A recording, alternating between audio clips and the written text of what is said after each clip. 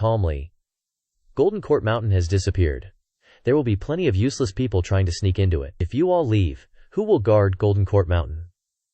Lu Zhou's words immediately shocked the three of them, leaving them speechless. Lu Zhou continued, "Protect Golden Court Mountain well. There will be a time when you can show off your skills." Seeing that Lu Zhou's words made perfect sense, the three of them bowed at the same time and replied, "Yes, master." He didn't want to bring too many people, because it wouldn't help, and would only give the enemy more targets. It would be too easy to attract attention. Protecting all of them would be impossible for Lu Zhou. Bringing too many people who would slow him down wasn't his style. Lu Zhou had everything planned out. Moi Li would be dealt with by Lang Luo. With his methods, finding an opportunity to strike Moi Li down wouldn't be a problem. Lu Zhou didn't need to do much. He just needed to secretly observe and hide from prying eyes. He wasn't some impulsive hothead like Ji Tiandao, rushing in and walking straight into a trap. That wasn't strength. That was stupidity. Lu Zhou summoned Zhao Yanhe and Xiu Tu, and the two of them rode the Bai Zi out of Golden Court Mountain. Meanwhile, in a tower in Runan city center, the view from the tower was excellent. From above you could clearly see the streets of Runan city. "Your Eminence, the Empress Dowager has set out. She should be resting at Shuntian Mountain Villa." "Understood," Si Wuyai casually replied, then asked, "Has Zhang Aijian released the news?" Ye Zhijing responded, "He should have released the news." Si Wuyai really disliked that word, because it implied uncertainty, just guesswork. Ye Zhijing bowed and said, "Although our people have discovered that Zhang Aijian is a spy for the main heaven pavilion, he is extremely cunning. It's impossible to monitor him every second of the day." Just as he finished speaking, a figure suddenly appeared outside the tower, and a mocking voice rang out, "Want to monitor me? You guys are still too green." Si Wuyai immediately ordered, "Chase after him." "Yes." Ye Zhijing obeyed, and immediately gave chase. Si Wuyai stood up and looked out the window. Ye Zhihong's figure flashed like lightning after that person, disappearing in the blink of an eye. Si Wuyai suddenly turned around, feeling like something was off, but he couldn't put his finger on it. He thought to himself. The moment Ye Zhihong jumped out the window, Si Wuyai realized something was wrong. Maybe something happened from the moment he left Little Bamboo's Serenity to when he appeared here. A figure appeared at the entrance of the pavilion, standing with hands clasped behind their back. Facing away from him, Si Wuyai looked at the straight figure outside the door and softly said, "Luring the tiger away from the mountain, E.H." A voice rang out, "Si Wuyai." The figure slowly turned around, their left eye covered by a black patch. Who knows if they were really blind or just pretending. Their mustache was thick, their expression weathered, wearing a saber at their waist, their back straight. The one-eyed man spoke, his voice neat and crisp. "Greetings." Si Wuyai looked around. More than a dozen people in plain clothes were lurking around, staring at him intently. Si Wuyai said, "I don't think I know you," Han Yuyuan replied. "That's all right. I'll make sure you remember me." With that, Han Yuyuan clapped his hands, and more than a dozen people rushed forward, tying Si Wuyai up tightly. Si Wuyai didn't resist, just smiled faintly and asked, "Not going to kill me?" Han Yuyuan calmly replied, "Not in a hurry. We'll take Si Wuyai away first." Downstairs from the pavilion, Han Yuyuan and two subordinates stepped into a carriage, which immediately sped off towards Nanru Northern City. After a long journey of about half an hour, the carriage stopped, and Han Yuyuan gestured. "After you." Si Wuyai jumped off the carriage, and the surrounding scenery made him quickly realize, Shield Heaven Manor, are you royalty? Han Yuyuan neither confirmed nor denied, only waved his hand slightly. Then two subordinates immediately escorted Si Wuyai to the second floor of a detached courtyard. Han Yuyuan said with a smile, "The environment here is much better than that pavilion, and the view isn't bad either. My name is Han Yuyuan." At this time, Si Wuyai continued, Han Yuyuan, one of the 8 great generals, leader of the Imperial Guards, also known as General Han, with 10 lieutenant generals under your command. Si Wuyai didn't hesitate to reveal his information. Han Yuyuan sighed. "As expected of the leader of Dark Web, even my information is so clearly investigated. However," Han Yuyuan paused and continued, "I doubt Leader Si knows that I have a good-for-nothing younger brother." Si Wuyai frowned. Younger brother. A huge piece of news flashed through his mind. Han Yufeng. Han Yuyuan nodded slightly, not denying it. Si Wuyai finally understood. "So the boss of the 5 rats is actually your younger brother, so you want to avenge him." Hearing Si Wuyai's words, it was clear that he had investigated this matter before, and even had suspicions, but Si Wuyai didn't think Han Yuyuan would cover up for Han Yufeng so much. Han Yuyuan said, Let's just say that's the case. It's really just an excuse. Si Wuyai nodded. The imposter Jiang Aijian is also your man, Han Yuyuan replied. That's right, Si Wuyai continued to ask. You deliberately leaked the information to lure me here, smart? Han Yuyuan smiled slightly, and then added. Smart people like you always have weaknesses. You think you are always right. You like to exploit the weaknesses of others, so I'm using your own tricks against you, Si Wuyai said leisurely. It seems I underestimated the Imperial Guards. Those who walk by the river often, how can they not get their shoes wet? To be honest, I've used this plan more than 10 times targeting Leader Sai, but only this time was successful. The other times all failed, no need to mention them. But many failures don't matter, as long as one success is enough. Si Wuyai replied. The matter involving Jiang Aijian. It's true that I was careless, Han Yuyuan continued. What His Highness the Third Prince wants to do, we as servants can only cooperate in acting. Does he think he can plant a spy next to me and I wouldn't know? It's just that if it weren't for Leader Xia wanting to investigate Jiang Aijian, I wouldn't have had the opportunity to catch you. Si Wuyai smiled faintly and said, Who wants to eliminate me? Han Yuyuan shook his head, his tone as calm as old friends chatting. After you die, I'll order someone to burn paper money to tell you clearly. Si Wuyai's voice was still calm as if nothing had happened. Why not just do it now? However, Han Yuyuan said, Of course it's because I want to invite Leader Si to watch a good show. Si Wuyai was curious. A good show, Han Yuyuan said indifferently. Leader Sil comes from the Demon Sky Pavilion? Try looking at this manor. Is the scenery beautiful? It would be a pity if such a beautiful place wasn't used to kill people. Han Yuyuan's subordinates stood around. Although they had followed the general for a long time, but when they heard the general say this, they still couldn't help but shiver. Han Yuyuan continued. I've already had someone impersonate Jiang Aijian to send a flying letter to the Demon Sky Pavilion, hoping your master will also come and watch the good show. Si Wuyai was very surprised and snorted. He said unceremoniously, Even my senior brother doesn't dare to provoke the Demon Sky Pavilion. You're really courting death. Han Yuyuan confidently laughed loudly. I always knew that smart people always think they are right. It's really true. But it doesn't matter anyway, you won't live much longer. Si Wuyai also laughed. What makes you so sure you will succeed? Han Yuyuan smiled, his confidence almost overflowing. Your cultivation has been completely lost. My 10 lieutenant generals are guarding this place at all times. Any abnormal movement and your head will immediately fall. The result is so clear. Do I need to say more? Si Wuyai exclaimed 2 words. Admirable. Perhaps it was admiration from the bottom of his heart. Han Yuyuan ordered his subordinates. Quickly prepare wine. 2 subordinates brought up fine wine. Han Yuyuan enthusiastically filled the wine. Just when everyone thought he was going to drink and chat about everything under the sky, Han Yuyuan suddenly picked up the wine cup and splashed it forward, the wine splattering all over Si Wuyai's face. Han Yuyuan turned his head and said to his subordinates with a smile, This is the leader of Dark Web, with intelligence forces spread all over the world. This is the 7th disciple of the Demon Sky Pavilion. Aren't you very capable? Didn't you think I wouldn't succeed? Try resisting.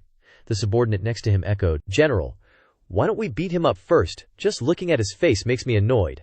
Han Yuyuan waved his hand slightly. This general is doing his job, and I said I wouldn't touch a hair on his head, and I won't, but no one said I couldn't splash him with wine. Si Wuyai chuckled. If that's all you've got, I think you're going to be disappointed. Si Wuyai had picked up some intel. Clearly, Han Yuyuan was acting under someone's orders. The Imperial Guards always followed the Emperor's orders, so is the Emperor behind this? Or was someone in the palace colluding with Han Yuyuan to drag Si Wuyai down? Han Yuyuan replied, Of course. That's not all. You're about to see a really good show. One that'll be the most unforgettable moment before your demise. At the same time, an old man and a young girl appeared in Rubei City. Zhao Yanshare asked, Master, why are we going straight to the hunting grounds? Lu Zhou replied. No need. Some knife salesman already demonstrated his knife, advertising it as Old Devil Ji's knife, encouraging tourists to get a good knife like this for cooking. Zhao Yanhare curiously asked, So where are we going now? Let's find a place to stay first. Let me handle it. I'm the best at this. Just as Zhao Yanhare was about to dash off to find an inn, Lu Zhou called her back. Yanhare, what is it, master? Lu Zhou said. Don't wander too far from master, people are treacherous. Yes, master. Zhao Yanhare nodded solemnly, secretly touched. Master is so good to her. The old devil even ruffled her hair, making her grin from ear to ear. The two found an inn and stayed there. Night fell. Lu Zhou looked at the pile of frozen time-limited item cards. The wait was still over 5 days. This time, he'd have to rely on Leng Luo, Shi Yin, and Jiang Aijian. If necessary, he could only use the great divine power of riding Bai Zi to escape. Lu Zhou shook his head. No, that's wrong. I'm spouting nonsense again. This old master is the #1 devil under the heavens, with divine powers and disciples to protect me. Why should I run away? Lu Zhou and Xiao Yanhe stayed at an inn in Rubei City. While the sun hadn't set, Lu Zhou said to Xiao Yanhe, "Send a letter to Jiang Aijian, tell him to come here." Xiao Yanhe couldn't help but ask curiously, "Master, do you think he'll come?" Lu Zhou didn't answer her but instructed, "Go to the nearest post station and find a mortal to deliver the message." Xiao Yan'er exclaimed in surprise, feeling her master was a little strange. Wouldn't sending a flying letter be much faster? Why ask a mortal to deliver the message? Seeing Yan'er standing there without moving, Lu Zhou urged, "Go quickly."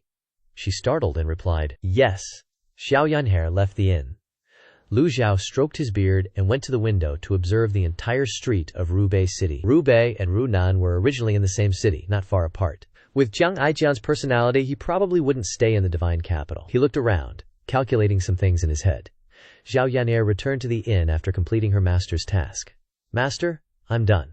Lu Zhou told her, "Okay, go rest. You're dismissed. You were quite tired today." The night sky was filled with stars, but perhaps because he was in an unfamiliar place, Lu Zhou couldn't sleep, comprehending the heavenly book throughout the long night. Early the next morning, the sound of a goose crowing served as an alarm. Just then, there was a loud knocking on the door. "Senior, it's me. Come in."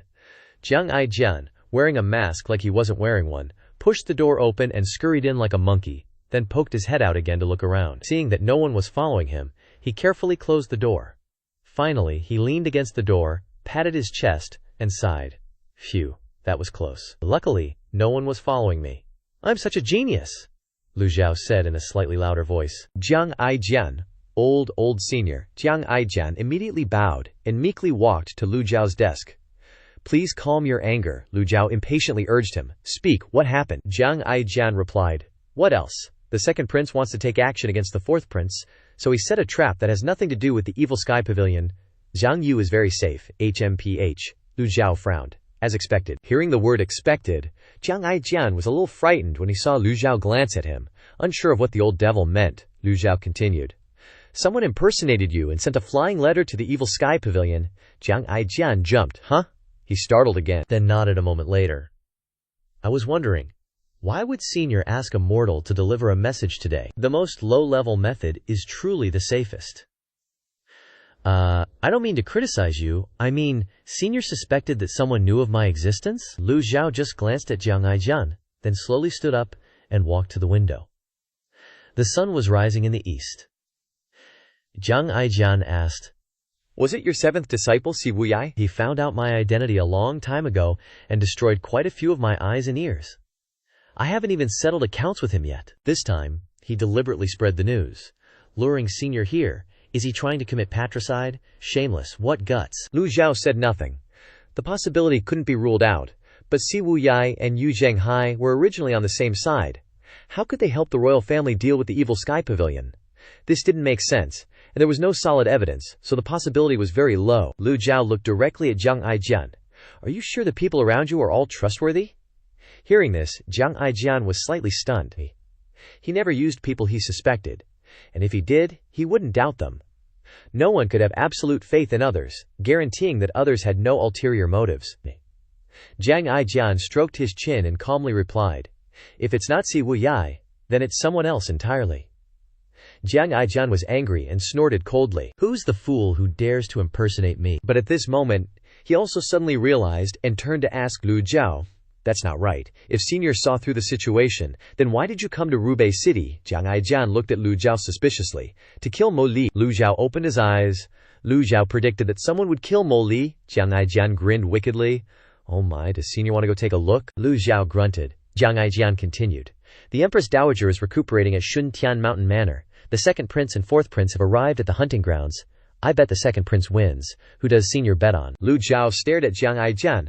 Without blinking once, Lu Zhou didn't reveal any emotion on his face, just silently looking at the person in front of him, making Jiang Aijian's heart tremble. Jiang Aijian quickly waved his hands. Just kidding, just kidding." Lu Zhou hadn't thought about this. After all, Jiang Aijian and they were all brothers. You're using them for gambling? Does that make you feel good? You want to lead this old man there? His original plan was to stay here, not go anywhere, and then quietly wait for Lang Luo's news. After all, Lang Luo was an 8-leaf expert, and no one could stop him if he went crazy. Jiang Aijian said again. I heard there are 7 formations in Rubei, and I happen to have a way to sneak in, and similarly, a way to escape. I've thoroughly researched Mo Lin's tricks, Senior can rest assured. That shabby Shuntian manor has tons of secret passages that even Liu Huang doesn't know about. There, as long as I want, we can ditch this place anytime.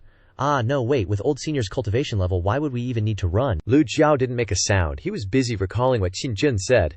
The entire Jinghe Palace was burned alive. You can tell Jiang Aijian held quite the grudge against Mo Li. It's understandable, really. Lu Zhou had been wondering why Jiang Aijian, who had left the palace, was still so concerned about palace matters. Then it hit him.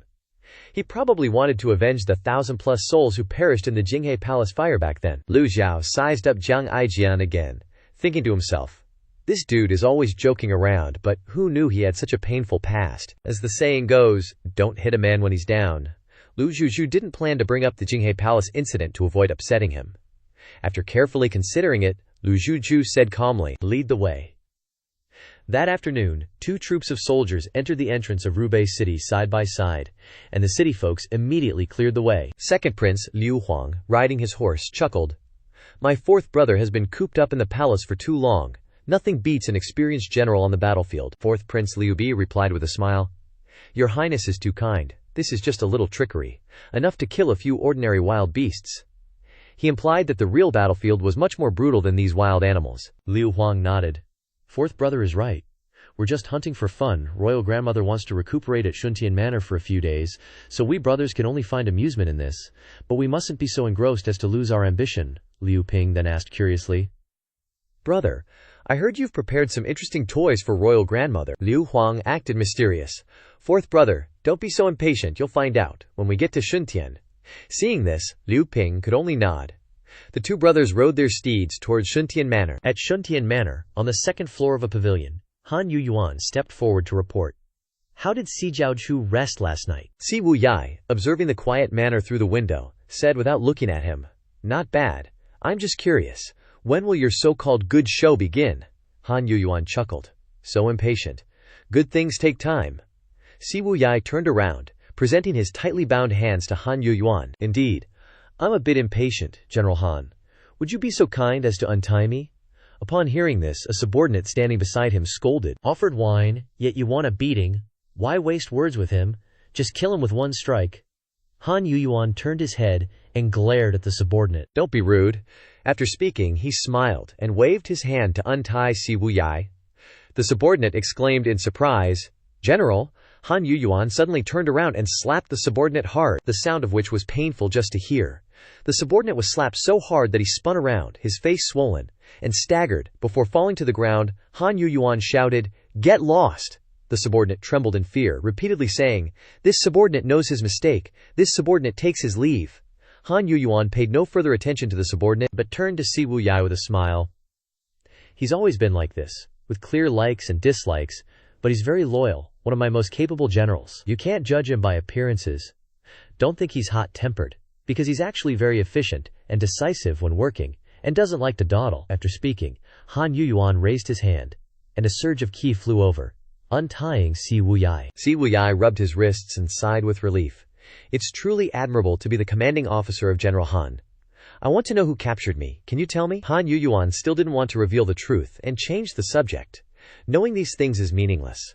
I can guarantee that before you die, no one will dare to touch a hair on your head. Si Wuyai wasn't angry. His demeanor was quite gentle at this moment. Really can't say, Han Yuyuan affirmed. Entrusted by someone, I can't reveal it until the time comes. Si Wuyai smiled with interest. Han Yuyuan sighed softly. You killed my good-for-nothing younger brother. Logically, I should immediately kill you to bury with him, but the big picture is more important, and my personal vengeance can be postponed for now. Si Wuyai said, Han Yufeng is the leader of the 5 rats of Shangyuan City. They were the ones who started the chaos. You are one of the 8 great generals of the Imperial Guards, and you should put righteousness before family. If it came to arguing, Si Wuyai wouldn't lose to anyone. After all, Han Yuyuan was just a martial brute. Han Yuyuan laughed. I received the court's salary, so of course I must exert myself for the court. An eye for an eye. If I capture Han Yufeng, I will personally deal with him. Si Wuyai nodded. Is that so? I'm really curious how Han Yufeng managed to evade capture in the imperial capital for so long. At first, I thought he had extraordinary means. But now it seems things aren't so simple. A loud bang echoed as Han Yuyuan slammed his hand heavily on the table. Perhaps Siwuyai's words had reached his limit. After all, he was facing the enemy who killed his brother, and enduring this much was already quite impressive. He gnashed his teeth and said, "See Jiao Zhu, don't think that just because someone is protecting you I won't dare to act against you. My patience has its limits. If not for the big picture, he might have killed Siwuyai in one strike." Just then, a subordinate approached and whispered something in Han Yuyuan's ear, and he smiled. A flash of anger suddenly appeared in Han Yuyuan's eyes, but it quickly vanished without a trace, replaced by a smile on his face. "See Jiao Zhu, the good show is about to begin."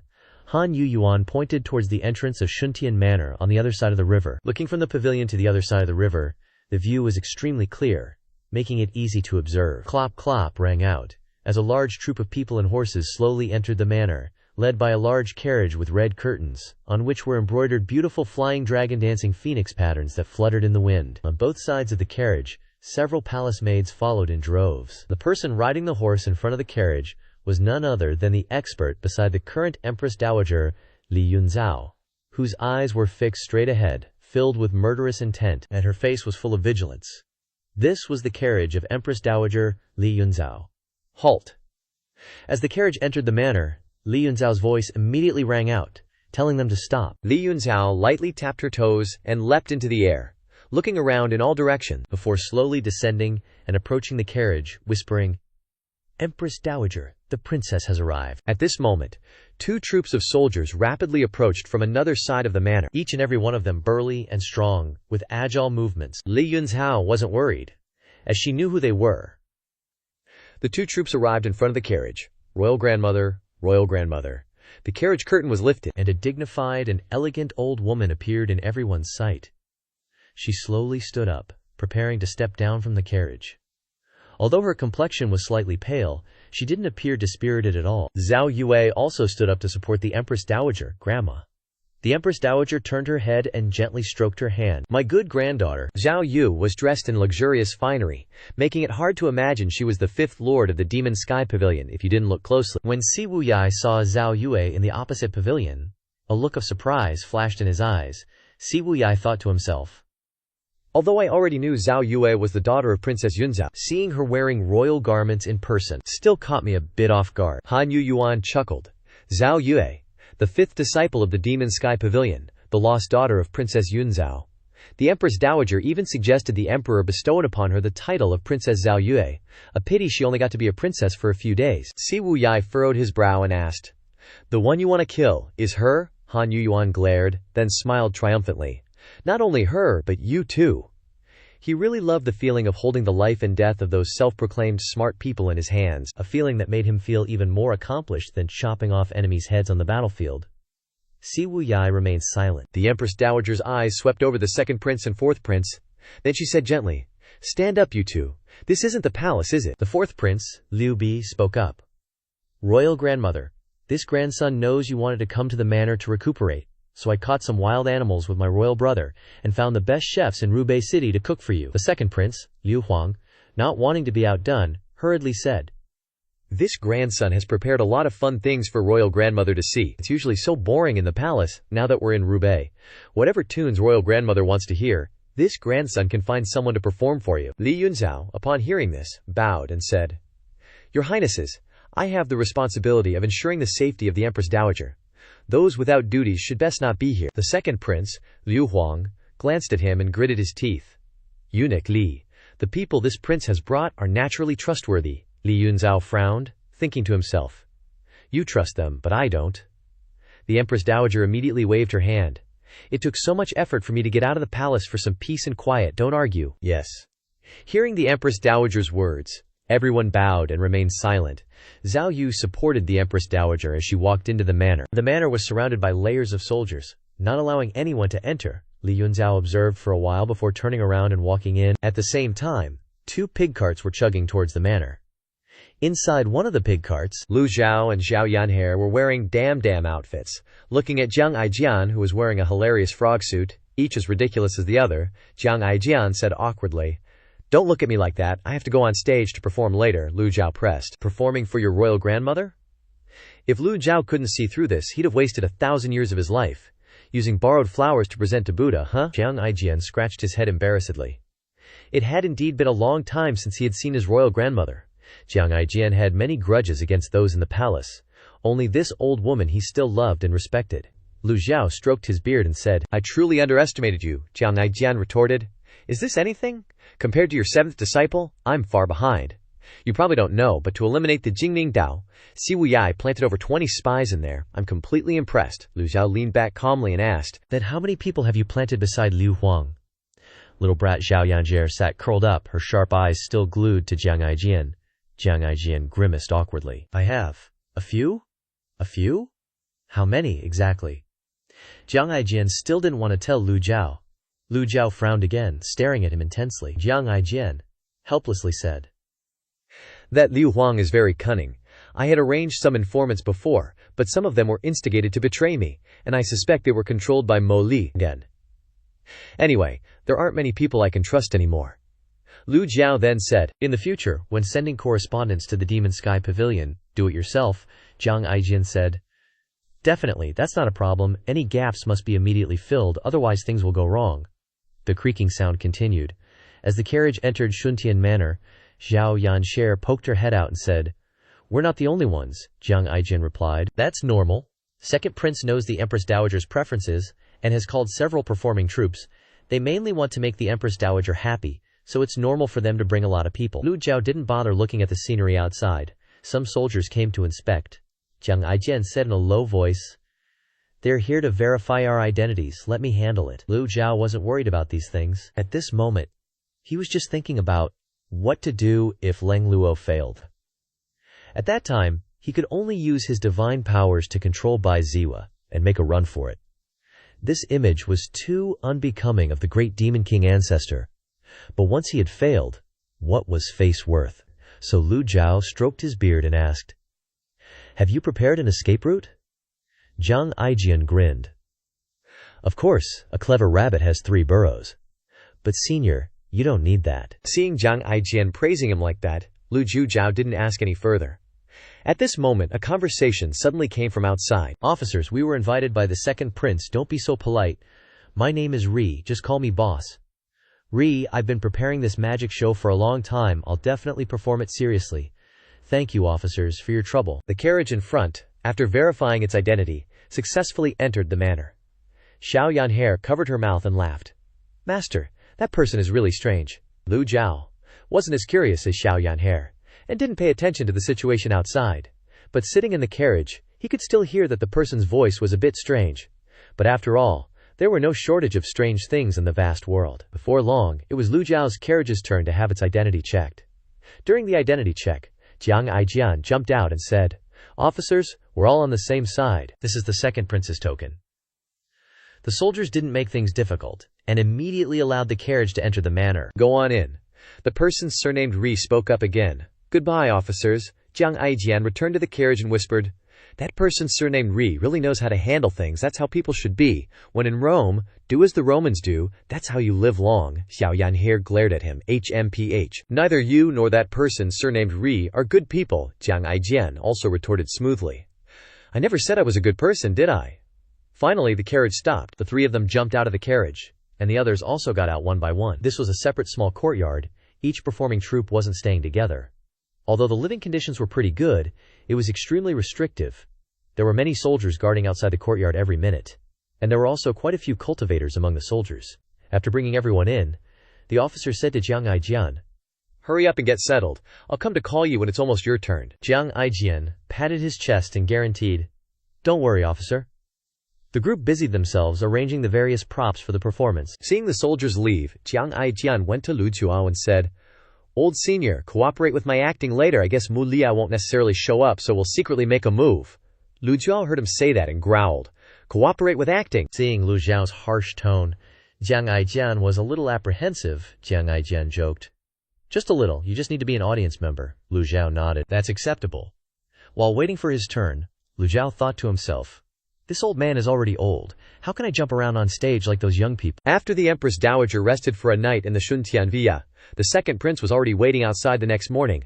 Liu Huang said, Imperial Grandmother, everything has been prepared. All things you like the most. The Empress Dowager smiled and said politely, "Grandson is thoughtful." Zhang Yu looked at Liu Huang and helped the Empress Dowager up, asking, "Grandmother, you used to like watching operas, right?" The Empress Dowager smiled warmly.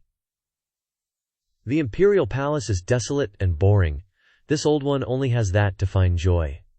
"Zhao Yu, why don't you stay in the palace with this old one?" Zhao Yu replied. "Grandmother, you have so many grandsons. Why do you still need Zhao Yu?" The Empress Dowager sighed.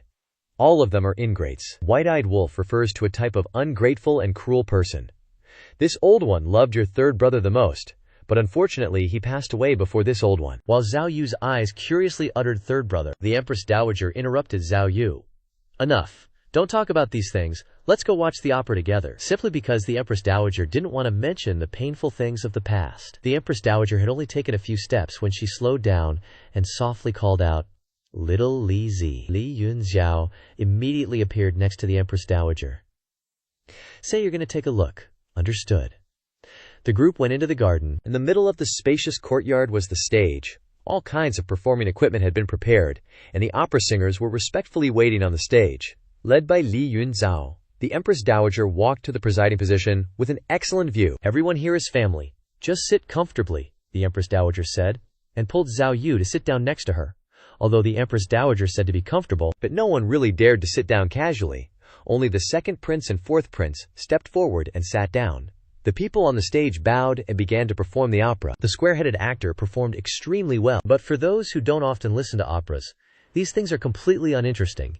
Even though it included the very artistic flying chalk dust, the second prince and fourth prince were sitting here, but their souls were somewhere else entirely. After a long time, the Empress Dowager happily said reward, and the crowd clapped awkwardly. "As long as Imperial Grandmother is happy, there's an extra reward." Liu Huang waved his hand and looked at the fourth prince, Liu Ping. "What do you think, fourth brother?" Liu Ping replied. "Royal brother did the right thing." The square-headed one outside did the familiar job again, which was narration and commentary. Following that was another boring opera scene. The second prince and fourth prince could only shake their heads. When the third performance group came on stage, Zhao Yu's eyes suddenly lit up. She saw a man wearing strange clothes and a tall hat walking onto the stage. Zhao Yu was extremely speechless. The man in the strange clothes performed his knife-throwing act, and the young man shouted, "Hit!" only to see a dark red color opposite, and the target fell down. The Empress Dowager and the fourth prince froze on the spot. How could the actors perform? Halfway through the performance, the second prince, Liu Huang, slammed the table and shouted, "Guards!" Liu Huang ordered to arrest him, drag him down. At this moment, Zhao Yue hurriedly spoke up. "But I think they performed well." Liu Huang looked at Zhao Yue. "Huh," he said, his face, as if he couldn't understand Zhao Yue's strange taste. The Empress Dowager nodded slightly and said, "If Zhao Yu thinks it's not bad, then it's not bad. Who wants to continue watching?" The man in the strange clothes bowed and reported to the Empress Dowager, "Thank you, Empress Dowager." The sound of clanking continued. Suddenly the soldiers behind shouted loudly, "The corpse has risen." The target suddenly stood up, holding up the chipped knife, surprised and disbelieving. "A fake knife. Am I still alive?" The Empress Dowager saw this, pleasantly surprised, and calmly said, "Reward." Liu Huang had no choice but to reluctantly wave his hand. "Reward. Thank you, Empress Dowager." Suddenly, the sound of chaotic horse hooves. Teams of soldiers rushed to the Shuntian mountain villa. Someone shouted, "Shuntian villa is not a public place. Why are so many people coming?" The Empress Dowager said. Little Li Zi Li Yunzhao immediately bowed and put his ear to listen to the Empress Dowager's instructions. "Why is it so noisy?" Li Yunzhao bowed and reported. "Let this subordinate go and take a look." He tapped his toes and soared into the sky, observing the entire Shuntian mountain villa, then exclaimed in surprise, "The entire mountain area is covered with densely packed soldiers. The entire Shuntian villa has been surrounded." Li Yunzhao immediately turned back and landed in front of the Empress Dowager. He knelt on one knee and reported, "Empress Dowager, this matter should probably be asked of the two princes." The Empress Dowager looked at Liu Huang and Liu Ping.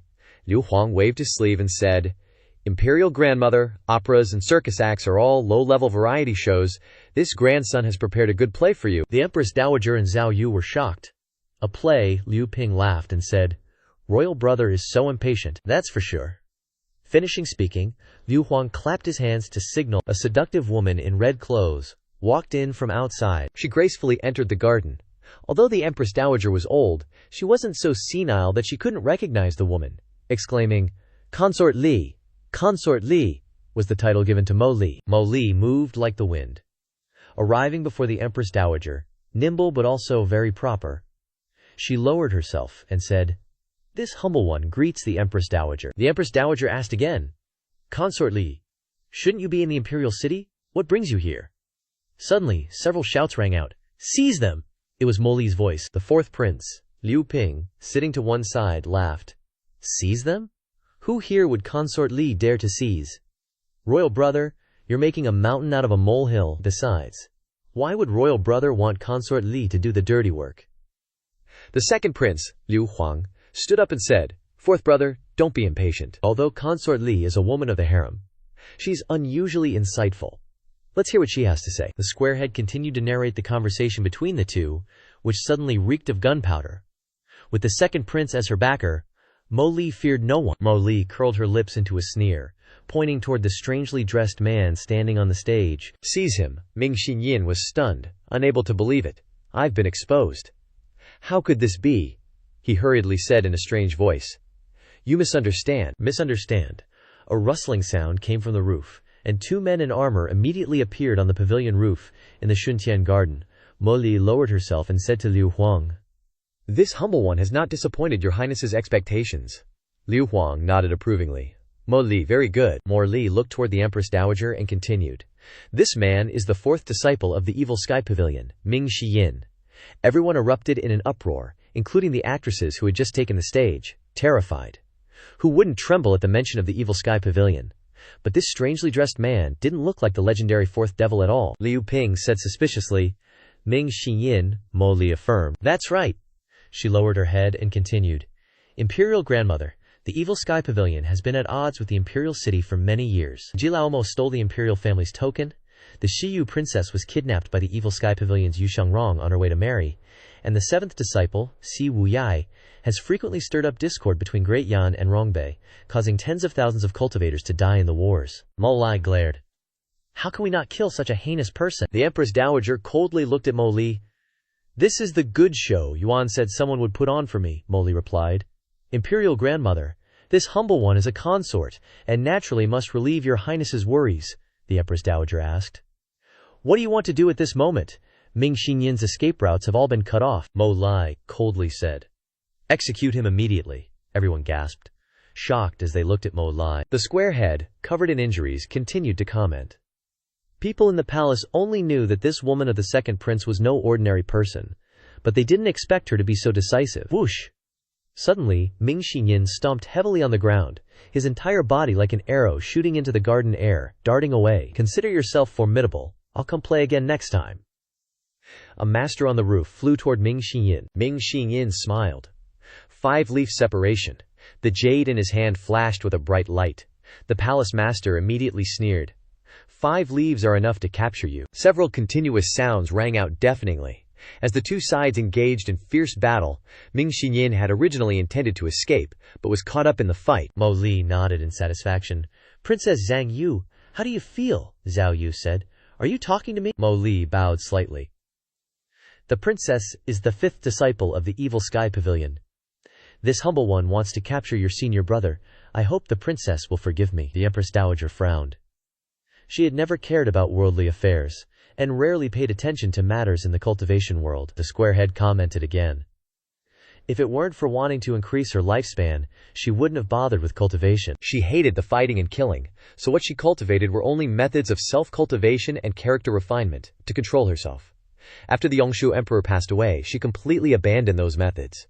But she never thought that in the days she had left in this world, she would meet her long-lost granddaughter, the daughter of Princess Yun Zhao, whom she loved the most. How could she allow others to harm Zhao Yu? The Empress Dowager angrily shouted, "Consort Lai, your audacity knows no bounds." Mo Li knelt down. "Reporting to Imperial Grandmother, this humble one does not understand your meaning," the Empress Dowager said in an irritated tone. "Zhao Yue is a member of the imperial family, the daughter of Princess Yun Zhao. Now that she has returned, she is the emperor's own granddaughter. How dare a small consort Fei create such a disturbance?" The second prince, Liu Huang, frowned. He had never seen the Empress Dowager care about the struggles in the palace, After the Yongshu Emperor passed away, she was completely indifferent to everything. He didn't expect the Empress Dowager to protect Xiao Yu to such an extent. This situation was a little tricky. In the garden sky, Ming Xinyin and the Five-Leaf Master were fighting fiercely, evenly matched. Ming Xinyin fought while trying to find a way to leave. He knew that the longer he stayed here, the more disadvantageous it would be for him. The fourth prince, Liu Ping, spoke up. Imperial grandmother is right. Xiao Yu is, after all, our younger sister. Liu Huang snorted. Even the emperor is subject to the law, same as the common people. Immediately, several whoosh sounds rang out, as the soldiers standing on both sides immediately drew their sabers. The Empress Dowager angrily stood up, her eyes stern. I want to see who dares to lay a hand on Xiao Yu. The fourth prince, Liu Ping, chimed in. Royal brother, imperial grandmother came to Shuntian Mountain Manor for quiet contemplation. If you cause her qi to become disturbed and affect her health, you won't escape punishment. Liu Huang bowed. Imperial grandmother, please consider the bigger picture. Li Yunzhao, hurry and help the Empress Dowager back. How could Li Yunzhao have achieved his current position if he didn't know how to read the situation? He replied calmly. I only follow the Empress Dowager's orders. Up high, Ming Xinyin was fighting extremely intensely. The squarehead commented very enthusiastically. How could Li Yunzhao have sat in his current position without any skills? He could read people's faces. The atmosphere became tense like a drawn bow, each person with their own calculations. The Empress Dowager didn't care about so much. In her mind, she only cared about one thing, protecting Xiao Yue. Mostly once again chimed in to support Liu Huang. Imperial grandmother, please consider the bigger picture. The Evil Sky Pavilion cannot be allowed to exist. Imperial grandmother doesn't care about worldly affairs and doesn't know the cruel actions of the Evil Sky Pavilion. That's right. Imperial grandmother can ask these actresses and see. The Empress Dowager shook her head. Little Li Zi. Li Yunzhao's eyes turned to look at the Empress Dowager. Yes, whoosh, Li Yunzhao's figure was as fast as lightning. Appearing before Mo Li in the blink of an eye, he raised his hand, forming a violent wind, smack, slapping Mo Li straight across the face. Mo Li didn't dodge or evade, reluctantly taking the slap. A drop of fresh blood trickled from the corner of her mouth. A second later, Li Yunzhao was back in his original position. Liu Huang raised an eyebrow, inwardly furious but daring not to say a word. Who would dare interrupt the Empress Dowager striking someone? The Empress Dowager coldly said, Consort Li, do you have anything else to say? Mo Li bowed. This concubine knows her mistake. Another day, this concubine will personally visit Xiao Yue to apologize. After being slapped, an almost imperceptible glint of malice flashed in Mo Li's eyes as she continued. Royal grandmother, are you even protecting him? She pointed toward Ming Xinyin, who was suspended in the sky. The Empress Dowager looked up. Just as Zhang Yu was about to speak, Ming Xinyin burst into laughter. Isn't this the imperial city? You think you can trap this old man? Keep dreaming. Whoosh!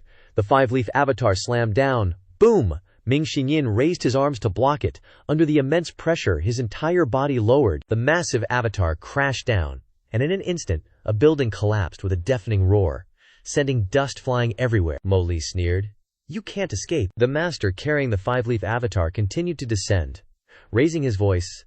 So, this is all there is to Ming Xinyin of the Nether Sect. Repent. The avatar condensed a sword radiance in its palm. Piercing straight down, the surrounding onlookers exclaimed, That's his famous, sword never misses technique. In a courtyard not far away, Jiang Aijian couldn't help but say, Let's go take a look, as he noticed the commotion outside. When the three of them left the courtyard, they saw an Imperial City Master descending from above, attacking someone below. The Imperial City Master held a sword surrounded by powerful sword radiance. Jiang Aijian suspiciously asked, Could there be an assassin? Boom! The sword radiance fell. Lu Zhou frowned and said, Let's go see. Jiang Aijian sensed the change in the old senior's aura and immediately led Lu Zhou to the Shuntian garden, where they encountered a guard standing outside the gate. Jiang Aijian decisively took out a royal token. The soldier was so excited he couldn't speak. Sir, are you Jiang Aijian? Signaling him not to shout, he whispered, This official is acting under His Majesty's orders, secretly protecting the Empress Dowager. The soldier seemed to understand and nodded repeatedly. Yes, please come in. Seeing the two other people beside Jiang Aijian, the soldier asked suspiciously, But who are these two? Jiang Aijian sternly said, HMPH. You dare question me? Hearing Jiang Aijian's harsh tone, the soldier was scared witless. This humble one wouldn't dare. Please come inside. Thanks to Jiang Aijian's flawless acting skills, The three of them smoothly entered the garden. Lu Zhou had almost forgotten about the royal token, and couldn't help but say, "Impressive. This Jiang Aijian is indeed clever." As the three of them approached the area where the battle was taking place, before they could see Zhao Yu and the Empress Dowager, their attention was drawn to the ruined buildings. The buildings were shattered, and all that remained was a cluster of green trees surrounding something. The surrounding cultivators asked curiously, "What happened?" The five-leaf master also seemed to be silent. At this moment, Shuntian Garden was extremely quiet, and everyone's attention was focused on this battle. Had the Nether Sect's fourth disciple, Ming Xiyin, survived or died? Boom! Boom! Another series of explosions rang out, and the cluster of green trees suddenly burst open. The square-headed, O-mouthed guy exclaimed, "Heavens!" It exploded. From within the dense trees, a three-leaf avatar suddenly appeared. With a golden lotus above the three leaves, Ming Xiyin burst forth, tearing through the sky. The separation hook radiated a dazzling light, carrying thousands of gang blades that shredded everything. Seeing this scene, Liakong and Li Yunzhao widened their eyes and said, "As expected of a Nether Sect disciple, firing gang blades with the avatar, combined with a celestial-grade weapon creating such power." Terrifying, Li Yunzhao didn't dare to be careless, and immediately waved his hand, sending out a burst of qin to block in front of the Empress Dowager, preventing any accidents. His main task was to ensure the Empress Dowager's safety. If anything happened to her, his head would be forfeited. However, Li Yunzhao's worry was unnecessary. This move of Ming Xinyin's was clearly aimed at the five-leaf master. Ming Xinyin shouted, "No one can survive this strike of mine. Sword never misses." In the sky, the separation hook and thousands of gang blades, like hooks, swept across the Imperial City Master's avatar. Whoosh! The separation hook flew back into Ming Xinyin's hand.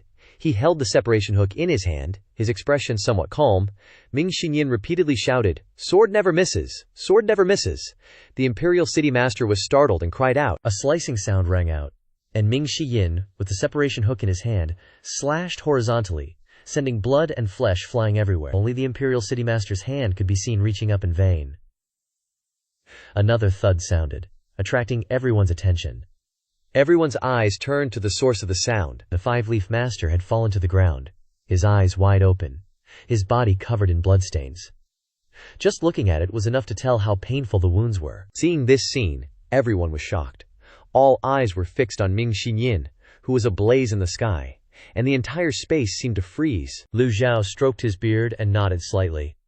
He silently pondered for a moment, saying nothing, but his hands were busy covering Grandma's mouth. Xiao Yanhair was so excited she almost jumped up.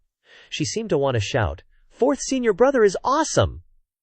Luckily, Lu Zhou stopped her in time. Jiang Aijian praised in a low voice, "Old senior, this disciple of yours is truly extraordinary. With only a three-leaf avatar, he actually killed a five-leaf. It's like a dream." Jiang Aijian couldn't hide the admiration in his eyes towards Lu Zhou, because when it came to the Nether Sect, everyone felt a little apprehensive. Almost every cultivator knew very well that when reaching the nascent soul realm, each additional leaf greatly increased one's cultivation, yet Ming Xiyin had killed a five-leaf. It was truly astonishing, even Lu Zhou hadn't expected it. Ming Xiyin was only a two-leaf before, but now he had erupted in battle and become a three-leaf. However, Ming Xiyin's rapid progress made Lu Zhou happy, and he couldn't bring himself to praise him, but he was very pleased in his heart. Ming Xiyin succeeded with one strike, raised his hand to wipe the blood from the corner of his mouth, and quickly flew away. "Don't chase me, this old man has a ton of killer moves left." The young man flew away at the speed of sound without daring to look back. Morley shouted, "Activate the formation." As soon as Morley's voice rang out, Ming Xiyin quickly tried to escape from the crowd. The cultivators standing around began to move, their auras surging, shouting loudly, "Activate the formation!" The square-headed guy continued to comment, "The cultivators are starting the formation." Not far away, Jiang Aijian, seeing this scene, shook his head and said, "This Moi Lai is originally a witchcraft cultivator. It's normal for her to set up a witchcraft grand formation now. But what's puzzling is why she didn't continue to send people to pursue Ming Xiyin. Instead, she ordered these small fry here to activate the formation. This is truly not in line with her style." Lu Zhou looked around, scanning for Leng Luo's figure, but he couldn't see him. Lu Zhou thought to himself, "Activate the formation then. Anyway, witchcraft won't affect this old man. On the contrary, it will make it easier for this old man to make a move." So he calmly waited for the grand formation to form. Jiang Aijian turned to Lu Zhou and said, "Your disciple is truly cunning. He actually managed to escape." Whether he was praising or mocking Ming Xinyin with that statement is anyone's guess. But what's really got me curious is why Mo Lai isn't the one chasing Ming Xinyan. On the second floor of a pavilion north of Shuntian Mountain, Han Yuanyuan watched Ming Xinyan's figure dart away and casually remarked, "Fourth Cultmaster, your fourth senior brother is way more cunning than you, knowing how to conserve his strength. But too bad for him, he still can't escape you." Si Wuyai wasn't buying it. He shook his head and said, "I don't think so. If you think that, you still haven't figured out my fourth senior brother." Si Wuyai's words were so firm that Han Yuanyuan gasped in surprise. Si Wuyai, dead serious, declared, "My dark web spans the whole world, but even I can't pinpoint fourth senior brother's movements." Han Yuanyuan clicked her tongue, eyes wide, and exclaimed, "Wow, the Lord of the Dark Web actually knows humility. But maybe you don't know why the royal family likes to hunt in Ru North." Si Wuyai was clueless, so he asked, puzzled, "Why?" Han Yuanyuan, with a confident smirk, replied, "Just watch. Ru North City is so big, how can he possibly escape?" Suddenly, a strange sound echoed through the air.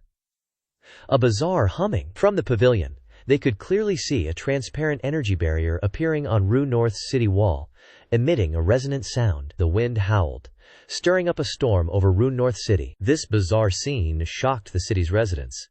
Everyone looked up, bewildered. Unlike cultivators, they just figured the weather was getting humid, guessing a downpour was coming. Only cultivators sensed the unsettling feeling. Whispers broke out.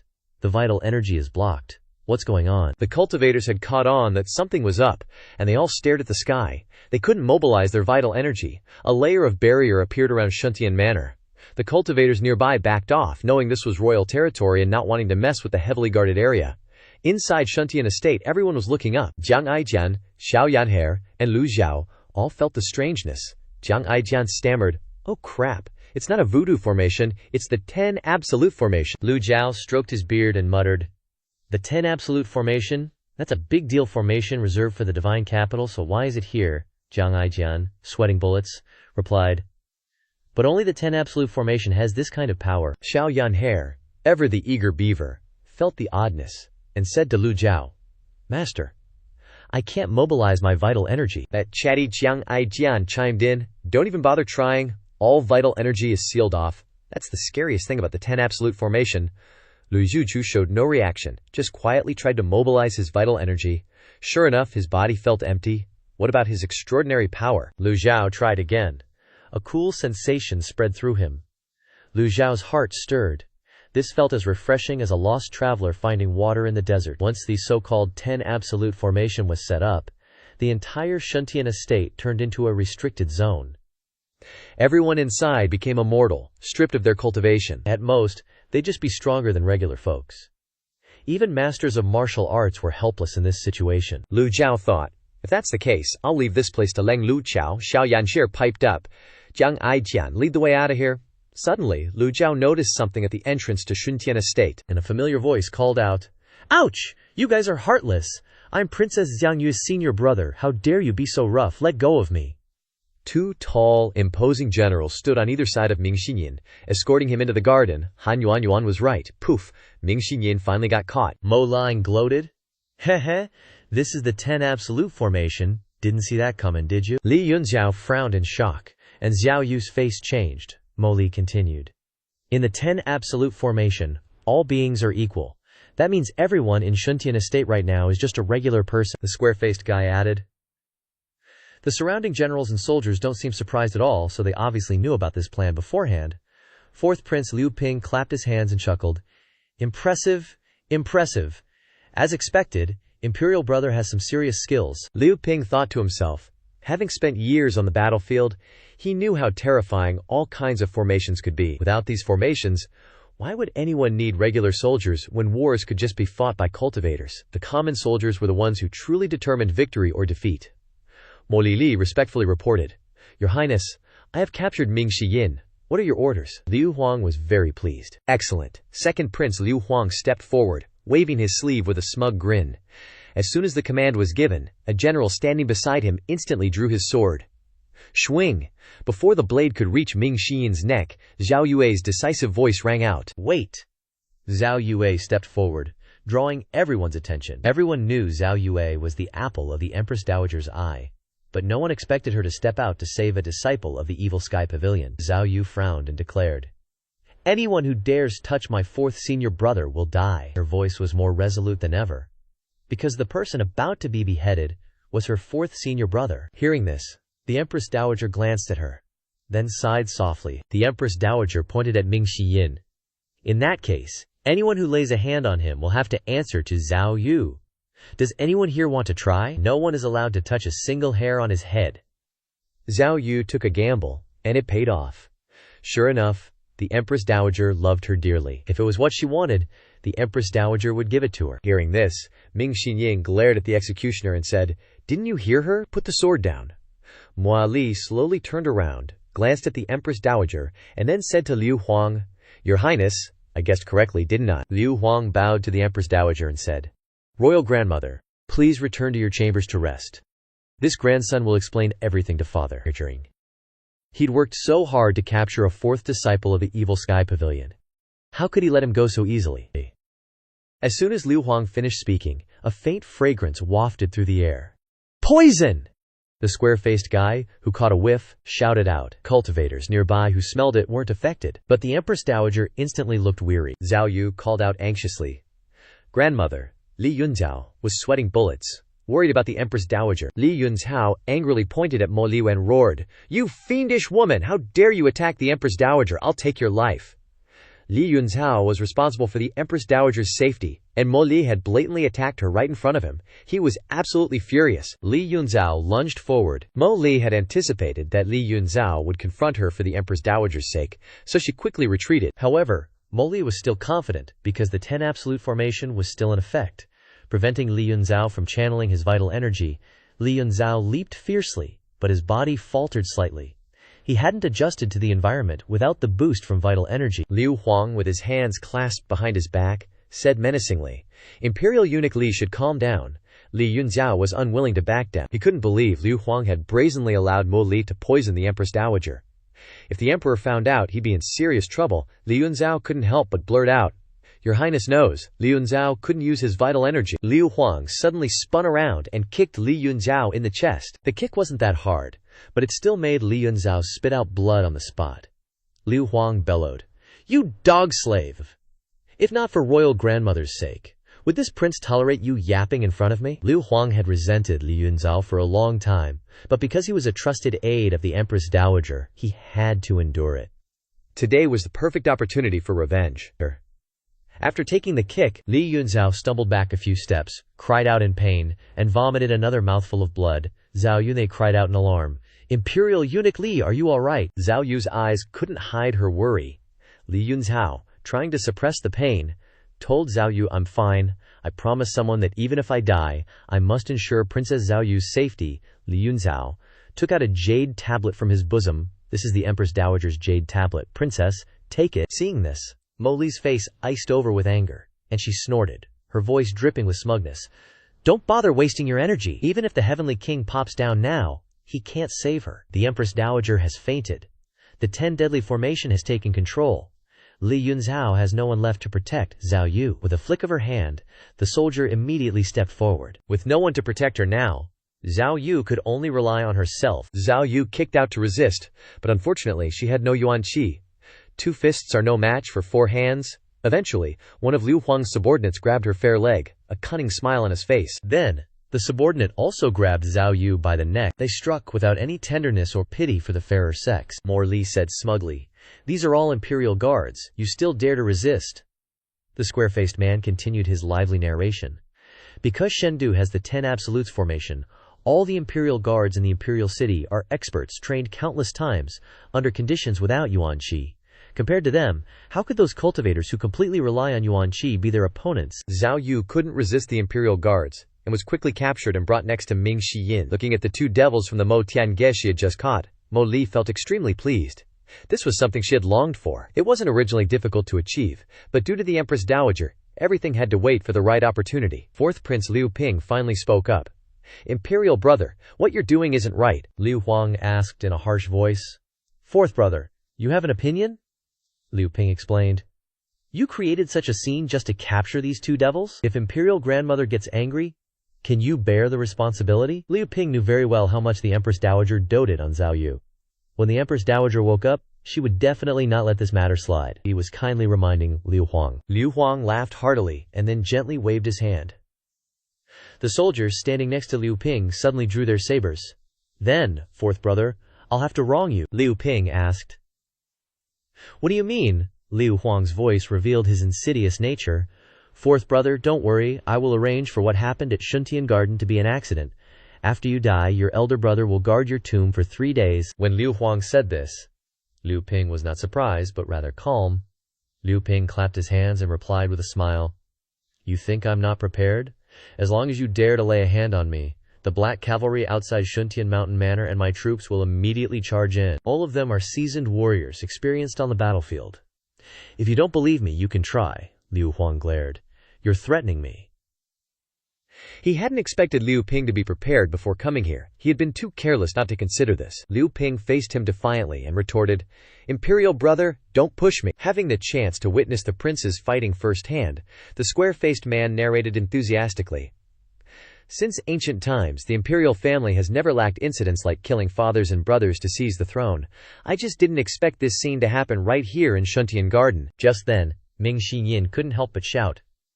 Stop your yapping. Jiang Aijian, have you had your fun yet? Hurry up and get out here to save me. Hearing Ming Xinyin's words, everyone was astonished. Both Liu Huang and Liu Ping curiously wondered about Jiang Aijian. Shuntian Garden immediately buzzed with commotion, and the hundreds of soldiers surrounding them simultaneously rushed forward, fearing Ming Xinyin might escape. Jiang Aijian held up the imperial family token in his hand. You got me? You got me? I have the imperial family token here. Jiang Aijian, in his comical green frog outfit, calmly presented the token emblazoned with a shining golden dragon. Jiang Aijian, while humorously advancing, thought to himself, if I don't save them soon, it'll be too late. In critical moments, I can only use his spies and henchmen. The crowd parted, and everyone's gaze simultaneously shifted towards the newly appeared Jiang Aijian and the token in his hand. Lu Zhou observed the situation and thought to himself, is Jiang Aijian crazy? How can he be so bold? Liu Huang dares to defy the Empress Dowager, even daring to kill his own brother. How could he care about something like an imperial family token? Knowing his disciple had more guts than sense, Lu Zhou stroked his beard while tightly gripping Xiaoyanye's small hand. Xiaoyanyer asked in confusion, Master? She thought to herself, why is Master holding my hand? Lu Zhou said nothing, glancing at Xiaoyanyer to signal her to keep quiet. Lu Zhou frowned, thinking, this guy Jiang Aijian's life-saving trump card isn't reliable. In critical moments, one can only rely on oneself. Holding an imperial family token is useless. Within the 10 Absolutes formation, all Yuan Qi cannot be mobilized. What can he do by stepping out like this, other than getting beaten up and barely escaping with his life? At the crucial moment, I can only use my divine power to control the Bai's and leave leisurely. Lu Zhou was indeed having this thought about himself and Xiaoyan'er. Lu Zhou had already made plans before coming here. But Lu Zhou was a little worried about Ming Xiyin and Zhao Yu. Lu Zhou looked at them both. What about these two troublesome disciples of this old man? After a moment of thought, Lu Zhou decided to wait and see how the situation developed before making a decision. It wouldn't be too late. After all, Lu Zhou and Xiaoyan'er were currently wearing miscellaneous entertainer outfits, so they hadn't been discovered yet. Jiang Aijian stepped forward holding the token. The two princes weren't blind, and the surrounding soldiers recognized it as an imperial family token at a glance. Having been in the army for so many years, they recognized it instantly. Everyone knew this item could mobilize the Imperial Guard. Liu Huang was strangely puzzled. Hasn't this thing been missing for a long time? Why has it suddenly appeared in the hands of a variety show performer? Jiang Aijian shouted loudly. Seeing this token is like seeing His Majesty. Kneel for me. The soldiers obediently knelt. Jiang Aijian easily walked forward without any hindrance. As soon as they knelt, they realized something was wrong. The two princes and Mo Li hadn't knelt. Initially surprised, but on second thought, it wasn't unexpected. If Mo Li and Liu Huang even dared to knock out the Empress Dowager, what effect would this token have on them? It seemed Jiang Aijian had made a wrong move, or perhaps he was acting recklessly out of desperation. Liu Huang laughed loudly. Falsely presenting the token! Seize him! And execute him! Liu Huang knew whether the token was real or fake at a glance, but he still took this opportunity to deal with Jiang Aijian. Jiang Aijian looked utterly helpless and speechless at this guy, the young man exclaimed with a strained face. Damn it, I knew this thing wouldn't help. Ming Xiyin glared angrily. You talk a big game, are you capable or not? Jiang Aijian, after shouting, was still standing there dumbfounded. What are you waiting for? Lead your men away, swish! Suddenly, a soldier stood up straight and thrust his sword through the one beside him. The situation was too sudden for anyone to anticipate. The impaled soldier only had time to scream, "There's a spy!" The soldiers locked their gazes on Mo Li and Liu Huang. Sure enough, a second later, several soldiers standing behind Liu Huang suddenly raised their sabers and attacked Liu Huang and Mo Li. Mo Li and Liu Huang immediately drew their sabers to defend. Lu Zhou watched this scene and thought, Jiang Aijian does have some skills, huh? This is his mole who's been lying low next to Liu Huang for the past few years. I asked him about it on the carriage, but he kept it a secret until the very end. Liu Huang was shocked and desperately wielded his sword, fighting back-to-back with Mo Li as they struggled against Jiang Aijian's men. Liu Huang never dreamed that someone by his side for so long could be Jiang Aijian's eyes and ears. He was furious. But the important thing now was dealing with these people. The imperial guards and surrounding soldiers, seeing their master besieged, immediately swarmed in. Some of Liu Huang's underlings shouted, "Assassins! Protect His Highness!" Liu Huang and Mo Li, on the verge of death, had no choice but to fight with all their might. Jiang Aijian flew over to Ming Shiyin like the wind, exclaiming in shock, "These bastards! How are Liu Huang and Mo Li fighting so well?" Amidst the flashing blades, Jiang Aijian reached Zhao Yu and Ming Shiyin, pulling them along. "Quick, follow me." They had only gone a short distance when Jiang Aijian was blocked by the soldiers outside. A dense array of gleaming blades blocked their path. Ming Xinyin shook his head, looking at Jiang Aijian with suspicion. "I shouldn't have trusted you. Now we can't leave. This is embarrassing." Jiang Aijian turned to look at Mo Li and Liu Huang. His men were suffering heavy losses, but Liu Huang and Mo Li, aside from being disheveled, weren't even scratched. Mo Li could activate the 10 absolute formation, which meant she had practiced a lot without primeval essence. Suddenly, a clapping sound echoed, and Liu Ping applauded, saying, "It seems that Imperial Brother hasn't wasted his cultivation." Liu Huang retorted irritably, "Cultivators are powerful, capable of taking on 10,000 enemies alone. But do you know why they can't rule this world? Because everything in the world is cyclical, with mutual generation and mutual restraint. If you're ever smart enough, you'll realize that the whole world is just a cage of the heavenly Davos cycle." Mo Li smiled brightly like a blooming flower. "Your Highness speaks so well." She walked over to Li Yunzhao, lifting a leg and delivering a powerful kick. "I've endured being emotionless and acting like a normal woman long enough." She didn't dare to attack him before, out of consideration for the Empress Dowager. Now, this was a once-in-a-millennium opportunity, and Mo Li naturally wanted to avenge Heiji. Angered by the kick, Li Yunzhao cried out in pain, rolling on the ground, spitting blood. He felt a burning bitterness in his heart. The physical pain was nothing compared to the pain in his heart. Usually he was trusted by the Empress Dowager, and no one dared to touch a hair on his head. Yet today he was humiliated by a woman. A triumphant voice rang out, "See that? Eunuch Li Yunzhao is lying on the ground, spitting blood." Mo Li continued, "If even powerful eunuch Li can't withstand a single kick, how long do you think you can last?" After confirming Mo Li's identity as a Lulan alien race using the eyes of truth, Lu Zhou wasn't surprised. He released Xiao Yansher's hand, looked around, still not seeing Lang Luo, and sighed, letting out a sound. All right. Lu Zhou, who had been waiting, finally made a decision. A rustling sound suddenly rang out, drawing everyone's attention. Startled, they all turned to look at Lu Zhou and Xiao Yansher. Mo Li angrily shouted, "Irrelevant people!" Suddenly, Mo Li's pupils contracted as she gasped. The more Mo Li looked, the more familiar this person seemed. Recalling the moment when she was controlling others, a unique energy shattered her control, and she had glimpsed this old face. Mo Li exclaimed in horror, "It's you!" Lu Zhou stroked his beard and calmly stepped into the light. "You are Mo Li." At this moment, Mo Li recovered her composure and smiled. "This harvest is truly unexpected." The 10 absolute formation was designed to capture Ming Shiyin, Zhao Yu, and 4th Prince.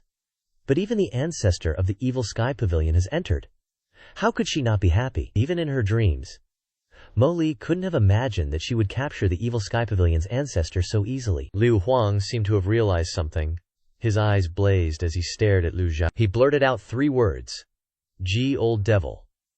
Upon hearing the name of the Evil Sky Pavilion's founder, the surrounding soldiers faltered and retreated in fear. However, Mo Li said, "Don't panic. What are you afraid of inside the 10 absolute formation? Even the Evil Sky Pavilion's ancestor is just an ordinary person now. How can he use his essence?" Hearing this, they calmed down. Mo Li said triumphantly, "You had a path to heaven, but you didn't take it. You entered hell when there was no gate. Mo Li didn't say much, and immediately waved her hand, giving orders to her men. The 10 great generals by her side lined up in a row, taking a step forward, ready and waiting for Mo Li's next command. The square-faced commander continued to narrate. In Mo Li's eyes, only cultivators with 5 leaves or more were considered experts, and within the 10 absolute formation, everyone was the same, so she didn't care much. Capturing the Evil Sky Pavilion's ancestor today would be a major achievement. Lu Zhou slightly raised his hand, sensing the extraordinary power he could use, and the unnamed sword appeared in his palm. Seeing this scene, everyone's expression was filled with horror. The moment Lu Zhou stepped forward, Lu Bi recognized the person. He couldn't forget Lu Zhao's face. He remembered meeting Ji Laomo once at the Prince Qi's residence. Only the chaos in the Shuntian courtyard had distracted him from noticing the old man's presence. He muttered in his mouth, "Senior." Liu Ping retreated several steps in fright, no longer daring to act as recklessly as before. His heart was now 7 parts worried and 3 parts frightened. Only Mo Li remained triumphant. Mo Li bowed and said to Liu Huang, "Your Highness, may I handle things here?" He naturally agreed. Liu Huang folded his hands behind his back and walked over to sit beside the Empress Dowager. He glanced to the side, seeing that the Empress Dowager was still unconscious, and felt reassured. He didn't want to harm his royal ancestor. It's just that the Empress Dowager was too big of a shield, making it difficult for his plan to succeed. Mo Li turned to Liu Huang and said, "Thank you, Your Highness." Mo Li turned to Lu Zhou. You can practically see the confidence oozing out of her. These 10 generals are all experts from the Imperial Guards. 3 are at the 3-leaf stage, 4 at the 4-leaf stage, and 2 at the 2-leaf stage. Having them take care of you isn't exactly a slight. She loudly ordered, "Kill all his disciples first, then kill him." The generals obeyed the order. Space seemed to freeze, the atmosphere as taut as a drawn bowstring. Everyone was wondering whether the famous Demon Sky Pavilion's old ancestor could withstand Mo Li's 10 absolute formation. In a distant pavilion, Han Yuanyuan laughed so hard he couldn't close his mouth, slapping his thigh and saying, "Principal C, surprised? A pleasant surprise, haha. It's just fate playing tricks, surviving only to court death. From now on the Demon Sky Pavilion will be nothing but a pile of dirt." He turned and said to Han Yuanyuan, "How dare you?" Si Wuyai looked through the window, and when he saw the old man stroking his beard with indifference, his face filled with shock. "Why is master here?" Bang! Han Yuanyuan stomped on the table in front of Si Wuyai, shattering it instantly. He gnashed his teeth and said, "When your head is separated from your body, let's see how arrogant you can be." Back in Shuntian Garden, seeing Maester suddenly appear in the crowd of entertainers, Zhao Yue and Ming Shiyin shouted in unison, "Maester," Squarehead commented. However, in this situation, they didn't know whether to be happy or worried. It was true that the 10 absolute formation could lead people to a dead end, and even the greatest experts would be helpless. The only thing was, they didn't know that their master had other secrets up his sleeve. Lu Zhuhao didn't respond to his 2 disciples, only stared at Mo Li. "You dare lay a hand on my disciples?" Lu Zhao's calm voice infuriated Mo Li. Mo Li ordered, "Kill him! You will be great contributors to Great Yan!" One of the generals shouted. "Your subordinate obeys!" With that, the group of people rushed towards Lu Zhao. "Let me!" The general drew his saber from his waist, and without a word, slashed fiercely towards Lu Zhao. The first fierce general self-employed cannon fodder here to offer guidance. "Ji Laomo, accept your death." Lu Zhao tilted his body slightly, and a cold glint suddenly appeared in his hand. With a whoosh, in the blink of an eye, Lu Zhao rushed past the general, appearing behind him. The general's body stiffened, his eyes wide open, filled with disbelief. With a thud, the general's entire body fell to the ground, no longer moving. Even while facing the general, Lu Zhou never took his eyes off Mo Li, quickly dealing with this troublesome general. At this moment, the system sent a notification. Ding. Kill the target. Gained 1,000 merit points. Lu Zhao was a little surprised. A general alone could earn 1,000 merit points. It was worth his effort. Seeing this scene, the Imperial Guards couldn't help but be shocked. Mo Li also stared at Lu Zhou, speechless for a moment. Squarehead's eyes widened in disbelief. "This is the Ji Laomo of the Demon Sky Pavilion?" Sauce oozed from the corpse, and flies were already buzzing, calling their swarm. The smell of tomato sauce filled the air. Even though there were many people standing there, Shuntian Garden suddenly became extremely quiet. Squarehead continued to comment. "In the 10 absolute formation, there's no primal chi, and he's an old man, yet he can still kill people." Morelai's fingers trembled. She clenched her fist tightly, her palm already wet with sweat. The surroundings were deathly silent. Everyone's eyes were fixed on Lu Zhao. but no one dared to say anything. They thought that today, they would easily capture the master and disciples of the Evil Sky Pavilion. But the reality before Molai didn't seem as easy as she thought. Lu Zhou said indifferently, "You're wrong. My life is approaching its end, and my cultivation is not as good as yours, so I am extremely satisfied with this 10 absolute formation." Lu Zhou thought to himself, it's true, if he used his cultivation, this group of imperial guards would give Lu Zhou a headache, but now he had the extraordinary power of the heavenly book to sustain him, and he had a famous sword in his hand. When it comes to skill and experience in killing people, who could surpass him? Mo Li shook her head, disbelief written all over her face, and ordered again, "Don't listen to his nonsense. He's an old man on the verge of death. He can't hold on for long." After saying this, Mo Li still felt it wasn't enough, so she added, "You are great Yan soldiers. Are you really inferior to an old man about to go to the grave?" Hearing Mo Li's incitement, another general rushed forward with his saber. "Let me, first horse self-employed, Mao Shangguai." Squarehead continued his commentary program. In the 10 absolute formation, all beings are equal. Although it is said that without primal chi, all cultivators are the same, but in this world, is there anything absolutely fair? This sword, at a glance, was not an ordinary object, worthy of this great leader, like a mad Junma. Not to mention that Lu Zhou has so many treasures, who can win against him? Seeing the general rushing towards him with his saber, Lu Zhou also assumed a defensive stance. Xiao Yanhe, Ming Shiyin, and Zhao Yue shouted at the same time, "Master, be careful, master!" In this situation where primal chi couldn't be mobilized, the 3 disciples could only hope in their master. Ma Shangguai slashed with his saber without holding back, and Shangguai arrived. His eyes were full of murderous intent. "Old man, go to hell!" On the gleaming blade of the famous sword, a faint blue extraordinary power flashed. Lu Zhou held the famous sword at a 45-degree angle, swiped across the general's blade, and then slashed at his throat. Then Lu Zhou stood still, sensing the remaining extraordinary power of the heavenly book. Because Lu Zhou didn't use divine powers, the extraordinary power was consumed extremely little, only about a small drop, making his mental state extraordinarily full. Suddenly, several clanging sounds rang out, and the broadsword broke into 2, one half falling down. The general's eyes widened, his lips trembling. How is this possible? He couldn't inhale, only exhale, and tomato sauce poured out from the cut in his throat. His eyes rolled back, and until his death, he couldn't understand what was happening. Lu Zhao's voice was as cold as ice. "This life is for my disciple Zhao Yu." Zhao Yue was deeply moved when she heard these words from her master. The system immediately sent a notification. "Ding! Killed a target. Gained 1,000 merit points. So far, 2 people have earned 2,000 merit points, which is both revenge and merit points. Killing 2 birds with 1 stone." Liu Huang also realized the seriousness of the situation, so he stood up and ordered, "You and you, come forward together, obey the order." 2 generals rushed up. Squarehead's face never left the battle, and he said loudly, "At this moment all tricks were meaningless. The only thing that truly determined victory or defeat was the art of killing." Zhao Yanshare suddenly realized why her master made them not use primal chi when practicing, because he knew that one day they would encounter this kind of battle. She sighed inwardly. Master is truly as omniscient as a god. Lu Zhou was at ease, not in a hurry, his hand still tightly gripping the famous sword, gently stepped forward, and from a bizarre angle, slashed across the 2 generals. 2 swishing sounds rang out, the sound of the famous sword slicing through armor. Lu Zhou explained to them before they went to see King Yama. "These 2 lives are for Jiang Aijian." The system quickly notified. "Ding! Killed 2 targets, gained 2,000 merit points." Jiang Aijian looked at Lu Zhou, moved to tears, and he blurted out, Two lives, 1 more than Zhao Yue." Seeing this scene, although Mo Li didn't say anything, she was a little frightened in her heart, and her eyelids twitched non-stop.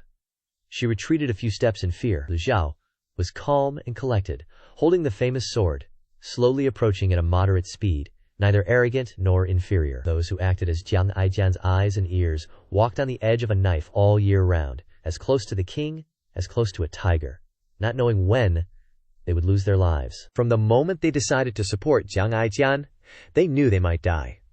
Dying like a feather, death like a breeze, perhaps no one would ever remember them, but they still faced death without fear, willing to follow him. Hearing Lu Zhao's words, Jiang Aijian's heart was in turmoil, and his impression of the Jilao Mo of the Demon Sky Pavilion changed again. What is a demon? Why is it a demon? Taking the lives of others, destroying the Taoist law, despising moral scriptures are called demons, so those who live long in the world are all demonic paths. Liu Huang angrily pointed. You! And you too, I want to see how long he can hold out. This time, the two generals are a bit smarter, splitting up to attack from the left and right, forming a pincer movement. Seeing the other 4 generals die before their very eyes, they were scared too, but if they didn't follow orders, they'd be dead anyway. Although the 2 generals couldn't use primal chi, they still managed to create blade winds as they slashed forward. The physique of ordinary people can't compare to cultivators who've gone through chi refining. Lu Zhou stomped his foot and swung his blade. Lu Zhou stood his ground, spun around, and the named sword in his hand also thrust out. The 2 generals cried out in shock. All the moves they unleashed were completely neutralized. They couldn't believe their eyes. It was like an illusion. The named sword dodged the blades and pierced through one of them. Swish! One down! Then he pulled it out, spun, and stabbed again. Swish! The second general vanished too. The 2 generals stood there, frozen, swords still in hand, but motionless. Their mouths were wide open, staring blankly ahead, but their eyes were unfocused. They felt their life draining away. From their breath to their heartbeat, everything became difficult. The area was filled with the smell of blood. You couldn't even tell if it was yours or someone else's. They weren't even thinking about how Jilaomo did all this anymore. It didn't matter as they fell to the ground, the world spinning, everything fading into endless darkness. 2 more down. A nearby soldier wondered, is he ever gonna die? How does he know everything so well? The soldiers stood still, afraid to move. Lu Zhao's voice was cold. These 2 lives are for my disciple Ming Shiyin. The system notified him of another 2,000 merit points, but Lu Zhao didn't even flinch. Since he started fighting the Imperial Guard generals, Lu Zhao had gained quite a few merit points, but Lu Zhao's hatred for Mo Li and Lu Huang made him care less about merit points right now. Ming Shiyin turned to Jiang Aijian and said, I got 2 lives too, see? The sunlight was blinding, making it hard to see straight, and even the smell of blood was overpowering. Shuntian Manor, once a place of lush greenery, had suddenly turned into a bloody battlefield, with no fancy primal chi, no dazzling energy, just slaughter and corpses. This scene horrified the remaining cultivators and imperial guards. Even Lu Zhu's disciples didn't expect their master to be able to fight so fiercely in the 10 formation demise. After dealing with the small fries, Lu Zhu stared at Mo Li. The successive deaths of 6 people made her uneasy. What's more, these 6 people were not minor characters, but generals of the Imperial Guard, and their strength was not ordinary, but they were all under Lu Zhuo's hands in a short time. Mo Li woke up like from a dream, and immediately waved her hand.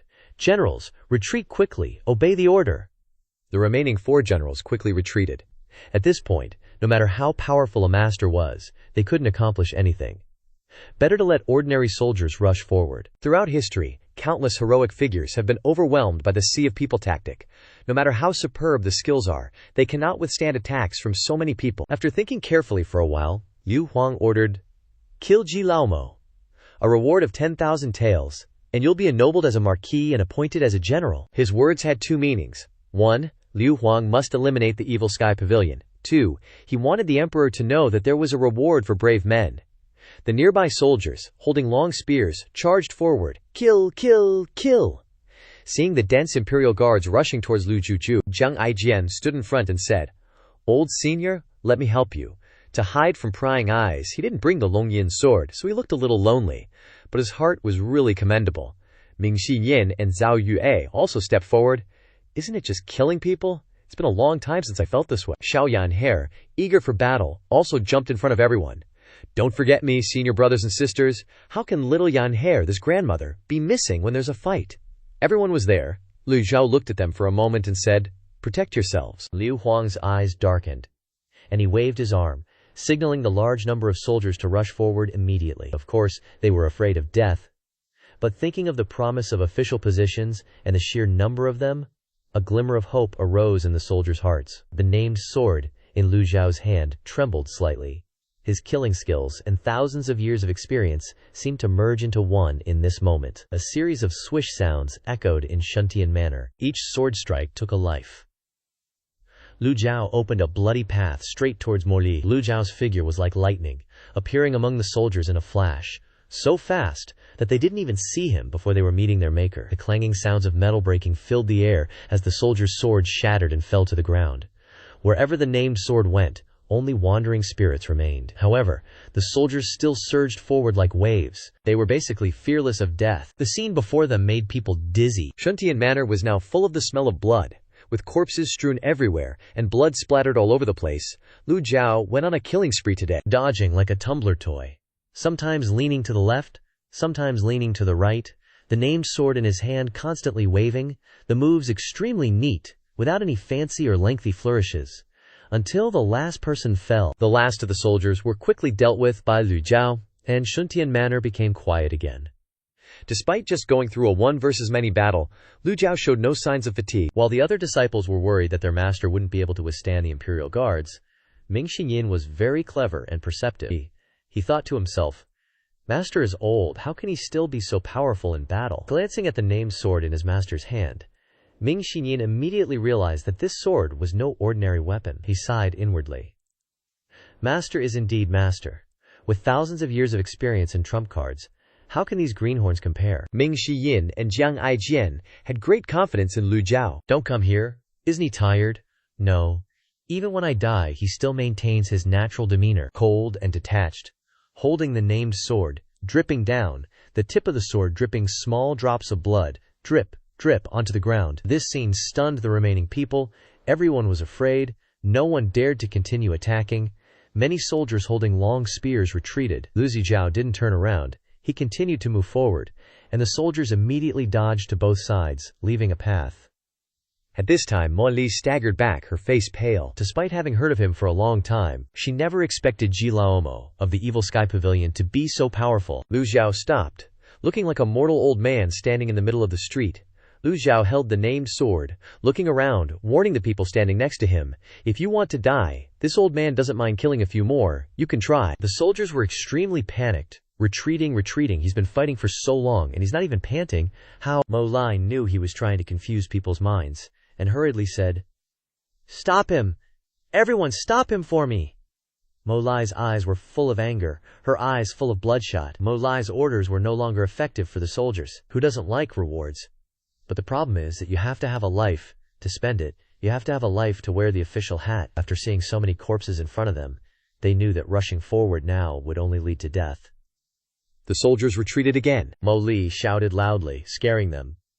"Those who desert the battlefield will be dealt with according to military law." Hearing this, the soldiers stopped retreating, took a step back, and prepared to charge forward one after another. Lu Zhou shook his head slightly and said, "Bian."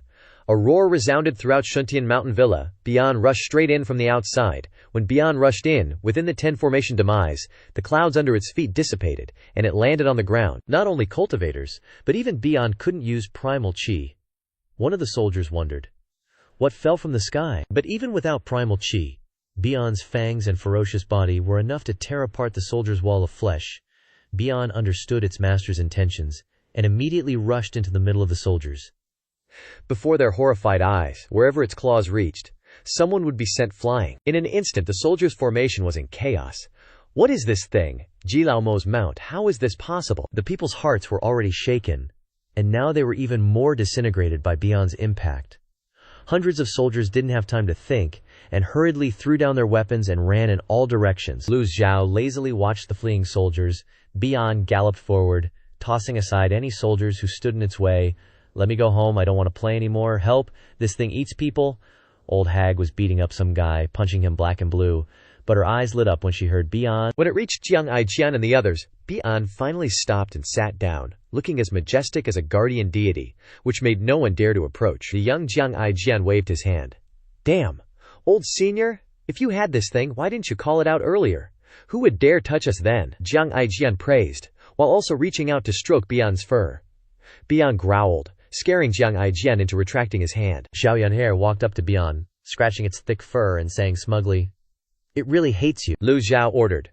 "Protect them." Bian obeyed, sitting still and not actively attacking anymore. It knew its inner chi was restricted, so it wanted to conserve its strength. Head Square narrated excitedly. Mu Shuli was stunned, and so was Liu Huang. This had completely exceeded their expectations. However, there were still many soldiers blocking their path. Lu Shuli continued to move forward. He suddenly felt that the lives before him were extremely weak and fragile, no different from a piece of paper. Lu Zhou faced the soldiers alone, holding the unnamed sword, and removed the beast apparel. Lu Zhou said. This old man has already said. Within the 10 absolute formation, this old man is invincible. Mo Li had schemed in every possible way but still couldn't kill the founder of the Evil Sky Pavilion. She was furious. Glaring, she waved her hand and ordered, "Close the formation! Close the formation now!" While she was freaking out, the young Jiang Aijian laughed heartily. Jiang Aijian shook his head slightly, pretending to know a lot about the 10 absolute formation, and said, "Once the 10 absolute formation is opened, it can't be closed within half an hour. You have the blueprint in your hand, don't you know this?" Hearing this, Mo Li looked at Jiang Aijian suspiciously. "Why are you so familiar with the 10 absolute formation?" Jiang Aijian looked mysterious. Of course, he wouldn't tell Mo Li his secret. He still remembered clearly when Jinghe Palace was burned down. They were still naive teenagers back then. Now, many years have passed, and everyone's appearance has changed a lot. Not to mention that Jiang Aijian looked so carefree and unserious. Who would have thought that he was the current third prince? Granny, Xiao Yanjie stared at the young man with a very different look. But these things are no longer important. Mo Li turned to look at Lu Zhou. The initial confidence in her eyes was now replaced by undisguised panic. She thought to herself that perhaps she had underestimated Lu Zhou too much. While Mo Li was panicking, Liu Huang was no better off. She shouted loudly, "What are you still standing there for? Fourth brother, tell your people to go up." Only then did he remember the person he called his younger brother. The fourth prince's men were all border garrison soldiers. None of them were cowardly and afraid of death. However, Liu Ping was not stupid enough to join the battle at this time. Of course, he could see how strong the Evil Sky Pavilion's founder's pressure was. Liu Ping shrugged his shoulders and said, "Royal brother, this matter has nothing to do with me. I don't have many people, and they're busy protecting me." After saying that, Liu Ping immediately turned to look at Lu Zhou.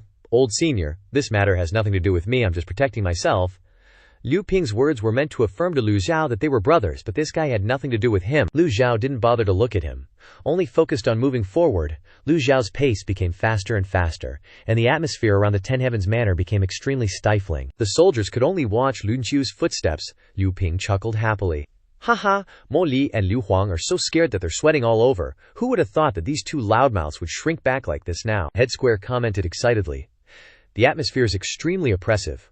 Mo Li and Liu Huang are in a panic. They feel what it's like to cry to the heavens but get no response, to cry to the earth but get no answer. Even breathing feels difficult." At this moment, Mo Li was constantly calculating how to change the situation. Not giving up on even a glimmer of hope, Mo Li retreated while shouting loudly, "Black Cavalry!" Liu Huang's heart became stable and immediately ordered, "Black Cavalry, listen to my orders. Kill everyone from the Evil Sky Pavilion, regardless of the crime." Soon, 4 generals protected her in front. Immediately afterward, the entire Black Cavalry rushed into Shuntian Manor from outside, and the soldiers did not stop them. Black Cavalry hooves. After the Black Cavalry appeared, the leader galloped to Mo Li. "Get out of the way! Fan Xuan has come to the rescue." Upon hearing the 3 words Fan Xuan, the 4 great generals trembled and stood to the side to give way to him. Fan Xuan jumped off his horse and walked forward. Mo Li was extremely happy and smiled with satisfaction. "General Fan has come at the right time." This palace. She didn't finish her sentence when thwacking a sound, Mo Li's voice becoming smaller and smaller. "This palace." Everyone around was shocked and turned to look at Mo Li, their mouths wide open. The space seemed to freeze. Even though they were standing far away, they could clearly see the Black Cavalry leader coldly use a sword to perform the stunt of stabbing through Mo Li's stomach, not to mention that there were many soldiers here who spent all year on the battlefield. Very quickly, they saw but couldn't understand the problem. Everyone's eyes immediately left Lu Zhou, placing a huge question mark on Fan Xuan's person. At this time, Mo Li looked up at Fan Xuan's face in front of her, still wearing the same mask, but underneath it, there was a pair of eyes full of murderous intent and hatred. "It's you?" The 2 words "this palace" were still stuck in her throat. Mo Li only had gurgling sounds left, and her whole body became weak. She couldn't believe that she would have such an ending, that the person she trusted would be the one to kill her. Mo Li slowly lowered her head and looked at the sword stained with fresh blood stuck in her stomach, the blood already staining her clothes red. Mo Li was originally wearing bright red clothes, but now the color of the clothes seemed to merge with the fresh blood. Mo Li's pupils continued to dilate. Mo Li was still trying to hold on, unable to give up. The sword in Fan Xuan's hand had stabbed to the hilt. The leader of the Black Cavalry coldly replied, "That's right, it's me." Liu Huang was the most confused. The leader of the Black Cavalry was personally promoted by Mo Li to his current position. Why would he suddenly attack Mo Li? Countless questions popped up in Liu Huang's brain, but all of them were stuck in his throat. One by one, The people closest to him were killed. Liu Huang's anger was burning. "Fan Xuan, you are so brave! How dare you do this?" Leng Luo spent a lot of time entering the Black Cavalry camp, killing the fake Fan Xuan, and then pretending to be Fan Xuan. Haha, what an interesting story. I actually have to impersonate myself. Liu Huang hugged his head and shouted. Fan Xuan's Louis Fi sword stabbed into his beloved concubine, who was also his most capable arm. How could he not be angry? The faces of the generals standing on both sides were full of disbelief. They swore to protect Mo Lin to the death. But she was stabbed to death by someone. They didn't know what to do. Leng Luo, what a big mouth, too big. On the orders of His Majesty, execute the rebellious traitor Fan, Empress Mo Li, and all her accomplices will be dealt with. The appearance of the Black Cavalry completely reversed the situation. Seeing Leng Luo kill Mo Li with one strike, Ming Shiyin, Zhao Yaner, and Jiang Aijian simultaneously breathed a sigh of relief. Hearing Leng Luo's words, the brothers in the Black Cavalry camp were all stunned. Didn't we say from the beginning that we would kill the fourth prince and the demonic cultivators of the Evil Sky Pavilion when we entered? Now it's suddenly changed to Mo Li? What should we do now? At this time, Liu Huang regained his senses, widened his eyes, and said, "Good, very good." He waved his sleeves. "Do you really think that this prince only has these methods?" Liu Huang's words caused all the generals to look at the second prince. Even Liu Ping was surprised. What methods does Liu Huang still have? Liu Huang pointed to the pavilion on the other side, roaring in a threatening voice. "Lu Zhou, your disciple Si Wuyai is in that pavilion. As long as you dare to continue to attack, I will have him killed immediately." The generals couldn't help but look in the direction of Liu Huang's hand in surprise. Suddenly, with a loud bang, the window of the pavilion was blown open. Han Yuanyuan grabbed Si Wuyai by the collar and stuck his head out, raising his voice and saying, "A bunch of trash in the 10 absolute formation can't even kill an old man." Zhao Yu and Jiang Aijian, upon seeing it was indeed Si Wuyai, exclaimed in shock, "Seventh junior brother." Although Ming Shiyin and Si Wuyai weren't exactly close, and Si Wuyai was known for his cunning and scheming, seeing his fellow disciple captured stirred up anger within Ming Shiyin. Lu Zhou also turned to look at the pavilion, thinking to himself, "It really is Si Wuyai. Even a troublemaker like him has fallen to this state. Just rescued a few, and now there's another one." Couldn't help but sigh. Han Yuanyuan had been waiting for this opportunity for days. Even without Liu Huang's orders, he knew what to do. He laughed maniacally. "Now I'll kill him right in front of you." Si Wuyai, being restrained, couldn't resist. Several deputy generals behind Han Yuanyuan immediately drew their sabers, waiting for the second prince to give the order to strike. Leng Luo glared and shouted, "How dare you!" Just as the words left his mouth, Mo Leo, with both hands gripping the sword, stabbed into her abdomen. Thrust forward, Mo Leo cried out in pain, spitting out a mouthful of fresh blood, bathing the entire space in red. Leng Luo was utterly astonished, never expecting Mo Lai to proactively move forward, to willingly end her life. Mo Lai's weak voice spoke one last time. "Senior brother, please avenge me." Her reddened hand reached out in supplication. Time was of the essence, and Leng Luo didn't have time to think. He coldly drew his sword. Mo Li's body fell backward, blood splattering everywhere. A scream echoed throughout Shuntian Manor. "No, senior sister." Squarehead resumed his familiar routine. The 10 absolute formation enveloped the entire Shuntian Mountain Manor as initially planned. Senior brother, Mo Lai's 3 squads are ambushing outside, preventing anyone from escaping. But the plan changed too quickly, catching everyone off guard. The 3 squads never imagined their junior sister would depart like this, let alone die by Leng Luo's hand. In a fit of rage, the 3 squads' purple energy enveloped the outside of Shuntian Mountain Manor, creating a hazy mist. Liu Huang raised his head and shouted, "3 squads, Li Fei is dead. I, this prince, will avenge her." A hoarse voice echoed from within the mist. "No." These words caused Liu Huang to exclaim in surprise. The 3 squads' voice was full of hatred. "My junior sister is dead, all of you will be buried with her." The 3 squads weren't Mo Li. His only goal was the 4th prince, Liu Ping, who had slaughtered countless members of the Lulan clan. Everyone turned to look in the direction of the voice. Han Yuanyuan raised an eyebrow, still tightly gripping Si Wuyai. "Useless, all of you are useless. In the end, I, this general, have to rely on myself." Si Wuyai raised his head and laughed. "Are you celebrating too soon? Still daring to talk big?" Bang! Han Yuanyuan pressed half of Si Wuyai's body down, and with one slash, Si Wuyai's head would roll. Suddenly the voices of soldiers rang out from outside. "The formation is broken." The 10 absolute formation was gone. The heaven and earth's yuan qi vibrated, and the people in Rubei City immediately felt refreshed and mentally at ease. The feeling of oppression had completely disappeared, the air flowed, the sky was clear, and everything returned to its original state. Squarehead continued his familiar routine, immediately updating the situation with extreme urgency. At this moment, everyone realized that the upcoming battle was no longer one of equal footing. At this time, purple energy had already filled the mountain manor. This was the great witchcraft formation within Shuntian Manor. Liu Huang suddenly ordered, "What are you waiting for? Quickly capture that old devil," he thought triumphantly. "Ordinary people can't do anything to him, so let the 4 great generals attack together, surely they can capture him, right?" The 4 avatars were summoned, and simultaneously lunged towards Lu Zhou.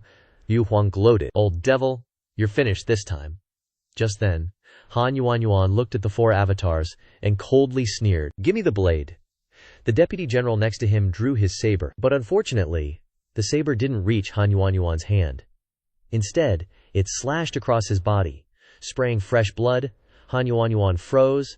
Han Yuan turned to look at his most trusted subordinate, his eyes filled with unconcealed shock. But having been slashed, his voice became noticeably weaker. How could it be? His subordinate struck with extreme decisiveness, blood splattering everywhere. The one who was slashed remained intact, while the one who gave the orders' coconut head rolled. Si Wuyai tilted his head and smiled faintly. "I told you, were you celebrating too soon?" From a prisoner, he had now become someone in a dominant position. "It ain't over till it's over, baby."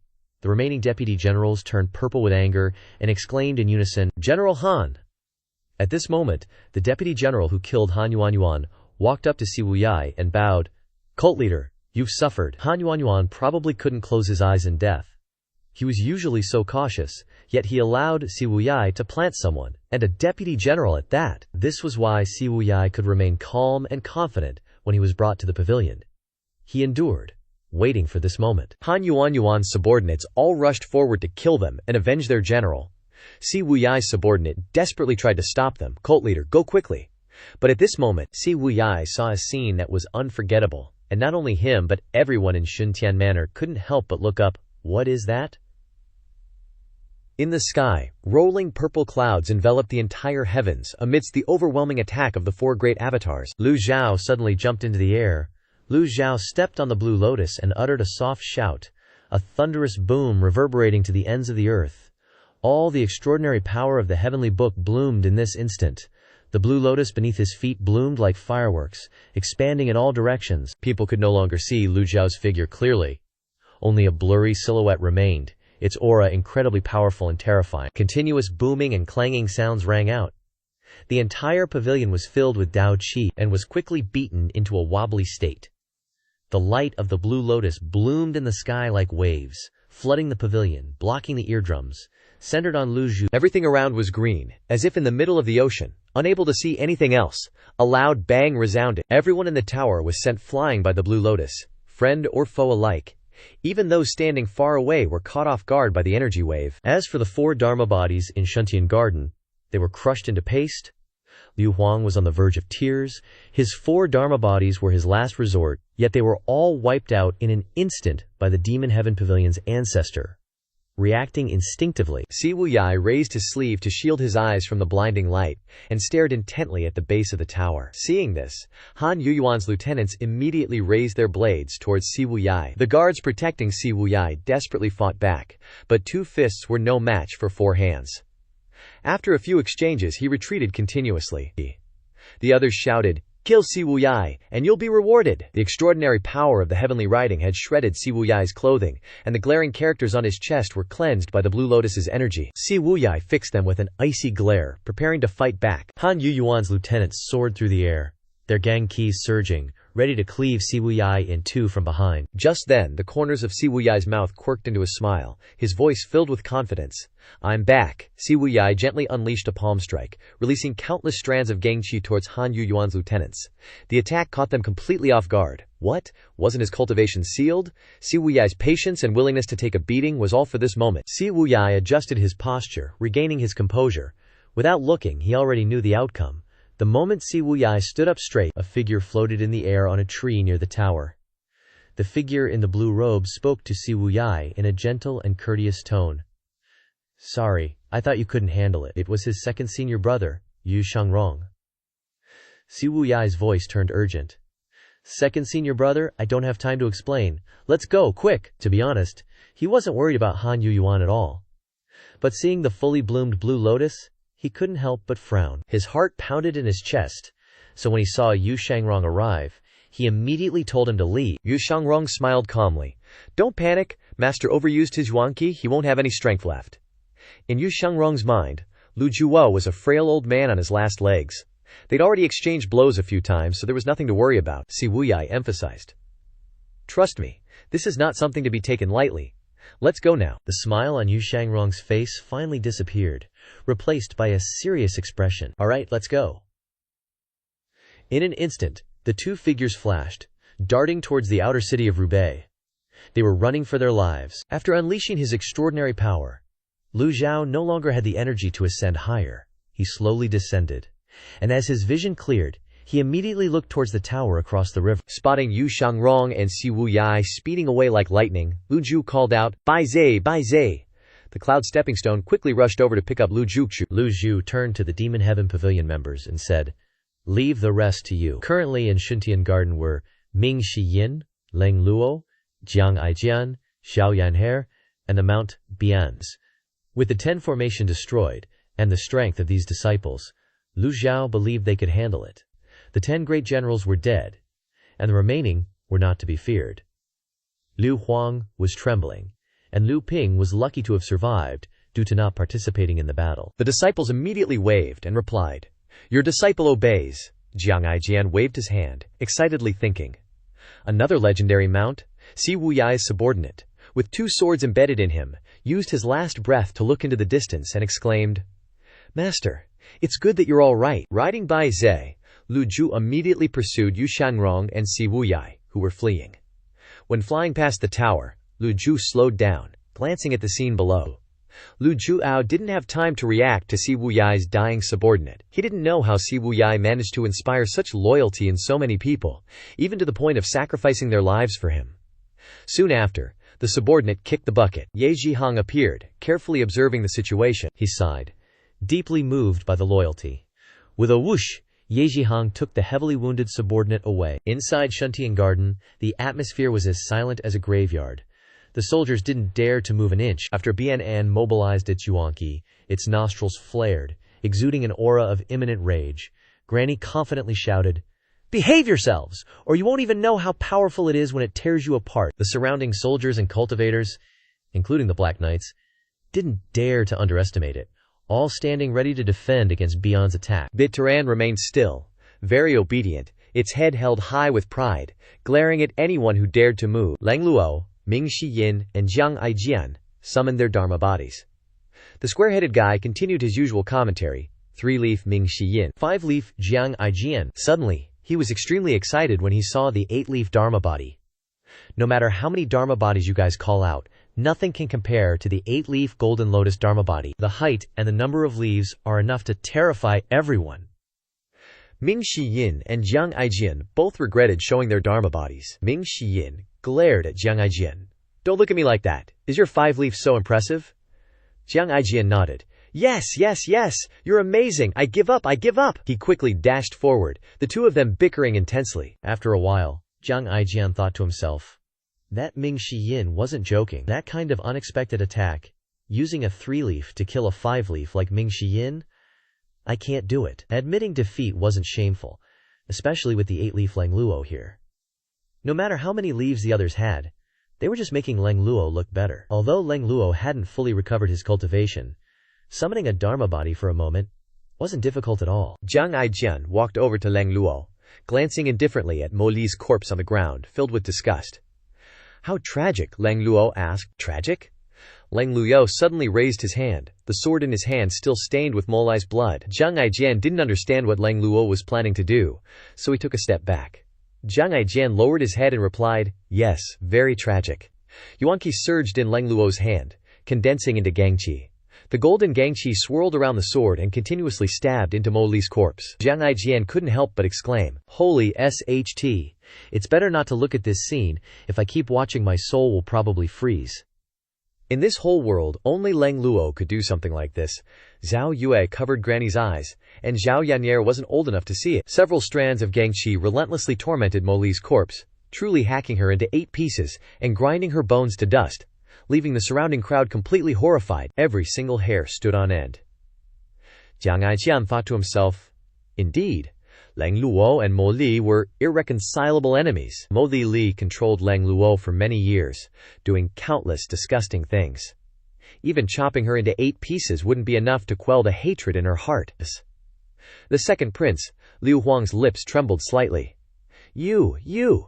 Liu Huang was speechless, his face pale, his whole body powerless. After tormenting Mo Li's corpse, Lang Luo didn't bother retracting his sword, just turned around to straighten his clothes, as if nothing had happened, and explained, such a great witch needs to be handled carefully. If she were to be controlled as a puppet or resurrected, it would be a huge headache. Jiang Aijian thought helplessly. Ugh. No need to explain, I believe you, okay? Jiang Aijian nodded repeatedly, then stood a little further away from Lang Luo. Liu Huang couldn't hold back any longer, and threatened, Fan Xuan, if you don't have a satisfactory explanation, Lang Luo replied frankly. Does Lang Mu need to explain himself to you? Liu Huang asked back in bewilderment.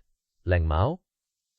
Jiang Aijian bent down to pick up a saber from the ground, gently flicking his finger against the blade. Hearing the crisp sound, he smiled with satisfaction, and then explained, Your Highness the Second Prince?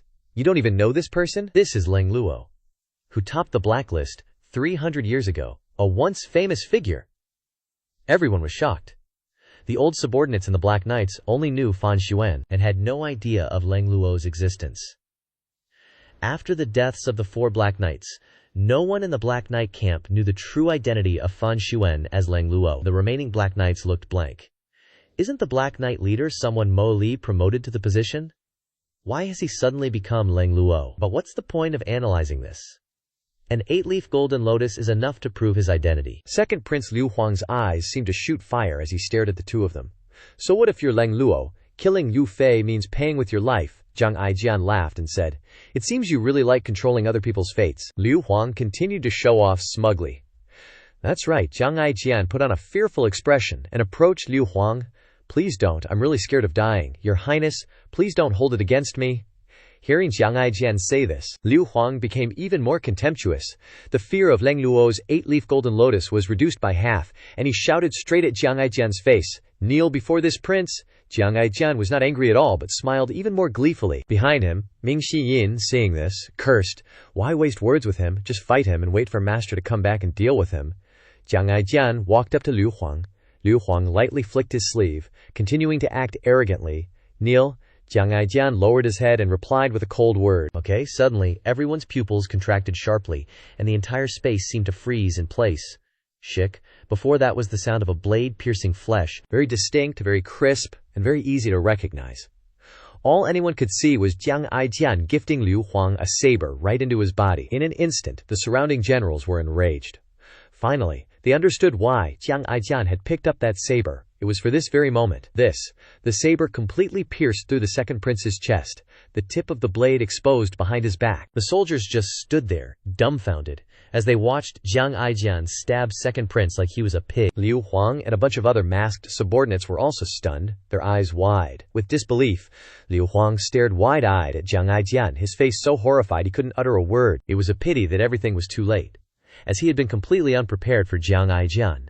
And now the saber was deeply embedded in him, red liquid spurting everywhere. The atmosphere in the Shuntian courtyard was so quiet that the sound of blood dripping on the ground could be heard clearly.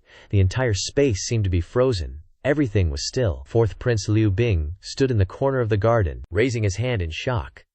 But his throat seemed to be choked by something, and he didn't say a word in the end, only helplessly shook his head and withdrew his hand. He had initially chosen not to participate in this battle because he wanted to wait for an opportunity. Liu Huang had failed, and he should have been happy. But now he couldn't do anything in the face of the current situation. Life and death are predetermined. Wealth and honor come from heaven. Even if he had to kneel, he would have to walk to the end of his chosen path. And even if he died, he wouldn't blame heaven or anyone else. Zhao Yue and Ming Xiyin were also stunned. They knew why Jiang Aijian had picked up that blade. No, why he had strummed it. Strumming it was for this moment. Pure theatrics. Lang Luo was slightly surprised when he saw this, then raised his hand to warn the soldiers and the masked subordinates. Anyone who dares to move, Lang Mu will kill them. No one else dared to move. Jiang Aijian narrowed his eyes and smiled, a clear smile in his eyes. He gripped the hilt of the blade tightly, steadily pressing the blade deeper into Liu Huang's body. Red liquid gushed out wherever the blade pressed. Liu Huang's pupils contracted at this moment, unable to say a word. The blade was covered in red liquid, the wound growing deeper, accompanied by the sound of drips, each drop of red liquid sliding down the blade and falling coldly to the ground, splattering on the stone slabs to form dazzling crimson flowers. After who knows how long, Jiang Aijian burst into laughter, but there was a hint of sadness in the laughter. Cough, cough, Liu Huang choked. Finally, Liu Huang vomited a mouthful of red liquid that flowed out continuously, unable to hold on any longer. Jiang Aijian didn't dodge but leaned towards Liu Huang, whispering in his ear, "Over 1,000 lives in the Jinghe Palace are watching. They are all watching you atone for your sins. You finally reached this day." Hearing this, Liu Huang flinched, his eyes widening. Jiang Aijian shook his head, Gang Qi suddenly appearing in both hands. "Hurry up and atone for your sins!" Boom! A splatter of red liquid. Liu Huang's pupils contracted sharply. Jiang Aijian had struck him with a very strong palm. Liu Huang flew backwards and fell to the ground, still impaled with the saber. The second prince Liu Huang's corpse collapsed, dying on the spot. Jiang Aijian coldly turned and walked away. Everyone in the Shuntian courtyard watched, swallowing their saliva. Jiang Aijian laughed and restored his usual frivolous and joking appearance. "I didn't do it on purpose. Who knew? He was so weak." Jiang Aijian immediately ran back to the crowd, then turned to look at Bian, Ming Xiyin, Xiao Yan'er, and Xiao Yue. Bian and the others all stared at Jiang Aijian with extremely strange eyes. Normally, Jiang Aijian was seen as frivolous and not serious at all, but today he was like a true great hero. Although Zhao Yu was nominally related to Liu Huang, she didn't have much contact with him. Furthermore, Liu Huang had designs on the Demon Heaven Pavilion, so she wasn't saddened by his death. At this moment, Ming Xiyin glared, smirked, and asked eagerly, "What should we do with the remaining one?" The Demon Heaven Pavilion had won a great victory this time, and Ming Xiyin felt very excited. He turned to look at Bian, also raising his nose to the sky. Since birth he had loved this kind of feeling of bullying people with power. Of bullying people with a beast. Jiang Aijian closed his eyes tightly, immersed in the indescribable feeling of avenging the victims of the Jinghe Palace. As for Granny, Xiao Yan'er, and Leng Luo, they glared at the soldiers with their eyes. The soldiers behind Liu Bing stood motionless, not daring to breathe loudly even once. At the same time, in another place, Lu Zhou rode Bai Zhe, flying at the speed of light, passing through the forest. He didn't know how long he had been chasing. He only felt that he was getting closer and closer to his target, and he was also calculating in his heart. The speed of Yu Shangrong and Si Wuyai was definitely not comparable to Bai Zhe, Lu Zhou thought smugly. Just chase them a little further. Let's see how far you rebellious disciples can run. Bai Zhe understood its master's intention, so it flew through the mountains and forests at an extremely fast speed. However, suddenly, Lu Juju seemed to realize something and exclaimed, "That's not right." He suddenly signaled Bai Zhe to stop, then frowned and pondered. Obeying the order, Bai Zhe understood and nodded, hovering in mid-air. It raised its head and roared loudly, the roar extremely terrifying, quickly spreading from the side. At this moment, Yu Shangrong and Si Wuyai suddenly staggered and landed, slowing down too quickly, the friction with the rocks below causing dust to fill the area. Unexpectedly, Yu Shangrong stumbled over a rock in his path, his body staggering. Si Wuyai looked up at Yu Shangrong in front, and reassured him when he saw Yu Shangrong about to fall face first. "Second senior brother, don't panic." Fortunately, Yu Shangrong's cultivation was very high, so after being startled he immediately adjusted his posture and slowly landed on the ground. "I'm fine," Yu Shangrong replied calmly, and continued, "I'm not panicking. We've run so fast, Master probably can't catch up." They both looked back, observing the movements for a while. Si Wuyai felt relieved and said, "It seems Master isn't chasing after us." Yu Shangrong appeared calm and composed. "Even if he did chase us, there's nothing to be afraid of. Besides, that old devil expended too much primal energy earlier. He doesn't have the strength to chase us now." Si Wuyai was dumbfounded. Clearly, they were just running for their lives, but he's saying there's nothing to be afraid of. What kind of showboating is this? Si Wuyai didn't quite agree with what Yu Shangrong said. However, he pondered in silence for a moment and felt something was off. Si Wuyai quickly corrected himself. "Second senior brother's cultivation is profound, so of course you're not afraid. It's just that my body fortification divine curse was just lifted, so I'm not feeling too comfortable yet. Please, second senior brother, take me away from here quickly." Yu Shengrong readily replied. All right, I'll do as you wish. Si Wuyai didn't say anything more, silently manipulating his stellar energy with Yu Shengrong. The two continued to fly swiftly forward. Si Wuyai didn't have time to explain Lu Zhou's changes to Yu Shengrong, because he knew that only by running fast could they avoid being caught by Master. The two flew toward the forest, constantly looking back. Si Wuyai, while looking behind, breathed a sigh of relief and said, Master probably isn't chasing us anymore. We've run very far. Yu Shengrong nodded slightly, then asked curiously, How was your divine curse lifted? Si Wuyai replied, I don't know what happened either. He recalled the shocking scene he witnessed in the Tower of Lockdowns, and he still felt scared remembering it. Yu Shengrong then said, In any case, it's more convenient to have it lifted. Although they guessed that Master wasn't chasing them anymore, with their cautious nature, the two continued to fly quickly without slowing down. Si Wuyai looked ahead and asked suspiciously, Where are you planning to go, second senior brother? Yu Shengrong calmly replied, To Yun Zhao. Si Wuyai couldn't help but jump in surprise. Right now? Yu Shengrong's voice was resolute. Yes, right now. We have to go there immediately. Si Wuyai didn't understand. But seeing Yu Shengrong's seemingly unhappy expression, he didn't dare to ask any further. He still had to rely on Yu Shengrong's profound skill to escape Master, so he couldn't afford to offend his senior brother. Yu Shengrong's speed clearly increased, leaving behind streaks of blurry trees. Speaking of Lu Zhou, after the shock of remembering that all his item cards were frozen, Lu Zhou realized that all of them were still on cooldown. How embarrassing. He actually forgot about this while chasing them just now. This is a headache. He almost lost face. What's worse, the extraordinary power of the heavenly book has been used up.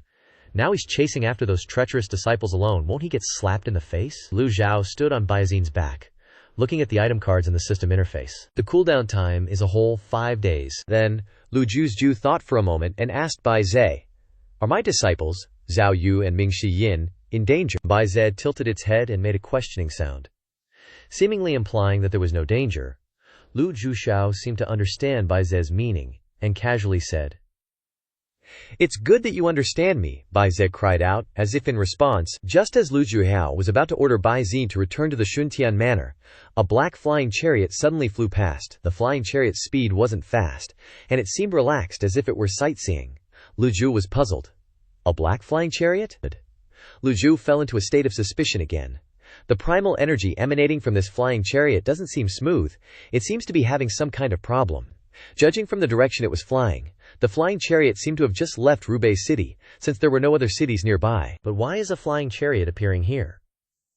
Lu Zhou was always suspicious. This place was quite far from the city area, and to the north, there were only forests and towering mountains. Usually, cultivators wouldn't leave the city or sect, because once they entered the forest area, they would encounter some terrifying, fierce beasts. Moreover, if the cultivators went in groups to capture mounts, they wouldn't use a flying chariot at all. This didn't make sense. Lu Zhou controlled Bai Zi to fly towards the flying chariot, wanting to see who the owner of this flying chariot was. Before he could get close, a voice came from the flying chariot. You bunch of trash, hurry up and run with all your might. Inside the flying chariot, someone replied, Sect leader, we really can't run any faster. The energy burst just now destroyed many of the formations on the flying chariot. Sect leader, why don't we abandon the flying chariot? If those demonic cultivators catch up, we're finished. Hearing the conversation, Lu Zhou was even more certain that the other party had also run out of Rubei City. It really was a case of enemies meeting on a narrow road. Unfortunately, Lu Zhou didn't have any means to catch them now, so he could only consider them lucky. Just as Lu Zhou was about to leave, a black shadow suddenly shot out of the flying chariot. Its aura towered to the sky, and Lu Zhou immediately recognized that it was an art of concealment, and it was a master at that. That figure shot out like lightning, attacking Lu Zhou. Lu Zhou glared and shouted, Who dares to approach? Lu Zhou raised his eyebrows, broke out in a cold sweat, and thought to himself, Bai Zhen, don't let me lose face. However, the black shadow stopped as soon as it approached Lu Zhou, carefully observing him. Celestial dear Qi, it's Bai Zhe. He then looked at the old man standing on Bai Zhe's back, and in his heart he recognized the old demon in front of him. The black shadow immediately stopped in midair, reluctantly dissipating its attack force, causing its body to retreat backward. He immediately knelt down, clasped his hands, and bowed. This junior pays respects to the old senior. It's a misunderstanding. It's all a misunderstanding. Lu Zhao's face remained as calm as water. When he recognized the person in front of him, he asked, "Duanxing?" The black shadow that had just appeared was none other than the third chief of the demonic astral sect, Duanxing. After the great battle with the Tenvu in Gengzi town, the sect leader of the demonic astral sect, Ren Buping, had died, and Duanxing had become the new sect leader. Since then, Lu Zhou had never met this person again, but he didn't expect to run into him here. Duanxing said awkwardly, "Old senior, aren't you in Rubei City? Why did you suddenly appear in this place?" As soon as he finished asking, Duanxing immediately regretted it. Wasn't he just asking something stupid? The other person was riding a legendary mount, while he was sitting in a rickety flying chariot. The speed was obvious. Lu Zhou stood calmly on Bai Zai's back, stroking his beard and asking, "Are you questioning me?" Duanxing hurriedly replied, No. How would this junior dare?" Lu Zhou continued to coldly ask, "Where are you going?" "This," Duanxing stammered, looking in the direction the flying chariot wanted to go, "to watch a show." At this moment, the creaking sounds in the flying chariot rang out again. Lu Zhou asked with an ice-cold face, "Watch a show?" Duanxing shook his head. "Old senior, it's not strange that you don't know about this. Your first and second disciples have agreed to have a great battle at Yunzhao Peak. Not many people know about this. It would be a pity if you didn't witness this kind of high-level battle in person, so this junior took the risk to come and see it." Hearing Duanxing say it himself, Lu Zhou was taken aback.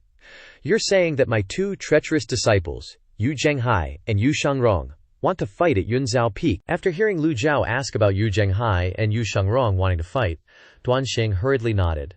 "That's right." Lu Zhao's eyes looked towards Duanxing's flying chariot. Clearly, Duanxing also knew a lot of things in Rubei City.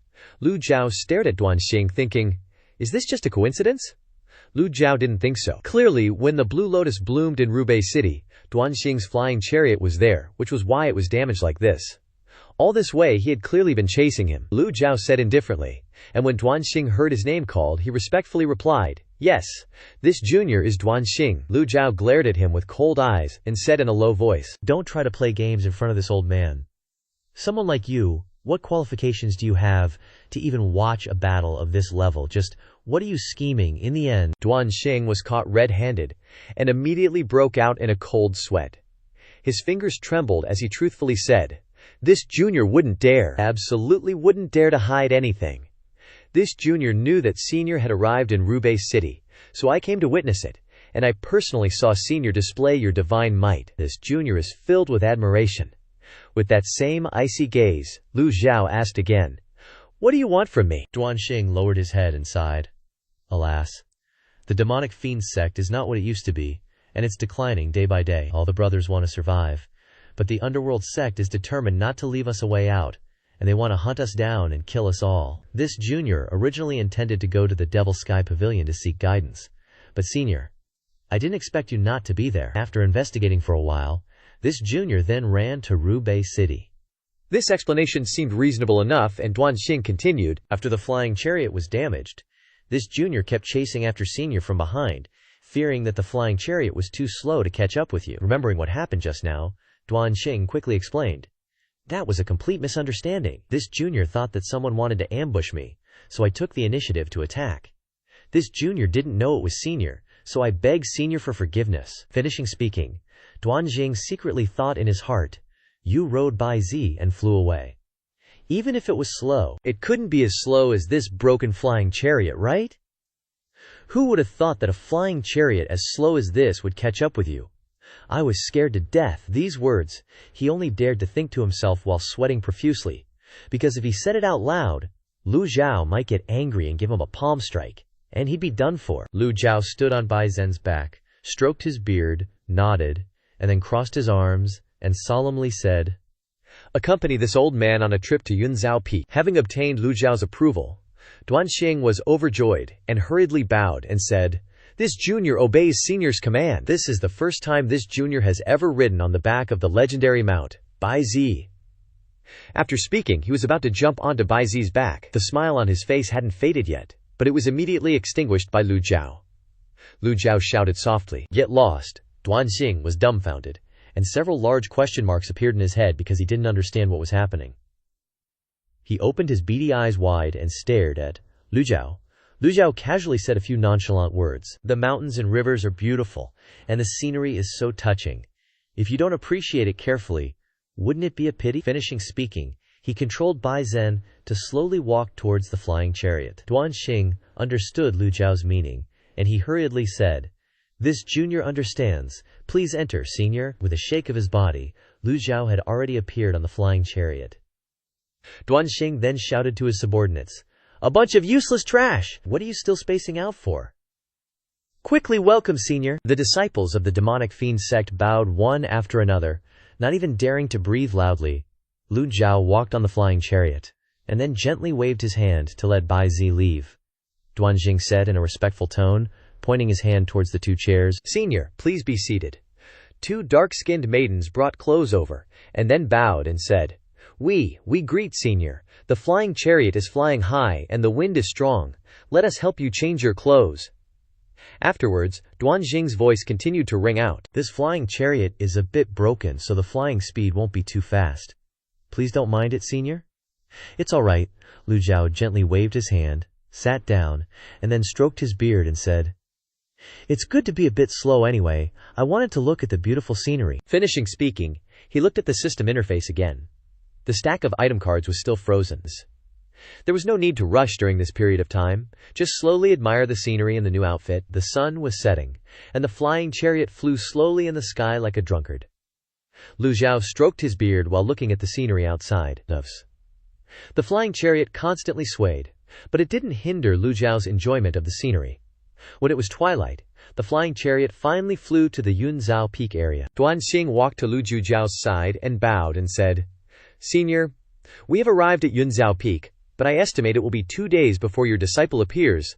Lu Zhou was a little surprised. So fast? Duan Xing scratched his head, looking a bit silly. "You call this fast? The sun is almost completely set." Duan Xing felt that flying by himself would be much faster, but since he had already committed, he had to continue. Duan Xing flattered, "This junior will personally steer and run at full speed, not daring to waste senior's time." Lu Zhao frowned and said nothing, only unhappily waved his hand. The stack of item cards was still frozen. How could he be happy? Duan Xing was embarrassed, and he couldn't help but think in his heart, "What exactly did I do wrong?" Throughout the journey here, he didn't dare to speak for fear of disturbing senior's enjoyment, so why was senior still unhappy? He racked his brains but couldn't guess Lu Zhao's thoughts. Lu Zhao stood up and observed Yunzhao Peak. Familiar memories flashed through his mind, and scenes buried deep in his memory suddenly appeared. Yunzhao Nunnery. Lu Zhao looked towards the temple located on the mountainside of Yunzhao Peak, and he had almost forgotten about it. This was where Yunzhao Nunnery was located. The nunnery was thousands of miles away from northern capital, and it looked extremely lonely and desolate, truly for those who had left the world and didn't care about fame and fortune. Duan Xing continued, "Senior's knowledge is truly vast. There is indeed a temple here called Yunzhao Nunnery, and it's full of nuns." In his heart, Duan Xing secretly thought, men and women are different, and the nunnery is full of nuns. They are a group of men, how can they enter? Cultivators can cultivate anywhere, not afraid of heat, not afraid of cold. Even if they hang themselves on the top of a tree, they can still sleep soundly. Lu Zhao hurriedly ordered, "Descend." Duan Xing didn't dare to disobey him, and quickly replied, "As you command." He immediately controlled the flying chariot to slowly descend to the ground. Within a radius of 100 miles around Yunzhao Peak, there wasn't a single person. The trees were lush and tall, reaching into the sky, and the cliffs were steep and dangerous. As soon as the flying chariot flew into the dense forest, it was covered by the surrounding dense leaves. During the time he was on the flying chariot, Lu Zhou had recovered some of his energy, so he lightly jumped down at the foot of Yunzhao Peak. The remaining people in the flying chariot also jumped out clumsily, along with Duan Xing, leaving only a few people to guard the flying chariot. Not long after, Lu Zhao's group arrived in front of the gate of Yunzhao Nunnery. "Let me go knock on the door." Duan Xing's eyes darted around, and then he actively stepped forward to knock on the door, without any politeness. He continued to chatter, and then jumped up to use his foot to knock, kicking the door a few times with a thud sound, and then he returned to Lu Zhao's place.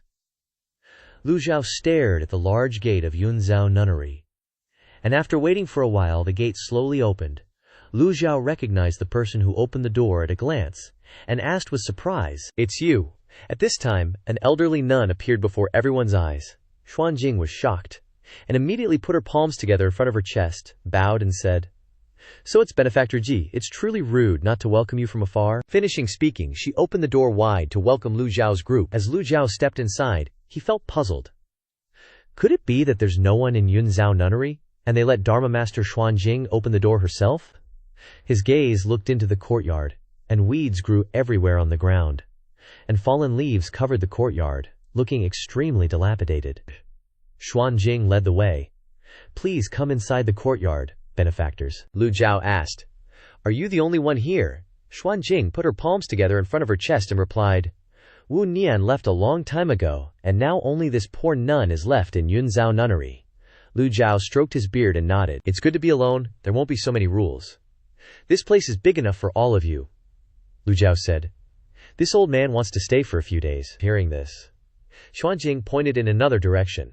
Benefactor Ji, please go this way.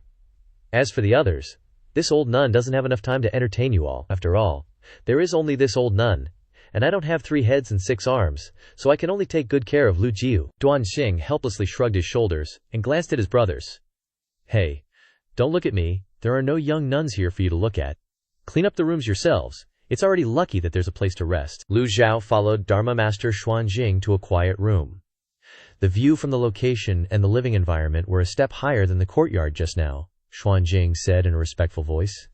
Please. Lu Zhao nodded slightly and entered the room with his hands clasped together. The interior was decorated very uniquely and elegantly, with bookshelves, a reading table, and even a round windowsill that could look directly out at the Yunzhou Peak mountain range. Xuanjing slowly said, Back then, Benefactor Ji and my master discussed the Tao in this very room, discussing the Tao on Yunzhou Peak, watching the moon on Zizhia Mountain, fishing by Bai Ye Lake. The Tao discussion was very strange back then. The more you listened, the more you liked it. Recalling these things, Lu Zhu shook his head and sighed. Jing Yan's talent wasn't bad, but it's a pity that she couldn't eliminate the impurities. Xuanjing's eyes flickered with a hint of sadness. Benefactor Ji is right. My teacher once said the same, Lu Zhu asked softly. How did she die?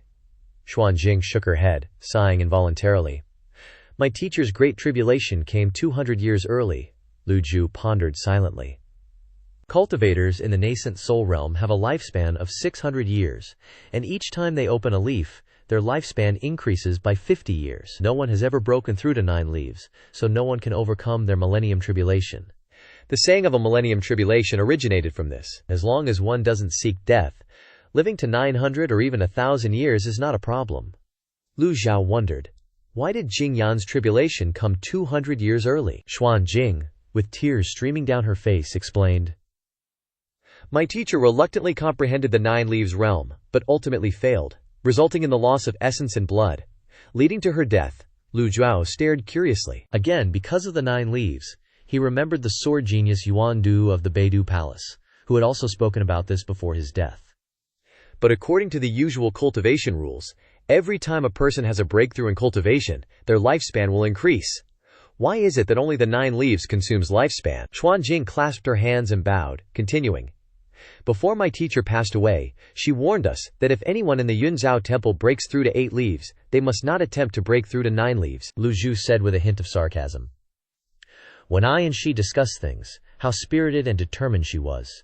Her determination to break through to 9 leaves burning like a raging fire. Xuanjing continued to respond to Lu Zhu. Benefactor Ji has been at the peak of 8 leaves for a long time. In terms of insights and comprehension, you must have far surpassed my teacher. Lu Zhihao remained silent. Because Xuanjing was right, Ji Tiandao was also at the perfect 8 leaves. Could it be that he had attacked the 9 leaves? If so, was that the reason Ji Tiandao died? Please, benefactor, make yourself at home.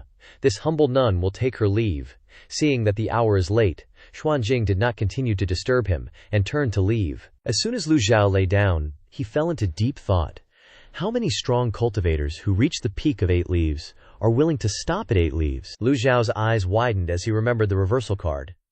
If attacking 9 leaves consumes lifespan, then wouldn't someone with a reversal card like him become the first person to step into the 9 leaves realm? After thinking for a moment, it's possible that I could be the first to step into the highest realm.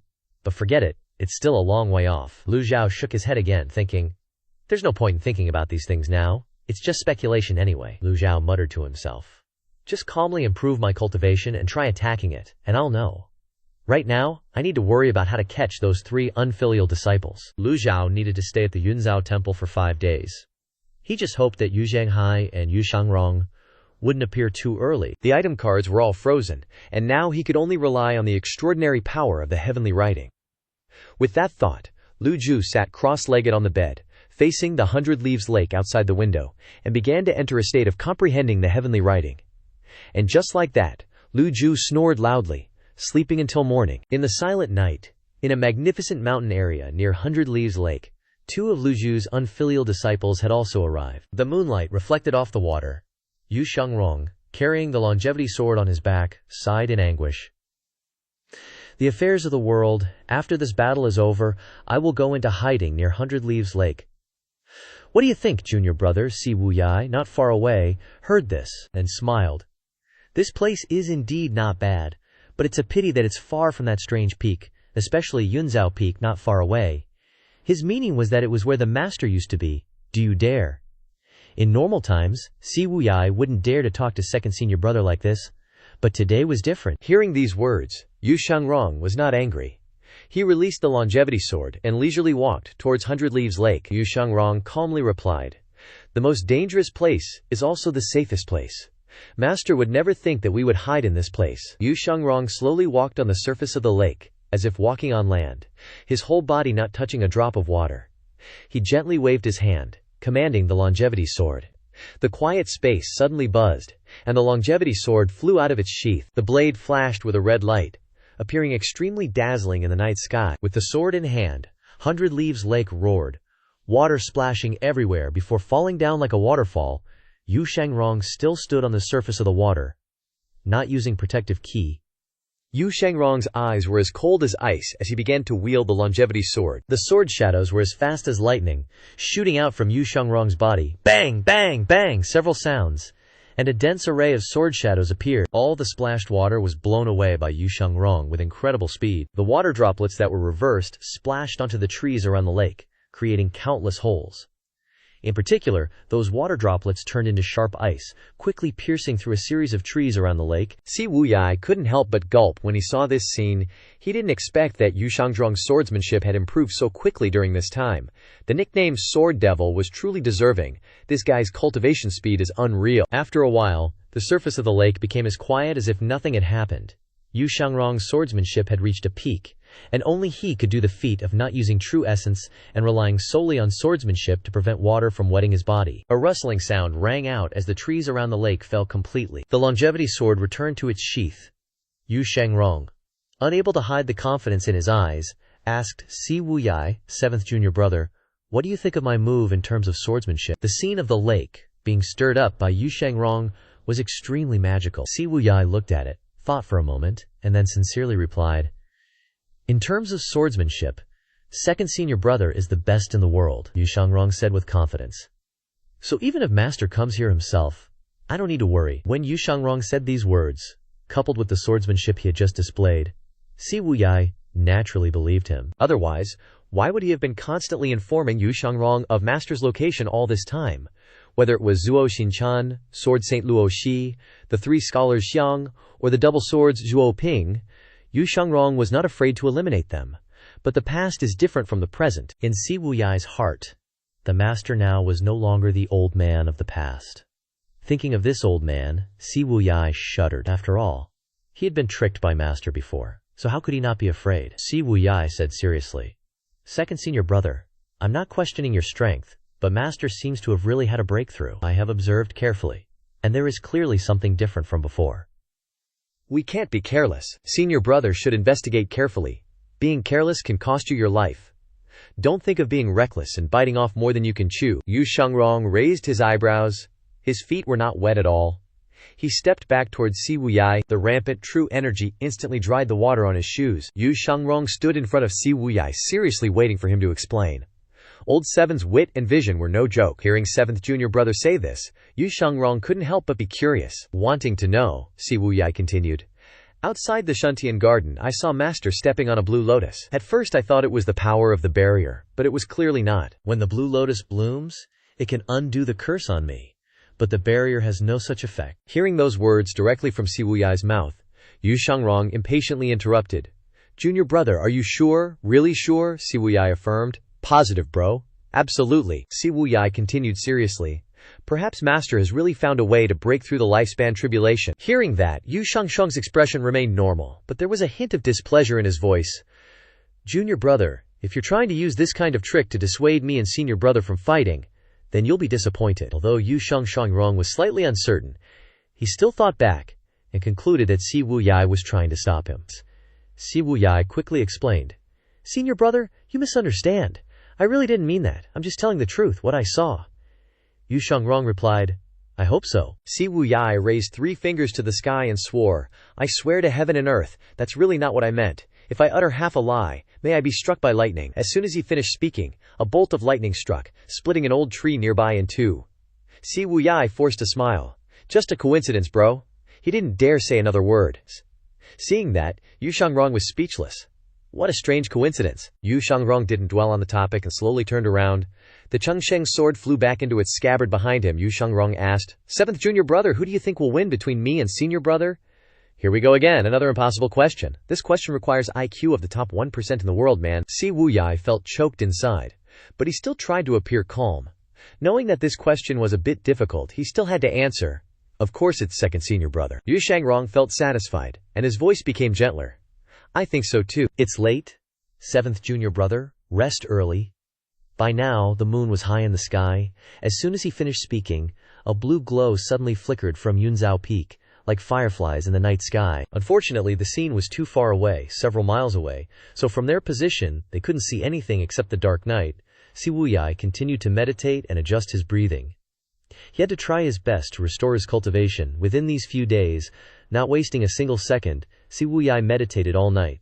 The next morning, as the sun rose, dew fell on Si Wuyai's face, and the coldness startled him awake. As soon as he opened his eyes, he saw 2nd senior brother standing next to him, pointing towards Yunzhou Hermitage. There's smoke from the kitchen! Si Wuyai really wanted to say, Senior brother, standing next to someone like that so early in the morning is terrifying, you know? But he didn't dare to open his mouth.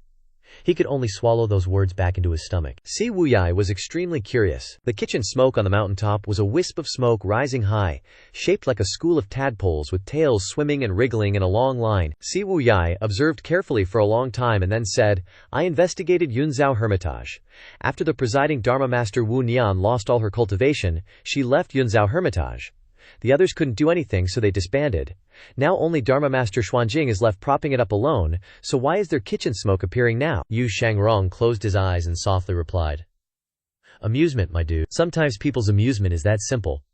You wouldn't understand the joy of the flames of the mortal realm, bro? Si Wuyai nodded. Perhaps so. Yu Shangrong chuckled softly, then stepped on the ground. His whole body flew straight into the sky, his aura burning like fire. I know what you want to say. The Chengsheng sword in his hand was immediately activated. An 8-leaf Dharma body bloomed in the sky. The Dharma body was 10 zang tall, and the 8-leaf golden lotus rotated, creating a dazzling golden light that made Si Wuyai have to cover his eyes. Yu Shangrong stood inside the Dharma body, coldly laughing. Junior brother, after this battle, my swordplay will have no equal. I'm too OP? No one knows what he was thinking. Suddenly he added, except for Master. That old man is too cunning. I gotta avoid him at all costs. Si Wuyai's gaze towards the Dharma body was extremely complex. Sometimes he felt that 2nd senior brother was very stupid, and sometimes he felt that he couldn't understand him at all. He had always wondered, what was this sword demon, whose name alone struck fear into people's hearts, actually pursuing? The Dharma body ascended to the peak, fiercely. At the same time, inside Yunzhou Hermitage, Lu Zhou used binoculars to look towards the 10 zang tall Dharma body several miles away from Yunzhou Peak. He quickly recognized that they were his 2 disciples. 100-leaf lake, Lu Zhou growled. You unfilial disciples are actually so close to me. However, Lu Zhou couldn't punish those 2 unfilial disciples just yet, because the freeze time was more than 10 days, and even if he was anxious now, it wouldn't change anything. It was better to wait patiently. While Lu Zhou was deep in thought, a hurried voice from Duan Xing outside called out, Senior, something's happened. Duan Xing's voice was urgent. An 8-leaf Dharma body was discovered near 100-leaf lake. Lu Zhou calmly replied in a short sentence. I know. Why are you yelling so loudly? Take it easy, bro. Duan Xing thought that after reporting this news, the senior would rush over immediately, but he didn't expect Lu Zhou to be so calm. He wanted to ask, Aren't you going to take action? But he felt that it would be too disrespectful to such a high-level expert. He thought to himself, does it matter to you whether the senior takes action or not? So Duanjing bowed and said, please await good news from the senior. Lu Zhou walked away with his hands behind his back looking all mighty and stuff. Duanxing ran outside, observing the Dharma body clearly, and thought to himself, in any case, the massacre sect, and even Duanxing himself, can only run errands and cheer before the battle. Other things, they want to help, but they can't. That's an 8-leaf Dharma body. Anyone with a normal brain knows not to get close. Getting close is just asking for a beatdown. What can they do? At this time, several of his subordinates were hanging upside down in a row, watching the battle. After the Dharma body disappeared, 100-Leaf Lake became quiet again. Lu Zhou closed his eyes again. He continued to comprehend the heavenly book and stall those old Davo cards after being unfrozen for a day. At this time, Duanxing saw something, and his pupils shrank sharply. He was startled. It was a super-large flying chariot, flying at a speed of over 300 bananas per hour. Duanxing's mouth dropped open, and he shouted, Senior! The Nether Sect's flying chariot is here. Lu Zhou slowly opened his eyes. After taking a long nap, the old man replied with one word. Good. Then he planned to sleep again because he was still sleepy while yawning. Lu Zhou felt that the extraordinary power of the heavenly book had only recovered 1/5 of its original level. At most, this level of power could only repel experts in the nascent soul realm, which was still not enough for him. But Lu Zhou had no other choice. Time was too short, and the speed of comprehension was not enough. To show respect, the people of the massacre sect and Duanxing stood respectfully, waiting for Lu Zhou. After a while, Duanxing saw Lu Zhou come out and said respectfully, it has now been confirmed that your eldest disciple and second disciple will have a peak battle on 100-Leaf Lake. It's indeed a great place to spar. Suddenly, Duanxing's eyes and those of his subordinates went completely white, and their heads were full of question marks because they saw something. Lu Zhou was lugging this massive bag on his shoulder, using climbing gear and everything. He was hauling himself up the mountain thinking, gotta find a better spot to watch this showdown, can't be stuck in a room, my view's gotta be prime. Sure, Baiyi Lake's got a good view, but these guys are fighting on a whole different level. They'll be miles away in a blink. Gotta keep up, me. Meanwhile, Duanxing and his crew were scrambling behind him. He yells, pushing his guys, move it, we're falling behind. No way we're gonna let this old geezer beat us young bloods to the top. As Duanxing was chasing Lu Zhou up the mountain, he spotted this huge, black flying chariot heading toward Baiyi Lake from Yunzhao Peak. This thing was massive, like a giant rectangular black brick flying through the trees. It was covered in formations, and tons of cultivators were zipping alongside it, channeling their QA.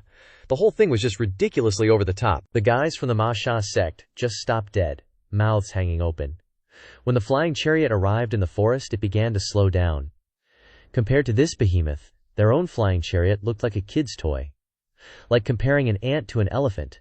A girl accidentally slipped and screamed. Nah, Duanxing continues to climb, still focused on the chariot. Don't worry, we're almost there. I heard that ever since the underworld sect took over the Zhengyi and Jingming schools, their power's gone through the roof, he mused. In less than half a year, their numbers have tripled or quadrupled. They're seriously beefing up their forces. Guess they got a new flying chariot to show for it. Little did Duanxing know that Yu Zhenghai's original flying chariot was wrecked way back at the Lotus Terrace. After a bit, Lu Zhou nearly caught up with him. He thought to himself, this position ain't bad. Then Lu Zhou nonchalantly strolled past the peak towards his next destination. Instead of heading to the summit, he veered towards a spot with a giant boulder and some shady trees. Perfect for a summer day.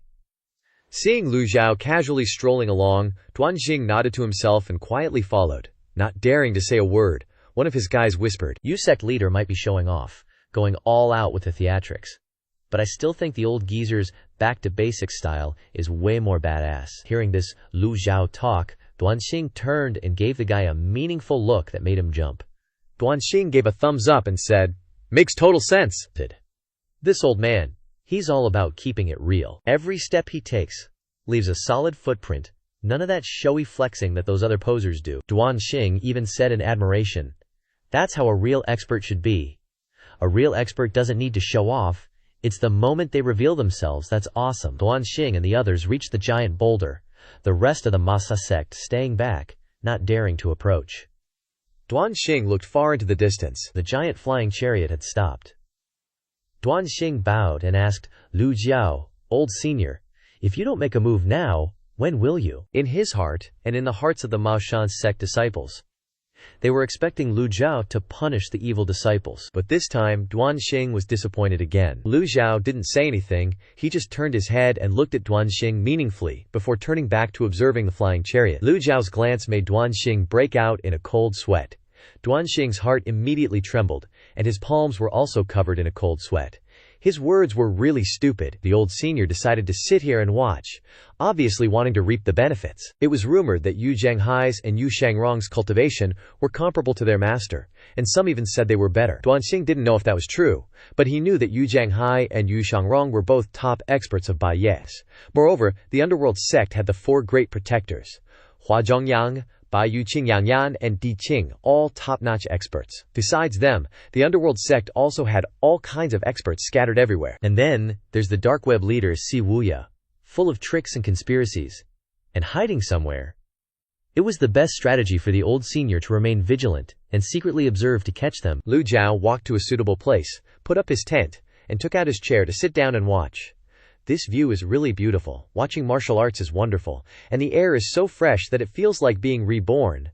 Duanxing looked at Lu Zhou, secretly analyzed it, and immediately felt the old senior is indeed a high-ranking person, not an impatient person who only knows how to use force, as in the rumors. At this moment, Yu Shangrong stood with his arms crossed on the water, his eyes closed and waited. The huge flying chariot stopped on the shore of Baiyi Lake.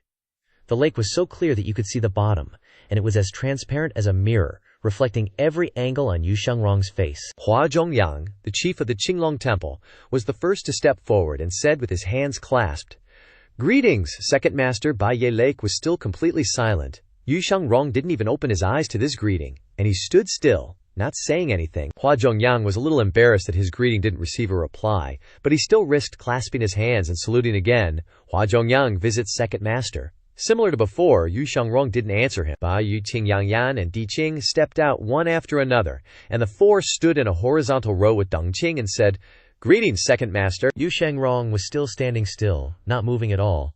Seeing that Yu Shangrong was still silent, as if he were sleeping, the four looked at each other, not knowing what to do. The four thought to themselves, how embarrassing. At this moment, Yu Zhanghai, sitting upright on the flying chariot, suddenly laughed loudly. The laughter was like roaring waves hitting Baiyi Lake. His laughter created a sound that shook all the fish at the bottom of the lake, jumping out of the water and forming waves. At this moment, Yu Shangrong slowly opened his eyes. The four great protectors stood and separated into two rows of people saluting. Sect leader, Yu Zhanghai, clasped his hands and went out to observe Yu Shangrong standing in the middle of the lake. Although Yu Shangrong looked very small standing in the middle of the lake, everyone knew that he had enough power to calm Baiyi Lake. Yu Zhanghai said, "Second junior brother, how long has it been since we've met that you've become so estranged and indifferent? These four protectors of mine are all top experts, and they all want to compete with you. Even knowing in advance that they will fail, why don't you give them what they want once?" Yu Shangrong finally opened his mouth. "I'm really sorry, senior brother." Yu Shangrong's words were not finished, but it was clear that he meant to refuse. On the flying chariot, Yu Zhanghai curiously asked, why, Yu Shangrong's tone was a little proud. "In recent years, a total of 135 people have fought with you, and only one has not become a ghost under my sword. Not to mention Hua Zhongyang, Bai Yu Qingyangyan, Di Qing." Speaking of this, he intended to dislike Yu Zhanghai's four protectors for not being good enough, but he stopped for a moment because he shouldn't say this, and then continued. "Sword Madman Chen Wenji, MC North Sword Nuo Wang Hai Chao, the first Sword King and Qingzhou Sword Emperor Viet Tran Van, in the western regions of the Lulan tribe, and a Bestab. No one has died under my sword." Yu Shangrong didn't need to list anymore. Just these names alone were enough to inspire awe in everyone. The four great protectors couldn't say a word after hearing these words. Suddenly, Yu Shangrong raised his head and glanced over the four great protectors, then smiled faintly. "Moreover, I suggest that the four of you not stay to observe this battle. It is best to leave." Hearing this, the four exchanged glances. They all thought, it's one thing if you say the four of us aren't qualified to fight you, we can accept that, but now you're saying we're not even qualified to watch. Are these words a bit too harsh? As if reading the minds of the four great protectors, Yu Shangrong bluntly stated, "To prevent you from developing psychological trauma later on, I'm doing this for your own good." Hua Zhongyang, Bai Yu Qing, Yang Yandi and Di Qing were speechless. Yu Shangrong's words were meant to be for their benefit, but the way he put it made the four protectors think he was arrogant. Swordmasters are obsessed with swordsmanship, and Yu Shangrong had seen many people with superb sword skills become discouraged and even driven mad after witnessing his own, losing all hope of continuing their cultivation. On the giant flying chariot, Yu Zhenghai laughed heartily. "Don't worry about that, junior brother. Those kinds of people are weak. If they can't even accept the difference between themselves and their opponent, they don't deserve to join my underworld sect." Yu Shangshong nodded, sighing. "Good then." Yu Zhenghai tapped his toes. His body floated forward as lightly as a feather, emitting an extremely powerful aura, unfolding an earth-shattering scene before their eyes. Yu Zhenghai quickly descended to the surface of the lake. What was frightening was that the water remained calm without a ripple, demonstrating the terrifying control Yu Zhenghai possessed. Yu Shangrong no longer stood with his arms crossed, but cupped his hands in a slight bow. "Greetings, senior brother." After all, they were fellow disciples, so even if they were about to fight, the proper etiquette had to be observed. Yu Zhenghai calmly said, "Junior brother, please." Yu Shangrong smiled. "Senior brother is older, so I invite senior brother." Yu Zhenghai yielded again. "Junior brother is younger, please go first." Yu Shangrong's aura surged. He felt that yielding back and forth wasn't the way to go. "Let's settle this then. Let's both go together. Neither of us is any better than the other." Yu Zhenghai's gang energy was just as strong, and he replied, "Right away." All the water in Baiye Lake, within a radius of several miles, shot up into the sky under the resonant force of Yuan Qi, and then fell back down. The water shot up, carrying large quantities of fish and octopuses. The square-headed man sitting and fishing on the lake was startled and fell backward. Luckily, he was a vegetarian and met with good fortune. Si Wuyai's hand grabbed the back of his collar in time. Si Wuyai lifted him into the air, surrounding him with a layer of shield. The square-headed man, having returned from the brink of death, happily thanked him profusely. After regaining his composure with his gossipy nature, he continued his enthusiastic narration. "Gang energy fills the sky, enveloping everything. Every falling drop of water transforms into a drill. PFFT sounds are echoing from Baiye Lake. The innocent lotus leaves are being pierced like a wasp's nest." The giant flying chariot retreated, and the water under Baiye Lake continued to shoot up. Si Wuyai also retreated. Before the contest of the two great senior brothers who were considered the best, he couldn't help but be curious. In the middle of the lake, the two still stood motionless. Those gang energy drills didn't harm them in the slightest, because they dissipated automatically before they could even get close, and the water still hadn't finished falling. Behind Yu Zhenghai, strands of starlight appeared like gang seals, and he loudly commanded, "Emerald Jade Saber."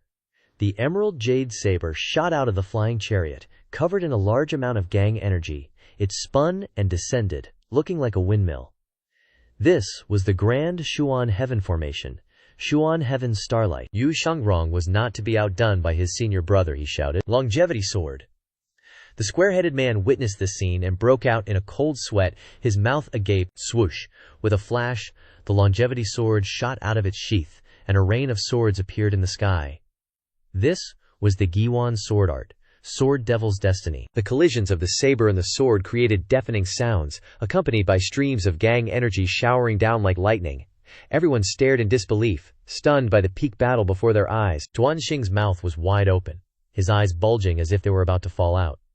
He couldn't help but feel a chill down his spine and screamed, "Is this a discussion?" With this kind of skill, even if they leave the cultivation world, they can work as mountain diggers and be guaranteed to be paid generously. As for the disciples of the Demon Slaughter sect, they stood rooted to the spot, their bodies stiff. There was a reason why Yu Shangrong warned the four protectors, and others, to leave the arena. This level of combat had completely surpassed their knowledge.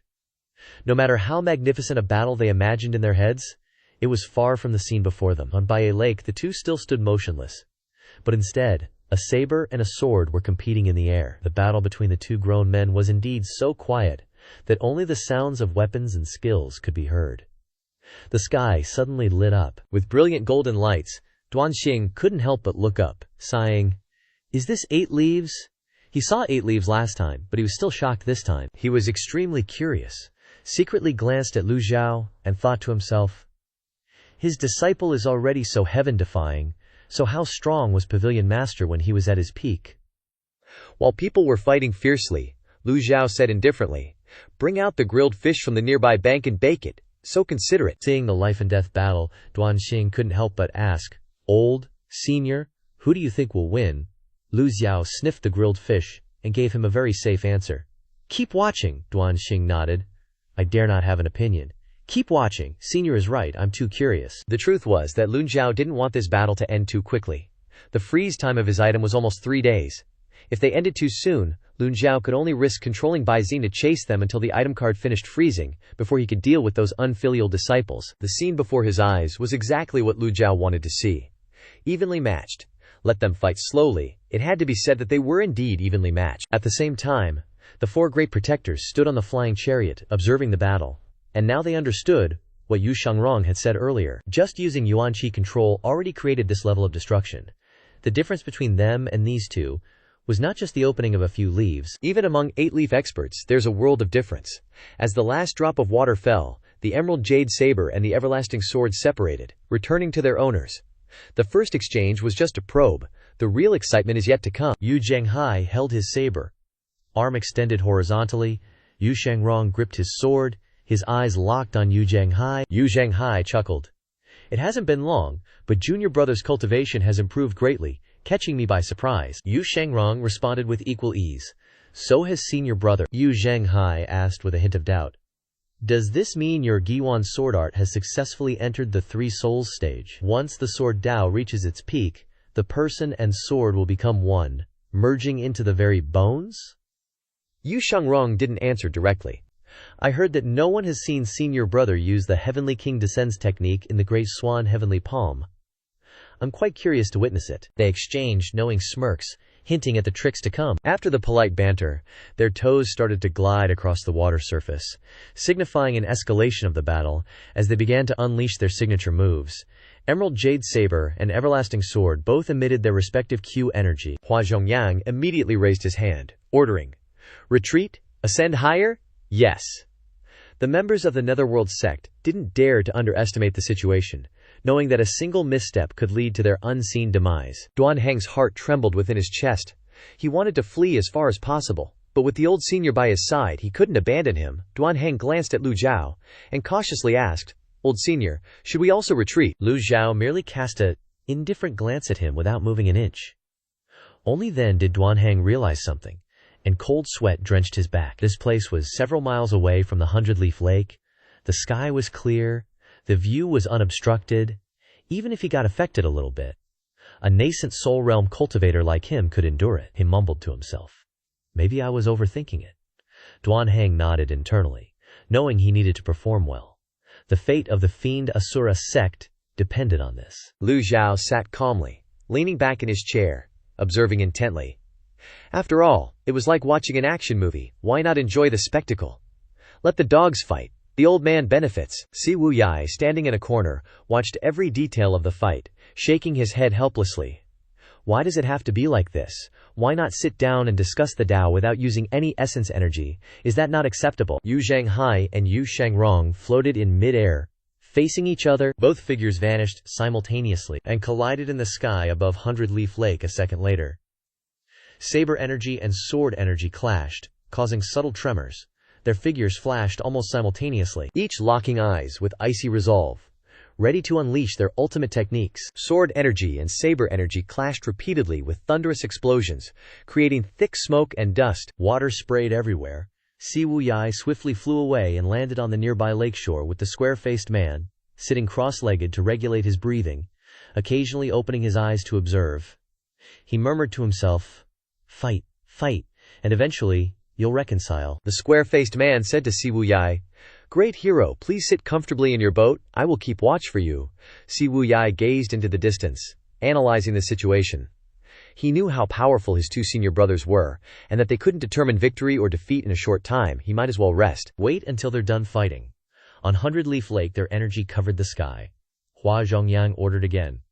"Everyone, retreat further!" From the point of impact, a vertical column of energy emerged, one end piercing the sky, the other blasting into 100-leaf lake, instantly splitting the lake in two, sending water spraying everywhere. Immediately afterward, countless saber energies struck the droplets around Yu Zhenghai, propelling them toward Yu Shangrong, while the sword energies were not to be outdone, swirling around Yu Shangrong, forming an incredibly strong defensive layer.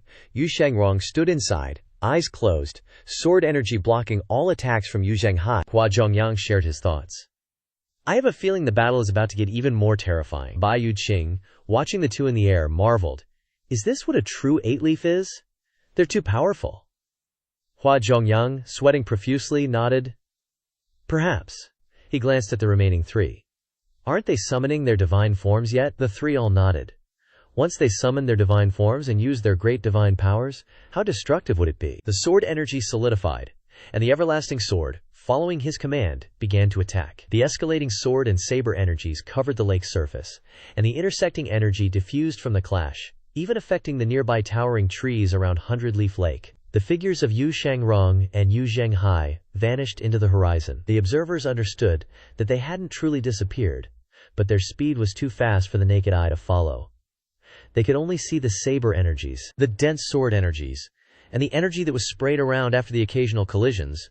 Duan Heng asked suspiciously, "Old senior, you're not watching anymore." With his usual attitude, Lu Zhou didn't bother to respond. Lu Zhou found this type of fighting uninteresting. Everything was within Lu Zhou's expectations. Yu Shangrong and Yu Zhenghai were evenly matched. Their battle would likely last a long time. Instead of waiting for the outcome, it would be more meaningful for him to return to his room and comprehend the heavenly book. Lu Zhou glanced at the remaining time. The freeze was still over 3 days away. Hopefully they wouldn't finish too early. However, before he could enjoy the quiet, the voice of Dharma Master Xuanjing came from outside. "Benefactor Ji," Lu Zhou responded. "What is it?" Xuanjing's voice was worried. "There are experts dueling at Hundred-Leaf Lake. Benefactor Ji, you should move to another location to avoid being affected by the battle."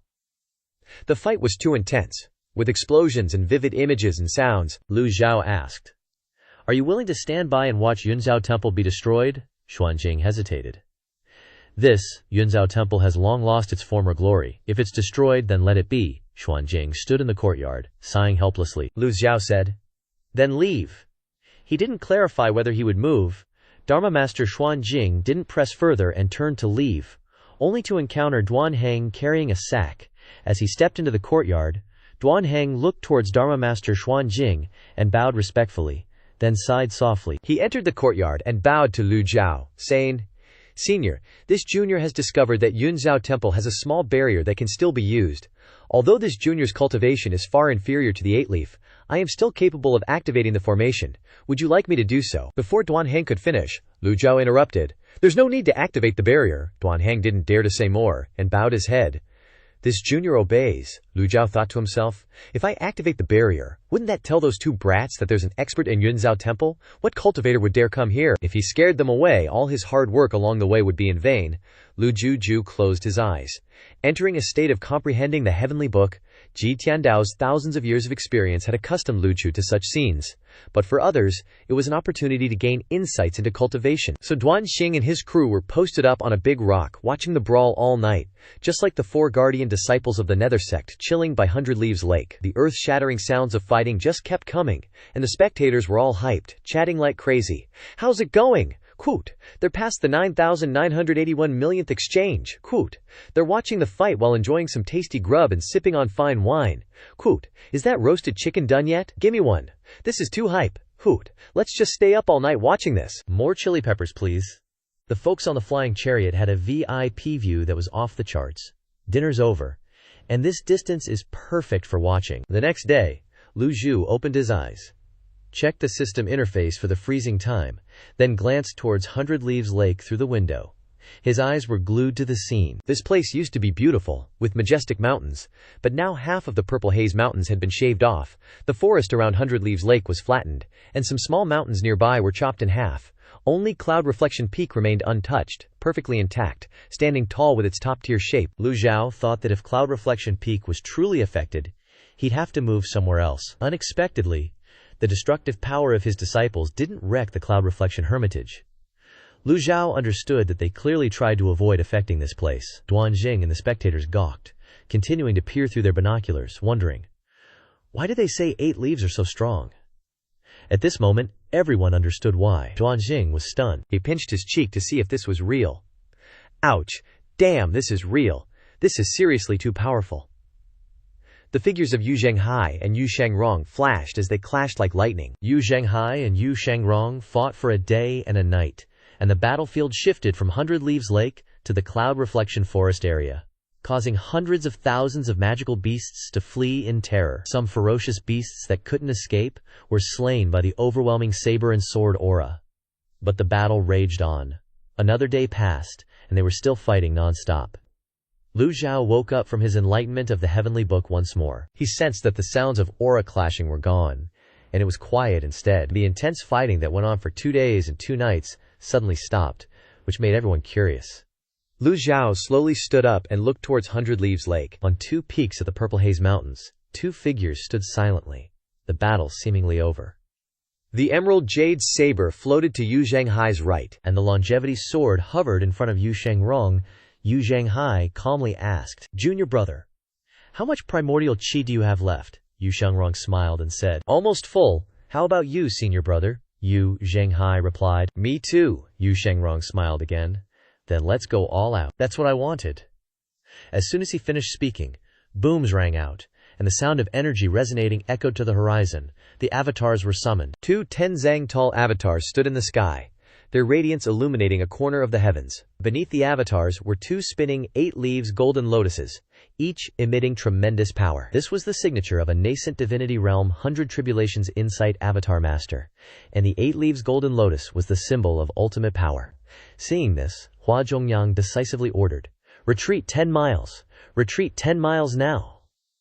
Since the battle began, he had repeatedly ordered the cultivators to retreat, or else they wouldn't be able to keep their lives. Si Wuyai and the square-headed guy also focused their eyes on the 2 avatars. After a moment, Si Wuyai shook his head wearily, finally going all out. He slowly reached out, grabbed the square-headed guy by the collar, and dragged him away. "Let's go! Staying here to watch the show will get you killed with no remains." Then, Si Wuyai leapt into the air, finding himself a spot to watch from easily. As soon as the 2 avatars appeared, Duanxing turned around and flew away without saying a word. "It's better to get out of here." The binoculars were dropped without anyone noticing. The demonic slaughter sect disciples were stunned, then desperately ran after Duanxing, retreating behind a mountain. One of them saw Duanxing running away without saying anything to Lu Zhou, and asked curiously, "Sect leader, what about the old senior?" Before he could finish, Duanxing interrupted, "Worry about yourself? Do you have time to care about the old senior's affairs? Did your brain get slammed by a door?" The female cultivators heard Duanxing scolding and thought, "He's right. He's the master of 2 great experts. Does he need us useless folks to worry about him?" Duanxing quickly led the demonic slaughter sect disciples away from Cloud Reflection Peak. Lu Zhou was also watching the 2 enormous avatars from inside the Cloud Reflection Hermitage. After a moment, he nodded inwardly. Seeing is believing. He could finally confirm that the rumors were true. Yu Shangrong's cultivation and power were indeed mighty, no less than Ji Tiandao's. When Ji Tiandao's calamity arrived, his cultivation declined, and naturally he couldn't control these 2 disciples anymore. Lu Zhou suddenly realized a problem. How could he stop their destructive force? Lu Zhou frowned repeatedly, thinking, "My divine court realm cultivation hasn't recovered yet, and I've only accumulated less than 2/5 of the heavenly book's extraordinary power. Moreover, extraordinary power is precious.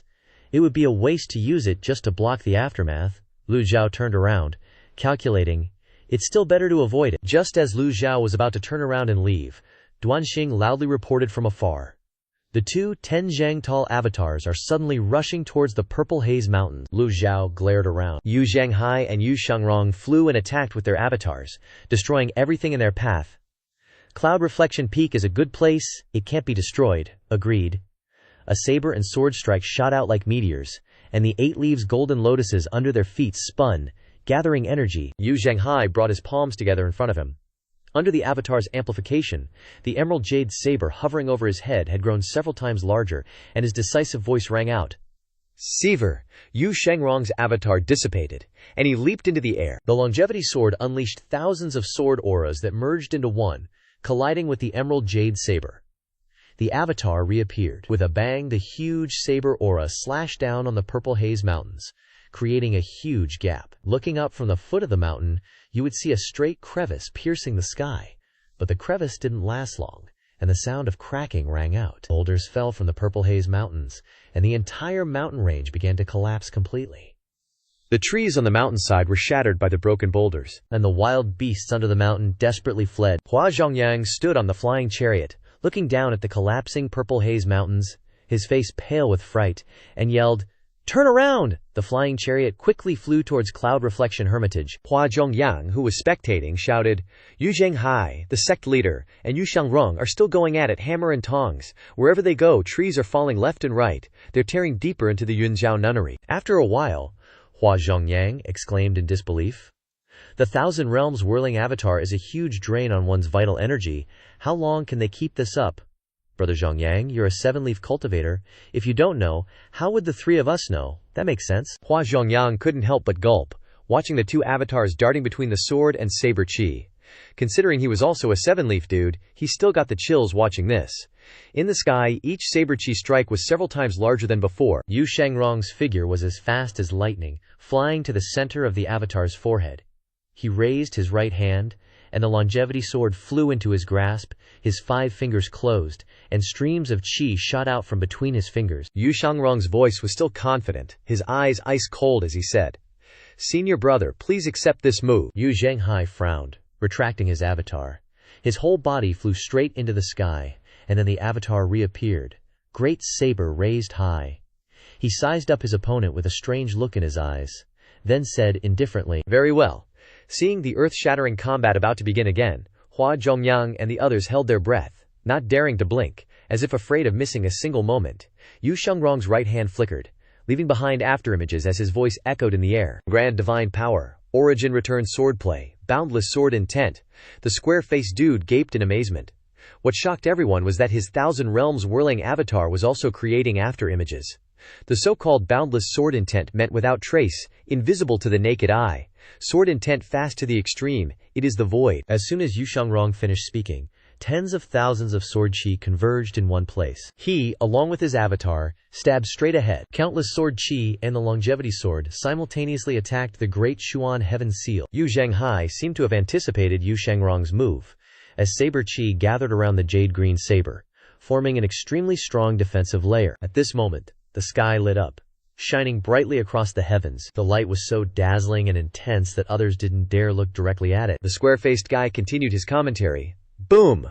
With a loud crash, the two forces collided, creating an earth-shattering sound. Chi and shockwaves spread in all directions, covering a range of thousands of meters. The trees below were caught in the crossfire, and not a single one remained standing. After the clash, the two avatars dissipated at the same time. Yu Zhenghai and Yu Xiangrong retreated simultaneously, standing opposite each other in mid-air, with a burning aura still emanating from their figures. Yu Zhenghai gripped the jade green saber tightly, his fingers slowly closing, the veins on his hand bulging. Yu Xiangrong's little finger twitched slightly, then also slowly closed. Yu Zhenghai raised his voice and said, You're much stronger than I imagined. Senior brother is too kind, so are you, Yu Xiangrong smiled. Junior brother is the first to force me to use my full strength. Yu Zhenghai's tone became serious. I only hope I can satisfy.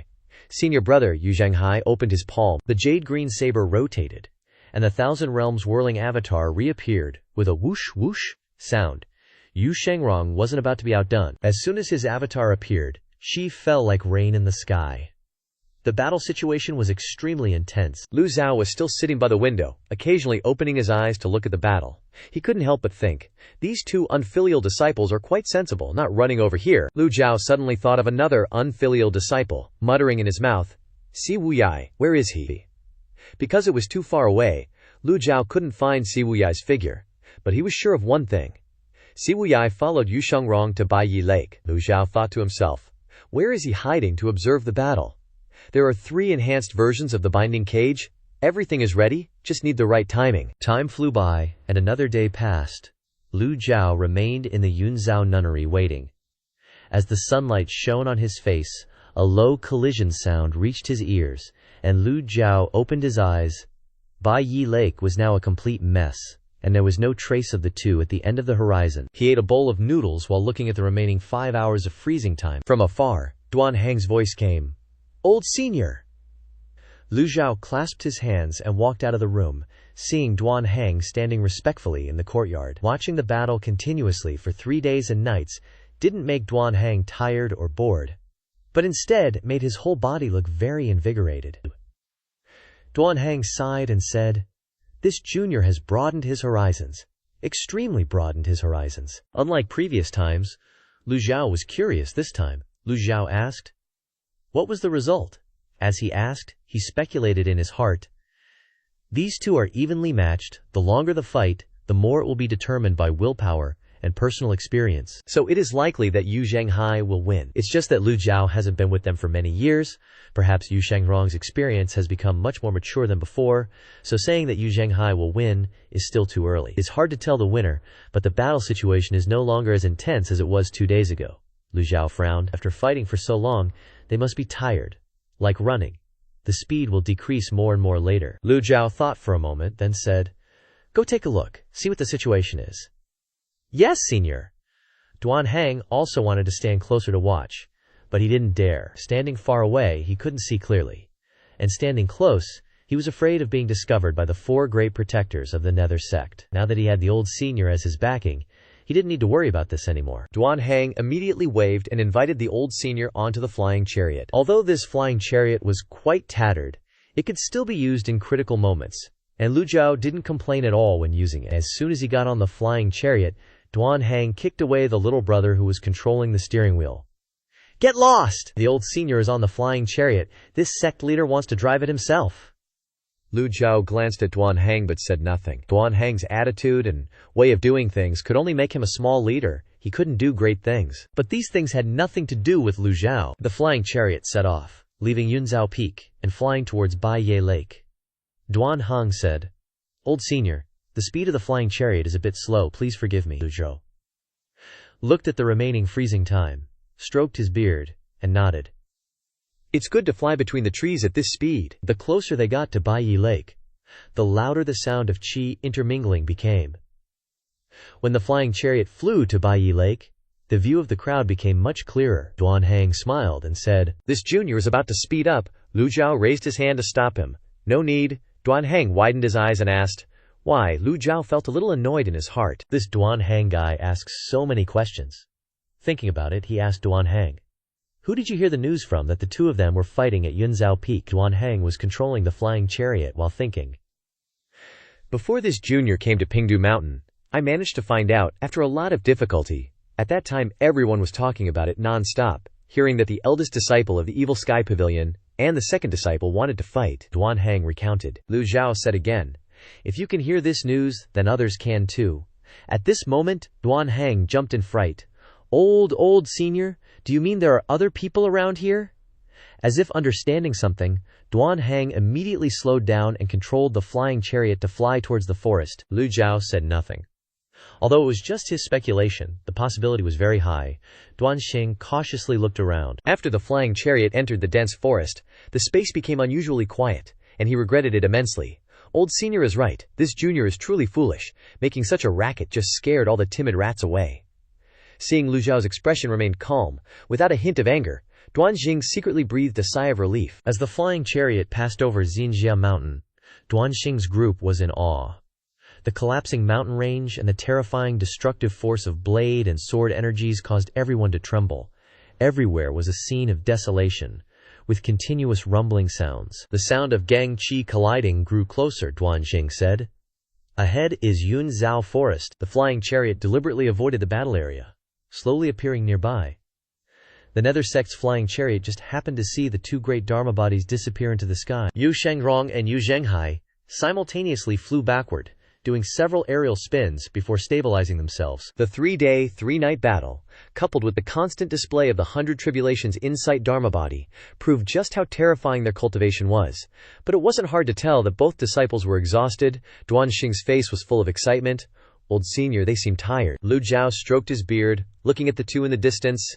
"Take it easy, no rush." Duan Xing didn't dare question him.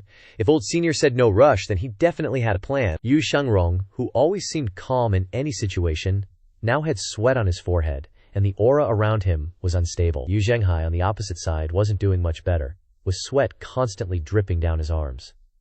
The sunlight shone on the sweat, making it glitter. The 4 great protectors, who had watched for 3 days and 3 nights, were completely convinced. The two had pushed their strength to the limit, but still, it was an even match. Yu Zhenghai didn't hold back his praise. "The Guan swordplay is exquisite." Yu Shengrong forced a smile. "So is the great Xuan Heaven Palm, Hua Zhongyang, was speechless. Watching this scene, they had been praising each other non-stop for 3 days and 3 nights of fighting, and Hua Zhongyang was fed up of it. As soon as the boasting stopped, the expressions of the two suddenly turned ashen, and then immediately, a sinister and scheming smile appeared on their faces, as if they were brewing some dark plot. The look in their eyes was so cunning that anyone who saw it would feel a chill. The two plunged back into the fierce battle, only this time the power seemed much weaker. Although it had weakened, other cultivators were still no match for them. Hua Zhongyang's gaze turned towards Baiyi Lake. The mile-wide Baiyi Lake had been destroyed. Zizhia Mountain, nearly 100 zang tall, had been split in two, and the peaks of 10 mountains near Yunzhou Forest had all been cut off. Along the way, the sword and blade energies had swept through, felling countless trees, and killing birds and beasts without mercy. At this point, the scene there was no different from the Blackwood Forest after a great fire, or a battlefield just after a fierce battle. Not a single place was intact. The square-headed guy continued to comment enthusiastically. At the same time, Si Wuyai didn't fly up to observe, but quietly waited in the forest, waiting for the battle to end. He didn't want to see his senior brothers fighting.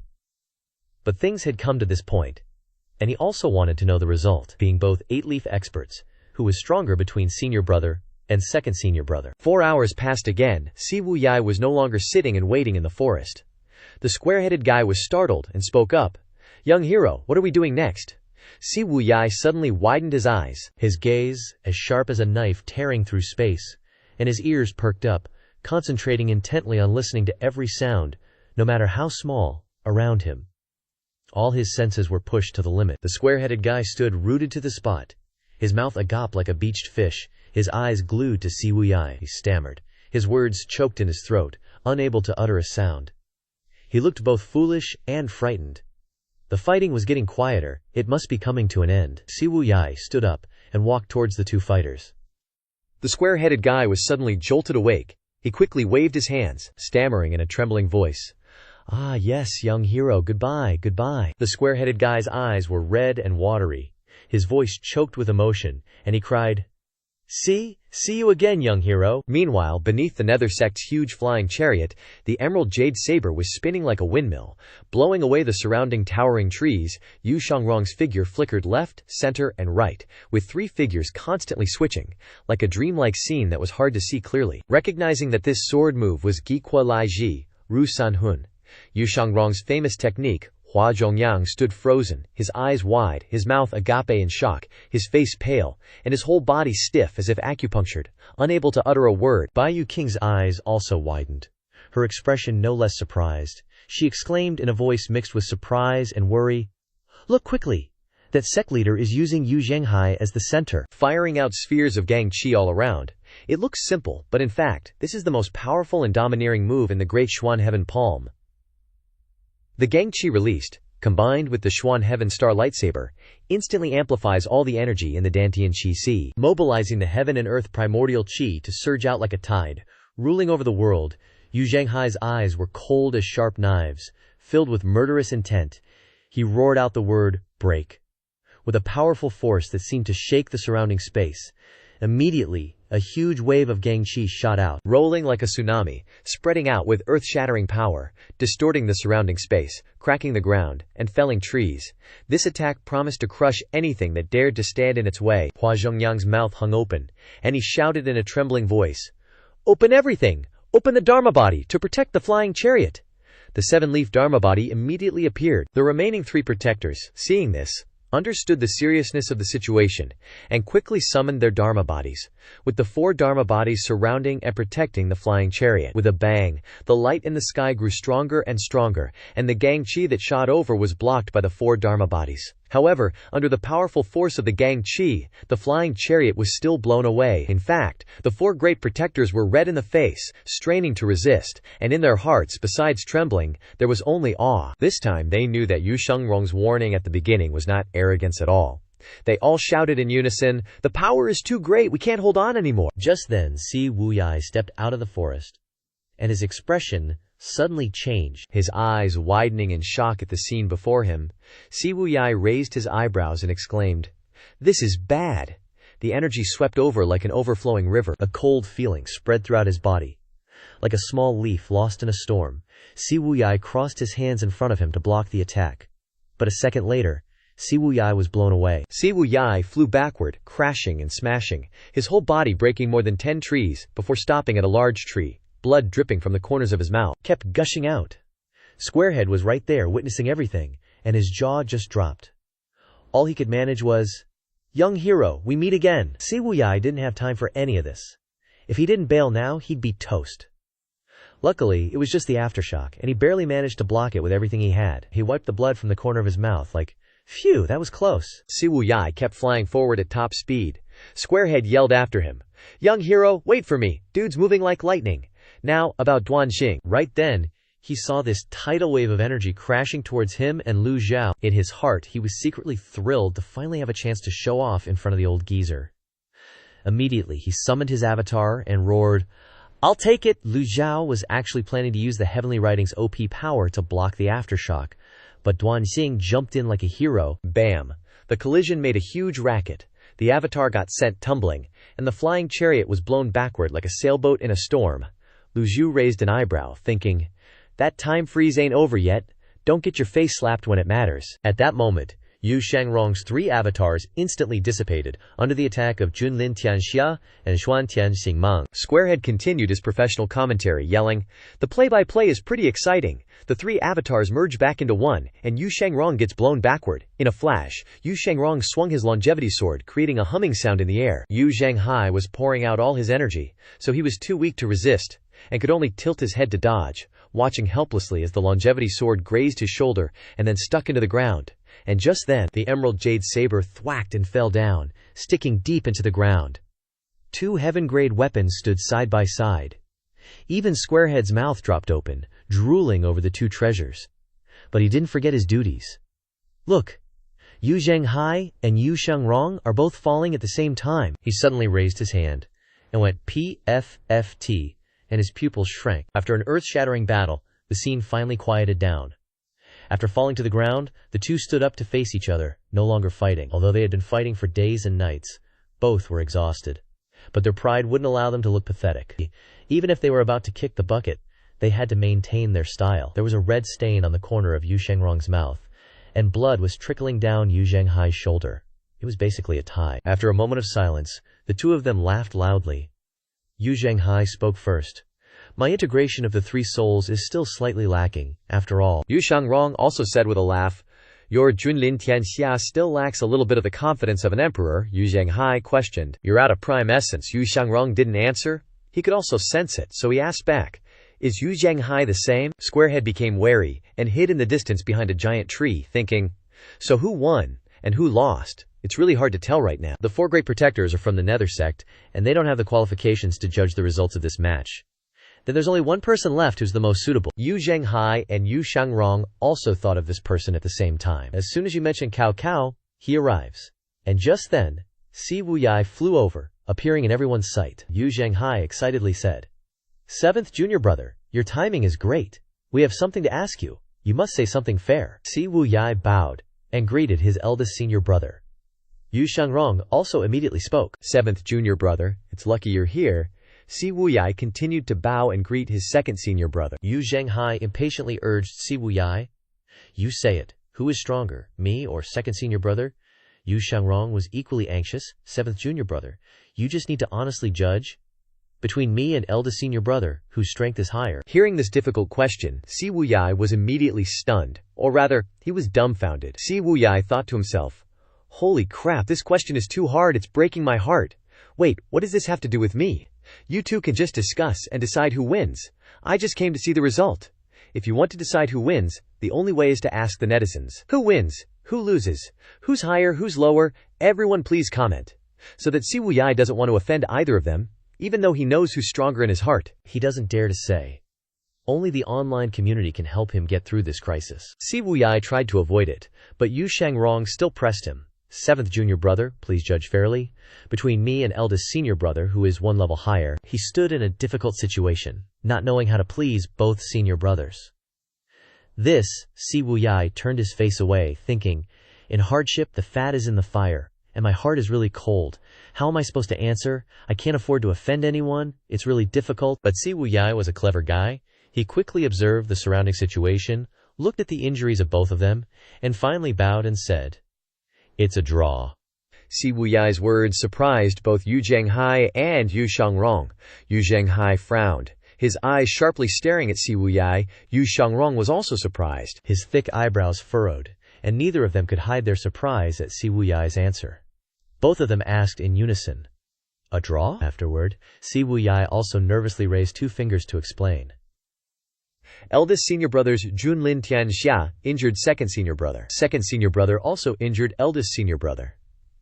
"Well, it's clearly a draw," Si Wuyai said calmly, secretly proud of himself for being so smart and witty. However, both Yu Shangrong and Yu Zhenghai were staring at him, seemingly not very happy with this answer. After fighting for days and nights, neither of them wanted to hear the words, "a draw." Si Wuyai raised an eyebrow, his heart shouting, "Oh no, this is bad. Being too smart will be ruined by smartness." He seems to have offended both of them. Yu Zhenghai said unhappily, "In that case, let's reschedule for another battle." Yu Shanghadong also replied with an even worse sentence. "Between me and eldest senior brother, a winner must be determined." When Si Wuyai heard them rescheduling to fight again, he was like, "F this. SHT." Yu Zhenghai raised his hand, and the emerald jade saber broke out of the ground, flying back into his palm. The longevity sword also returned to its sheath behind Yu Shangrong. These two really didn't want to give way to anyone. Finally, the earth-shattering battle ended. Yu Zhenghai glanced indifferently at Yu Shangrong, but said nothing, just lightly stepped his foot and flew towards the flying chariot. Si Wuyai felt that something was wrong, but he couldn't persuade anything, and could only blink as he watched eldest senior brother leave. Si Wuyai also felt that Yu Shangrong wasn't doing well, and he asked, "Second senior brother, are you okay?" Yu Shangrong stood still, not saying anything. After a while, Yu Shangrong didn't move, but looked up at the Nether Sect's flying chariot in the sky, and said with a calm smile, "Look at it."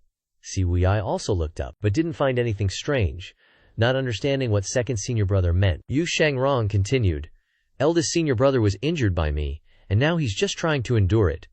Who told me to be his junior brother? I just said that to save face for eldest senior brother." Si Wuyai nodded. So that's how it is. Whether there were injuries or not, Si Wuyai didn't know, but he still cupped his hands and said that. Clearly, second senior brother was a cut above the rest.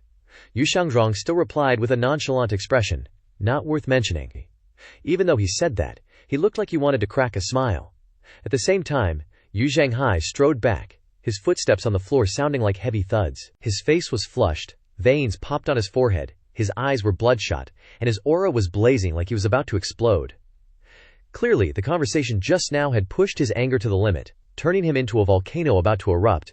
Hua Chongyang, Bai Yuqing, Yang Yan, and Dian Qing bowed in unison to welcome him. Sect leader Yu Zhenghai said nothing, his expression unchanged as he walked inside, then sat down majestically on the main seat. Immediately after, he let out a painful groan, and a drop of red liquid flowed from the corner of his mouth. By this point, he couldn't hold it in anymore, not much, but enough to prove that the sect leader Yu Zhenghai, of the #1 demonic sect under heaven, who had swept across countless enemies, was injured. Seeing this scene, the 4 Dharma protectors were shocked. However, they just stood in silence without daring to say anything. Yu Zhenghai raised his hand to his mouth, slowly wiping away the bloodstains. His eyes flashed with a cold light, and his low voice carried an undeniable command. "This must not be revealed." He emphasized each word, his gaze as sharp as daggers piercing the person in front of him, and the surrounding atmosphere suddenly became suffocating and heavy. Clearly, the matter just now was not simple, and Yu Zhenghai was trying to cover up this shameful affair. The 4 Dharma protectors all obeyed, but everyone understood. If the world knew that the dignified sect leader of the #1 demonic sect was injured by his junior brother, what face would he have left? Hua Chongyang understood the seriousness of this matter, so he turned around indifferently, as if nothing had happened, and ordered, "Let's go!" The flying chariot quickly turned its head and flew towards Purple Haze Mountain. However, creaking sounds began to ring out as the flying chariot flew at high speed. The flying chariot emitted strange sounds, and the disciples of the Nether Sect all looked around. Hua Chongyang bowed and reported, "Sect leader, the flying chariot has suffered some impact, but it does not affect the flight speed." Yu Zhenghai nodded. The flying chariot began to accelerate. Yu Zhenghai looked outside, and at this time the sun had risen high. The bright sunlight shone through the clouds. Looking as beautiful as a celestial realm, Hua Chongyang suddenly said, "Sect leader, A discovery. Yu Zhanghai was surprised and couldn't help but exclaim. He and the 3 Dharma protectors turned their heads to look in the direction Hua Chongyang was pointing.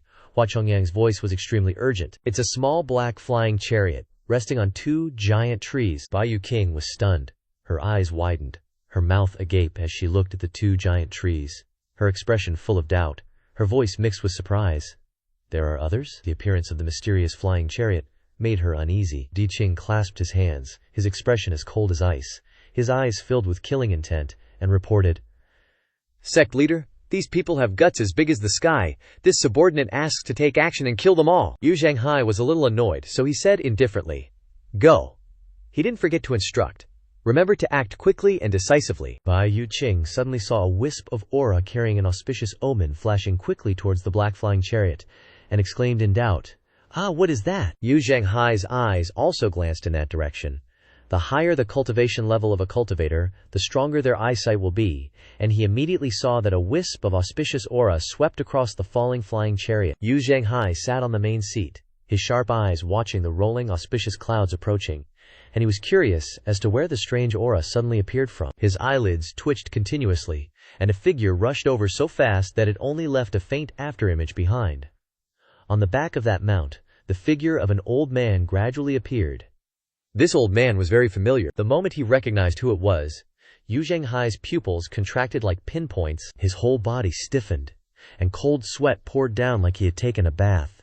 Large drops rolling down his pale face, Yu Zhanghai tried to breathe, but his throat was as if being squeezed, and he could only let out a few choking coughs. Grand! Grand! He was clearly uneasy when he saw Lu Zhou. The dignified sect leader was now trembling so much that he couldn't sit still. His body staggered and fell off the main seat. The 4 Dharma protectors standing around had lower cultivation levels and hadn't recognized Lu Zhou yet. They were horrified to turn around and see the sect leader staggering, and hurriedly ran over to help him. Are you all right? Yu Zhanghai tried to stand up, his face pale. He didn't dare to look up, and only mumbled, Ah, I'm fine. Quick, let's go. His voice was trembling and unusually weak. Bai Yu Qing, who was standing next to him, was shocked in her heart when she saw this scene. She had never seen Yu Zhanghai so scared. Fly back with all your strength, faster! Yu Zhanghai's voice suddenly tightened. Mixed with panic, he almost shouted the order, urging his subordinates to leave this place quickly. The auspicious aura, and the old man riding the mount, clearly had sowed extreme fear in Yu Zhanghai's heart. He was running away from something extremely terrifying. Bai Yu Qing saw that the sect leader's expression was extremely serious, and he was coughing non-stop, and thought to herself. After the battle between the sect leader and Yu Shangrong, he was seriously injured, and the situation is not optimistic of that. Hua Chongyang also jumped into action very quickly, and immediately ordered, Fly back with all your strength. The disciples of the demonic sect shouted, We respectfully obey the sect leader's orders. The flying chariot immediately accelerated and flew towards the horizon, the creaking sound resonating all the way. Previously, at the border of the Cloud Reflection Forest land, the flying chariot of the Devil Slaughter sect could not withstand the force of the collision between Yu Zhanghai and Yu Shangrong, so it was blown away for several miles. The flying chariot was damaged and had to land, lying precariously on the treetop. At this time, Duanhang was so frightened that his face was green, and he hurriedly bowed and pleaded guilty. Senior, please forgive this incompetent junior. He pointed to the large flying chariot that was flying away into the sky. Senior, that is the flying chariot of the Nether sect. Lu Zhou looked back. The time left on the frozen time card was 15 minutes. At this time, he felt that every second passed like a year. Lu Zhou was looking at the system interface, and when he heard this, he immediately looked up. And at this time the flying chariot was far away on the horizon, and the countdown for freezing time was more than 10 minutes. With only 10 minutes left, and about to miss a wicked disciple, he was a little unwilling. Lu Zhou said to himself, Then I can only place it on another wicked disciple. There is also Yu Shangrong and Si Wuyai. They do not have the 4 Dharma protectors. Where are they hiding? Forget it, there are still 2 wicked disciples, Yu Shangrong and Si Wuyai. Such a fierce battle must have left both of them injured. Si Wuyai must also be affected. Waiting for the freezing time to end is a good opportunity to collect wicked disciples. As for Yu Zhanghai, just leave him be. There will be opportunities eventually. At this moment, somewhere, Yu Shangrong looked into the distance and said softly, After this battle, I will go into hiding and change my name. Junior brother Wuyai, you go. Si Wuyai couldn't understand why Yu Shangrong made such a decision, so he asked, "Have you thought it through?" Yu Shangrong sighed softly. "In this world, if even 7th junior brother cannot understand my thoughts, then who else can I hope for? My mind is made up. You should understand, after this battle." He seemed to have a realization, and his heart was no longer burdened. Si Wuyai continued to ask, "How should we explain it to senior brother?" Yu Shangrong's tone became indifferent. "He has been injured. The victory or defeat has already been decided, and he will not come back to spar with me again." Si Wuyai saw that Yu Shangrong didn't reveal any expression on his face, so he said, "Second senior brother, I support you in going into hiding and changing your name, but it's not to the point of severing all contact with each other. In the future," before he could finish speaking, Yu Shangrong coldly scolded, "Get lost." Yu Shangrong, who was always polite and courteous, suddenly spat out the word, "Get lost," which shocked Si Wuyai greatly. Si Wuyai swallowed back the words he was about to say. He silently reminded himself, "Second senior brother has always been gentle, humble, and polite to everyone. He has never seen second senior brother talk like this. Something's up, something's up. No matter what he says, he cannot change him." As Yu Shangrong said, who in this world understands Yu Shangrong more than him? No one. So he couldn't persuade him any further. Si Wuyai clasped his hands and bowed to Yu Shangrong. "Take care." As soon as he finished speaking, Si Wuyai immediately turned around and left. The surrounding forest fell silent. Yu Shangrong still hadn't left. After confirming there was no one around, Yu Shangrong staggered back a step, spitting out a mouthful of bright red blood. Though he had tried his best to suppress it until now, he couldn't withstand the surging blood in his chest. He leaned against a large tree, panting. He was also injured in this battle. That's why he wanted to get Si Wuyai to leave quickly. He certainly didn't want his junior brother to see this. Yu Shangrong sat cross-legged on the ground, his hands clasped together, circulating his vital energy to stabilize the scattered blood in his body. After a few breaths, his blood gradually stabilized. Just then, rustling sounds echoed through the forest. Suddenly, a figure with long hair and a sword on their shoulder walked out. Yu Shangrong opened his eyes and looked toward the sound.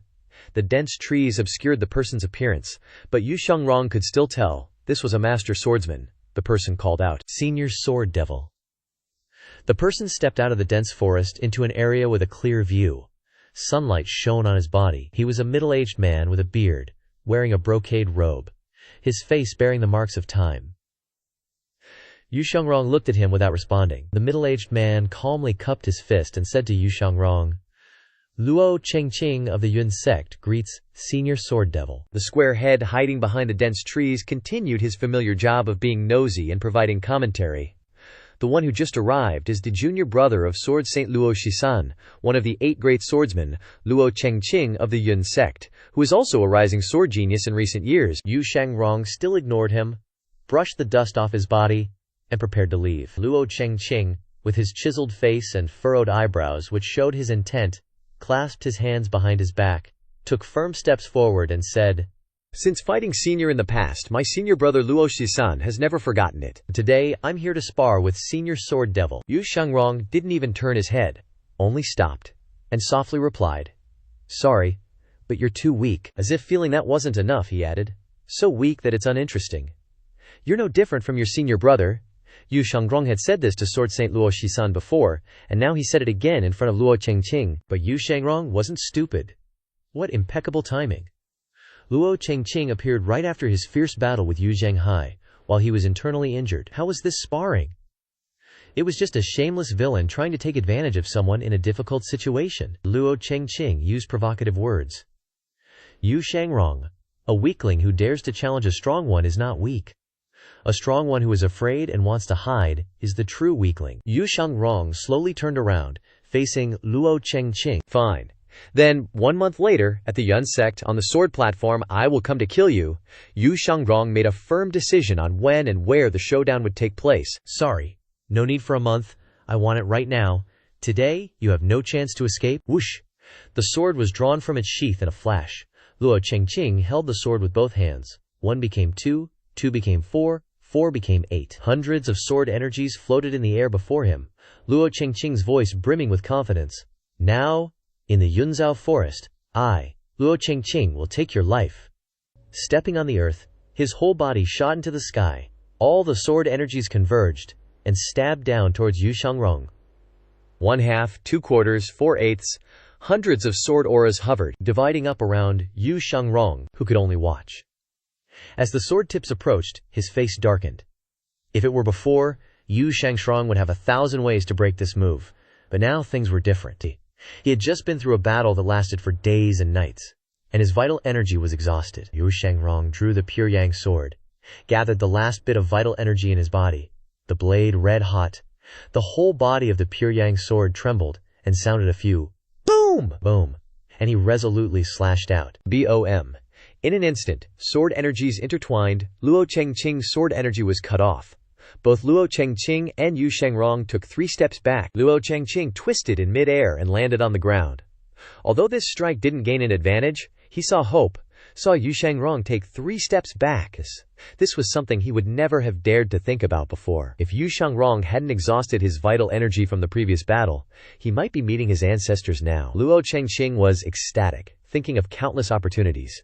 If he could successfully behead Yu Shangrong today, then his name, Luo Chengqing, would resound throughout Great Yan. Everyone would know. Luo Chengqing glared and loudly boasted. Senior Sword Devil, now do you feel who is weaker between you and me? Why aren't you saying anything? Yu Shangrong gripped the pure yang sword tightly, feeling the last bit of remaining vital energy in his body, and said nothing. Luo Chengqing went crazy with battle lust and laughed maniacally. Let me experience your return home to embrace the 3 souls. Ha! Yu Shangrong still had a cold look and didn't respond. A smile appeared on the corner of Yu Shangrong's lips. Luo Chengqing was so happy he lost his mind. The sword in his hand trembled, and he began to gather energy. The joyful feeling of being about to pick up someone's head made him feel very delighted and even more arrogant. Just then, an auspicious aura suddenly appeared in the sky. Bai Zi flew by on the clouds. The square head narrated until he was dizzy. After a dozen minutes, I saw this flying goat circling around here a dozen times, as if it was looking for something, but couldn't find it. In fact, Lu Zhou had controlled Bai Zi to appear in this area early on, but the freezing time was still more than 10 minutes, so appearing early was useless. While waiting for the last 10 minutes, Lu Zhou even flew around to search for Si Wuyai's figure, but unfortunately, he couldn't find him.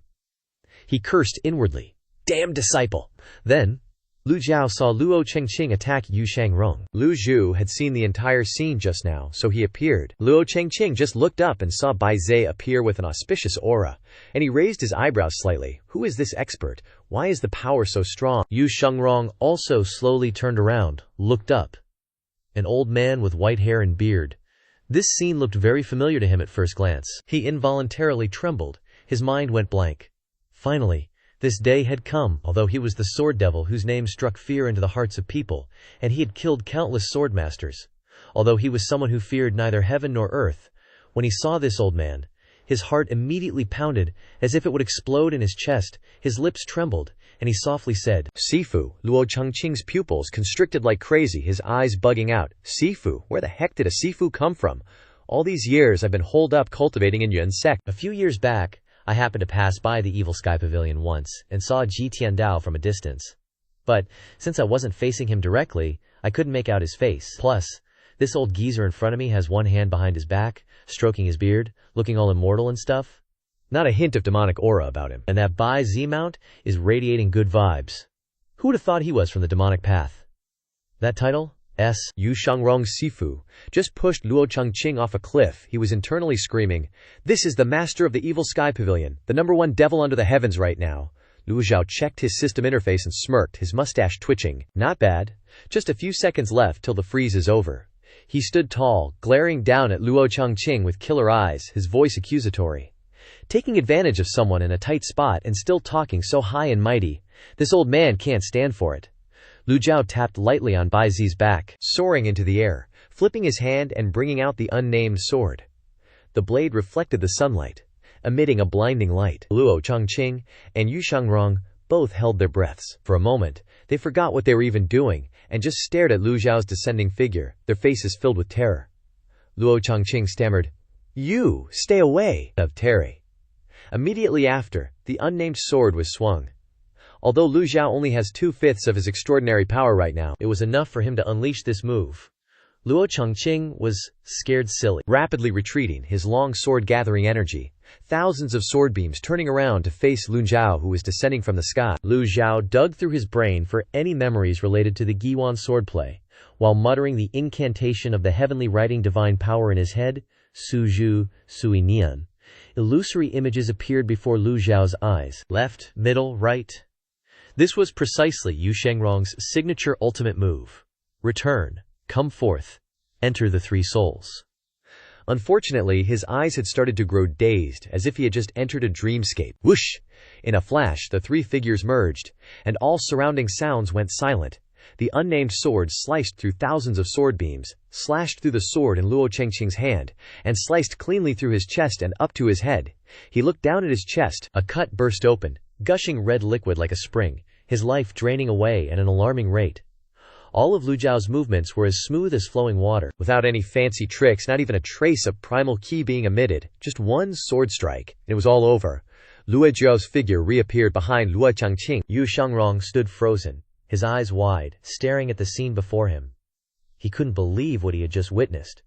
Luo Chengqing was a top expert, and he was defeated in a single move? His face kept shifting from white to pale, cold sweat pouring down him like a shower, and the only thing in his head was, just what realm has Sifu's strength reached? Yu Shangrong frowned, his eyes filled with fear and dread. Though he was still alive, the terror he felt was no different than that of Luo Chengqing, who was about to kick the bucket. Luo Chengqing struggled to open his eyes, his gaze falling on Yu Shangrong, who was standing opposite him just a few meters away.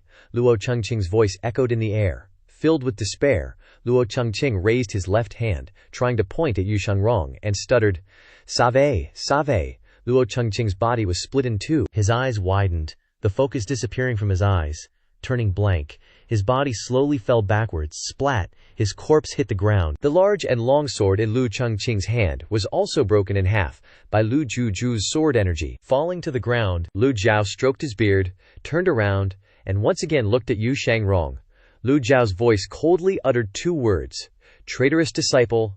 Lu Zhao held the unnamed sword tightly in his hand, ready to give that traitorous disciple a major whooping with his sword. The system immediately notified him. Killed a nascent soul realm target. Gained 1,500 merit points. The extraordinary power of the heavenly writing in Lu Zhao's body had been depleted, but in exchange, the freezing time for the item card had ended. All the item cards in the system panel emitted a flickering light, which meant he could use them at will, and the unfilial disciple in front of him was about to meet his match. Yu Shangrong couldn't believe his eyes. He stood there stiffly and asked softly, "You, Sifu?" He couldn't understand how Sifu had appeared in the Yunzhao forest.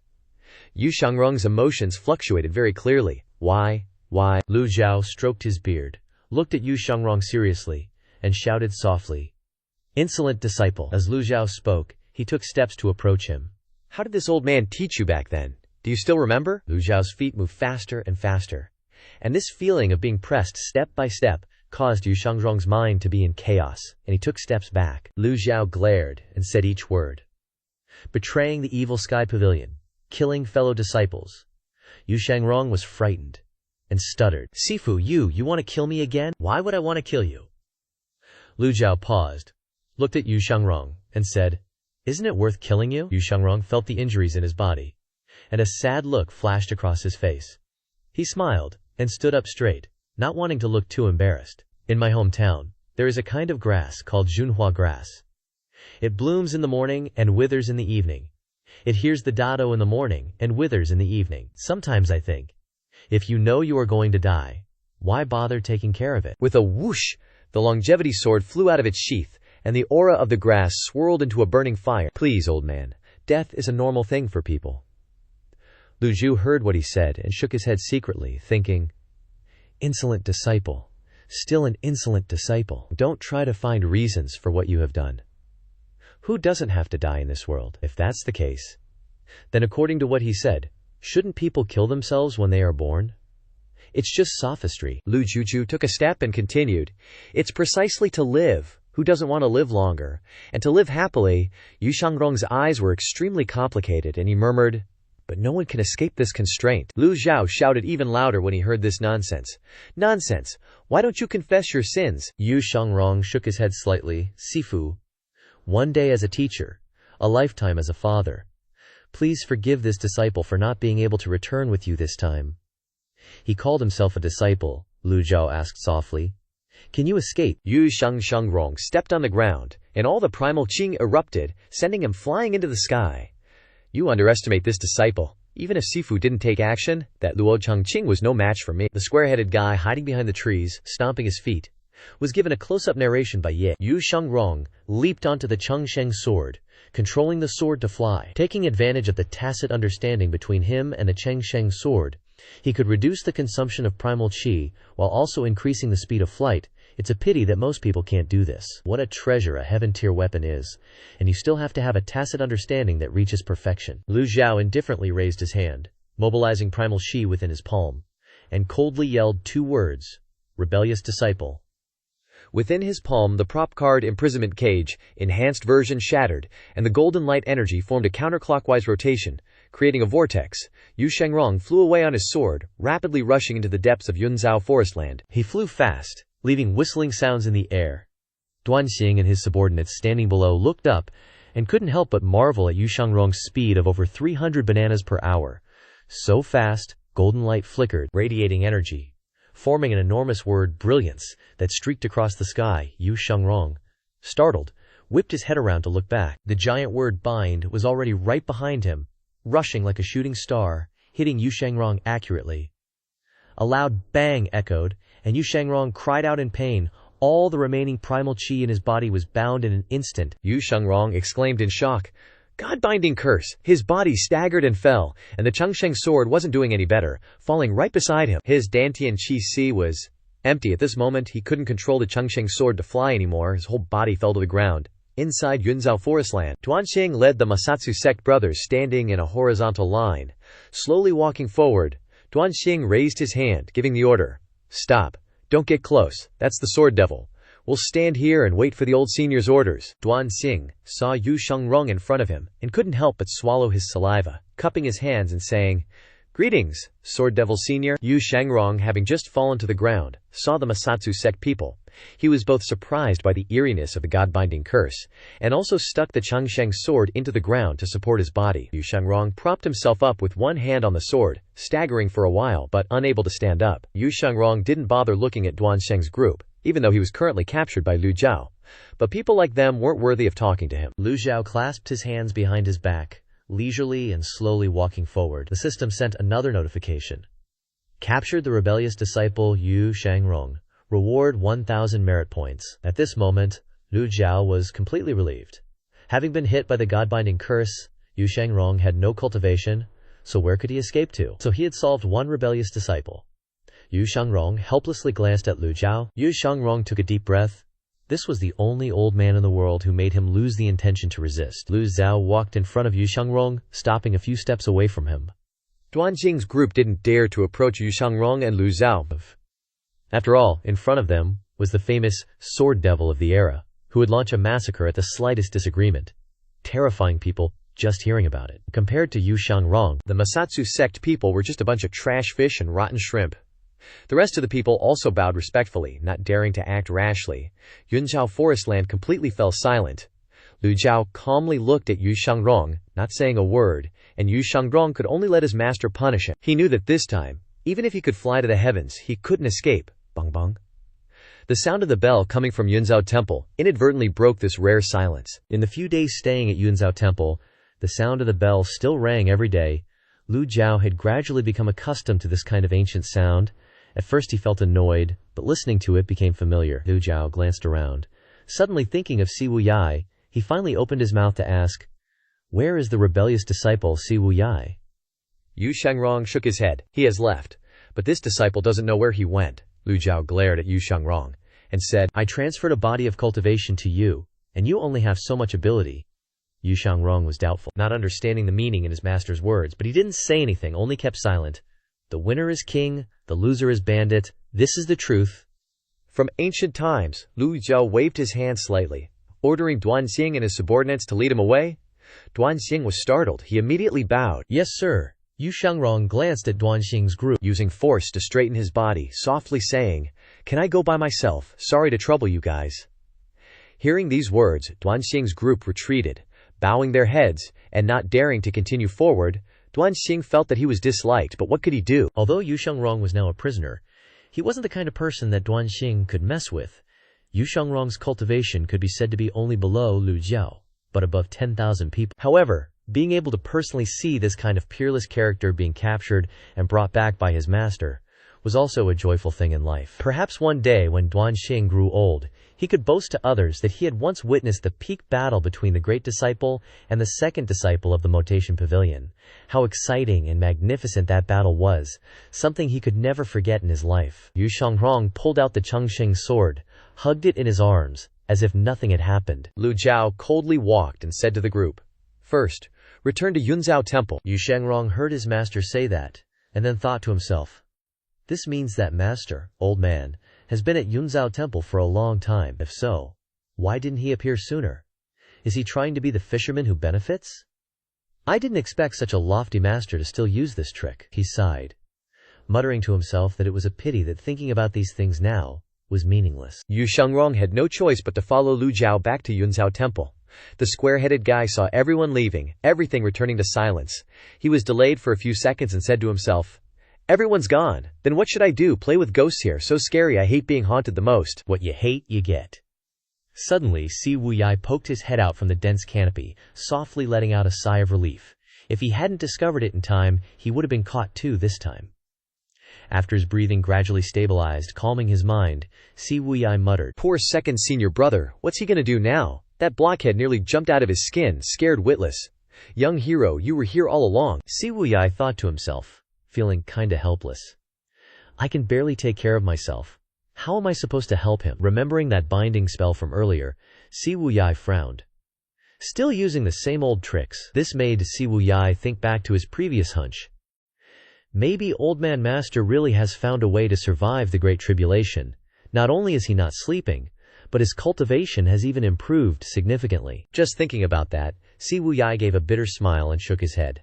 Second senior brother? Seriously, even about to die you still so stubborn, clearly already injured. Why you gotta keep showing off? Now look at you. If second senior brother hadn't been so worried about losing face, he could have avoided a disaster. Maybe this is fate. At this moment, inside the cloud reflection shrine, Lu Zhou clasped his hands behind his back, walking to the round window, looking at the shattered Hundred Leaves Lake. Feeling utterly melancholic, Yu Shangrong stood behind Lu Zhou, his face devoid of any emotion, and he was silent for a while. Lu Zhou finally said, "Yu Shangrong, sit." Clang! The longevity sword had fallen to the ground. Yu Shangrong wasn't worrying about saving face right now. He immediately bent down to pick up the sword, his expression terrified, looking like some clown with a dumb look on his face. Normally, the longevity sword would never fall to the ground. The rapport between Yu Shangrong and the longevity sword had reached perfection. The sword would automatically absorb his vital energy. Lu Zhou stroked his beard, glancing at the longevity sword in Yu Shangrong's arms. As if just remembering something, he spoke up. "You've been a disciple for 275 years. Do you still remember the first rule I told you when you first joined?" Yu Shangrong picked up the longevity sword and quietly looked outside. He could also see the devastated Hundred Leaves Lake through the window. He was stunned for a moment, then replied, "No internal strife among disciples," Lu Zhou said in an annoyed and irritated tone. "You knew that, and still dared to violate it." Yu Shangrong lowered his head, not daring to look up, and replied, "I and the eldest senior brother were only discussing cultivation methods," Lu Zhou growled. "Discussing?" Lu Zhou immediately walked in front of Yu Shangrong, his eyes as cold as ice, still staring straight at him and questioning. "I can give you cultivation, give you weapons, and I can also take them back. Do you believe me?"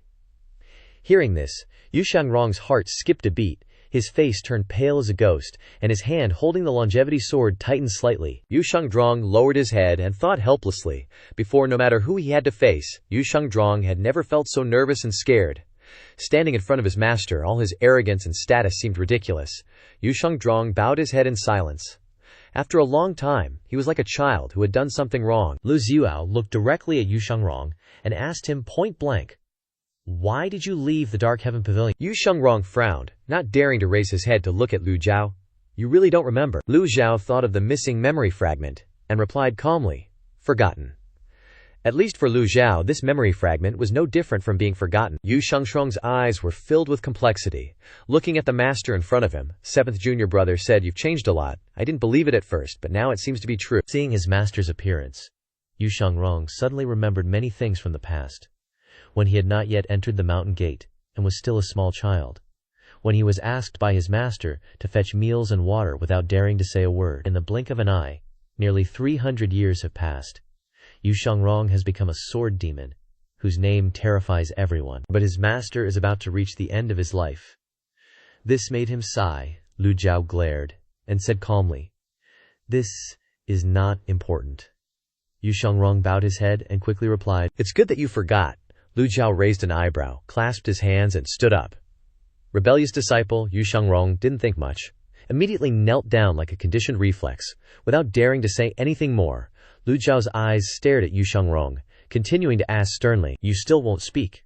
Yu Shangrong lowered his head, looking at the ground. "This disciple just wants what's best for you. It's better that you forget about this matter." Lu Zhao waved his hand, and a burst of energy struck. Smack! Not too hard and not too light. Yu Shangrong didn't dodge, and he took a slap to the face. He raised his head blankly, the slap burning hot on his face. The system then notified, "Ding! Punishing rebellious disciple Yu Shangrong, rewarding 300 merit points." Lu Zhao turned his head to look into the distance, and said softly, "I still have plenty of time." Guards, Duan Hang, who was always prepared and waiting outside, immediately replied, "Yes." Junior Duan Hang immediately ran like he was going to shit his pants, opened the door, and stepped inside. He kowtowed once, wanting to shake his brain and break his head. "Please give your orders, senior.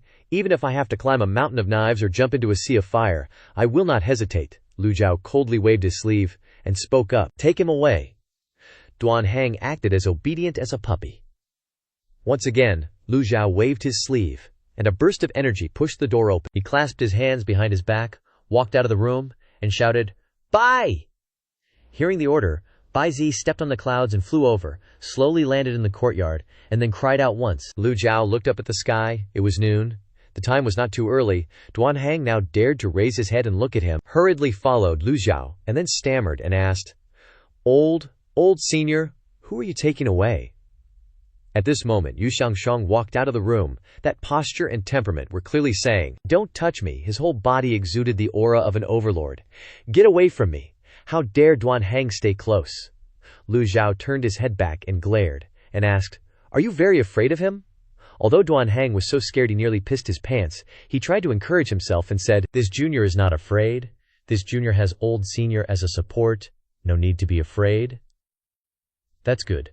Lu Zhao flew onto Bai Zi and left. Duan Hang went to Yu Shangrong's side. His eyes were scanning very carefully, and his pupils contracted extremely strongly. Because he was scared out of his mind, Yu Shangrong only glanced at Duan Hang and then indifferently looked away. Duan Hang was almost about to cry. "How can I not be afraid? I can't do this."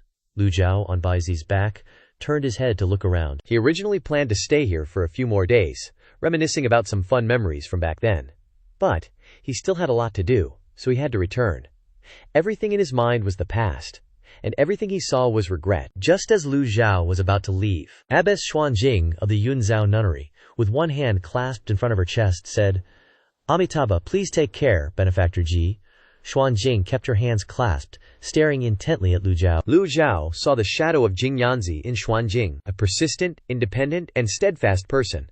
Especially since this was such a scenic place, wouldn't it be even more of a shame to see it fall into ruin? Besides, this place was far from the mortal world, a natural sanctuary for relaxation and rejuvenation. If he had nothing else to do in the future, he'd still want to drop by for a rest. Thinking this, Lu Zhao said loudly, "Beneath the portrait in the room is a Buddhist technique left behind by this old man years ago. You must cultivate diligently and not let this place become desolate. Yunzhou nunnery is a very good place. I don't want it to fall into ruin. Everything depends on you." Lu Zhao waved his hand. "Handle it yourself." With that, he controlled Bai Zi to ride the clouds and fly away. They both left at breakneck speed. Xuanjing, hearing this, her originally dim eyes suddenly lit up. She immediately knelt down and said to Lu Zhao, "Thank you, Benefactor Ji. This poor nun thanks Benefactor Ji on behalf of my teacher. This poor nun will definitely do her best and live up to Benefactor Ji's expectations." Seeing Lu Zhao return, the group from the Mosha sect bowed respectfully. "Sect leader, we, your subordinates at the Mosha sect, welcome you back." Just then, Duan Hang boldly mobilized his kyo and carried Yu Shangrong, flying after him. "Sword Devil Senior, rest assured, my follow-up skills are also considered top-notch. And so, a scene of pursuit that was too fast and too dangerous unfolded at breakneck speed in the sky. But how could Duan Heng keep up with Bai Zhe, a mythical mount? At the Matian Pavilion, Zhu Jifeng and Pan Zhong were arguing and debating. Shall we spar a bit and then stop? Alright, that's what I was thinking, knowing when to stop. But I haven't seen any stopping, just the two of them punching each other until their heads are bruised and battered. Zhu Jifeng and Pan Zhong looked up and saw Bai Zi stepping through the clouds. They immediately recognized Lu Zhou, Pavilion Master, is back. The two immediately stopped what they were doing, turned their eyes to Duan Heng carrying Yu Shangrong, flying behind Bai Zi, revealing a look of confusion. Who are those two? Pan Zhong and Zhu Jifeng came from the Jingming Dao and Tianjian Sect, respectively, and were just young whippersnappers. At most, they'd heard tales about Yu Shangrong, but they'd never actually seen him. Not to mention Pan Zhong or Zhu Jifeng. Even some big shots hadn't met Yu Shangrong before. So at this moment, the two were very curious. Pan Zhong said, "Looks like new arrivals?" "Yeah, probably. Even with two eyes, you might not recognize him." "Let alone now that they each have a patch over one eye. How are we supposed to know?" A moment later, Bai Zi slowly descended. As soon as Lu Zhou landed, he saw someone welcoming him. "Greetings, Pavilion Master! Greetings, Pavilion Master!" Lu Zhou jumped off Bai Zi's back and waved his sleeves, saying, "Take him to the reflection grotto." Pan Zhong and Zhu Jifeng looked at each other in confusion. "Not a new arrival?" The two immediately replied, "Yes, sir." The two, having stumbled once, were now wiser. From now on, no matter who came, they would treat them with respect and humility. They naturally understood that the kind of person acknowledged and brought back by the Pavilion Master couldn't be ordinary. Pan Zhong suddenly felt that Lu Zhao's attitude this time seemed very familiar, like those days when the Fate Snatcher, Zhu Honggong, was brought back and treated the same way. Pan Zhong's heart skipped a beat. Could this gentle and polite man before us also be a disciple of the Pavilion Master? The curiosity in Pan Zhong and Zhu Jifeng's hearts kept growing. If so, is this senior brother number 1 or number 2? No matter which one he is, he's someone we can't mess with. Pan Zhong quickly nudged Zhu Jifeng with his elbow. "I'm not afraid of opponents as strong as gods, only teammates as dumb as pigs." The respectful attitude, correct posture, tone, and demeanor were all extremely standard. The two thought to themselves, "This time, there shouldn't be any problems, right?" Pan Zhong and Zhu Jifeng went to Yu Shangrong and Duan Heng. "This way, please." Lu Zhou turned around in confusion and asked casually, "What are you two doing?" Pan Zhong and Zhu Jifeng were startled. Duan Heng jumped, let out a cry, and hurriedly waved his hand. "I'm a guest, not me." Saying that, he pointed at Yu Shangrong. Yu Shangrong found the two's nervousness a bit amusing, so he smiled faintly and said, "I can go myself, no need to trouble you two." Yu Shangrong humbly and politely walked towards the back mountain. Returning to the Matian Pavilion this time, Yu Shangrong couldn't help but glance at the scenery here. Learning from the previous experience with Zhu Honggong, Zhu Jifeng hurriedly followed. "Let me take you to the reflection grotto for repentance in the back mountain. It has a simple barrier that can only be entered but not exited." Yu Shangrong no longer had any cultivation, so once he stepped inside, he wouldn't be able to get out. Lu Zhou asked Pan Zhong, "Where is Lao Si?" Pan Zhong hurriedly replied, "Reporting to the Pavilion Master, Senior Brother 4 and Senior Brother 9 have not yet returned, but Senior Brother 4 has sent a flying letter, saying that he should be back tomorrow." Lu Zhou stroked his beard, nodded, and returned to the Maotian Pavilion. Duan Heng seemed embarrassed. Not knowing what to do, Pan Zhong suddenly winked at him. "May I ask, how do you address yourself?" Duan Heng gave a thumbs up and smiled. "Mo Shan Sect, Duan Heng." Pan Zhong showed his bruised face and continued to ask, "Who was that humble and polite brother just now?" Duan Heng continued to give a thumbs up and replied calmly, "That's Senior Brother 2, Yu Shangrong." Upon hearing this, Pan Zhong's face turned pale. He took a deep breath. That was close, that was close. Damn it, I'm really talented. Zhu Jifeng bowed and followed Yu Shangrong to the front of the reflection grotto. Please, please." Along the way, Yu Shangrong couldn't help but shake his head and turn to Zhu Jifeng. "I don't mean to be sarcastic, but the old man's eyes, my Shifu's, have really gotten much worse lately." Yu Shangrong's meaning was very clear. He didn't even know what his own identity was, and was already fawning so obviously. For this kind of person to be allowed into the Mabiatian Pavilion, his Shifu's judgment must have really declined. Zhu Jifeng still bowed as before. "You're right." Looking at his face with a black eye, it was truly hilarious. Immediately afterward, Zhu Jifeng shouted into the reflection grotto, "8th Senior Brother, Zhu Honggong's voice echoed from inside the reflection grotto. Spit it out if you have something to say. Release the Zhu family now. You're still struggling to cultivate. Don't bother me unless it's important, Zhu Jifeng said politely. The sect leader ordered me to bring the newcomer into the cave. I hope 8th Mister can understand. As soon as he finished speaking, Zhu Honggong, who was sleeping face down, grumbled, "Get lost. Tell him to sleep outside. Also, he has to fetch water to wash my feet from now on." Hearing Zhu Honggong's extremely domineering words, Zhu Jifeng was speechless with helplessness. In his heart, Zhu Jifeng began to worry. Although he didn't know who this humble and polite newcomer was, he was definitely someone he couldn't afford to provoke. But he also didn't dare to disobey the gentleman in the cave. Standing frozen, Zhu Jifeng kept thinking, what to do? There's really no way to help this newcomer. With Hishan. He is 8th Mister of the Nether Sect, who once caused quite a stir. Zhu Jifeng was about to say something, but Yu Shangzhuang waved his hand. Indicating that he didn't mind, Zhu Jifeng lowered his head, extended his hand, and said respectfully, "Please come in." Yu Shangzhuang glanced at him and nodded slightly. "You've worked hard." Zhu Jifeng waved his hands repeatedly and replied, It's nothing. This is what I should do." Seeing how kind the person was, Zhu Jifeng was very touched. He had been in the Nether Sect for so long but had never heard anyone say, "You've worked hard," to him. So Zhu Jifeng reminded the brother, "Yu Shangdrong?" "Huh?" Yu Shangdrong responded.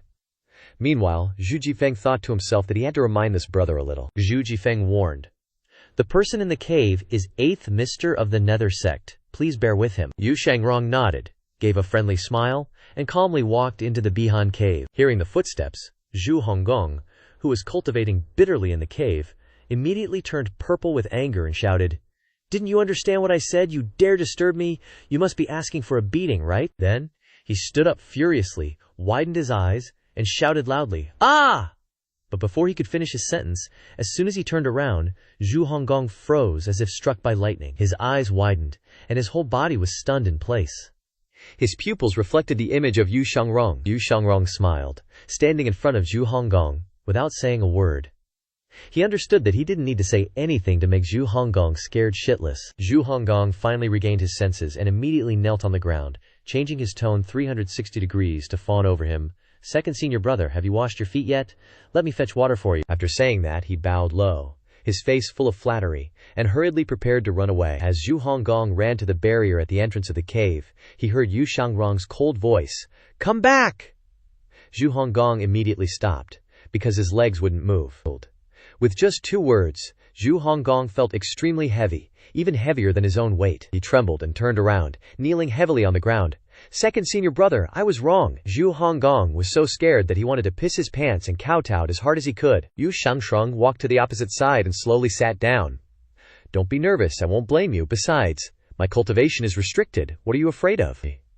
In Yu Shangsheng's heart, he didn't really care about these small details. He was just annoyed that his master had forced him back to the Nether Sect. Moreover, he was the second senior brother. How could he bicker with old 8th? But Zhu Honggong didn't think so. Looking at his senior brother's serious expression, he couldn't calm down at all. His courage was inversely proportional to his weight. He slapped himself in the face. "Slap, slap, senior brother, I was really wrong, please don't mind it." Each slap resounded. He didn't hold back at all, slapping his chubby face repeatedly. Seeing that it wasn't enough, Zhu Honggong slapped himself a few more times. He tried to make Yu Shangrong happy. Zhu Jifeng, who was standing outside, suddenly heard strange noises, so he approached to observe the door. As soon as he looked at the scene in front of him, he was stunned. The situation was completely reversed from when he first arrived, and Zhu Honggong had become the underdog again. Adding the conversation between the two, if he still didn't understand, then he was an idiot. His eyes rolled back, and his expression became stupid. Zhu Jifeng was so frightened that his whole body staggered. Then, he desperately got up and ran back to the Nether Sect, but his legs couldn't lift up. Zhu Jifeng could only crawl in fear. Yu Shangrong frowned, then shook his head and said to Zhu Honggong, "Enough," Zhu Honggong happily said. "Thank you, second senior brother, for your generosity." After saying that, he grinned. "Let me hit myself one more time to remember it for life." Slap. A slap that almost rattled his brain. Yu Shangrong said slowly, "8th junior brother, it's been a long time since we've met." After slapping himself, Zhu Honggong stood up, respectfully standing next to Yu Shangrong, as if he were a servant. "Second senior brother, you're always a divine dragon, appearing and disappearing without a trace. How could I have the opportunity to meet you?" Yu Shangrong smiled and pointed to the opposite side. "Sit down. How could Zhu Honggong dare? How could he dare to sit on the same level as Yu Shangrong? Especially since he had just made a big mistake, Zhu Honggong had to hover awkwardly. I feel more comfortable standing, Yu Shangrong asked. Have you always been in here? Zhu Honggong quickly replied. Of course, I have to accept master's punishment. Yu Shangrong looked Zhu Honggong up and down, then said in surprise, You're actually about to break through to the divine tribunal realm? Yu Shangrong couldn't hide the surprise in his eyes. He knew that Zhu Honggong's cultivation technique only had 7 levels, missing the key incantations of the last 2 levels. Under such circumstances, how could Zhu Honggong enter the nascent soul realm? Zhu Honggong scratched his head and explained, Master has passed on the incantations of the last 2 levels to me. The old man even said that as long as I successfully break through, I will be able to return to the southern pavilion. Hearing this, Yu Shangrong was incredulous, and asked in a daze, Master passed on the complete cultivation technique to you. Zhu Honggong nodded repeatedly. That's right.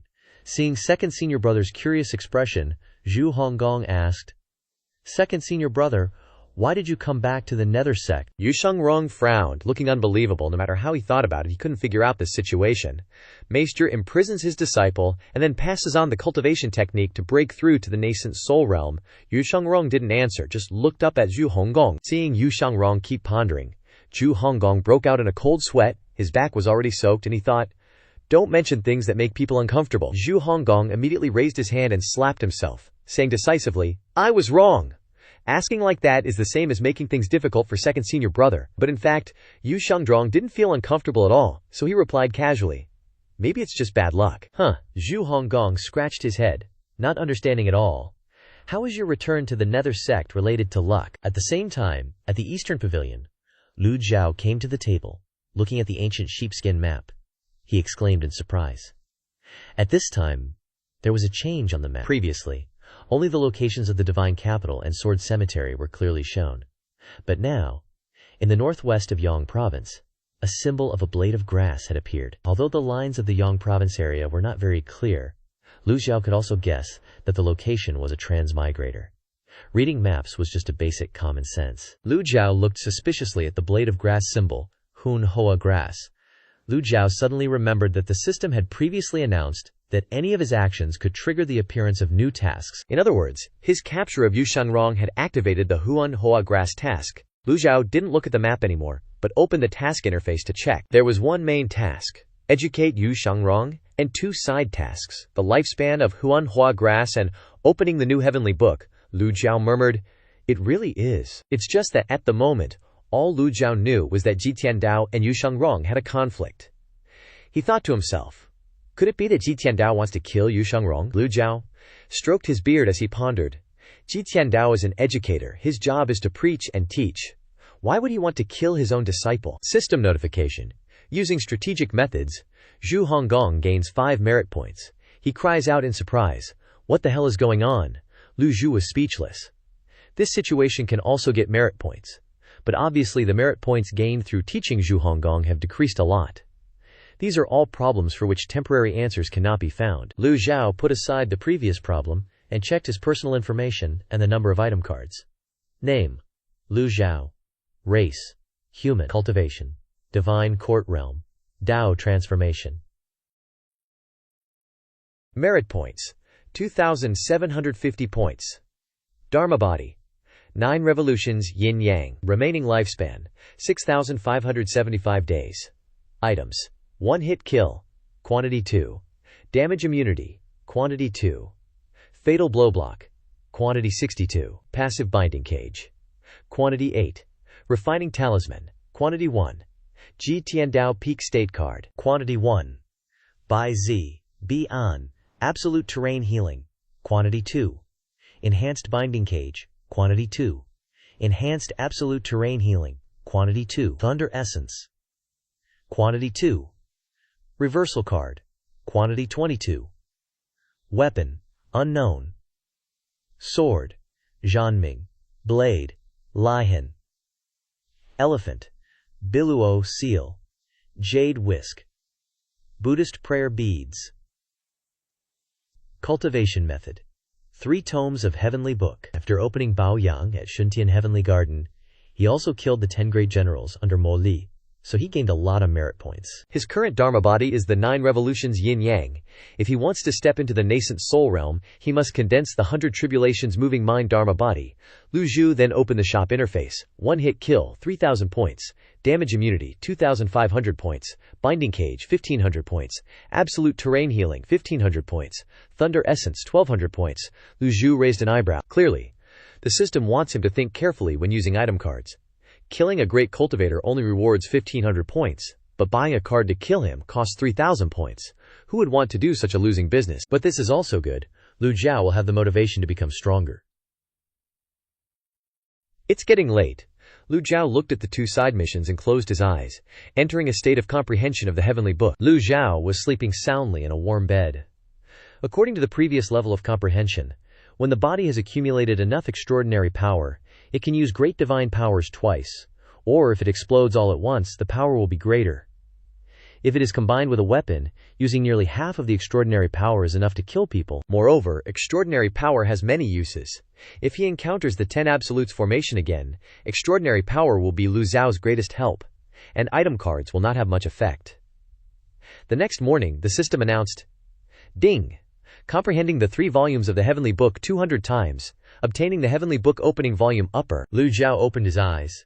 Completely unaware that the whole night had passed, Lu Zhou nodded in satisfaction. According to this rule, every time you comprehend the Heavenly Book 100 times, you will be rewarded with a copy of the Heavenly Book opening volume. But this time the system is quite stingy, only rewarding 1 item. In terms of calculation, it takes a long time to comprehend 100,000 times, and you can't just flip to the end and count it as 1 time. Rumble. A noisy sound suddenly came from outside. Before Lu Zhou could even open his mouth to ask, someone came to report. "Pavilion Master, it seems that 8th senior brother has broken through." Lu Zhou replied, "I know." Lu Zhou slowly stood up, put his hands behind his back, and walked out of the East Pavilion. Yet in my heart, I was a little unhappy. Could it be that they only break through quickly if they are left alone? Zhao Yu has been on the mountain all year round, and after arriving at Motion Pavilion, Lu Zhou has pointed out a lot to her, even got rid of the cold poison in her body. Logically speaking, Zhao Yu has a famous teacher to guide her, so she should break through faster than old 8s, right? At the same time, in the beachy cave, old 8 Zhu Honggong excitedly looked at the 100 tribulations moving Ming Dharma body that he had worked so hard to condense. Although it has not yet opened a leaf, and the Dharma body is even lower than his body, this is still 100 tribulations moving Ming Dharma body. Zhang Honggong clasped his hands and saluted Yu Shangrong. "Thank you, second senior brother, for your guidance." Yu Shangrong sat quietly on the stone bench, his left hand on the longevity sword on the table, and smiled gently. "Your talent is not bad. Although there were shortcomings in the cultivation method before, it helped you store a large amount of vitality. Bao Chanyi also has a great effect." Zhu Honggong immediately patted his butt. Embarrassed, second senior brother is absolutely right. In my heart, second senior brother is always the strongest person. Yu Shangrong glanced at him and said calmly, "Really?" Zhu Honggong quickly replied. "Every word old 8 says is true. From the bottom of my heart, second senior brother, don't tease me anymore. How can I deceive you with my brain?" Just as Zhu Honggong was constantly flattering him, a voice suddenly rang out from outside the cave. Duan Musheng pays respects to second senior brother. Duan Musheng, holding the overlord's spear, stood outside the beachy cave, clasping his hands in salute. After hearing Pan Zhong's many complaints, the group of Leng Luo, Hua Wudao, Hua Yuexing, and Pan Lishan also curiously approached to observe. Pan Zhong led the crowd excitedly forward with a flag. Everyone followed closely behind to where second senior brother was being held. Duan Xing, as a guest, only dared to watch from a distance. The world-shattering sword genius was in front of him, and it would be a lie to say that he wasn't curious at all. Again, the Mocation Pavilion is very lively. Everyone saw Duan Musheng arrive in front of the cave and salute. Pan Zhong was very surprised. What a coincidence, third senior brother is here too. Yu Shangrong saw Duan Musheng standing with his hands clasped and greeting him, so he replied, "Third junior brother, you are still the same as before." Duan Musheng again clasped his hands and said to Yu Shangrong, "I heard from Pan Zhong that second senior brother was taken aback and imprisoned in the beachy cave by master. How can I not come to pay my respects as a junior brother?" Hearing this, old Pan spoke up and analyzed. There are hidden swords in his words, and on the surface he is respectfully saluting, but everyone can hear the mocking meaning in it. Pan Zhong, who was standing not far away, was stunned when he heard these words. Cold sweat broke out on his forehead, And he thought to himself, what the hell? Do I know that? I had the good intention to inform you, so why did it turn into gunpowder in third senior brother's mouth? Seeing this, Pan Lishan taught Pan Zhong, regretting that he couldn't make steel out of iron. What are you afraid of? Pan Zhong said weakly. How can I not be afraid? Old Pan. That's second senior brother. Old man, Pan Lishan replied calmly. Old man, Pan Zhong asked. Are you not afraid at all? Pan Lishan folded his arms and replied frankly. I'm not afraid, I just respect the strong. He can say it so well even though he's clearly scared. Pan Zhong glared at Pan Lishan and said nothing more. Pan Lishan has traveled north and south, experienced many life-and-death battles, and even passed through the Blackwood Forest. During this time, Pan Zhong had heard Pan Lishan bragging about his past many times. Inside the beachy cave, Yu Shangrong smiled and replied to Duan Musheng. Third junior brother has become a lot stronger than before. Duan Musheng replied honestly. Under master's guidance, I have had some success, Yu Shangrong asked curiously. How many leaves? Just past 3 leaves, congratulations. Duan Musheng smiled, and then taunted. I heard from Pan Zhong that second senior brother's cultivation has been sealed, so I, as a junior brother, would like to spar with second senior brother. A female cultivator immediately realized that there was going to be a earth-shattering battle, and turned to ask Pan Zhong, are you married? Pan Zhong looked confused, not understanding what was going on. Another purple-haired female cultivator said next to him, what about you? Pan Zhong was even more confused. What the hell is going on? Seeing that Pan Zhong didn't reply, the group of female cultivators started chattering. One girl predicted Pan Zhong's fate, saying he definitely wouldn't live for long. Another girl felt sorry for him, exclaiming, poor guy.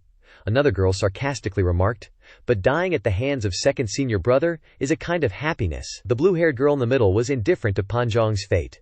Being alone is good, a peaceful departure. Recently, Duan Musheng has been diligently cultivating according to his master's instructions, but standing under the waterfall to train, he didn't use any original chi, and was just lacking a training partner. Those old geezers in their twilight years were no match for him.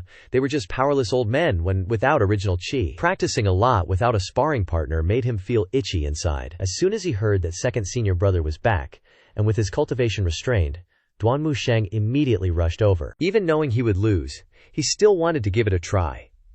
Having seen Duan Musheng use people as experiments, Hua Wudao sighed.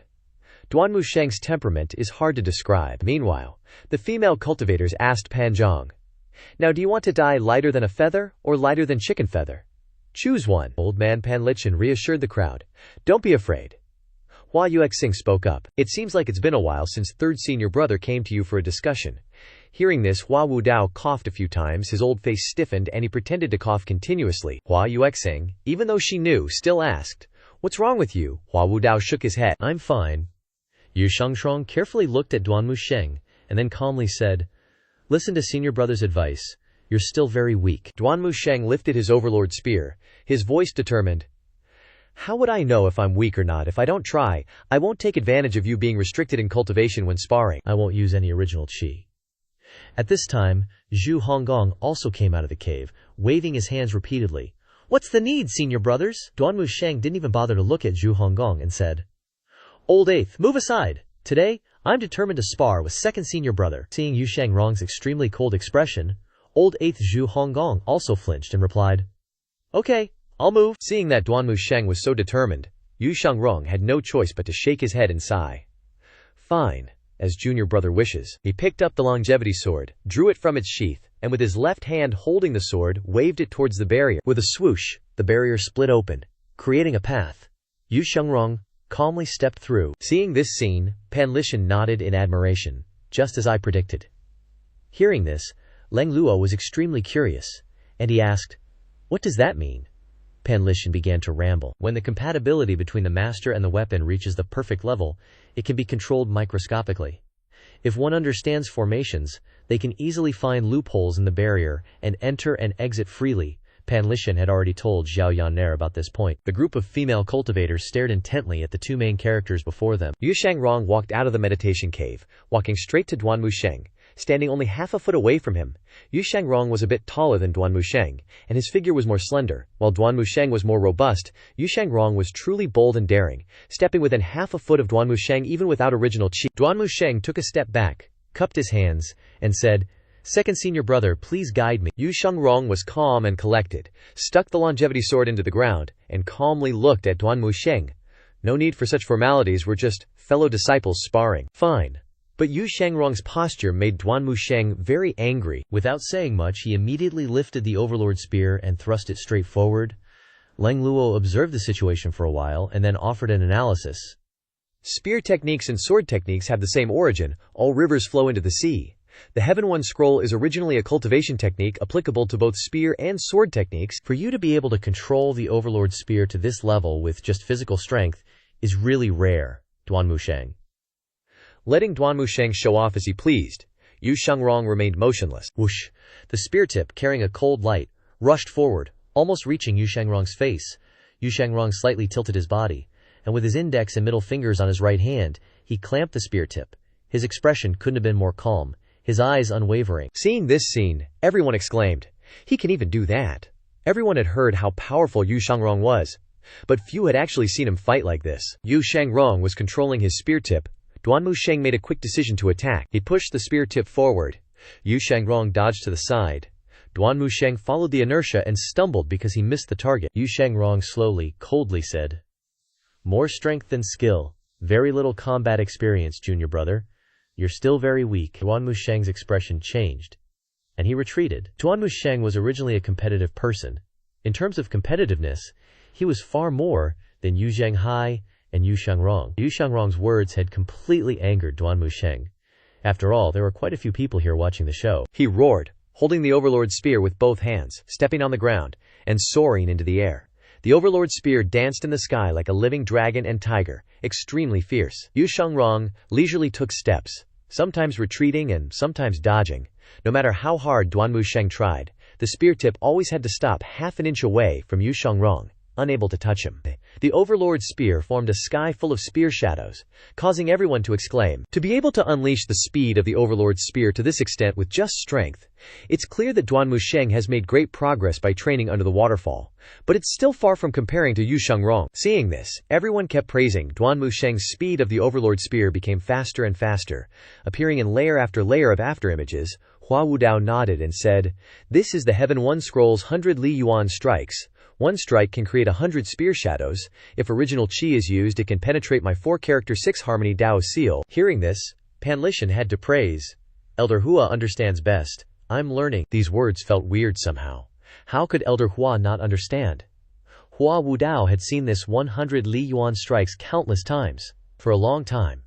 Every time he went to sleep, he dreamed of the Overlord spear stabbing towards him. Hua Wudao continued to say, "The next move, 100 Li Yuan strikes, is the Ripple Wave 1000 weights.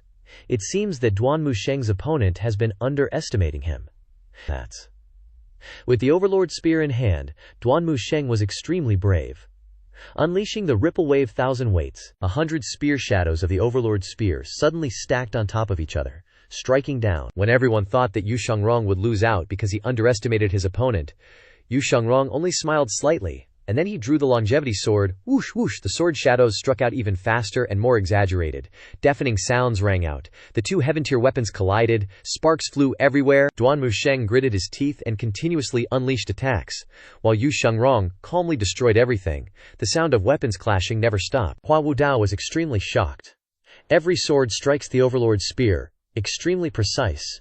Reaching the limit, Duan Musheng went all in this time. He jumped high and slammed down a powerful spear from above. Yu Shengrong still calmly observed. Just as the spear tip was about to reach Yu Shengrong's head, that's when he finally struck back with his sword. A final upward thrust, directly hitting the tip of Duan Musheng's Overlord spear. The ripple thrust of 1000 weights was completely blown away before it could even finish. Duan Musheng flipped backward in mid-air for over 10 meters. When he landed, he still felt the impact, and had to retreat dozens of steps more, his back slamming into the rock wall, causing rubble to fall endlessly.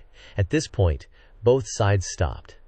Duan Musheng couldn't accept this reality at all, his eyes revealing his unwillingness, but there was nothing he could do when he was too weak. The old geezers watching didn't even dare to blink, and started analyzing in their heads.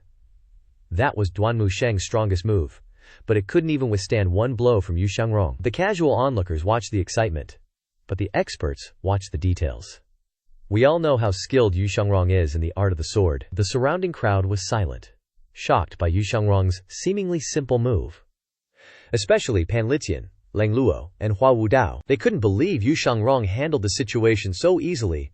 Duan Musheng was unconvinced, gripping his overlord spear tightly, looking at Yu Shangrong's indifferent face, and was about to charge again. But Yu Shangrong spoke up. "Give it up, sheathe your spear, there's no point. No matter how hard you try, it's useless." Duan Musheng didn't understand. Why is it useless? If I admit defeat as soon as I meet a strong opponent, how am I supposed to improve later? Yu Shangrong just smiled. Without explaining, he looked towards the crowd observing, implying, "The Golden Court Mountain is so big, and yet no one knows how to handle things properly. You guys should hurry up and talk some sense into this whippersnapper, he's going overboard." Hua Wudao finally spoke up. "Duan Musheng, don't fight anymore." Duan Musheng frowned, looking displeased, and asked, "Even Elder Hua thinks I can't beat Senior Brother too." Hua Wudao coughed twice, then slowly stroked his beard. At the level of second senior, whether it's swordsmanship or spearmanship, it's all about killing techniques, honed through all kinds of life and death experiences. You haven't been tempered and tested in that way, so no matter how long you practice under the waterfall, you can't defeat second senior. Lang Luo agreed, nodding his head. That's right. The old codger Pan Lishan also chimed in. This old one thinks so too. The others were surprised, their eyes wide with confusion. Normally, they would call the disciples of the Evil Sky Pavilion by their names directly, but now they were calling Yu Shangrong's second senior, clearly showing a huge difference in treatment. Duan Musheng snorted coldly. Not necessarily. He suddenly raised his spear, attacking even more fiercely. With earth-shattering force, Duan Musheng and the Overlord's spear charged forward, and everyone cried out in alarm. Not expecting him to attack suddenly, Yu Shangrong smiled, dodging continuously while saying, "Too slow." The spear shadows rained down, becoming denser and denser, making people dizzy. But to Yu Shangrong, this speed was like a snail's pace. A whizzing sound in the air, the Overlord's spear thrusting like an arrow tearing through the wind. Yu Shangrong didn't retreat, but instead advanced forward. Duan Musheng had no choice but to retreat. Otherwise, such a long Overlord spear wouldn't be able to exert its power. Before he could retreat, Yu Shangrong advanced again, with even greater speed. The spear spun 180 degrees forward, his arm swinging powerfully. Yu Shangrong's words were both praise and criticism. Not bad, but too slow. In an instant, Yu Shangrong was right next to Duan Musheng. Hua Wudao shook his head helplessly, sighing. This is the difference between them, a difference as big as heaven and earth. Just when everyone thought Duan Musheng would definitely lose, Duan Musheng suddenly unleashed his primal qi, radiating it outwards. Yu Shangrong, whose cultivation was originally suppressed, was immediately blown away. Boom! A huge shockwave echoed, and everyone fell silent. Duan Musheng had clearly broken the rules. He used his primal qi. At the beginning, he had loudly declared that he would only spar with his senior brother and not use primal qi. Yu Shangrong used his entire body's technique, retreating gracefully and smoothly, landing gently, looking not flustered at all. Although he looked calm on the surface, the qi and blood within him were surging. The moment Duan Musheng unleashed his primal qi, the system informed Lu Zhou, rewarding Yu Shangrong with 300 merit points. After unleashing his primal qi, Duan Musheng immediately felt drained, completely losing the intention to continue fighting, feeling so ashamed that he wanted to crawl into a hole. Even under the circumstances of using primal qi, Duan Musheng still couldn't defeat Yu Shangrong, only forcing him to retreat. What else could Duan Musheng say? He was so ashamed that he wanted to escape into the earth. A dignified man going back on his word is just a weakling making excuses. The atmosphere became awkward, and everyone didn't know how to handle it. After a moment of silence, Duan Musheng finally walked up to Yu Shangrong, respectfully sighing. "Second senior brother, I was rude." Yu Shangrong didn't mind, replying, "It's a small matter." The surrounding crowd was also helpless. Even Duan Musheng couldn't win, let alone the others.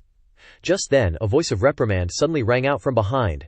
"This is what you call swordsmanship." The crowd immediately parted to make way, bowing and paying their respects. "Chief, old senior." Lu Zhou walked forward, with his hands behind his back, directly in front of the two of them. Duan Musheng's expression changed drastically, and he immediately knelt down.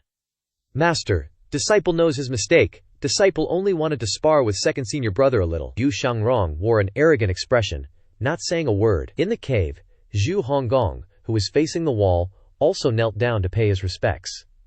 Disciple greets master. Disciple is fortunate to have master's guidance, reaching the nascent soul realm, and has successfully condensed the 100 tribulations 1,000 brightnesses avatar. Lu Zhou glared, asking again, Is this what you call swordsmanship? Yu Shangrong still lowered his head, not saying anything. Lu Zhou glanced at Zhu Honggong, feeling a little surprised. Within 3 months, Zhu Honggong not only eliminated the turbulent energy in his body, but also successfully entered the nascent soul realm. Lu Zhou casually waved his hand, and the barrier outside the cave disappeared, implying that Zhu Honggong could leave the facing-the-wall cave. Zhu Honggong was overjoyed, repeatedly kowtowing. "Thank you, Master. Master is generous and merciful, with awe-inspiring divine might and boundless lifespan." These flattering words were too ear-piercing, making people's skin crawl and their teeth ache. How thick-skinned would one have to be to say these words? Lu Zhou saw Zhu Honggong's loyalty increasing, and nodded in satisfaction. Zhu Honggong left the facing-the-wall cave. Standing with the observing crowd, Lu Zhao's gaze turned to Yu Shangrong. Name: Yu Shangrong. Identity: noble of the kingdom of gentlemen. Cultivation: suppressed nascent soul realm. Lu Zhou had already seen this information the first time he saw Yu Shangrong. Yu Shangrong, being stared at by Lu Zhou, had no choice but to lower his head and speak. "Master," Lu Zhou did something shocking to Yu Shangrong, clasping his hands and saying to Yu Shangrong, "This old man doesn't dare to accept it." Yu Shangrong was taken aback. He had never seen his master bow like this. For so many years his master had always been high above, looking down on all living beings. How could he say these words? Yu Shangrong immediately knelt down, his hands clenched into fists and placed on the ground, slightly bowing his head. "For master to bow to me, no matter how arrogant Yu Shangrong is, I cannot bear it." Lu Zhou stood still, looking at Yu Shangrong kneeling on the ground, stroking his beard, and said, "Sometimes arrogance will harm you." Yu Shangrong looked at the ground and said, "A sword should be aloof like this." Lu Zhou casually added a few philosophical sentences. "Excessive self-confidence will turn into conceit. Conceit blinds your eyes. Do you really think your swordsmanship is invincible under the heavens?" Yu Shangrong didn't dare to raise his head, only lowered his voice. "I wouldn't dare." Lu Zhou raised his voice and continued to say, "You dare." Everyone around was terrified, not even daring to breathe loudly. Everyone was curious about how the #1 devil of the era would teach this rebellious disciple, and how he managed to raise such a swordsmanship genius. Yu Shangrong lowered his voice again. "Disciple wouldn't dare," Lu Zhou ordered. "Stand up." Yu Shangrong was shocked because he couldn't believe what he heard. With his master's previous style of work, he should have been punished immediately, right? As he changed his style? He suddenly remembered what 7th junior brother said, and his heart was full of doubts, so he slowly stood up. Lu Zhou continued to say, "Bring the sword over." Lu Zhou wanted to use the famous sword. The crowd exchanged glances. Among them, only Zhu Jifeng was a sword expert. It would be a waste if he had been in the Evil Sky Pavilion for so long without even a little bit of common sense. Hua Yuexing and Pan Zhong looked blankly towards the grove behind them. At this moment, Zhu Jifeng, who was hiding behind the grove watching the excitement, was startled. "Oh crap, I've been discovered." He immediately drew his sword and obediently presented it to Lu Zhu. "Pavilion master, this is your sword." Lu Zhou took the sword, the blade reflecting light in the sunlight, emitting a dazzling glow. Lu Zhou played with the sword, and coldly said to Yu Shangrong, "You have called this old man master, so this old man will use the identity of master to see how much you have improved." Yu Shangrong raised his head in surprise, not daring to take out the longevity sword. Seeing that he didn't move, Lu Zhou shouted and stabbed towards the old guys. Staring intently at them, they secretly admired him. First, Pan Lichen sighed. The pavilion master doesn't use primal chi, but his sword stance is still agile and graceful like a dragon. Then Leng Luo praised. The material of the sword isn't good enough, so it creates a swaying phenomenon when used, but this feeling of swaying makes the sword stance even more complex. Next was the old man with the flower-poked head, Hua Wudao. Yu Shangrong's expression became serious. He could despise anyone, but he would never dare to underestimate his master, and even feared him to the point of shivering. Seeing the danger, Pan Zhong was horrified and shouted a warning. "Yu Shangrong, retreat, retreat quickly." As the sword move stabbed over, Yu Shangrong immediately recognized that this was a move from the Gyuan sword art, which was also the type of swordsmanship that Yu Shangrong was most familiar with. Quick as lightning, he quickly retreated, drew the longevity sword, and stabbed forward. Using a normal weapon to collide with a heaven-grade weapon would only have one result, with a whoosh. However, the sword in Lu Zhao's hand kept shaking, suddenly dodging the longevity sword at a strange angle, and then flew out of Lu Zhao's hand. Lu Zhao shouted. The sword shot forward. Lu Zhao's sword fluttered around the longevity sword like a soft piece of silk. Yu Shangrong's sword slammed into the wall behind Yu Shangrong with a bang. Before that, the sword brushed past his neck by less than half an inch, splattering red blood. If it were someone else and not Yu Shangrong, they would have fainted on the spot from fear. Yu Shangrong also froze for a long time. Leng Luo praised. One move, just one move. And he defeated his opponent, Hua Wudao, who was standing nearby, nodded in admiration. All in all, the time was no more than a few breaths. Pan Lishan sighed. The difference is unimaginably large, Lu Zhou thought deeply. Defeating him in swordsmanship is to shatter all his arrogance. There is no simpler and more effective way. Seeing Yu Shangrong defeated and convinced like he was now, this was exactly the result that Lu Zhou wanted. Pan Zhang also commented. In terms of experience, the pavilion master completely overwhelms him. In terms of skill, the pavilion master is also much stronger. Second senior brother relied too much on the longevity sword, wanting to cut off that sword. Pan Zhang sighed. Unfortunately, second senior brother was wrong. Zhu Jifeng also started gesticulating. Not only that, in battle, you need to break the common rules. A sword is not just a sword. At the right time, it can also become a saber, become a hidden weapon, so that you can hope to change the situation. The pavilion master throwing the sword away is using it as a hidden weapon. Duan Xing also joined in the fun. The problem is that most cultivators use primal qi to control weapons, so the current situation has never happened before. Yu Shangrong's combat experience is very rich, and he even has a lot of life and death combat experience. But he has never experienced this kind of fighting before, so it's not surprising that he lost today. The crowd shared the same view. It's reasonable to lose. It's very reasonable to lose. Meanwhile, Old Eighth could only say, without knowing what to say. Lu Zhou, who had just won with one move, coldly said, "Is this your swordsmanship?" Yu Shangrong was speechless. He originally felt that his master's sword just now was full of flaws, and he had hundreds and thousands of ways to break it, but he chose the most foolish method. He knew he would fail, but he didn't expect to lose so simply. Master is old, and he used a very ordinary weapon to defeat Yu Shangrong, while he used the longevity sword. This is not just one level higher, but a whole mountain. Seeing the scene in front of him, Zhu Honggong excitedly clasped his hands, widened his eyes, and opened his mouth. Master is unparalleled in divine might, and his swordsmanship is #1 in the world. Disciple is extremely admired. Before he could finish speaking, Zhu Honggong saw everyone around him looking at him with eyes like they were looking at a pig's head. He was angry. "Why are you looking at me with the eyes of an idiot?" Yu Shangrong clasped his hands and said, "Master is right."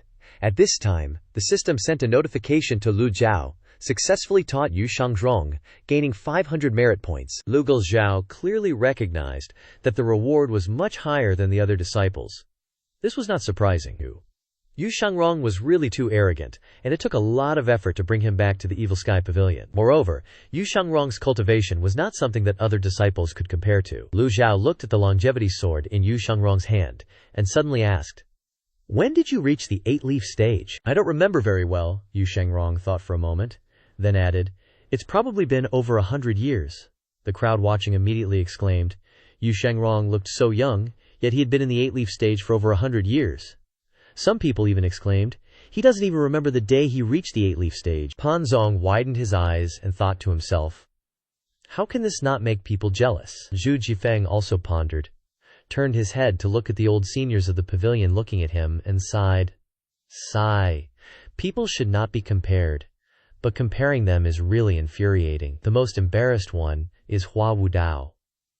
In terms of appearance, he looks even older than Leng Luo and Pan Lishan, but he is only at the 7-leaf stage. Who knows when he will reach the 8-leaf stage? Might not even get a chance before meeting King Yama, Leng Luo secretly assessed. Everyone says the 9 disciples of the Evil Sky Pavilion are incredibly talented, and it seems to be true. At this moment, Hua Wudao couldn't help but think of the mischievous 9th disciple, Zhao Yanhe.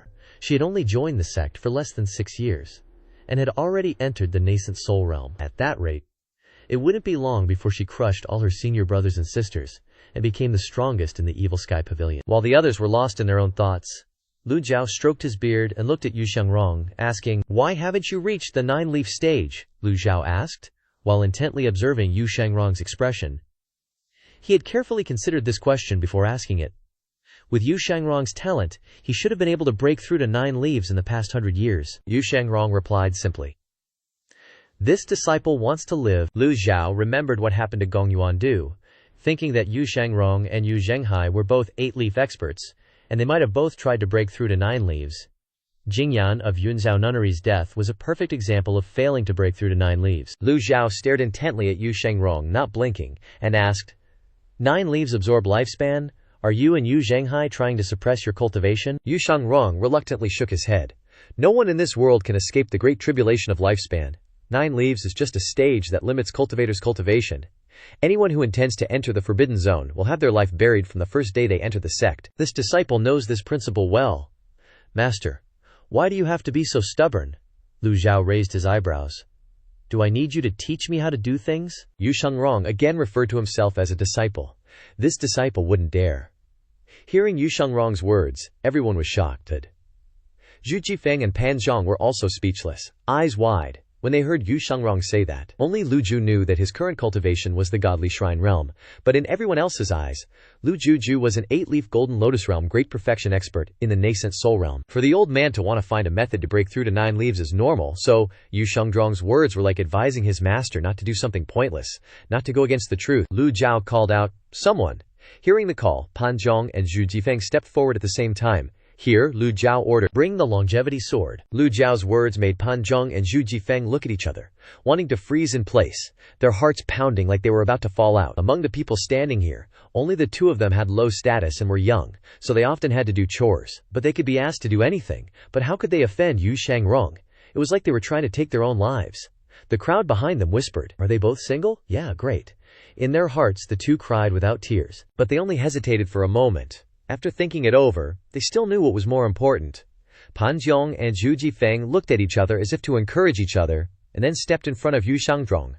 The 2 tried to calmly say, "Second senior, we're sorry, we were impolite." Hua Wudao understood Yu Shangrong's feelings at this moment. For a cultivator who was so obsessed with the sword was like his life. How could he be willing to give it up? Yu Shangrong knelt down again, his hand gripping the longevity sword stuck in the ground, his voice resolute. "Master, the sword is here, and I am here." The female cultivators couldn't help but be surprised, never expecting that someone as proud as second senior would lower himself so much for a sword. But thinking about who he was kneeling to, his benefactor, no matter what had happened in the past, Lu Zhou was still qualified to receive a bow from him. Pan Zhang and Zhu Jifeng didn't dare to force him, stepping forward to put pressure on him, only awkwardly looking at Yu Shangrong to let him talk to Lu Zhou himself. The 2 looked at each other. Not knowing what to do, they could only silently look at Lu Zhou, waiting for his orders. Pan Zhang thought to himself, "The sword is important, but Yu Shangrong doesn't need to react so strongly, right? After all, he's been locked up in the cave by Lu Zhou, so keeping the longevity sword doesn't mean anything anymore." Lu Zhou looked at Yu Shangrong kneeling on the ground, and said softly, "Do you know why I'm taking your sword? You rely too much on the longevity sword, causing your swordplay to stagnate." Yu Shangrong lowered his head to explain. This disciple's swordplay is limited, not because of the weapon, but because of the golden lotus. After saying that, his voice was still resolute. "Master, the sword is here, and I am here." It could be heard that Yu Shangrong's heart was extremely shaken at this moment. Lu Zhou said, "I'll give you a chance. If you defeat me, you can keep the sword. If not, I probably don't need to tell you, you understand?" Pan Zhang and Zhu Jifeng shook their heads secretly when they heard this. How could he win? The difference in strength between the 2 was so great that this condition was no different from rejecting Yu Shangrong. Yu Shangrong looked at the longevity sword, the sword that had been with him for so long, and then resolutely stood up. His mood at this moment was no different from Duan Musheng's earlier. Knowing that he would fail but had to try once, Yu Shangrong picked up the longevity sword, stomped his feet and shot forward. He used the simplest and most fluent moves to attack. Without primal chi, the swordplay was completely based on swordsmanship and skill. Lu Zhou used one hand to palm the sword's body. The sword stabbed over, and received a palm strike. Lu Zhou was calm and unhurried, his hand constantly fending off attacks. Ji Tiandao's 1,000 years of cultivation memories were as if Lu Zhou himself had personally experienced everything. The crowd standing outside constantly commentated, "Thrust, hook, stab, chop, slash." All the moves that could be used, Yu Shangrong used them all. His swordplay was extremely delicate and dazzling, only lacking primal chi. Relying only on physical strength, Yu Shangrong still created gusts of wind that blew up his sleeves. He looked very dashing and ethereal. Every word of the returning origin sword art from the beginner to the ultimate was clearly present in his mind. From the beginning, the sword was like a shadow. To the middle stage, the sword was like the wind. And finally, the sword was like a violent storm. The crowd nodded in agreement. Pavilion Master understands the returning origin sword art too well. Every move and stance of second senior is within the Pavilion Master's expectations. The returning origin sword art was a technique Lu Zhou taught Yu Shangrong. In terms of understanding, Lu Zhou couldn't be worse than Yu Shangrong. Moreover, Lu Zhou had cultivated all kinds of superior techniques from 100 schools, understanding the advantages and disadvantages in each move. Although he was old, it didn't affect his agility. Yu Shangrong was fast, Lu Zhou was also fast. Yu Shangrong was slow, Lu Zhou was also slow. Every sword strike was perfectly resolved by the palm technique. Hua Yuexing chimed in, Lu Zhao's comprehension of the Giwan swordplay isn't any worse than Yu Shangrong's. Even though Lu Zhou didn't counterattack, he completely neutralized Yu Shangrong's attacks. It's clear Lu Zhao's on a whole other level. Hua Wudao added, sigh. He lost the moment second senior brother made his move. His skills weren't as good as the sect leaders to begin with, and his momentum, confidence, and state of mind were all shaken. He lost his edge. Suddenly, boom! This time, Lu Zhou got serious. He put some force into his palm and slammed it right into the Chengsheng sword. Yu Shengsheng's hand was jolted, and the sword flew out of his grasp, clattering to the ground. Fight over! Lu Zhou casually retracted his hand behind his back, nonchalantly gazing at the Chengsheng sword lying on the ground. Yu Shangrong's eyes went blank and filled with sadness. For a cultivator, to lose control of his own sword is just embarrassing. The surroundings went completely quiet. Even though it was just a battle of skills without using any qi, Lu Zhou completely dominated. Even if they went all out with their primal qi, fighting like crazy on a battlefield, Yu Shangrong still wouldn't have a chance. You think you're all that? The sect leader can still bind your cultivation. What other tricks do you have to show off? Yu Shangrong's arrogance was completely crushed. Yu Shangrong. Master, you were holding back in that entry of the Three Souls move. You're still a long way from mastering the great completion of the sword Dao. Lu Zhou stroked his beard and said, so is Yu Zhenghai. Hearing his master's reply, Yu Shangrong was speechless. The winner takes all, the loser gets nothing. He had nothing left to say. You win, so you can say whatever you want. Lu Zhou looked at Yu Shangrong's face. Seeing that he still seemed unconvinced, he stroked his beard and said, return to where you came from. Entry of the Three Souls. The Three Souls are fetal light, refreshing spirit, and hidden essence. Fetal light relies on the strength of the body. Refreshing spirit relies on the will of the soul. And hidden essence relies on the Tao of limitless, that is neither born nor dies. Soul is yin, and vigor is yang. Before Lu Zhou could continue, Yu Shangrong interrupted. Your disciple already knows all of this by heart, Lu Zhou thought to himself. He's arrogant, but he always remembers what he's learned. He's got a right to be arrogant. There aren't many people in this world as skilled with a sword as he is. Lu Zhou then said, if you're still not convinced, this old man will teach you what true sword Dao really is. Lu Zhou subconsciously recalled everything he'd learned before transmigrating. Those memories unintentionally merged with Ji Tiandao's millennia of experiences, giving him a lot of new insights on cultivation. Yu Shangrong is too arrogant. If he doesn't crush his arrogance now, it'll be hard to teach him later. If you want to teach, now's the best time for maximum effect. After a moment of contemplation, Lu Zhou stroked his beard and nonchalantly said, the highest state of the sword Dao is winning with no sword over having a sword. Hearing Lu Zhou's words, everyone was a little mind-blown. Yu Shangrong muttered, winning with no sword over having a sword? What kind of new term is that? Duanmu Sheng, not to mention Yu Shangrong, even the elders standing around couldn't understand it. As for Duanmu Sheng, it was different. Previously, when the barrier shattered, Master had pointed out the heavenly net without end from the air above the Evil Sky Pavilion without using a sword. At that moment, he had some understanding, but he didn't fully understand it. This time, he happened to hear Master mention it again, so compared to the others, Duanmu Sheng listened even more carefully. The three elders were also very eager to hear the sect leader's explanation, while the others didn't dare to breathe loudly, hoping to gain some insight to help improve their own cultivation. Lu Zhou raised a finger and continued. Swords are divided into 3 ranks. The first rank is the commoner's sword, the sword that everyone can use. From small merchants to emperors, princes, and nobles, this is a vulgar and noisy kind of sword. The second rank is the sage's sword, using martial strength as the blade, using talent as the body of the sword, and using the sword Dao to compete for dominance. The third rank is the emperor's sword, using the common people as the blade, using the land as the body of the sword, creating the 5 elements, leading out yin and yang, harmonizing spring, summer, autumn, and winter, unique and unparalleled, the world submits. It's the same for sabers and spears. After he said this, everything went completely silent, with only Lu Zhao's voice echoing, each word falling into everyone's ears. Lu Zhou continued, this is the sword explanation of the Taoist sect, and you using the sword Dao to compete for dominance, are at most second rank. Lu Zhao's words were as clear as day, but Yu Shangrong's eyes were extremely complicated. He couldn't help but wonder in his heart, according to Lu Zhao's words, does eldest senior brother Yu Zhenghai want to win the world and make the world submit, so his Dao is third rank? Lu Zhao carefully looked at the expression on his disciple's face. Seeing the changes on Yu Shangrong's face, Lu Zhao understood what he was thinking and said, Yu Zhenghai wants to get the land and the common people and make the world submit, but he doesn't have the ability yet. He's at most second rank. Yu Shangrong's eyes widened, and he became curious and asked, then who is third rank? Lu Zhao replied calmly. The sword Dao genius of Beidou and Gongyuandu can be considered the emperor's sword. The Yongshao emperor, Liu Ke, is also the emperor's sword. As soon as these words came out, the elders in the old age pavilion all changed their expressions. In their hearts, Pan Lichin felt a little confused. They had all personally witnessed Gong Yuandu's sword Dao, which was indeed amazing and resolute. In terms of sword Dao, he was indeed a top master.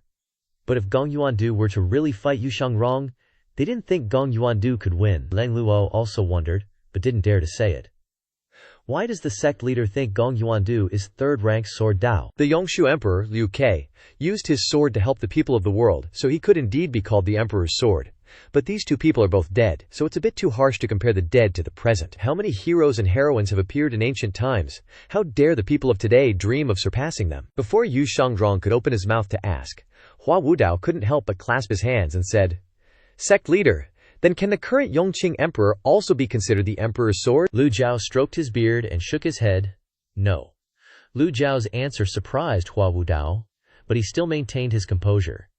He bowed and said, Please explain to me, sect leader. Lu Zhao calmly explained. Yongshi was the founding emperor who established the great Yan dynasty, while Yongqing is just the one who inherited the throne, and is not worthy of being called the emperor's sword. The answer was very concise and short, but it was very meaningful. Hua Wudao clasped his hands and retreated to receive instructions. Lang Luo couldn't help but ask curiously, Gong Yuandu was born in Beidou but is a loose cultivator, and he didn't found a country or contribute to the people. In the 100 years before his death he hid in a coffin. Why is he considered the emperor's sword? This question expressed the inner thoughts of everyone, and everyone looked at Lu Zhao, expecting an answer. Lu Zhao nonchalantly stroked his beard and replied, Gong Yuandu fights against fate. He contends with the world, unafraid of life or death. Lu Zhao coldly swept his eyes over the crowd and continued, Why hasn't anyone successfully entered the 9 transformations yet? If they succeed, they will naturally open up a new world and be praised as the emperor's sword. But on that road, Gong Yuandu wasn't the only one who fell. Over the past 10,000 years, countless great cultivators have had to give up their path of cultivation because they wanted to enter the 9 transformations. Hua Wudao then asked, The number of people vying with the heavens for their fate is countless. Are they all the Son of Heaven's swords? Lu Zhao stroked his beard, nodded, and didn't deny it at all. The crowd was shocked. And then they were all stunned into realization. Yu Shangrong also lowered his head in contemplation. The way of the sword that he had always been so proud of was not even ranked in the top 3 in his master's eyes. However, Yu Shangrong was unable to refute. What the master said was right. After all, his sword was just fighting for dominance, a kind of brute force. Lu Zhao looked at Yu Shangrong smugly and thought to himself, Young man, in the end, you are just a young man. If I can't figure you out after living for 1,000 years, then I'm wasting my time. Lu Zhao raised 2 fingers and said, Taoism or Confucianism, neither is the highest realm. These words once again surprised everyone. Everyone looked up at Lu Zhao in confusion again. It was divided into 3 grades, but in the eyes of the pavilion master, it was not considered the highest. No sword is better than having a sword. As long as you want it in your heart, all things in the world can be regarded as a sword. Things are inanimate, the heart is by man. Lu Zhao stared at Yu Shangrong without blinking, gently raised his right hand. No sword is better than having a sword. Think with your heart. All things in the world can be a sword. A sword key condensed between Lu Zhao's index and middle fingers. Suddenly, the sword key changed from 1 to 2, 2 to 4, and 4 to 8. A gust of wind blew through the big tree in front of the cave of reflection, and the leaves rustled and fell. With a few whooshing sounds, sharp pieces of leaves were stuck into the ground. But the story didn't end there. Everyone suddenly felt that the wind that had just blown down the leaves suddenly became as sharp as a knife, and the wind brushed across their faces painfully. Several loose cultivator women had their clothes torn by the wind. Everyone screamed in fear, covering their bodies everywhere. However, very quickly they realized that this was just an illusion. Fortunately, they were all cultivators who had practiced body tempering realm, so they could resist this weak force. But the pavilion master's example made them understand what no sword is better than having a sword, a practical example that made them admire Lu Zhou. Close to the ground, Leng Luo thought to herself, although I understand this principle, how many people can do it like the pavilion master? Hua Wudao saw this scene and pondered. Not only does it require the power to control the origin energy to enter, but also to take advantage of the gathering of origin energy and wrap the leaves to create airflow. If you don't spend hundreds of years honing it, you can't reach this level. Pan Lishan also became dazed. Yu Shangrong relied on the longevity sword all year round, so how could he spend time practicing these things? So now that Lu Zhou explained it, he realized it. Yu Shangrong was sincerely convinced. The higher the degree of understanding, the stronger the sword way. Lu Zhao's lesson completely crushed Yu Shangrong. In all aspects, master is still master after all. Lu Zhao looked into Yu Shangrong's eyes and asked, "Are you convinced?" Yu Shangrong cupped his hands and bowed his head. Disciple has been taught. At this moment, the system sent a notification to Lu Zhao. Ding. Teaching Yu Shangrong, rewarded with 500 merit points. Ding. Pointing Duanmu Sheng, rewarded with 200 merit points. Just by lecturing for a while, Lu Zhao immediately picked up 700 merit points, which made him very satisfied. There were all kinds of mixed feelings in Yu Shangrong's heart. Recalling when he first entered the sect, the master had never taught him so earnestly. But who else could have this kind of insight other than the master? He had countless things he didn't understand about the master, but from the depths of his heart there was still a bit of respect. Lu Zhao noticed that the system used different words. One was teaching, and the other was pointing out. Yu Shangrong's sword way really didn't need guidance. What he needed was teaching, broadening his horizons. Lu Zhao suddenly remembered the missing memory. When Yu Shangrong met Lu Zhao again, he said, "You want to kill me again?" It seemed that Yu Shangrong didn't want to mention this unhappy past, and it wouldn't be possible to force him. After pondering for a while, Lu Zhou said, "Stay in the cave of reflection and repent." After speaking, Lu Zhao put his hands behind his back and turned to walk towards the Evil Sky Pavilion. Lu Zhao also called out, "Elder Leng, Elder Hua, Elder Pan." Hearing this, Leng Luo, Pan Lishan, and Hua Wudao followed with their hands clasped. As the four old men of the pavilion left, the oppressive atmosphere in front of the cave of reflection finally became relaxed. Everyone breathed a sigh of relief. Yu Shangrong watched the master's back leave, and his palms were wet with sweat. Without him knowing, Zhu Honggong lowered his head. Just as he was about to turn around and leave, he suddenly heard Yu Shangrong's voice. "Old 8. Zhu Honggong stopped immediately. His whole body trembled, and his face was twisted. "Ai, brother, are you calling me?" Yu Shangrong smiled and said softly, "Come here." Zhu Honggong was so scared that his voice stuttered. "Second senior brother, I'm going back to the South Pavilion." Yu Shangrong did not rush into the cave of reflection, but slowly walked up to Zhu Honggong and patted him a few times on the shoulder. "Don't be nervous. I won't do anything to you." The tone was still gentle and humble as before. Yu Shangrong remembered what happened in Yunzhao Forest, when the master stood on Bai Zi's back and cast a move of Gi Kuai Lai Shi Ru San Hun, so he asked, "Tell me honestly, has the master entered the Nine Leaves realm?" Zhu Honggong was immediately stunned, his face dull and stuttering. "Ah, 9 leaves," Yu Shangrong thought. "Then it is not without reason." Yu Shangrong believes that his understanding and artistry of the sword way are unique. Even knowing that he is not the master's opponent, he cannot be too far behind. He was completely crushed just now. It can only be because the master has broken through the 9 leaves. Zhu Honggong waved his hands repeatedly. "No way, second senior brother. How could anyone get to the 9 leaves?" Seeing Yu Shangrong staring at him, Zhu Honggong broke out in another cold sweat. "I really don't know. Don't look at me like that. I really don't know." Yu Shangrong thought. Only those who compete with heaven and earth are called the son of heaven's sword.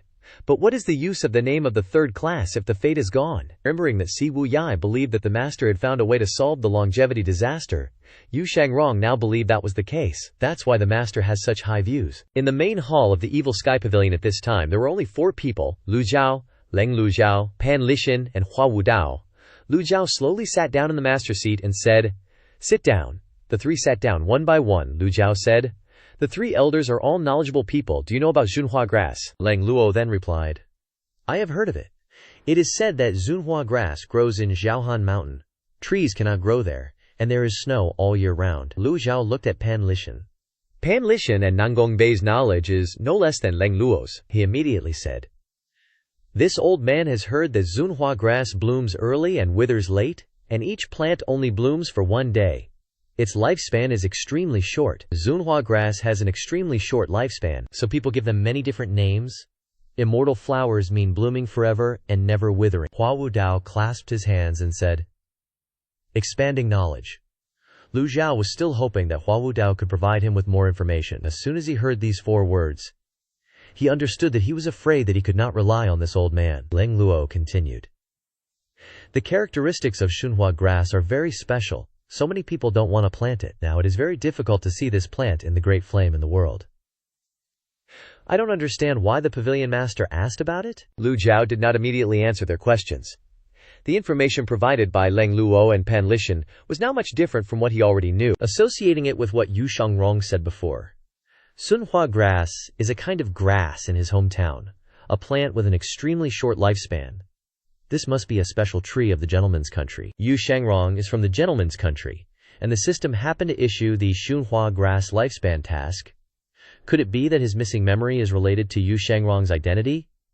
Is that why Yu Shangrong said such emotional words when he was captured? This speculation is extremely logical. Thinking of this, Lu Zhou didn't mince words and asked directly, do the elders know the gentleman's country? The old man Pan Lichin nodded. The pavilion master has reminded this old man. It is recorded in the classics that the people of the gentleman's country love Shunhua grass very much. It's a pity that the gentleman's country has long since disappeared.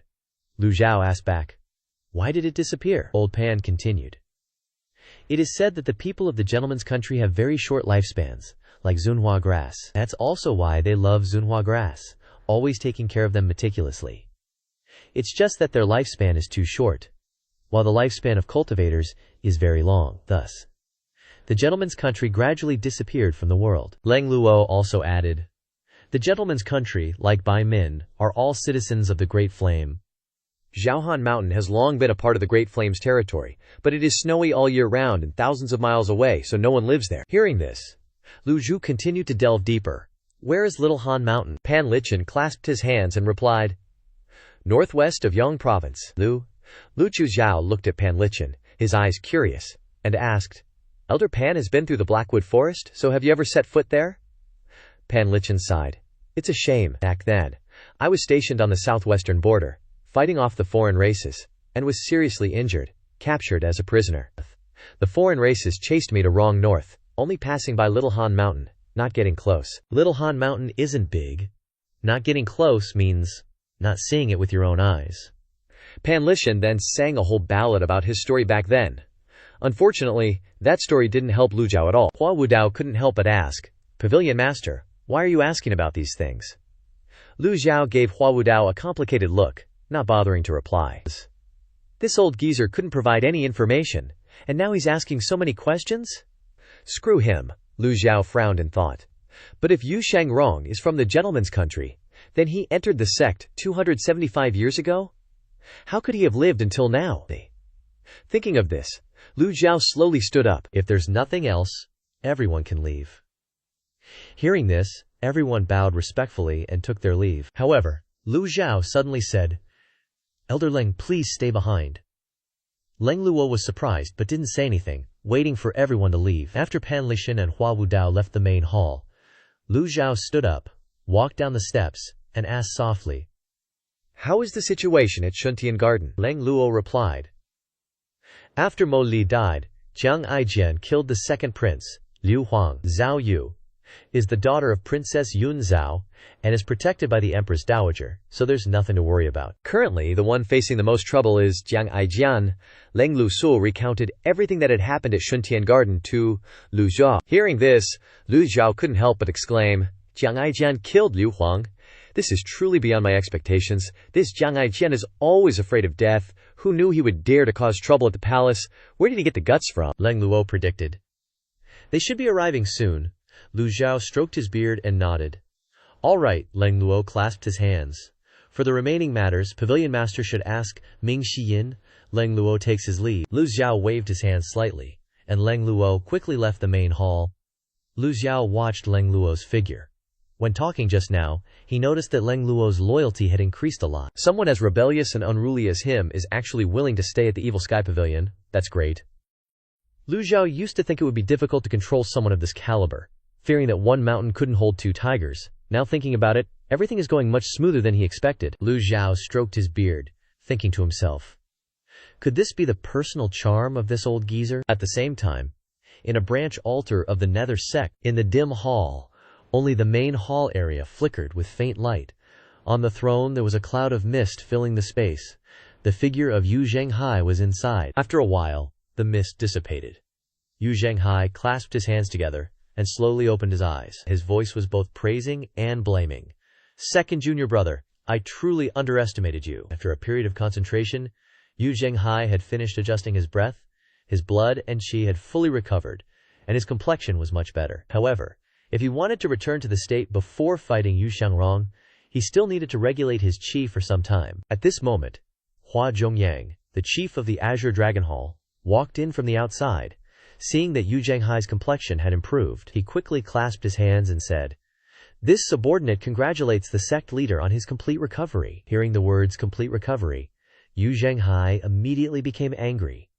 He glared at Hua Zhongyang, ignoring him, and said, what an unobservant fool! I was just discussing with him. I wasn't injured at all, understand? Hua Zhongyang awkwardly lowered his hands. Yu Zhenghai didn't care, and asked, what's the matter? Hua Zhongyang happily reported, yesterday, 7th gentleman came to the branch altar, wanting to request an audience with the sect leader. This subordinate saw that he was about to say that this subordinate saw that you were injured, but suddenly remembered. Hua Zhongyang suddenly stopped talking, silently swallowing the words were injured into his stomach. Yu Zhenghai's eyes lit up, and he became alert. 7th junior brother is here. Quickly invite him in. This subordinate obeys. Before long, Hua Zhongyang brought Si Wuyai into the main hall. Si Wuyai's complexion was not very good, he still had injuries, but his speed was extremely fast, and there were obvious primal qi fluctuations around him. Seeing this, Yu Zhenghai happily said, 7th junior brother, your cultivation has recovered. Si Wuyai nodded. It was just luck. Si Wuyai. Before Si Wuyai could finish his sentence, Yu Zhenghai ran over, patting him on the shoulders and interrupting, very good, very good. Yu Zhenghai smiled and continued, ever since you were struck by the body-binding curse for my sake, I haven't been able to eat or sleep well, thinking of ways to undo the curse for you every day. It seems that the heavens have heard my prayers. Hearing these words from his senior brother, Si Wuyai was helpless, his head full of question marks. He didn't want to say much, so he just said, all right, whatever you say is right. Yu Zhenghai said in a gentle tone, 7th junior brother, that day I was in a hurry and forgot about you. You wouldn't blame me, would you? Yu Zhenghai's tone suddenly became extremely affectionate, opening his mouth and calling himself my brother, causing goosebumps all over Si Wuyai's body. Si Wuyai waved his hand and said, eldest senior brother is too kind. I'm here now because I have something to report to eldest senior brother. Yu Zhenghai asked, what is it? To be able to send a flying letter to me, why did you have to come yourself? Si Wuyai couldn't help but be anxious. Second senior brother has been captured by master. Yu Zhenghai's smiling face suddenly fell. This news was like a punch to his face. The atmosphere suddenly froze, and the entire hall fell silent. Yu Zhenghai froze for a long time. Seeing this, Si Wuyai continued to wave his hand, ? Afterwards, the elders were also startled, and ran over to wave their hands. But Yu Zhenghai had been like a lost soul for a long time. Today is the end of the second day of the Lunar New Year. Wishing all the sisters and brothers good health and flexibility, may the whole year be lucky and everything goes as you wish. What are you waiting for? Remember to give this little sister a red envelope for good luck. Yu Zhenghai was shocked. After fighting Yu Xiangrong for days and nights, he knew the strength of his junior brother, but to say that he was captured, making it hard for him to believe. The Nether Sect leader has tens of thousands of disciples, and after experiencing countless life and death situations in recent years, his heart has long been dead, and his heart has become extremely strong, and neither small nor big things can shake him in the slightest. However, Si Wuyai's news shocked Yu Zhenghai. His fellow disciples, also his formidable opponents, were actually captured by master. After who knows how long he was silent, Yu Zhenghai opened his mouth and said, when did it happen? Si Wuyai replied, in the cloud illumination forest. When eldest senior brother left, master came, and then senior brother was taken away by master. Yu Zhenghai raised his eyebrows, recalling that day, when he was controlling the flying chariot to fly away in the area near Purple Dawn Mountain. He discovered a dilapidated flying chariot, and saw master's figure nearby. But at that time, he was still annoyed by the war with Yu Xiangrong, so he didn't think much about it.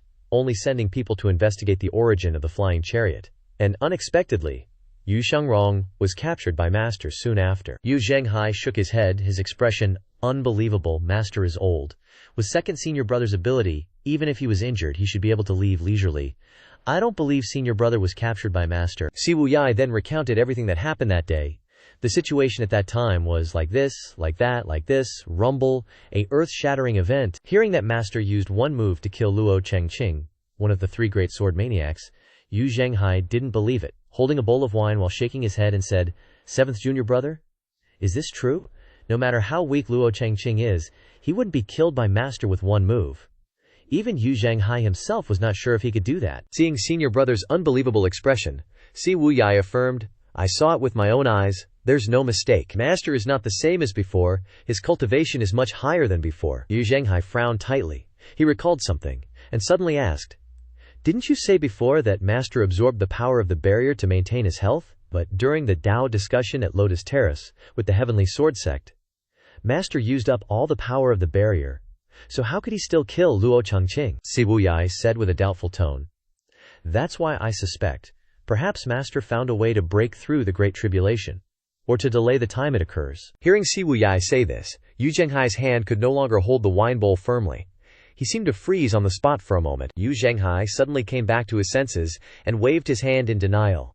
The Great Tribulation, lifespan, are immutable truths of cultivators. Tens of thousands of years have passed since ancient times. Who could ever break it? Even though he was extremely doubtful, Si Wuyai couldn't explain it. He hesitated.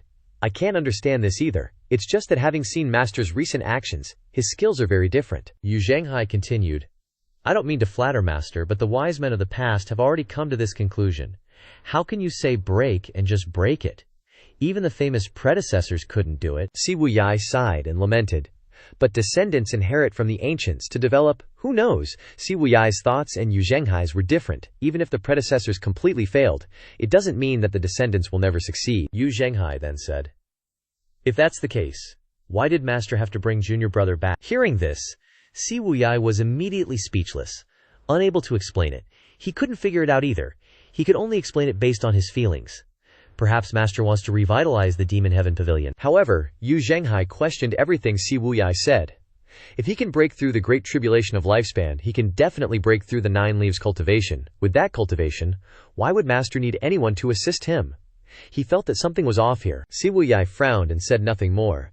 Last time when attacking the Pure Clarity Dao, Yu Zhenghai didn't believe him, and he wouldn't this time either. The thinking of stubborn people has been deeply ingrained in their minds. They can't be swayed by a few words from others. If that's the case, then Si Wuyai frankly won't say anything. Just then, the head of the Vermilion Bird Hall, Yang Yan, walked in from outside, cupped his hands, and said, "Greetings, sect leader. Greetings, 7th gentleman." Yu Zhenghai waved his hand. "What is it? Speak." The head of the Vermilion Bird Hall, Yang Yan, reported straightforwardly. "It has been found that the origin of the flying chariot belongs to the Devil Slaughter sect," Hua Chongyang said doubtfully. "Ren Buping is dead. Most of the territory of the Devil Slaughter sect is under the rule of the Underworld sect. Duan Heng is now the sect leader of the Devil Slaughter sect.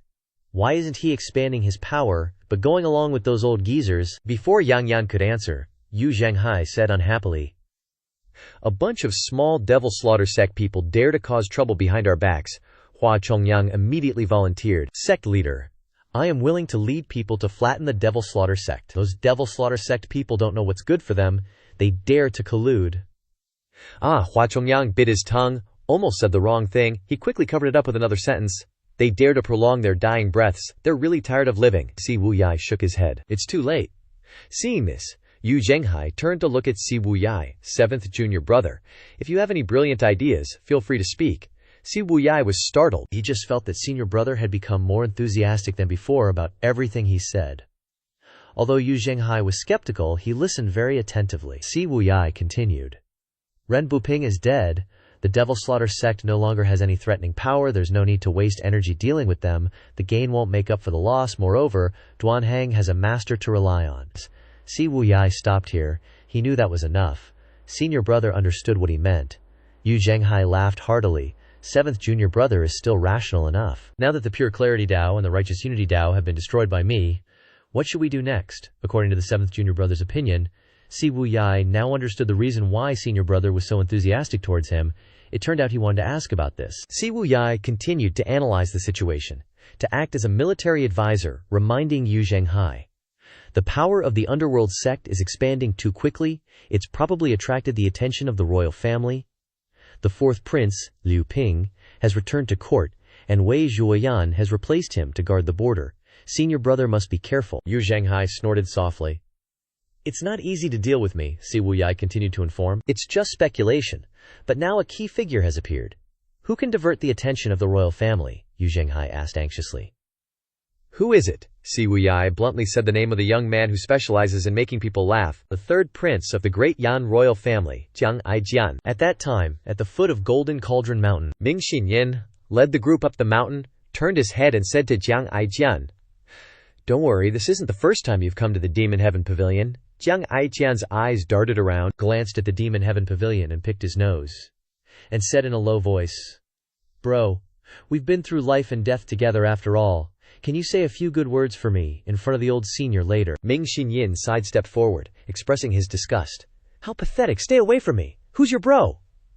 Jiang Aijian followed Ming Xinyin closely, begging him. Zhao Yu and Xiao Yanhe were speechless at this scene. Jiang Aijian came to Zhao Yu's side and whispered, "Zhao Yu, according to seniority, I'm your bro." Zhao Yu scolded without hesitation, "Get lost!" Zhao Yu let out a soft scolding sound, full of disgust. In her words, "I don't know why it sounds like she's cursing someone." Being rejected everywhere, Jiang Aijian scratched his head, feeling wronged. I didn't provoke anyone. It was at this moment that Ming Xinyin stopped, turned his head, and said to him, "Hurry up, don't talk nonsense." Jiang Aijian immediately wagged his tail like a puppy and followed. Ming bro is still the best to me. Jiang Aijian came to the Demon Heaven Pavilion because he was in trouble. The entire God capital now knows that the second prince, Liu Huang, died in Shuntian courtyard. Before long, the group had reached the top of the mountain. As soon as they arrived in front of the Demon Heaven Pavilion, two female disciples stepped forward to greet them. "Welcome back, fourth senior brother, fifth senior brother, and ninth senior sister." Ming Xinyin nodded and asked, "Where is master?" One of the female disciples respectfully replied, "The pavilion master is resting." Seeing Ming Xinyin, another female disciple reported, "Second senior brother has returned to the Demon Heaven Pavilion." As soon as these words were spoken, Ming Xinyin, Zhao Yue, and Zhao Yanjie were all shocked. Ming Xinyin, looking serious and kinda disbelieving, pressed. "Say that again." The female disciple, scared by Ming Xiyin's attitude, repeated, "Second senior brother has returned to the Evil Sky Pavilion." Ming Xinyin said fiercely, "The traitor actually has the nerve to come back. Where is he now?" Repenting in the reflecting wall cave, Ming Xinyin seriously said, "I'll have to go there and teach that traitor a lesson later."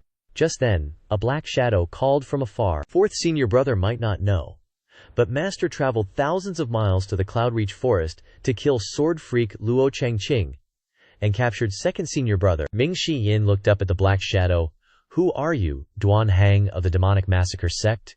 Duan Hang greets all senior brothers. Immediately, Duan Hang rushed to Ming Xinyin, fawning and recounting the story of Cloudreach forest.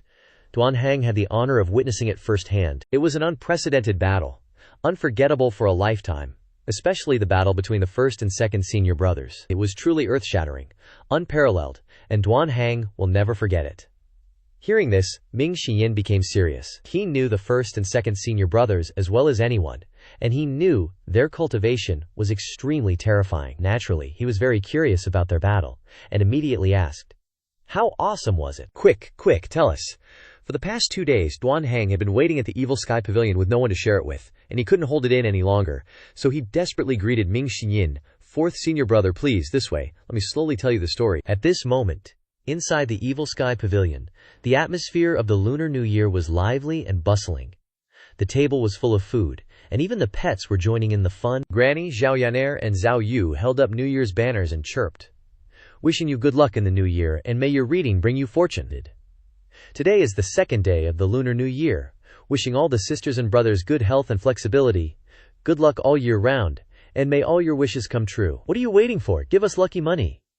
Duan Hang handed Ming Xinyin a candy and asked, "Fourth senior brother, do you know about 100 Leaves Lake?" Cloudreach Forest is near 100 Leaves Lake. The first and second senior brothers started fighting within 1,000 miles, starting at 100 Leaves Lake. That scene was beyond what humans could do. With one slash, first senior brother split 100 Leaves Lake in two. Everyone listened intently, enthralled. Duan Hang happily recounted the story, exaggerating quite a bit, occasionally adding within 1,000 miles or as high as 10,000 feet, and so on. Ming Xiyin listened intently, nodding as if he had just discovered a new continent, occasionally saying, "That's brutal? That's amazing?" The two just kept going back and forth like that, talking enthusiastically for a long time. When it came to the important part, Duan Hang's voice couldn't help but rise. The fight between first senior and second senior reached its climax, and second senior unleashed his move. "Return, come forth, enter the three souls."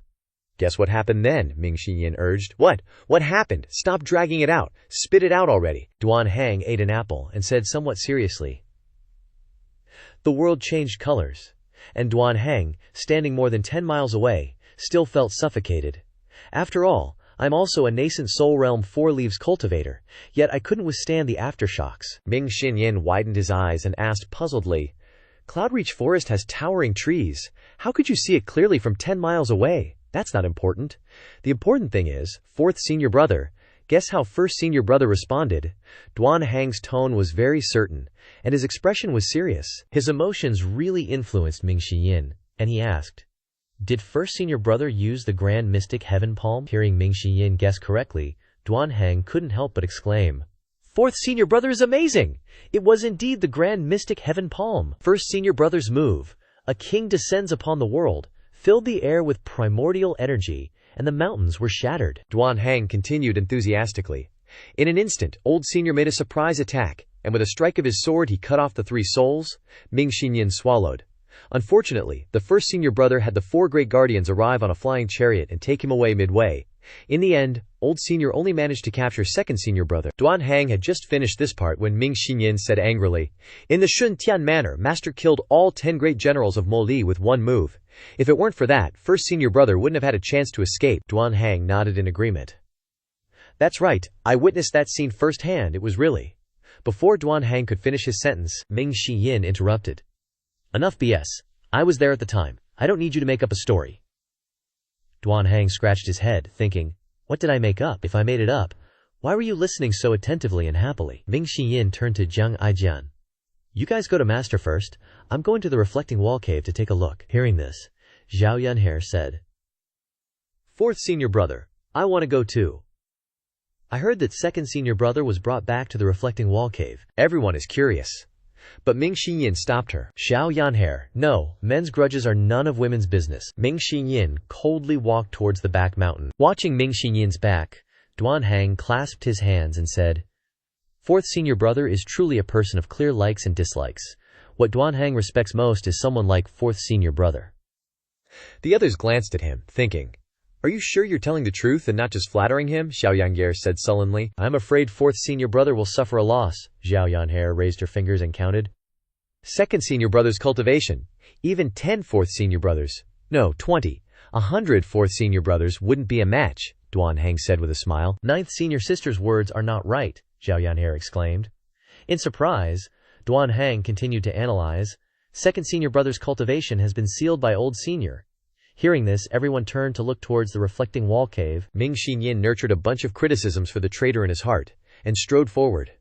As he walked, the young man frowned, thinking something. Perhaps because his footsteps were peculiar, he hadn't even entered, when he heard Yu Shangrong's voice from inside the reflecting wall cave, "Fourth junior brother is here." Ming Xiyin couldn't help but be startled. "Even the sound of footsteps second senior brother could tell apart," Yu Shangrong explained. "First senior brother's steps are steady. Third senior brothers are sometimes fast and sometimes slow. Only fourth junior brother's steps are light but carry a sense of urgency." Yu Shangrong crossed his arms and calmly analyzed for Ming Xiyin's understanding. Then, Yu Shangrong embraced the longevity sword in his arms and stepped out of the reflecting wall cave. That layer of barrier seemed not to exist for him at all. Seeing the warm smile on Yu Shangrong's face, Ming Xiyin also smiled and said, "Second senior brother, I just heard you returned, so I immediately came here to pay my respects to you." Yu Shangrong smiled calmly and said, "We are all family, no need for formalities." Ming Xiyin curiously asked Yu Shangrong to confirm, "Second senior brother, I heard Duan Hong said you and first senior brother had a fight, Yu Shangrong calmly replied. That's right, Ming Xinyan asked again. Then who won? Duan Hong had told the story so dramatically that Ming Xinyan couldn't judge, so he wanted to ask directly for easier understanding. Yu Shangrong smiled. It was me. Ming Xinyan immediately flattered. I knew second senior brother's swordsmanship was at its peak, but Yu Shangrong shook his head. Nope. This sentence totally stunned Ming Xinyan. Yu Shangrong slowly raised his head high, explaining in detail. I originally thought my swordplay was unparalleled in this era, and only master could beat me. Unfortunately, that's not the case. After regretting my actions in the meditation wall cave for half a day, I realized that swordplay is far more than that. In the end, I'm still far behind. Hearing what his senior brother said, Ming Xinyan felt completely frozen, his head filled with question marks. After a while, he thought to himself, if senior brother is still far behind, then who in this world isn't far behind? Ming Xinyan continued. It's great that second senior brother is back. Don't go against master anymore. The old man has changed a lot now. He's not as impulsive as before. Yu Shangrong had also learned about this from Si Wuyai's intelligence, but he didn't really care about it. Yu Shangrong suddenly asked, Fourth junior brother, what do you think of your second senior brother as a person? Ming Xinyan looked at second senior brother, puzzled. He didn't know why he suddenly asked that, but he still replied. Second senior brother is humble and treats everyone with courtesy. Everyone knows that. Moreover, second senior brother works in a very disciplined manner and has the demeanor of a first-class gentleman. Ming Xinyan gave a thumbs up as if to affirm to his senior brother. Every word I said came from the bottom of my heart. Yu Shangrong frowned. The last sentence sounded familiar. Then he furrowed his brow and asked, Then tell me honestly, has master really entered the nine-leaf stage? Nine-leaf Taoist, Ming Xinyan, was slightly startled. Then he smiled. Second senior brother, don't joke with me, there's no such thing as nine-leaf. Seeing that Ming Xinyan didn't seem to be joking, Yu Shangrong didn't press the issue. Just then, a female disciple appeared outside the cave and bowed, saying, Fourth Xian Sheng, the pavilion master invites you, invites me. Ming Xinyan waved his hand. He straightened up. This Xian Sheng is coming right away. Ming Xinyan turned to look at second senior brother, but before he could speak, Yu Shangrong said, Go on, come find me later if you have the chance, Ming Xinyan said respectfully. Second senior brother, rest well. If you need anything, just let me know. I will definitely do my best. Ming Xinyan left the meditation wall cave and went to the main hall of the Demon Heaven Pavilion. The young man slowly walked in. He saw Jiang Aijian, Zhao Yue, Xiao Yanyer, and Duan Xing all waiting for him outside. Xiao Yanyer was the first to come to greet him, her voice crisp and clear. Fourth senior brother, how is second senior brother? Ming Xinyan clasped his hands and said, Not very optimistic, he was caught by master, so he's not in a very good mood, but he didn't complain. After all, a traitor should have the awareness of a traitor. I have lectured him, so he should be very well behaved in the future. When everyone heard what Ming Xinyan said, some were dumbfounded, and others widened their eyes, not knowing what to say. At this moment, a voice suddenly came from the main hall. Come in, all of you, and listen to the orders. The group entered the main hall of the Demon Heaven Pavilion in order, each bowing their heads and clasping their hands in salute. Greetings, old senior. Greetings, master. Greetings, pavilion master. Lu Zhou sat upright in the main hall, glancing at the group below. The clownish young man Jiang Aijian grinned, revealing his chipped teeth, preparing to butter him up, embarrassing Lu Zhou. Lu Zhou opened his mouth to speak to Jiang Aijian, who had a flattering expression on his face. Jiang Aijian, why aren't you staying in Runan Rubai, and instead running to the Demon Heaven Pavilion? Jiang Aijian laughed. Isn't it because I miss you, old senior? I even brought you some good stuff. He took off his backpack, took out something, and placed it on Lu Zhao's table. This is top-grade tribute tea from the palace that year, offered by the vassal states. Many nobles in the capital don't have the chance to try it. I brought it here to show my respect to you, old senior. Lu Zhao replied indifferently. You are being unusually attentive for no reason. If it's not a trick, then it's something sinister. What's the matter? Speak. Jiang Aijian waved his hand. How could that be? Based on our relationship, your fifth disciple is my younger sister. I and the Demon Heaven Pavilion have a relative relationship. It's not too much to give each other some small gifts. Listening to Jiang Aijian's flattery, everyone was speechless. Jiang Yu sighed and whispered, I'm afraid there is no one in the world who can compare with him in terms of shamelessness. Everyone nodded in agreement and looked at Ming Shiyin. Ming Shiyin put on an innocent look and thought to himself, why are you looking at me? I didn't say anything and I didn't do anything. It has nothing to do with me. Lu Zhao looked at the things on the table, his heart unmoved. Having lived for thousands of years, how could he care about these worldly possessions? Lu Zhao could guess a little, so he pressed. Speak, what's the matter? Jiang Aijian said, I accidentally killed the second prince. How could the royal family let me go? So could you trouble old senior to kill me? While he was speaking, Granny Xiaoyanhe had already prepared 2 shiny knives in her hands, ready to butcher Jiang Aijian. Without waiting for Lu Zhou to answer, Ming Xinyan smiled and said, I can help you with this. I'll solve it quickly and painlessly. As he spoke, he summoned his separation hook. Gang Q surrounded the separation hook, emitting a strange light. Seeing this scene, Zhao Yue's eyes shone with longing. Jiang Aijian was speechless.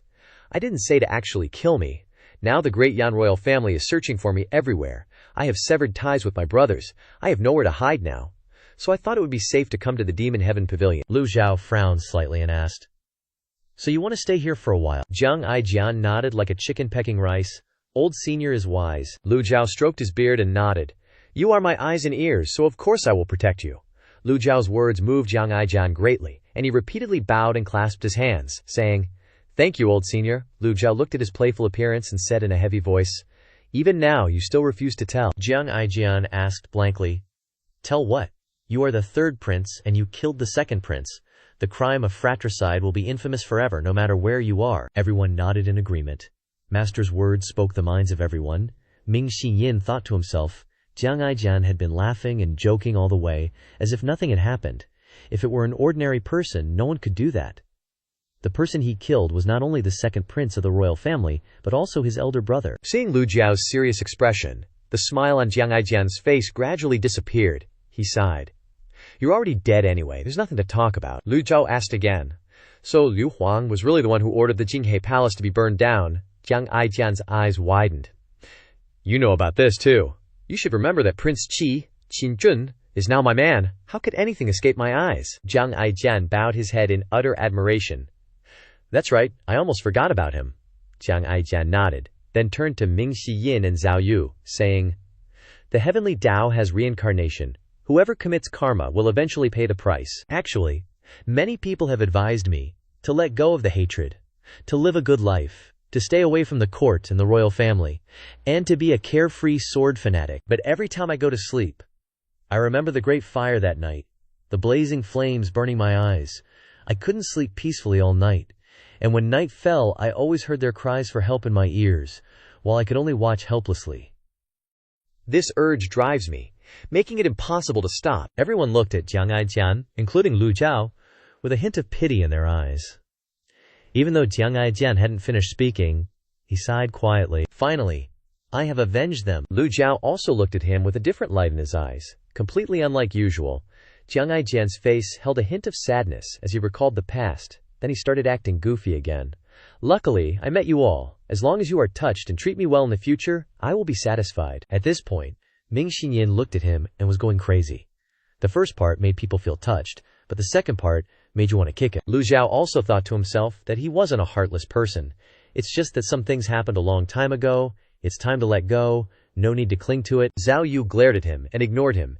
She stepped forward and bowed to Lu Zhou. Master, this disciple has something to report. Speak, Zhao Yu continued. The Empress Dowager, who is also this disciple's grandmother, was not in good health. The incident at Shun Tianwan dealt her a heavy blow, causing her to fall seriously ill and unable to recover. Saying this, Zhao Yue knelt down, her butt in the air. This disciple has stayed in Shendu for too long. Please forgive me, Master. Lu Zhou waved his hand. It's good to have filial piety. Master doesn't blame you. Thank you, Master. Seeing that Maester's expression was cheerful today and not grumpy, Zhao Yu turned her head and winked at Jiang Aijian. Jiang Aijian scratched his head awkwardly and shamelessly said, Senior, to be honest, the Empress Dowager's illness is very serious. I'm afraid she won't survive this winter. Hearing this, Lu Juju understood what they were saying and said, The imperial palace is a place where experts gather, and the imperial physicians have superb medical skills. If you want this old man to intervene, it would be superfluous. As soon as Lu Zhou finished speaking, Zhao Yu eagerly said, Master, it's witchcraft. If it were any other illness, it wouldn't be so troublesome. This surprised Lu Zhou quite a bit. Witchcraft. Lu Zhou recalled the events at Shun Tianwan that day. There was no great witchcraft formation, nor any witchcraft traps. How could the Empress Dowager have been hit by witchcraft? Knowing that Master was confused, Jiang Aijian explained, This is the work of Bama, the heavenly talent witch of Lu Lan. Lu Jiao had no impression of this name, and he stroked his beard and muttered, Bama. Jiang Aijian continued, Please listen to me, Senior. First, this Ba Ma is senior brother Mo Li, they both came from Lulan. Second, Ba Ma once fought with you in the Lotus Dais for the Dao, and you severely injured his 3 witch mounts. Third, Ba Ma was always lurking outside during the Shun Tianwan battle. At this point, Lu Zhou listened attentively. Jiang Aijian recounted, Ba Ma has fought with you several times. Mo Li's death made him hold a grudge against the Evil Sky Pavilion. He has used witchcraft on the Empress Dowager, and sooner or later he will attack the Evil Sky Pavilion. Lu Zhou didn't say anything but stroked his beard, thinking.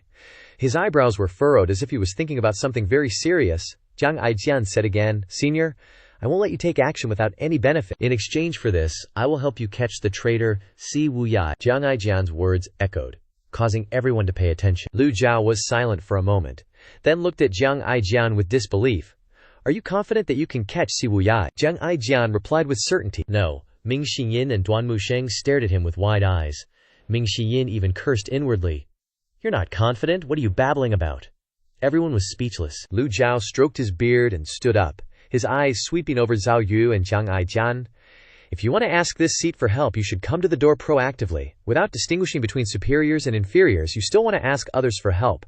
There's no such logic in this world. Hearing this, Jiang Aijian was immediately overjoyed and hurriedly bowed. This is, of course, I'm relieved to hear these words from you, Senior. Zhao Yu also hurriedly bowed and said, This disciple thanks you, Master. She kowtowed to Lu Zhou again, her butt in the air. Zhao Yu thought to herself while kowtowing. Actually, I didn't want to kowtow so hard. Oh really? Just then, a voice suddenly came from outside the main hall. This disciple greets Master. The echoing voice caused everyone to turn their eyes to the door of the Evil Sky Pavilion. Everyone turned their heads to look.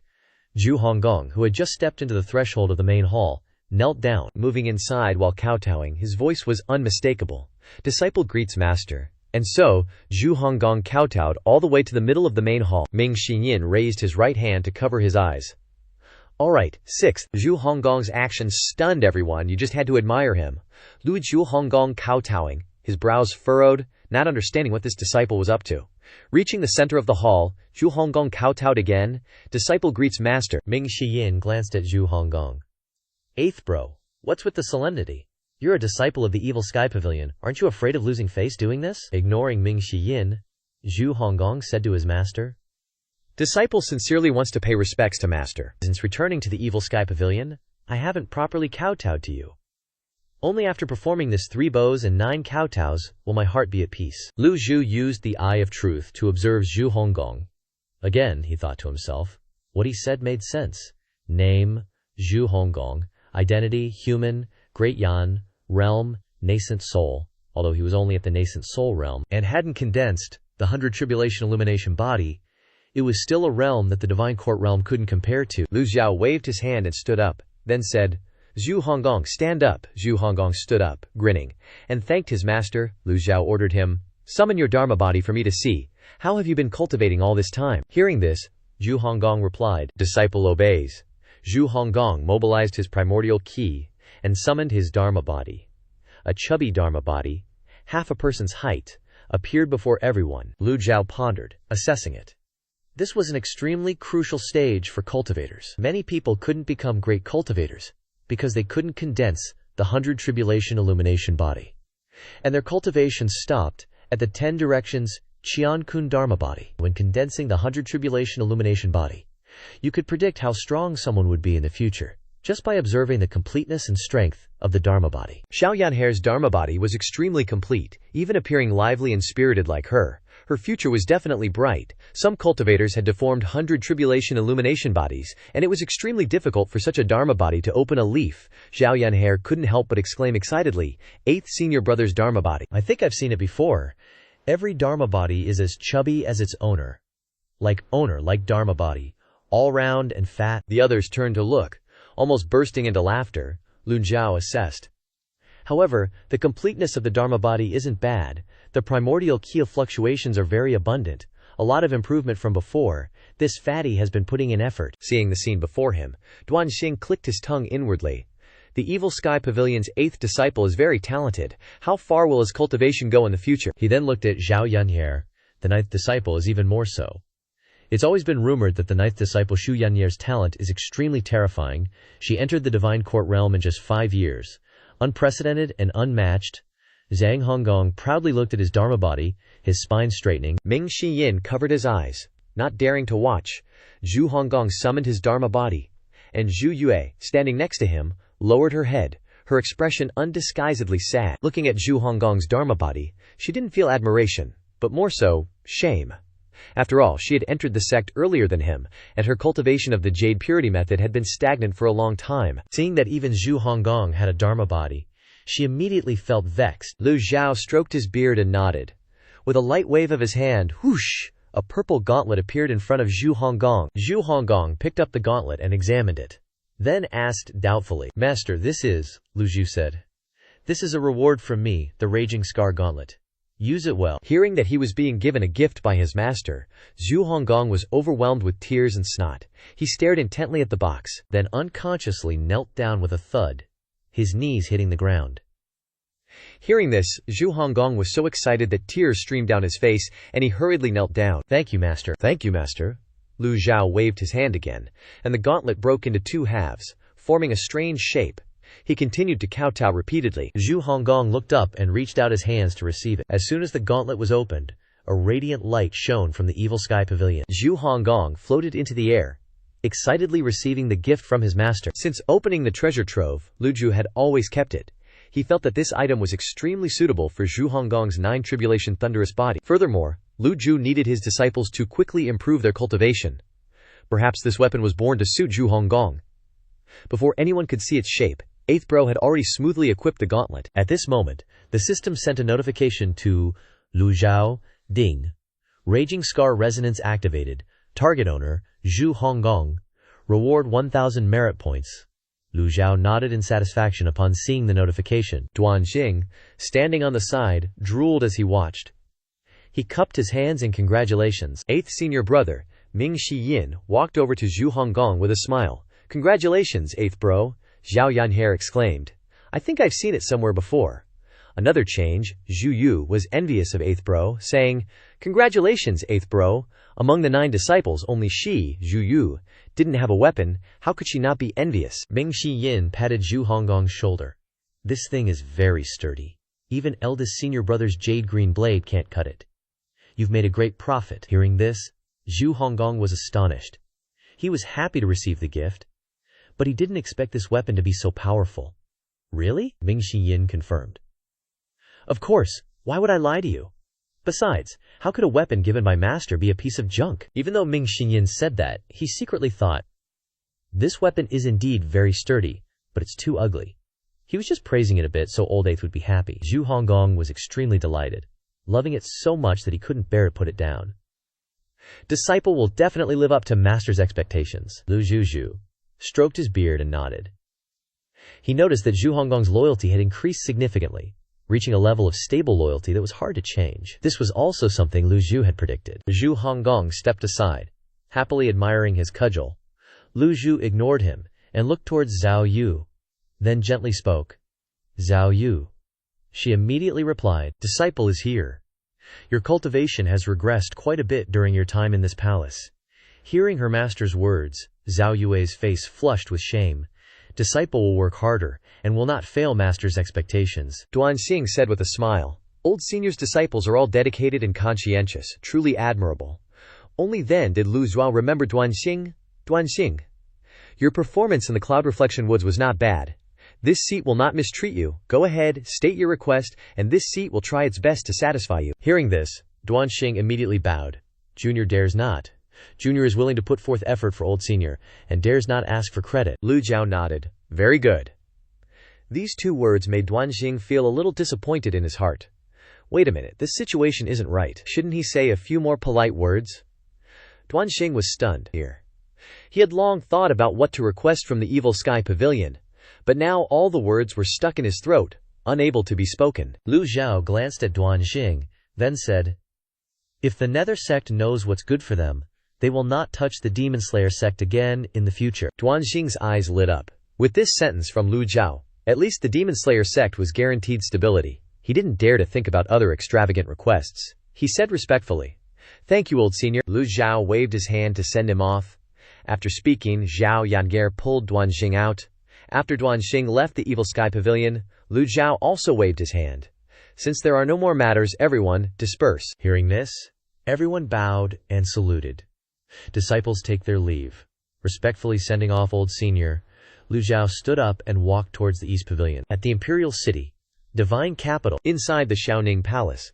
Grandmother, after all, Xiao Yue is a member of the Evil Sky Pavilion. You must be careful of her. The prince standing in the Empress Dowager's palace was none other than the current crown prince, Liu Zihe. The Empress Dowager's eyes were half closed, not even bothering to look at Liu Zihe, as she said in a dignified voice, "Do you also want to see this old lady die?" Liu Zihe's expression changed slightly, and he quickly knelt on the ground.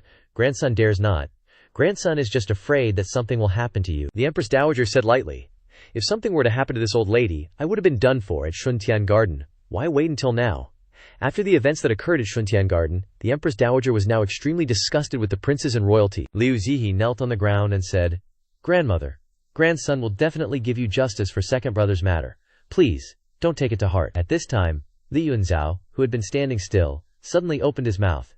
"Your Highness, I have something I don't know if I should say or not. Speak." After all, Li Yunzhao was a favored person by the Empress Dowager's side, and Liu Zihe didn't dare to disregard him. Li Yunzhao obeyed and said, "The Empress Dowager's illness cannot continue to be prolonged. Moreover, His Majesty has already approved for the Empress Dowager to go to the Evil Sky Pavilion for treatment.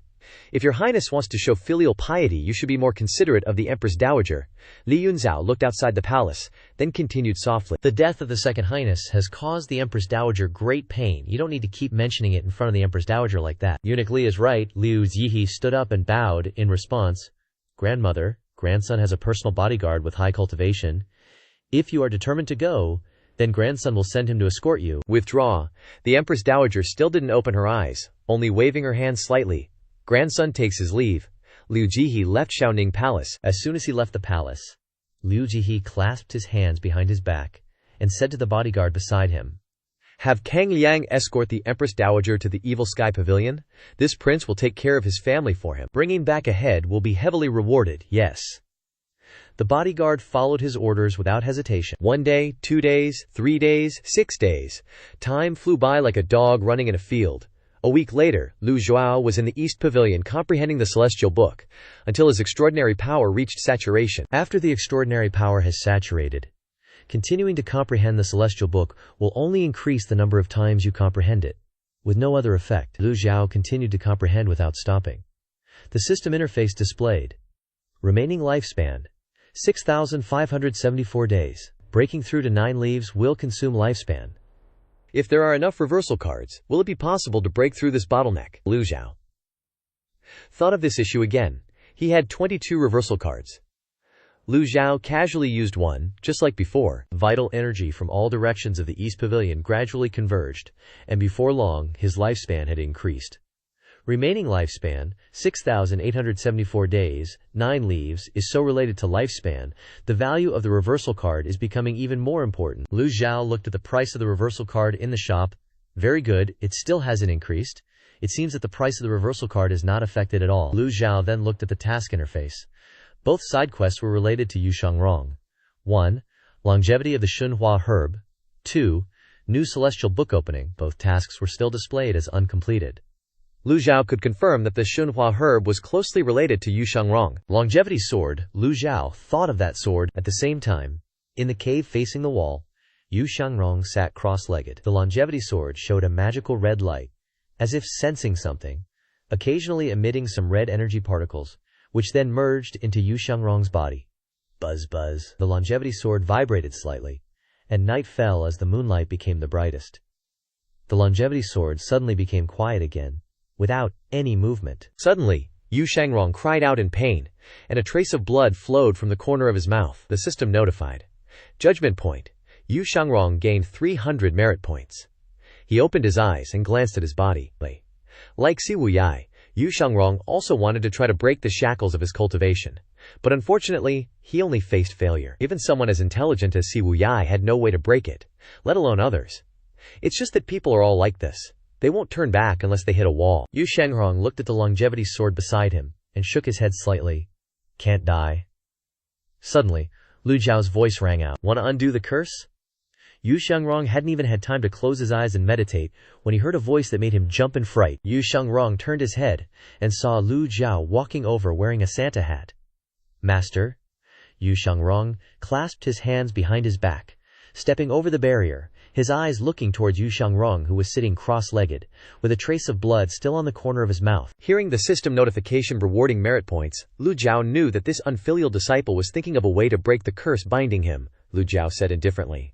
"Futile efforts, Yu Xiangrong replied. "It's still better than sitting idle doing nothing." Lu Zhou walked over, sat down on the stone bench, and pointed to the opposite side.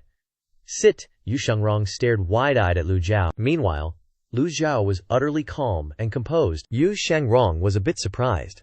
During his years learning from the Evil Sky Pavilion, he had never received such gentle treatment from his master. Seeing his master's calm expression and the huge difference in his words and actions compared to before, Yu Xiangrong found it hard to believe. Yu Xiangrong stood up, sat on the stone bench opposite him, the moonlight shining into the cave, illuminating the two masters and disciples. Lu Zhou stroked his beard and said, "Since you've called me master, then honestly answer my question." Yu Xiangrong frowned. He didn't know what his master wanted to ask, but he instinctively wanted to resist. Yu Xiangrong replied, "Except for matters of memory, this disciple will answer the master." Lu Zhou had already guessed this. Actually, even if Yu Xiangrong hadn't mentioned the memory loss, Lu Zhou could have deduced part of it. Forcing this unfilial disciple to answer wouldn't be meaningful, Lu Zhou asked. "You really never tried to break through to 9 leaves?" Yu Xiangrong answered straightforwardly. "I did," Lu Zhou continued.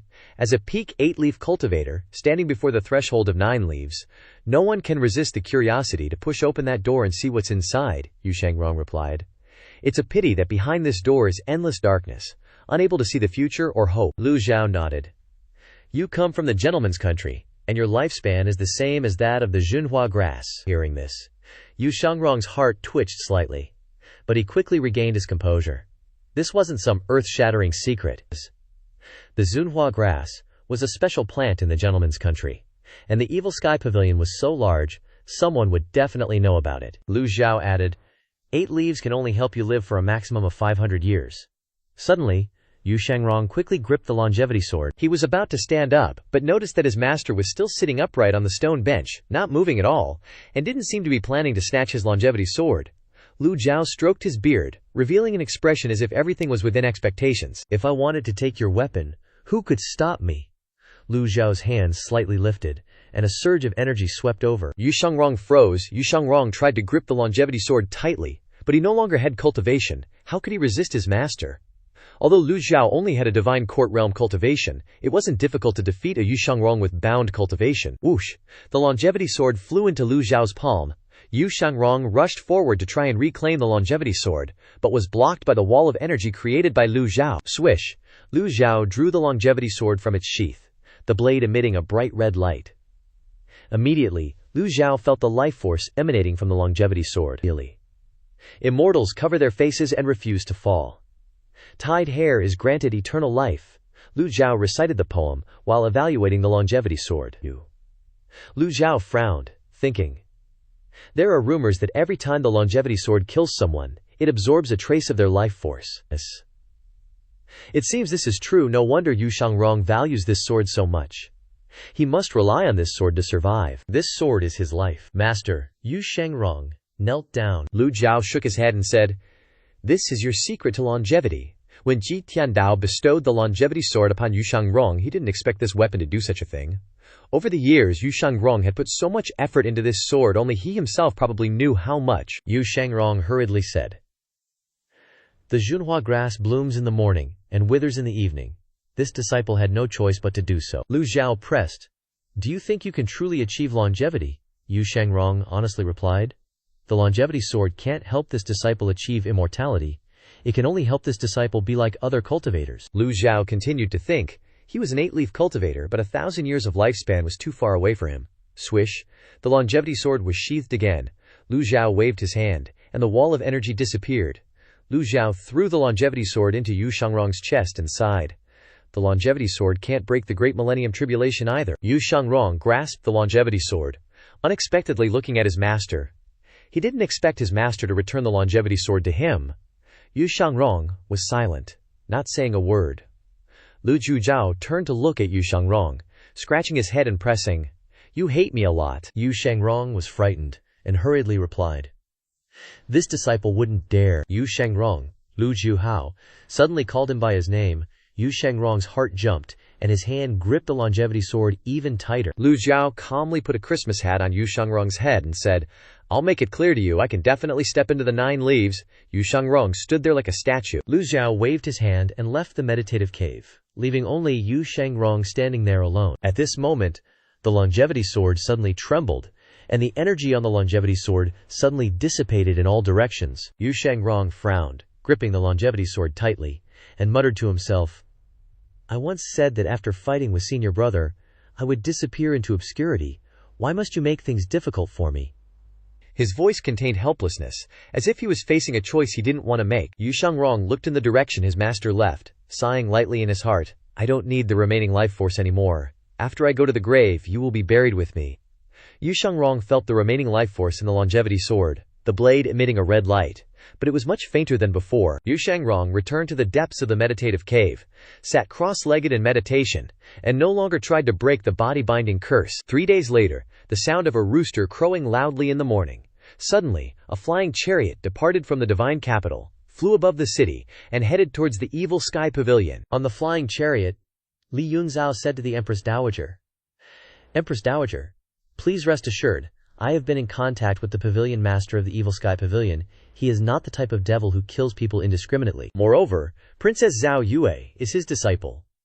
If he was truly a cruel person, why would Princess Zhao Yu return to the Evil Sky Pavilion?" The Empress Dowager lay on the chair and replied, "With your words, I can rest assured." At this moment, Jiang Liang, who was standing with his arms crossed beside the helm, suddenly spoke up.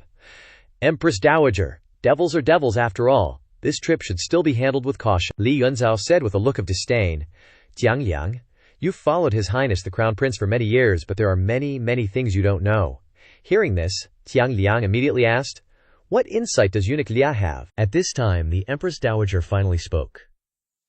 During the battle at Lotus Terrace, Grand Master of the Evil Sky Pavilion stemmed the tide and saved quite a few cultivators who were present. This matter has spread throughout the cultivation world. And another thing, apart from first disciple Yu Zhenghai, the others at the Evil Sky Pavilion have completely disappeared from the blacklist. "I'm afraid you haven't heard of this." Zhang Liang nodded. "I can only hope that's the case."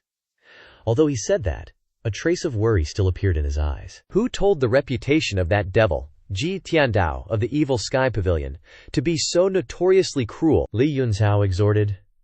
"I know you have profound cultivation, but I still advise you, after arriving at the Evil Sky Pavilion, do not act rashly under any circumstances. At that time, even I and the Empress Dowager won't be able to save you. There are many things you don't know about the Evil Sky Pavilion.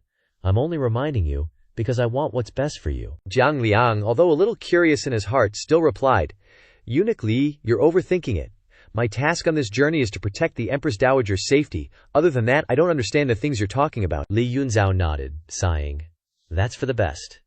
At this moment, the Empress Dowager, lying on the Grand Master's chair, suddenly called out. Jiang Liang hurriedly bowed and clasped his hands in salute. "What are your orders, Empress Dowager?" The Empress Dowager's voice continued to ring out. "This one has heard that your cultivation is very high, is that right?" Hearing the Empress Dowager's question, he hurriedly denied, "It's just that people have exaggerated my abilities." The Empress Dowager's voice was very light, as if she was just making small talk. "What do you think of eunuch Li's cultivation compared to yours?" This, Jiang Liang thought for a moment before replying, "If I go all out, Jiang Liang is no match for eunuch Li. But if we're talking about other tactics, Zhang Liang is confident he'll win." Li Yunzhao said with a smile, "There's something else the Empress Dowager doesn't know. Guardian Jiang once single-handedly infiltrated the Rongbei's Nuli kingdom and successfully assassinated its ruler, achieving a great feat. As long as Guardian Jiang sets his sights on someone, there's no one he can't kill." The Empress Dowager nodded in satisfaction and smiled. "Then you are a talented general of Great Yan. You must be loyal to the court in the future." Jiang Liang bowed and said, "Jiang Liang's heart has always been with the court." The Empress Dowager continued, "Eunuch Lian has served this one for many years, and this one trusts his judgment." "You should also listen to eunuch Lian's words," Li Yunzhao hurriedly replied. "Your servant obeys," the two imperial physicians on the flying chariot hurriedly urged. "Empress Dowager, please eat your fill, and then take your medicine." At this time, The flying chariot continued to fly towards the Evil Sky Pavilion, the distance between them and the Evil Sky Pavilion getting closer and closer. Eunuch Li looked around and then walked to Jiang Liang's side, waving his hand to signal him. "Guardian Jiang, come here." Jiang Liang was startled, not knowing what Eunuch Li wanted to do, and had no choice but to follow him out of the flying chariot. At this time there were 2 imperial physicians who were also cultivators. With them taking care of her, the Empress Dowager shouldn't have to worry too much. Outside the flying chariot, Li Yunzhao said, "I have a few words from the bottom of my heart that I want to share with Guardian Jiang." Seeing Li Yunzhao's serious expression, he couldn't help but be curious. "What important matter is it? Please speak, Eunuch Li." Li Yunzhao went straight to the point. What task did Guardian Jiang come to the Evil Sky Pavilion to carry out under the Crown Prince's orders? Jiang Liang was shocked in his heart, and hurriedly asked, "Why does Eunuch Li say that?" Li Yunzhao explained in a low voice, "You are skilled in assassination. If the Crown Prince really wanted to protect the Empress Dowager, why would he send you? There are so many people by the Crown Prince's side who can protect the Empress Dowager perfectly." These words from Li Yunzhao left Jiang Liang speechless for a moment. He didn't expect Li Yunzhao to ask so bluntly. Jiang Liang was silent for a moment without saying anything. Li Yunzhao asked again, "Do you know why His Majesty is so relieved to let the Empress Dowager go to the Evil Sky Pavilion?"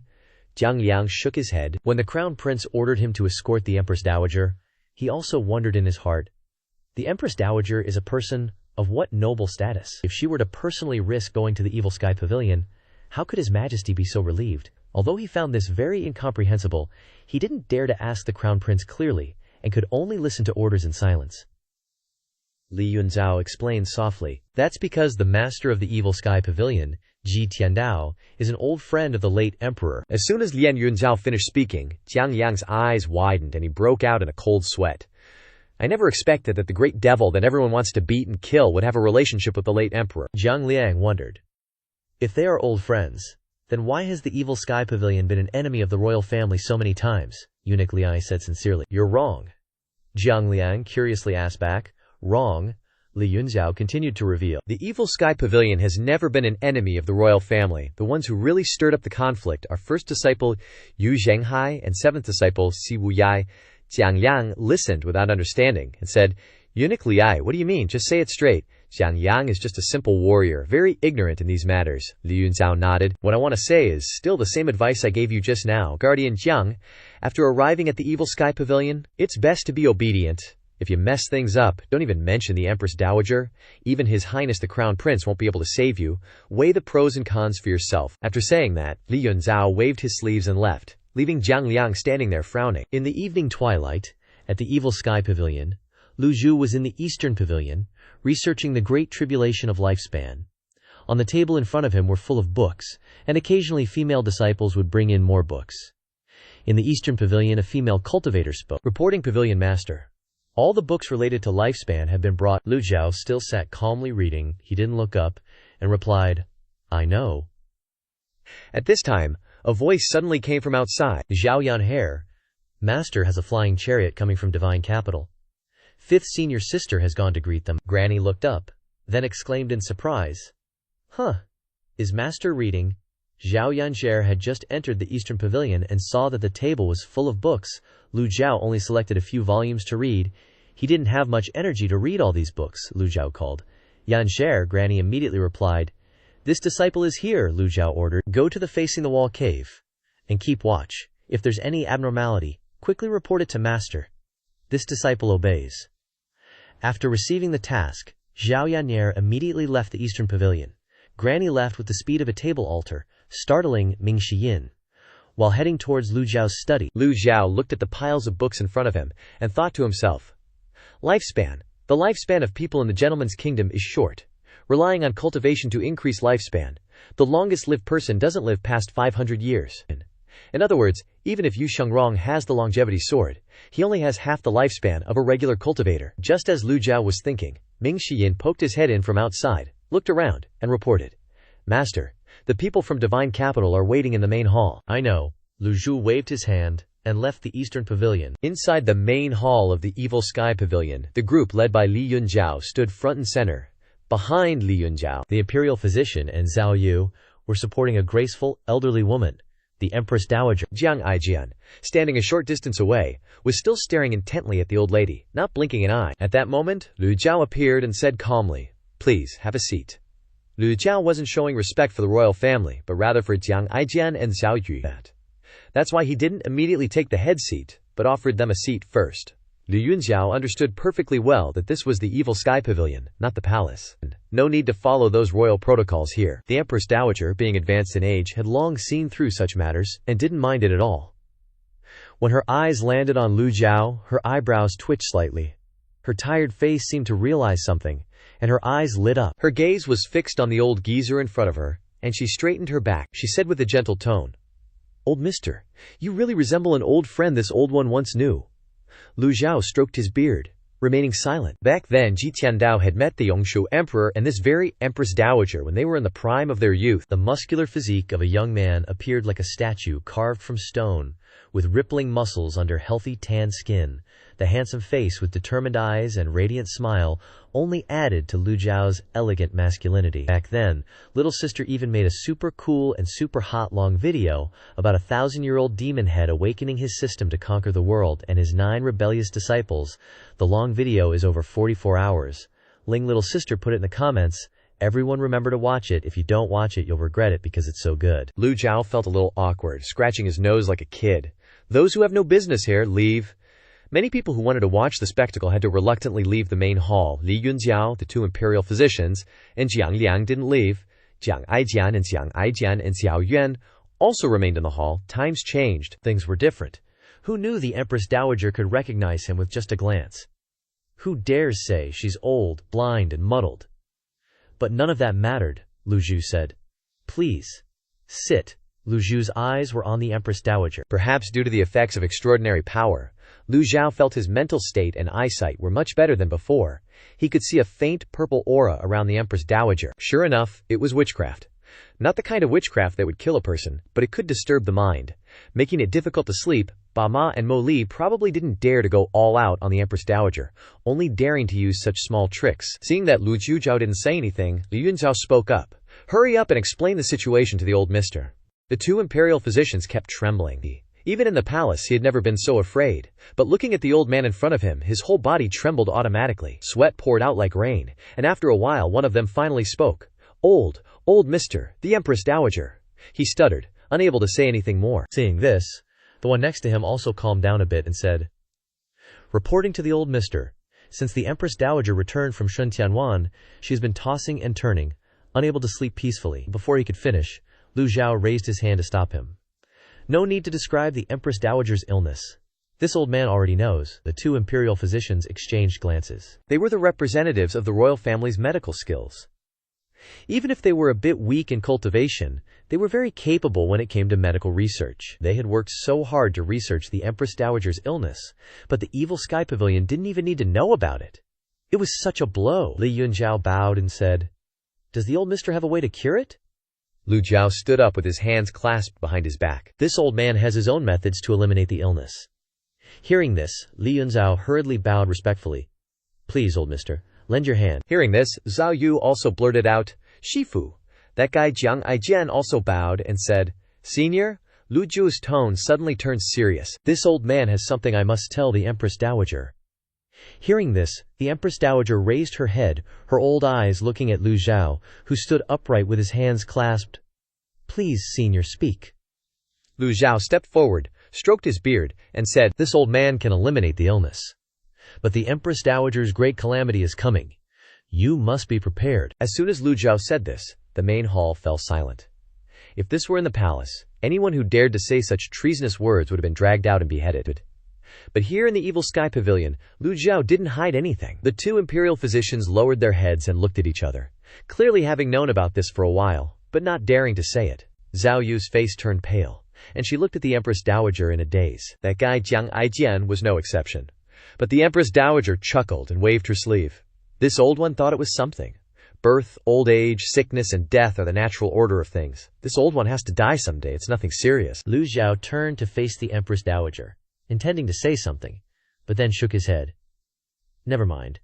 This old man respects your decision." Lu Zhao waved his sleeve, and the 2 imperial physicians immediately retreated. Lu Zhou raised his hand and pointed in mid-air between the Empress Dowager's eyebrows. Everyone's eyes widened at this scene, their hearts pounding in their throats. A stream of blue power vibrated with a whoosh from Lu Zhao's fingertip. At the same time, in a dark room, Bama's eyes widened and he raised an eyebrow. The witchcraft was dispelled? Aside from a hint of surprise, he had no other expression. The royal family's methods are indeed not to be underestimated. Most Li. Oh, Most Li, what a waste that you infiltrated the palace for so many years, yet you couldn't even uncover the royal family's trump card. Bama shook his head and sighed. But rest assured, senior brother will definitely make them be buried with you. Lu Zhou's finger dispelled the witchcraft in mid-air, shocking everyone. They couldn't believe their eyes.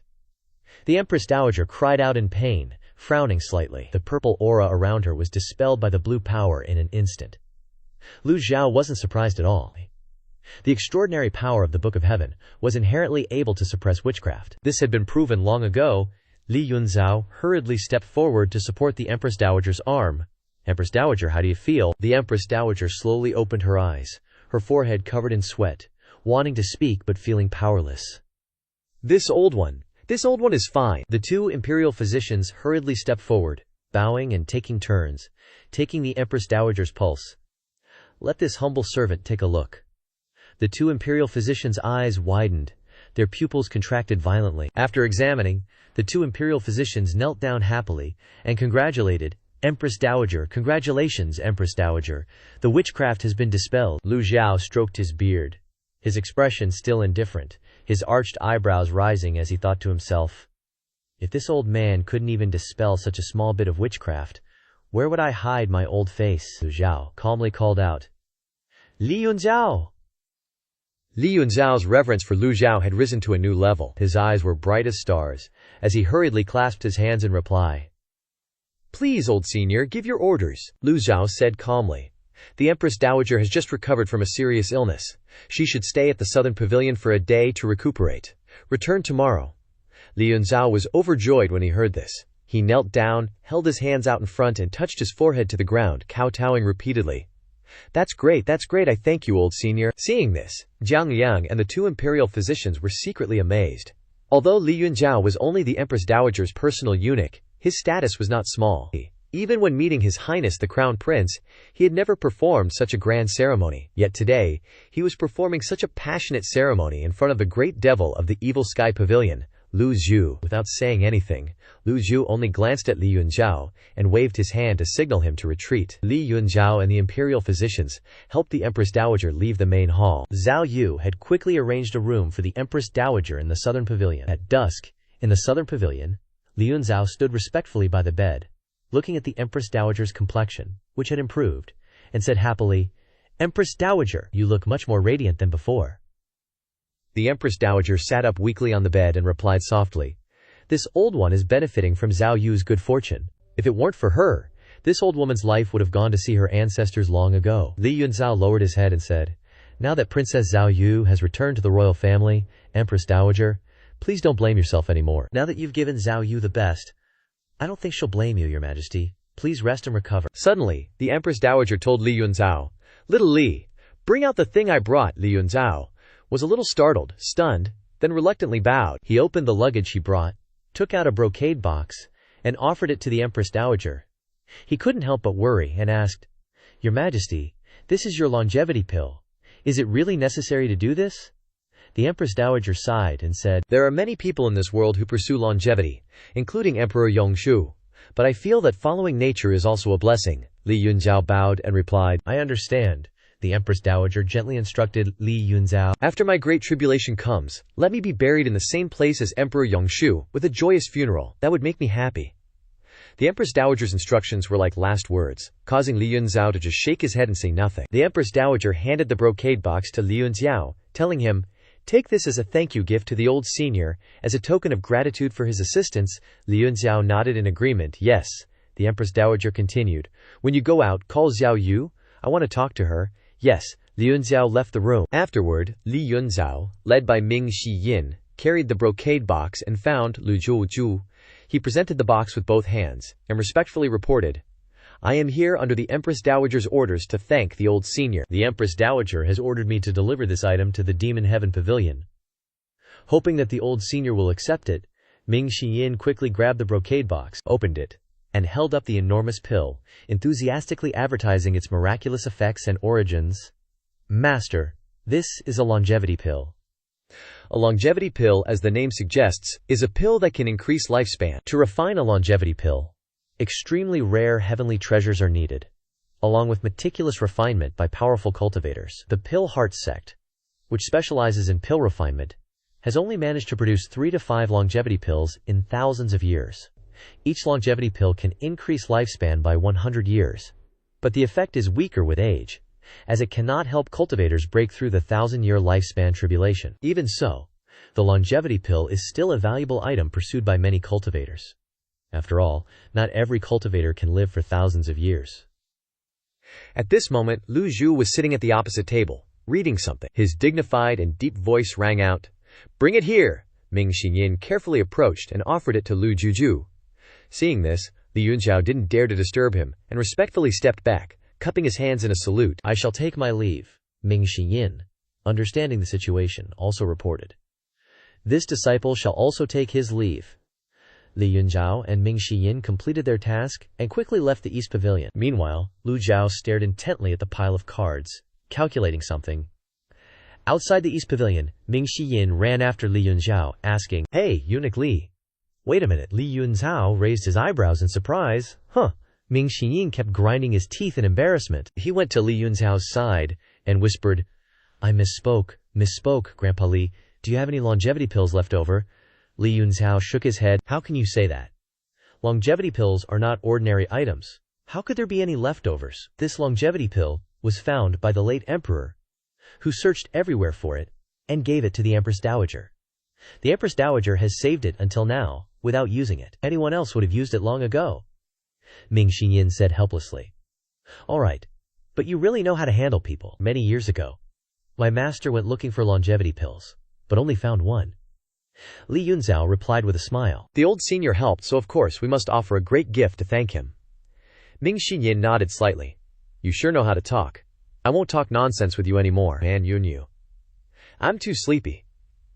After speaking, Ming Xiyin stretched and yawned, walking towards the South Pavilion. Time flew by like a dog running in a field, and the sky had already turned dark. Lu Zhao slowly opened his eyes, glanced at the brocade box on the table, and shook his head, wondering, what would I do with this thing?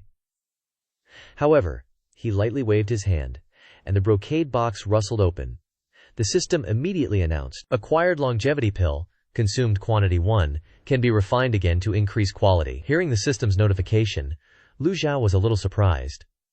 Unexpectedly, the longevity pill can still be refined. Lu Zhao placed the longevity pill in his palm. As soon as it touched his skin, the longevity pill emitted an extremely comfortable warm sensation. Lu Zhao made an assessment.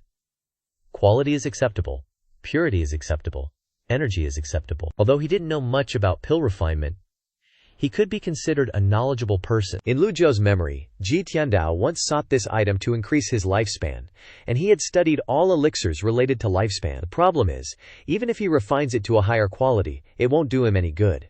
He already has the reversal card, so even the highest grade longevity pill is useless. But then again, if he doesn't use it, it wouldn't be bad to leave it for his disciples. Lu Zhou conveniently lifted his hand. A refinement talisman appeared in his palm, and then the refinement talisman turned into a raging fire. Lu Zhao didn't hesitate and threw the longevity pill into the flames. The entire room lit up in the middle of the night. A moment later, the pill refinement process ended, and the system announced, "Acquired a high-quality longevity pill, rewarded 500 merit points." Lu Zhao looked at the longevity pill, frowned, and muttered to himself, "One refinement talisman exchanged for 500 merit points, not a loss." A high-quality longevity pill can increase lifespan by 200 years, provided that the person's great tribulation doesn't fall within these 200 years. Otherwise, the longevity pill will have no effect. In other words, Lu Zhao wouldn't get any benefit from eating this. Lu Zhao sighed, a little disappointed, and put away the longevity pill. Then, he entered a state of comprehending the heavenly book again. As night fell, stars twinkled in the sky, and a black shadow rushed through the air in the mouth of a carrier pigeon. In the south pavilion, the black-clad man's feet didn't seem to touch the ground, so he didn't make any noise. He stared intently at the south pavilion, his gaze clearly indicating ill intentions. Xiao Mei has compiled a super cool and super hot long video of the 1,000-year-old old demon head who just woke up the system and subdued the world alone, and 9 rebellious and cruel disciples. The long video of more than 44 hours is left by Ling Xiao Mei in the comments.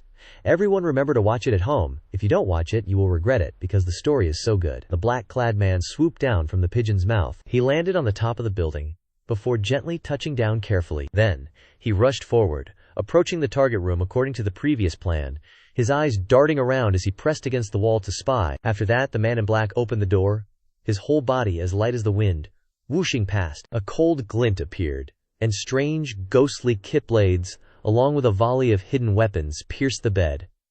Realizing that there was no one on the bed, just a dummy, the man in black immediately retreated.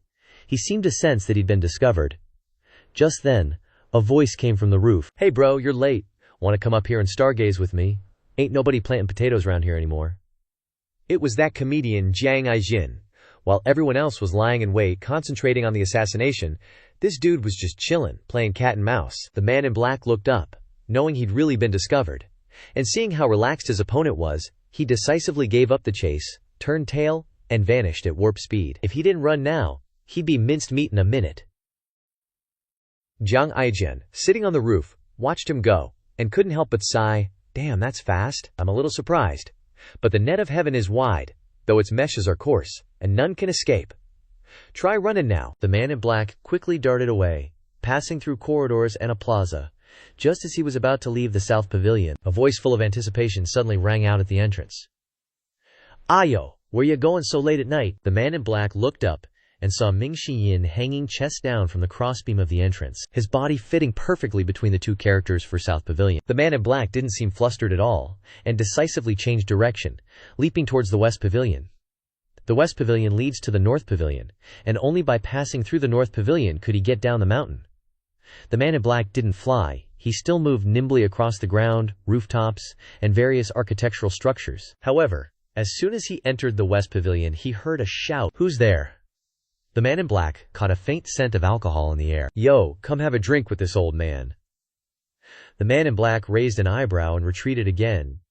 Of the 4 pavilions, he couldn't go to the East Pavilion because of that old devil, and he couldn't get past the North Pavilion. After thinking for a moment, the man in black lightly tapped his toes, and his whole body rose into the air, shooting towards the North Pavilion. As soon as he took off, he felt something was wrong. He wondered to himself, "Strange.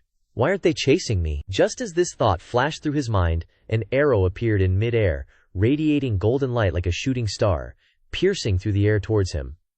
This man in black was also a master, so he immediately caught the arrow. The man in black flipped his hand and sent out a palm strike into the air, turned around, but immediately after, about 10 more kick arrows came at him with a whooshing sound, blooming in the sky like fireworks. However, the man in black's movement was very agile, dodging each kid arrow, and at the same time landing in a courtyard in the North Pavilion. Suddenly, he heard a deep, hoarse voice in his ear. "How does it feel to be surrounded?" The man in black looked at the dark figure in front of him, who had his back to him, and exclaimed. Then the figure slowly turned around. The moonlight illuminated the black mask on his face, and he spoke in a cold, low voice. "Li Yunzhao once advised you not to act rashly, but unfortunately, you didn't listen, and dared to break into the Demon Heaven Pavilion." The man in black replied, "I have no choice." The voice of Lang Luo was very slow, but each word pierced the heart. "Don't even mention you. Even I, Lang, must follow the rules of the Demon Heaven Pavilion. Do you think your life is longer than mine?" The man in black replied, "I know this is very difficult, but I have to do it." Lang Luo's voice was cold. "You know you're going to die. Die." The man in black slowly lowered his body and said, "It's too early for me to die." With a whoosh, a cloud of black mist rose, and the man in black disappeared on the spot. At this moment, Bang Ji, a 10 zang tall Dharma body suddenly appeared, centered on Lang Luo, erupting with energy. Behind him, several boom boom sounds rang out, and then the Dharma body contracted at an extremely fast speed. Lang Luo was extremely surprised to see this scene, and exclaimed, "Dao concealment of the alien race!" Lang Luo practiced the art of Dao concealment, so he naturally understood what this move represented. Therefore, when the man in black disappeared, Lang Luo immediately burst out with energy, hitting the target in a large area. Soon, everything became quiet again, as if nothing had happened. Just then, Jiang Aijian and the others ran over, and Pan Lichen also slowly walked into the courtyard. He lazily said, "Old Lang, did you get him or what?" Hua Yuexing floated in the air. The key bow and arrow in her hand dissipated. Jiang Aijian spoke up, "No way, he's one of us." Realizing he'd slipped up when all eyes turned to him, Jiang Aijian spat. "Who the hell wants to be one of his? I mean, even so, he still escaped." Ming Xinyin shrugged. "Who told you guys to play cat and mouse? See where he runs now." Quiet. While everyone was discussing, Lang Luo raised his hand, signaling everyone to be quiet. "I, Lang, have injured him. He can't run far. He must still be hiding somewhere." Pan Lichen didn't seem to care, took another swig of wine, and lazily said, "Little A, don't worry, he won't escape." Hearing this, Jiang Aijian wanted to get goosebumps. "What little A? Damn it, my name is Jiang Aijian. Can't you be a little more respectful?" Elder Hua cut in between their conversation. "This person has cultivated the Tao concealment of the alien race," Lang Luo continued. Back then, during the 100 Nations Exchange, many people from alien races cultivated the cultivation methods of Great Yan, including the art of Tao concealment. In the end, the alien races managed to research the ultimate escape technique. Before Lang Luo could finish, Jiang Aijian's eyes widened, and he said, "So he's escaped?" The man in black came to assassinate. He didn't care about others. But how could Jiang Aijian not care? Lang Luo laughed and said, "He can't escape." That old drunk Pan Lichen also joined in the fun and said, "Let's see who catches this mouse first." Hua Wudao spoke up. "Elder Lang went too hard. The method of expanding the vitality with the Dharma body just now was too strong. How could he escape? It's not interesting even if we catch him." Although he said that, his body flashed and flew in another direction, and at the same time, the 6 harmonies Tao seals appeared around his body. Lang Luo raised his head and said to Hua Yuexing in the air, "It's your territory. I'm leaving him to you." Hua Yuexing excitedly clasped his fist and said, "Please rest assured, Elder Lang. I'm afraid he won't even dare to show his face in the sky." Lang Luo put his hands behind his back and took a step. A second later, his figure disappeared. Jiang Aijian looked around dumbfounded. Hey, can you big shots not be so impulsive? I'm still waiting for you guys to protect me here. Can you be a little more serious, please?" Ming Xinyan patted him on the shoulder, then glared at him. "You're a 5-leaf cultivator. What are you afraid of?" Jiang Aijian inwardly complained. "So what if I'm 5-leaf? 5-leafs can't be scared or something?" But outwardly he said, "Ming Ji, your words are so right. One sentence from you is like waking me from a dream." As he spoke, Jiang Aijian rubbed against Ming Xinyan, who couldn't stand it, and shouted, "Get away! Don't get so close to me." "I think you should go chat with 8th junior brother about life. You and I are not the same kind of people. You need to have backbone, understand?" With that, Ming Xinyan vanished in a flash. At the back mountain, outside the wall-facing cave, the night was pitch black. You couldn't even see your hand in front of your face. A man in black, hand covering his chest, looked towards the wall-facing cave. He looked around for a moment, confirming no one was there, then slowly moved forward. In the sky, a golden gourd streaked past. The man in black lay flat on the ground, not emitting a trace of aura. Only after the gourd flew away did he raise his head. Having roamed the pugilistic world for so many years and experienced so many dangers, the might of the Evil Sky Pavilion far exceeded his imagination. All directions were guarded by powerful energies, blocking his retreat. Only the back mountain. The man in black suddenly had an idea. East, west, north, all blocked. The back mountain is the only escape route I can think of. He endured the surging blood in his chest and quickened his pace. But out of the frying pan, into the fire. At this moment, Yu Shengrong was sitting cross-legged in the cave, eyes closed in meditation. Suddenly, his ears twitched. He shouted, "Who's there?" Hearing the shout, the man in black immediately raised a finger to his lips. Shh! He flew through the barrier and slipped next to Yu Shengrong. Jiang Liang spent all year in the divine capital, only going out when carrying out missions. His knowledge of the Evil Sky Pavilion was no better than the rumors. Jiang Liang didn't expect that the Bat Courtyard, where he thought he could escape the pursuit, would be full of major devils who killed without batting an eye. Unfortunately, he didn't recognize the person in front of him, only thinking he was an enemy of the Evil Sky Pavilion who had been imprisoned here. Who would have thought that the famous devil of the world would be locked up in the Evil Sky Pavilion's wall-facing cave? Jiang Liang covered his chest and looked at Yu Shengrong. "Don't make a sound, or I'll take your life." Yu Xiangrong remained calm, not moving, waiting to see what this guy would do. Jiang Liang kept his hands on the two weapons, putting pressure on the person in front of him. Yu Xiangrong turned his head and said gently, "Friend, are you injured?"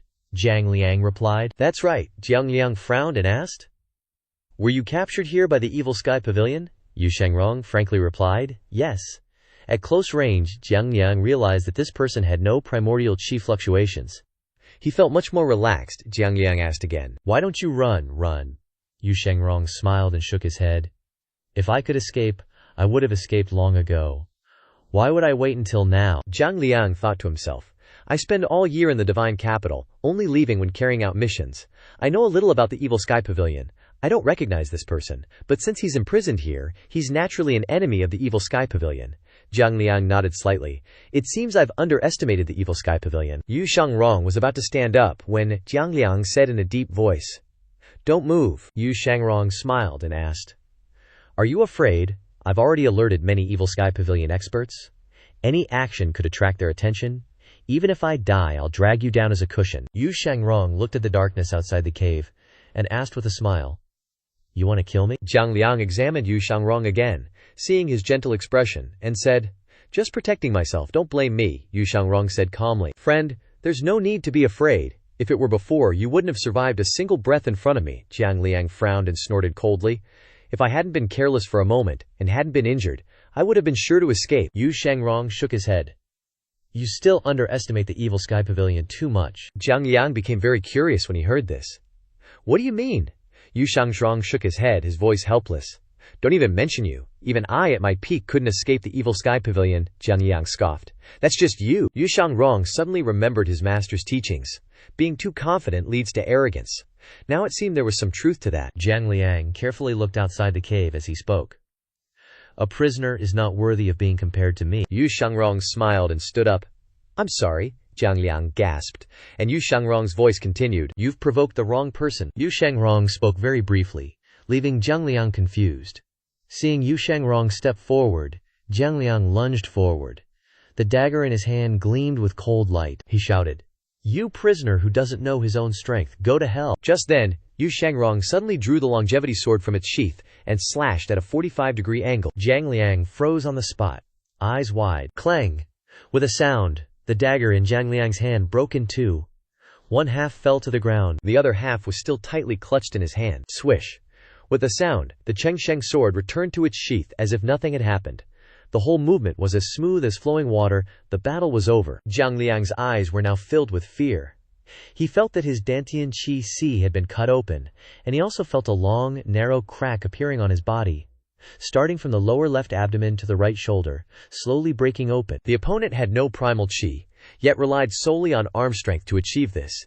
Jiang Liang tilted his head to look at the Chengsheng sword beside him. A faint red light emanated from the sword sheath, scattered outwards, then disappeared, leaving nothing.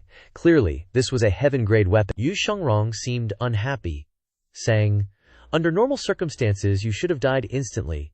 I apologize for making you endure so much suffering." Red blood dyed Jiang Liang's night-walking attire red. As he neared death, he still gritted his teeth and said, "If I weren't severely injured, you wouldn't have been able to kill me." Hearing the words, "if," Yu Xiangrong only gave a faint smile. Asking for mercy?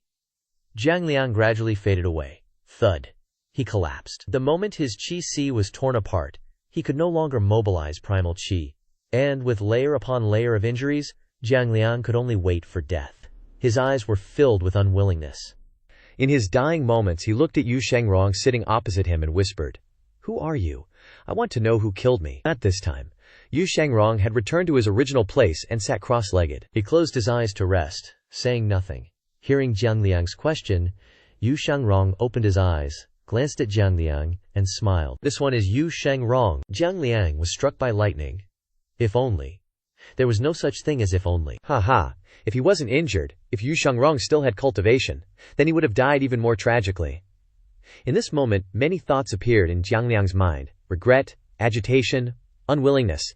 But none of it mattered anymore. He was almost comforted by the fact that he could die under Yu Xiangrong's sword.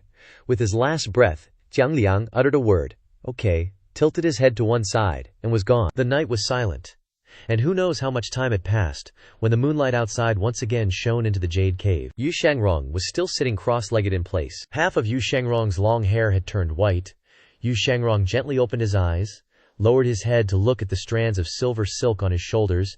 He wasn't surprised or shocked, and continued to close his eyes to rest. Outside the jade cave, powerful energy swept past. After who knows how long, a voice came in. Second senior brother. The voice was clear, crisp, and lively. Yu Shangrong smiled and said, "Little junior sister?" He slowly stood up, took the Chengsheng sword, and stepped out of the jade cave. Under the moonlight, Xiao Yanhe appeared outside the cave entrance.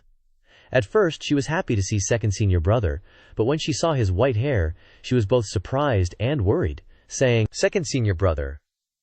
Your hair, Yu Shangrong slowly replied. "I'm fine." Yu Shangrong came to Xiao Yanhe's side, looked up at the stars in the sky and the bright moonlight, and then looked down at her. "It seems like you've grown taller again." Xiao Yanhe showed her little rat teeth and giggled. "Everyone grows up, you know." Yu Shangrong nodded. "That's right.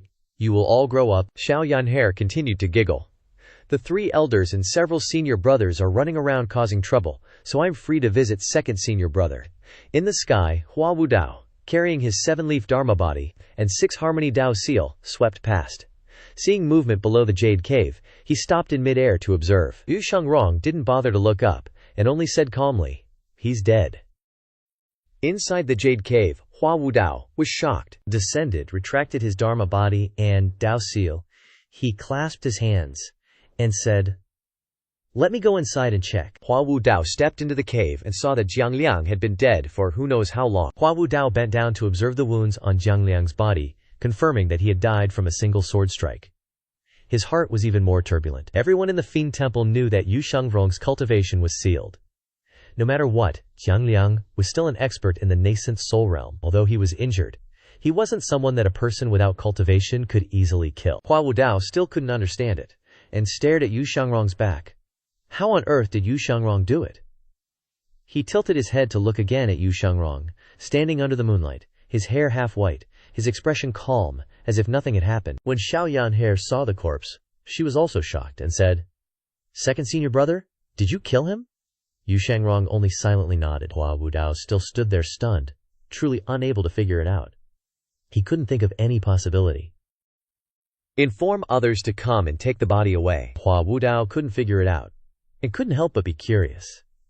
He asked, "May I ask, second senior, how did you kill Jiang Liang?" Yu Shangrong calmly replied, "Swinging the sword with strength was enough." Hearing this, Hua Wu Dao opened his mouth wide.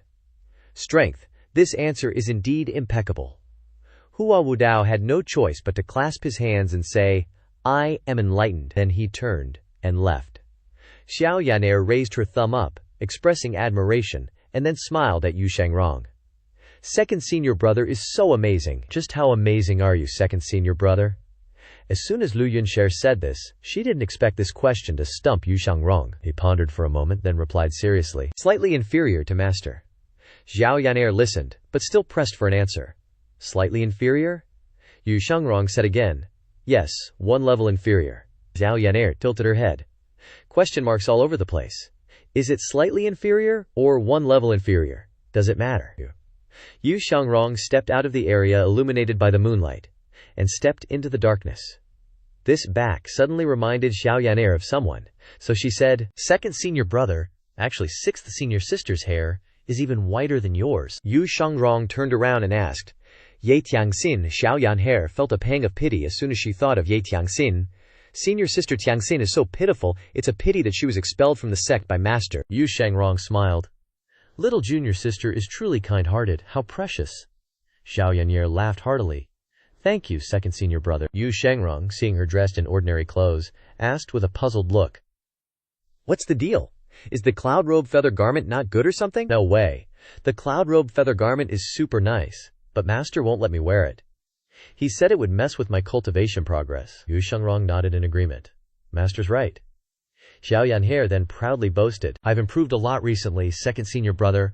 Let's spar. I didn't catch you last time, this time I definitely won't let you leave." Hearing little junior sister asked to spar, Yu Shangrong was like a deer caught in headlights. He could only smile without knowing what to say. Before he could even agree, Zhao Yanhair's diminutive dharma body appeared before her. Yu Shangrong stared. It looked so lively and adorable. Just like the person, so is their dharma body. Yu Shangrong looked at the dharma body in astonishment, thinking, in such a short time, Zhao Yanhair has entered the nascent soul realm, condensed the 100 Tribulation Cave illumination dharma body, and even opened a leaf. Perhaps before long, his little junior sister will stand at the pinnacle of the cultivation world.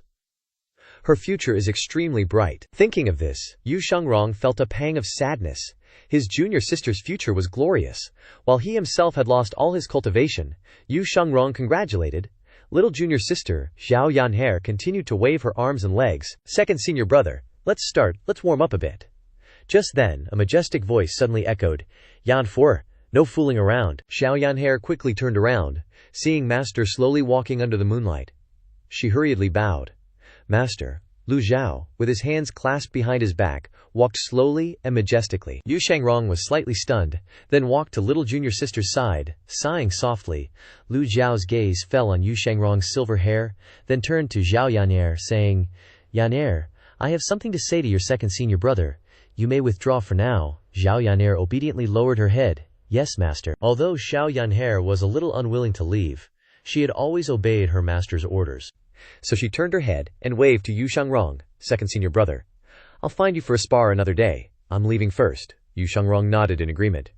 That little grandma zoomed off at a speed of 100 bananas per hour, leaping straight down from the mountaintop for a shortcut. After Zhao Yanhair left, Lu Zhou reached out his hand, saying, Longevity sword. Yu Shangrong froze for a moment. Yu Shangrong knew he had no way to resist. After hesitating for a moment, he placed the longevity sword in his master's hand. Lu Zhou touched the sword. Feeling the energy contained within was no longer abundant, Lu Zhou now knew for sure that Yu Shangrong used the remaining energy in the longevity sword to kill Jiang Liang. Longevity sword, a name that fits the reality. It can increase lifespan and kill people, but the energy contained within is no longer abundant. Lu Zhou pushed the longevity sword back to Yu Shangrong, then said, No regrets. You could have lived another 200 years, but you didn't want to, Yu Shangrong calmly replied. Every time this disciple brandishes a sword, there has never been regret. Past, present, or future, it is all the same. His voice was coldly assertive, though there was still some reluctance in his eyes. Lu Zhou clasped his hands behind his back, saying softly, Now that things have come to this, you still think I want to kill you? Yu Shangrong was stunned for a moment. Since returning to the Evil Sky Pavilion, although the two master and disciple hadn't talked much, Yu Shangrong could clearly feel that master had changed a lot. He couldn't guess master's intentions either. The only thing a rebellious disciple like him could guess was that he was going to die sooner or later. Yu Shangrong thought for a moment, then replied, Maybe you will do it later. Lu Zhou interrupted. Later? How much longer do you have to live to be planning for later? Hearing these words, Yu Shangrong was speechless for a moment. The two master and disciple stood facing each other under the full moon. After who knows how long, he finally opened his mouth and said, You once said you wanted to step through the 9-leaf door. Lu Zhou raised his head to look at the sky, the moonlight growing brighter. No matter what I did in the past, it is all in the past. The present is what matters. Yu Shangrong didn't know what to say. He could hear that master was referring to himself as this old man, indicating there was a rift between them. Remembering the things from the past, Yu Shangrong could only remain silent. At this time, Lu Zhou slowly turned around, turning his back to Yu Shangrong. If this old man killed you in the past, there must have been a reason.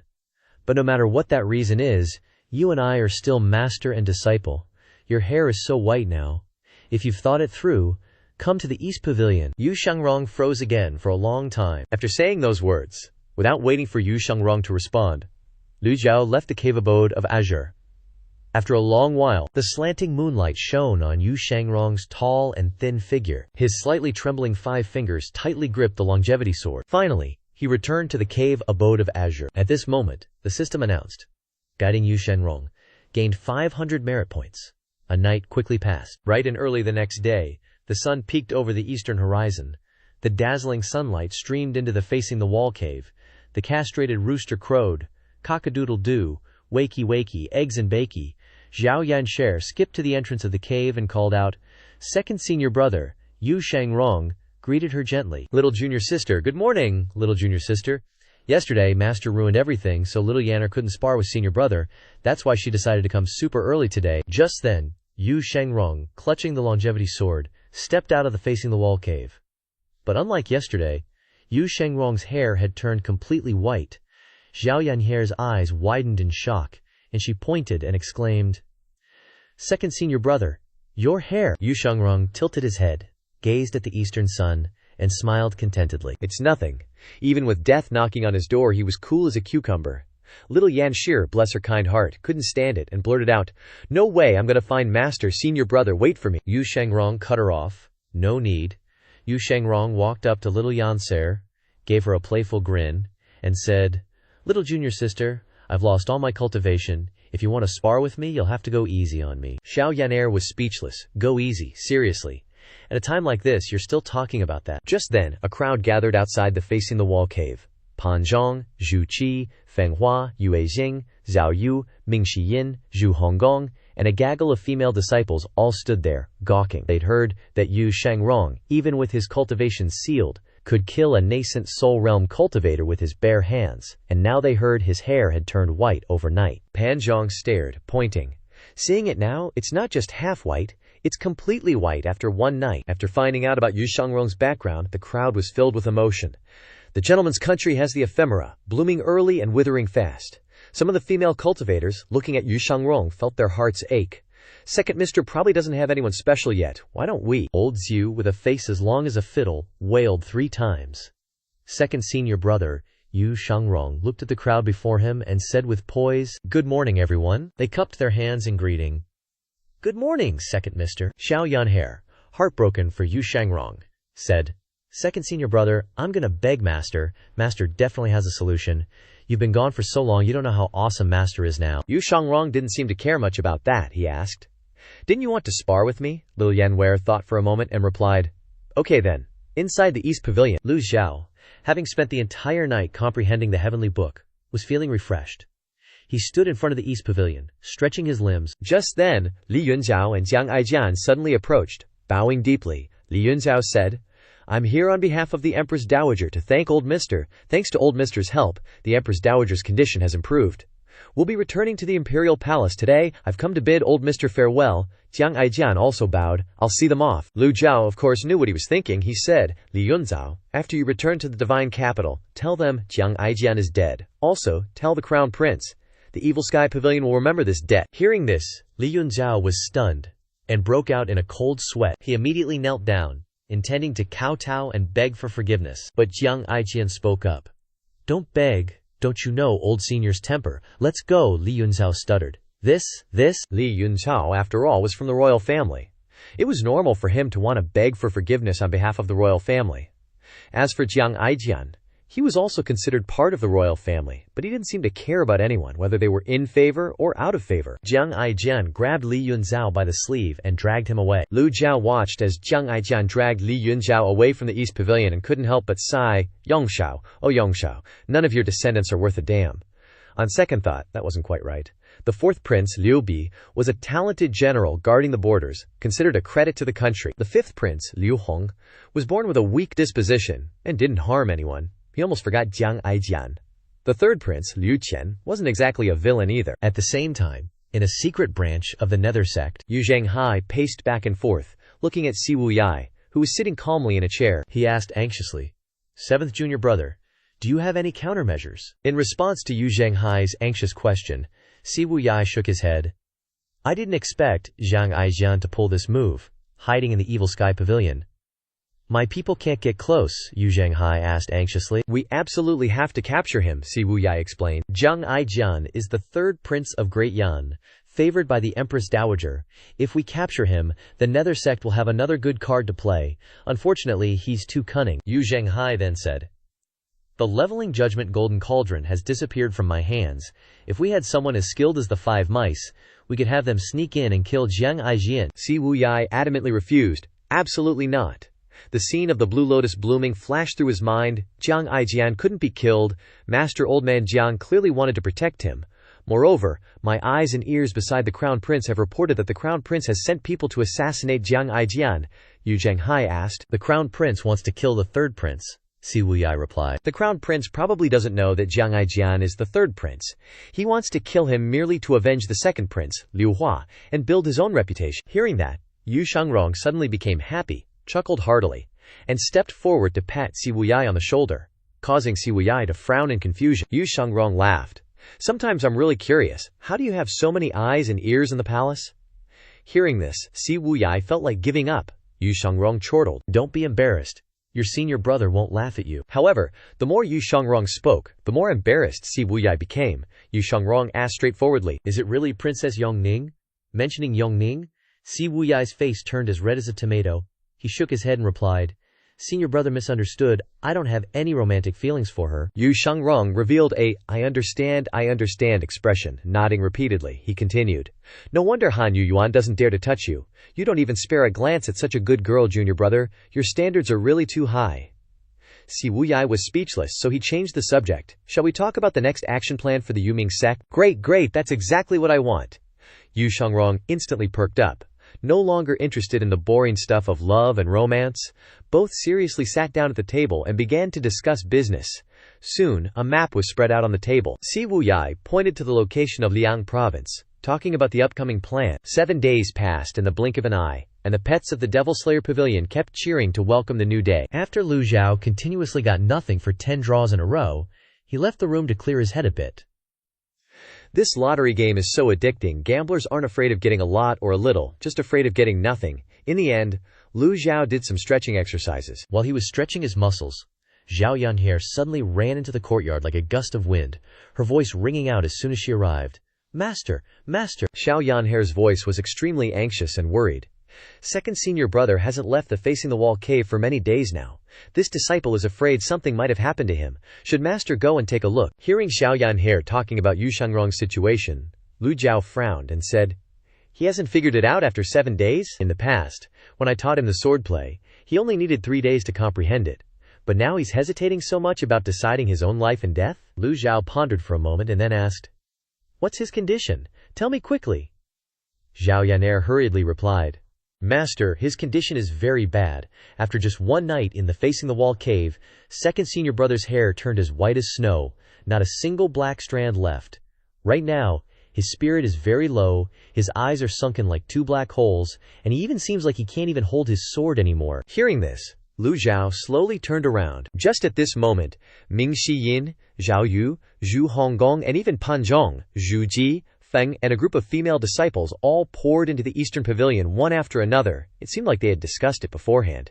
The entire group knelt down with a thud. Their voices rose in unison, echoing throughout the courtyard. We beg Master to take action and save second senior brother. We beg Pavilion Master to take action and save second senior. Lu Zhao's gaze swept across the group.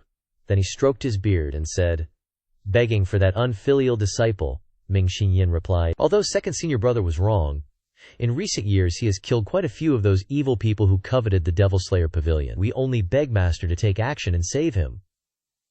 The others also bowed their heads in unison. Lu Zhou shook his head and said, If you want to plead for him, tell him to come here. I want to hear him say it with my own ears. I want to see his sincerity with my own eyes. The one who needs to kneel before me is him, not you. Begging for him like this. One person couldn't help but blurt out, Master! Lu Zhou hastily shouted loudly, interrupting the sentence, his voice suddenly turning deep. If this old master is merciful and lenient, how could the Devil Slayer Pavilion be what it is today? Tell him if he wants to die, then this old master will grant his wish. After saying that, Lu Zhou flicked his sleeves and returned to his room. The group stood dumbfounded, kneeling in place, the words of Lu Zhou still echoing in their ears. Ming Shiyin thought to himself, Master isn't one of our senior brothers, he is the master of the Devil Slayer Pavilion. If he was merciful and lenient, the Devil Slayer Pavilion would have been gone a long time ago. If any disciple who betrays is forgiven in the future, then who would stay in the Devil Slayer Pavilion? Master is right. Even pleading has to be done by others. How would Maester still have any prestige in this Devil Slayer Pavilion? Moreover, second senior brother and first senior brother fought each other, and standing by and watching as the Devil Slayer Pavilion was besieged isn't completely without fault either. Master's actions are already the epitome of benevolence and righteousness. Just at this moment, Duanmu Sheng came over. Seeing everyone kneeling on the ground, he sighed softly. Ming Shiyin asked, Third senior brother, do you have a solution? Duanmu Sheng replied, Actually, Master is very right. The Devil Slayer Pavilion has stood tall and unyielding until today. If Master had always been merciful and lenient, there wouldn't be the Devil Slayer Pavilion of today. Back then, when the 10 great sects besieged Golden Court Mountain, wasn't it also Master who turned the tides single-handedly? Ming Xinyin sighed and nodded. But now, we can't just stand by and watch him die, Zhao Yue said worriedly. Fourth senior brother, think of something. Ming Xinyin looked around a bit and then said, I do have a way, but it's very difficult. Ming Xinyin continued to look around, confirming that no one was there, and then said, the Empress Dowager gave Master a longevity pill. Right now the only thing that can save second senior brother is that pill. But, Master, that old geezer is old and surely sees that pill as a treasure. What we're doing is no different from forcing Master. It's already lucky if Master doesn't get angry and blame us. Everyone nodded repeatedly after hearing what Ming Xinyin said. The Pavilion Master's great tribulation is approaching. He must be looking for a way to increase his lifespan, even if the longevity pill can't exert its value. That's not a reason for the Pavilion Master to give it up, Ming Xinyin said again, then stood up. Everyone, go outside. Remember to keep what I said a secret. If there's nothing else, then scatter, little junior sister. Come with me to the facing the wall cave. Zhao Yanjie nodded quickly. Yes, senior brother. The others obediently left. Ming Xinyin and Xiao Yanghe walked along the North Pavilion corridor, heading towards the back mountain. The two of them wanted to persuade Yu Shangrong to see Lu Zhou, so he would have a chance to survive. Arriving in front of the cave entrance, Ming Xinyin bowed and said, Greetings, second senior brother. Xiao Yanghe also paid her respects. Greetings, second senior brother. This time, Yu Shangrong didn't come out, but simply replied, Come in. His voice was very gentle and light. Ming Xinyin and Xiao Yanhe were both cultivators. How could they not hear the weakness in his voice? Entering the cave, the two saw their second senior brother sitting cross-legged. Yu Shangrong smiled. Fourth junior brother, little junior sister, sit down. Ming Xinyin didn't sit, but asked directly, Second senior brother, why does it have to be like this? Yu Shangrong glanced at Ming Xinyin.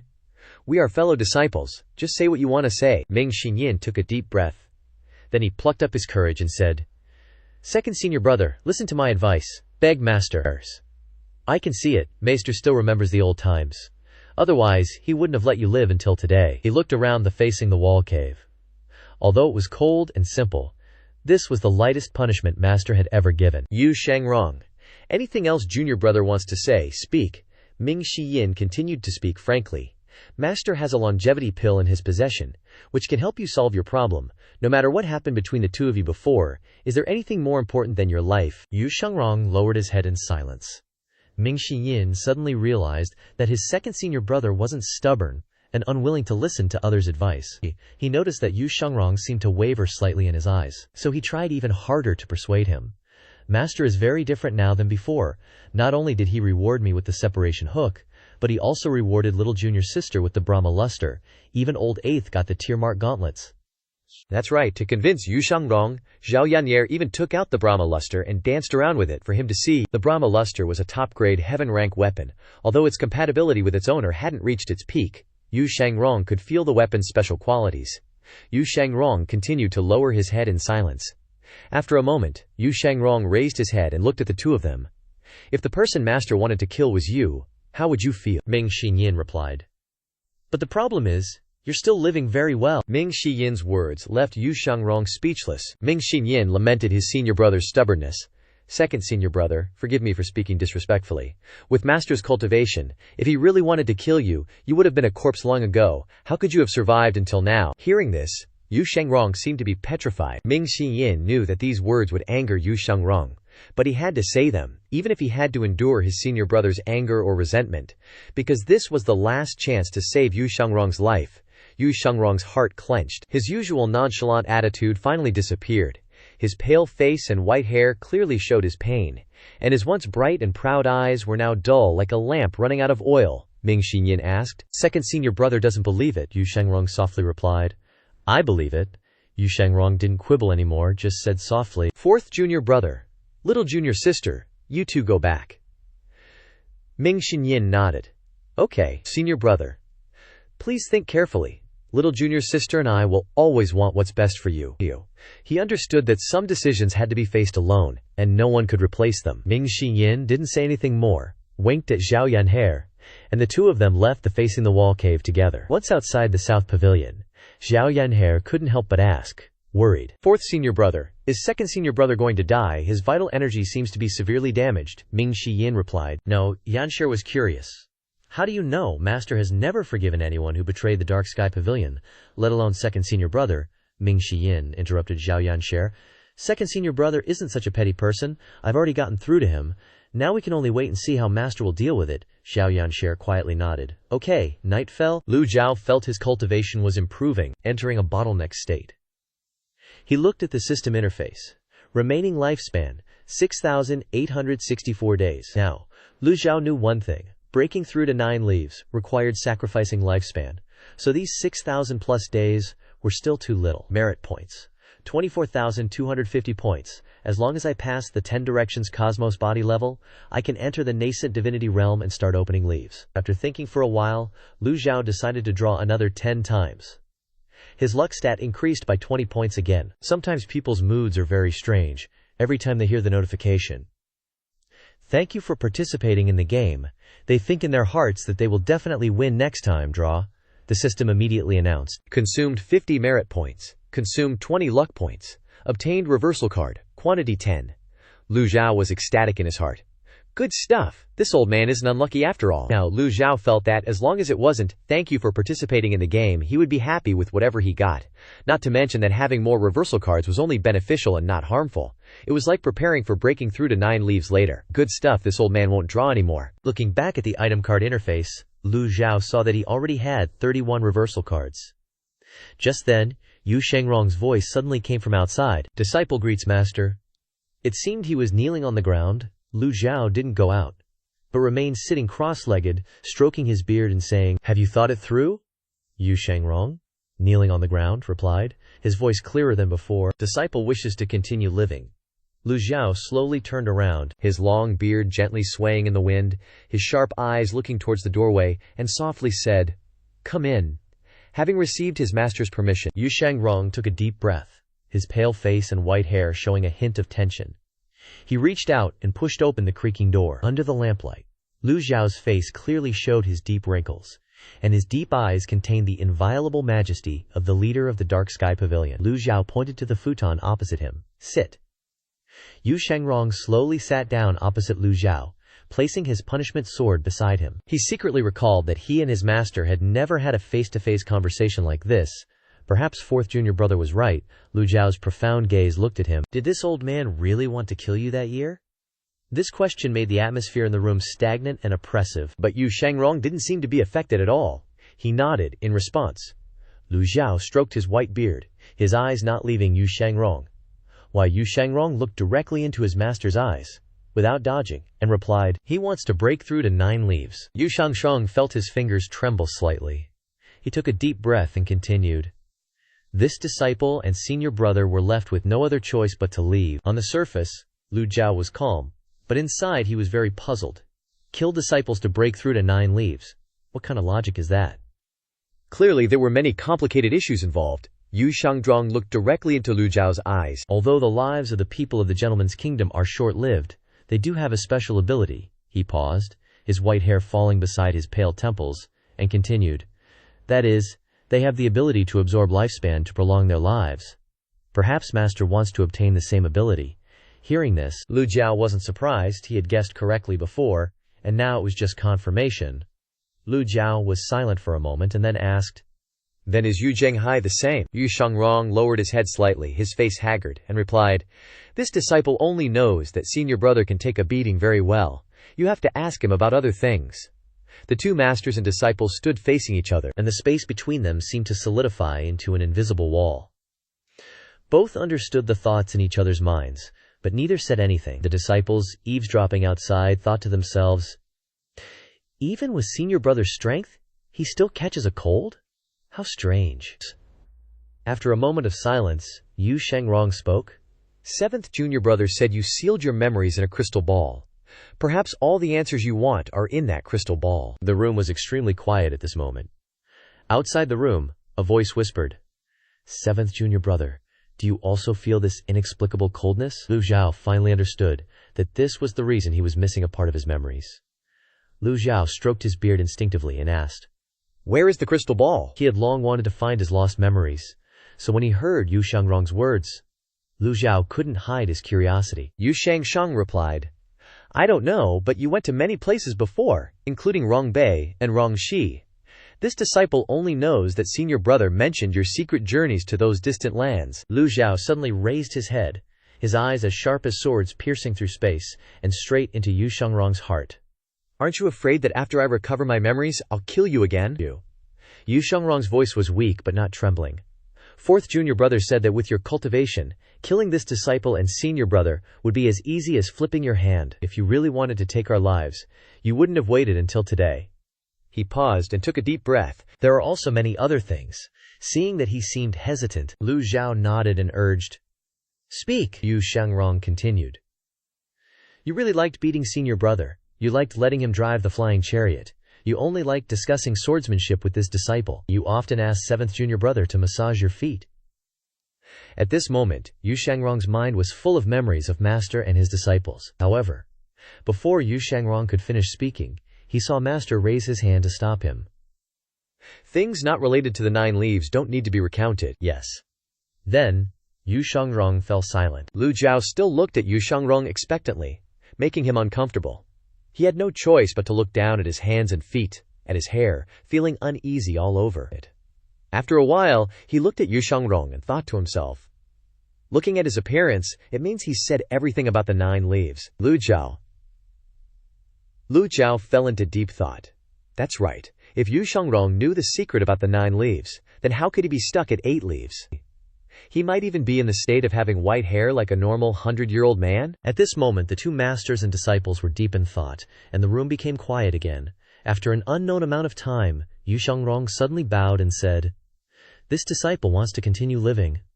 After circling around answering Lu Zhou's questions about the 9 leaves, he finally stated the main purpose of this meeting. How strange. Looking at his appearance, Lu Zhou didn't feel angry, but instead felt happy. Please, old man. Death from illness is common. Everyone will die eventually. Only survival is the motivation for people to strive and hope, Lu Zhou said in a deep voice. It's good that you've thought it through. Lu Zhou patted Yu Shengrong's shoulder, his voice deep. This master bestows upon you the longevity pill.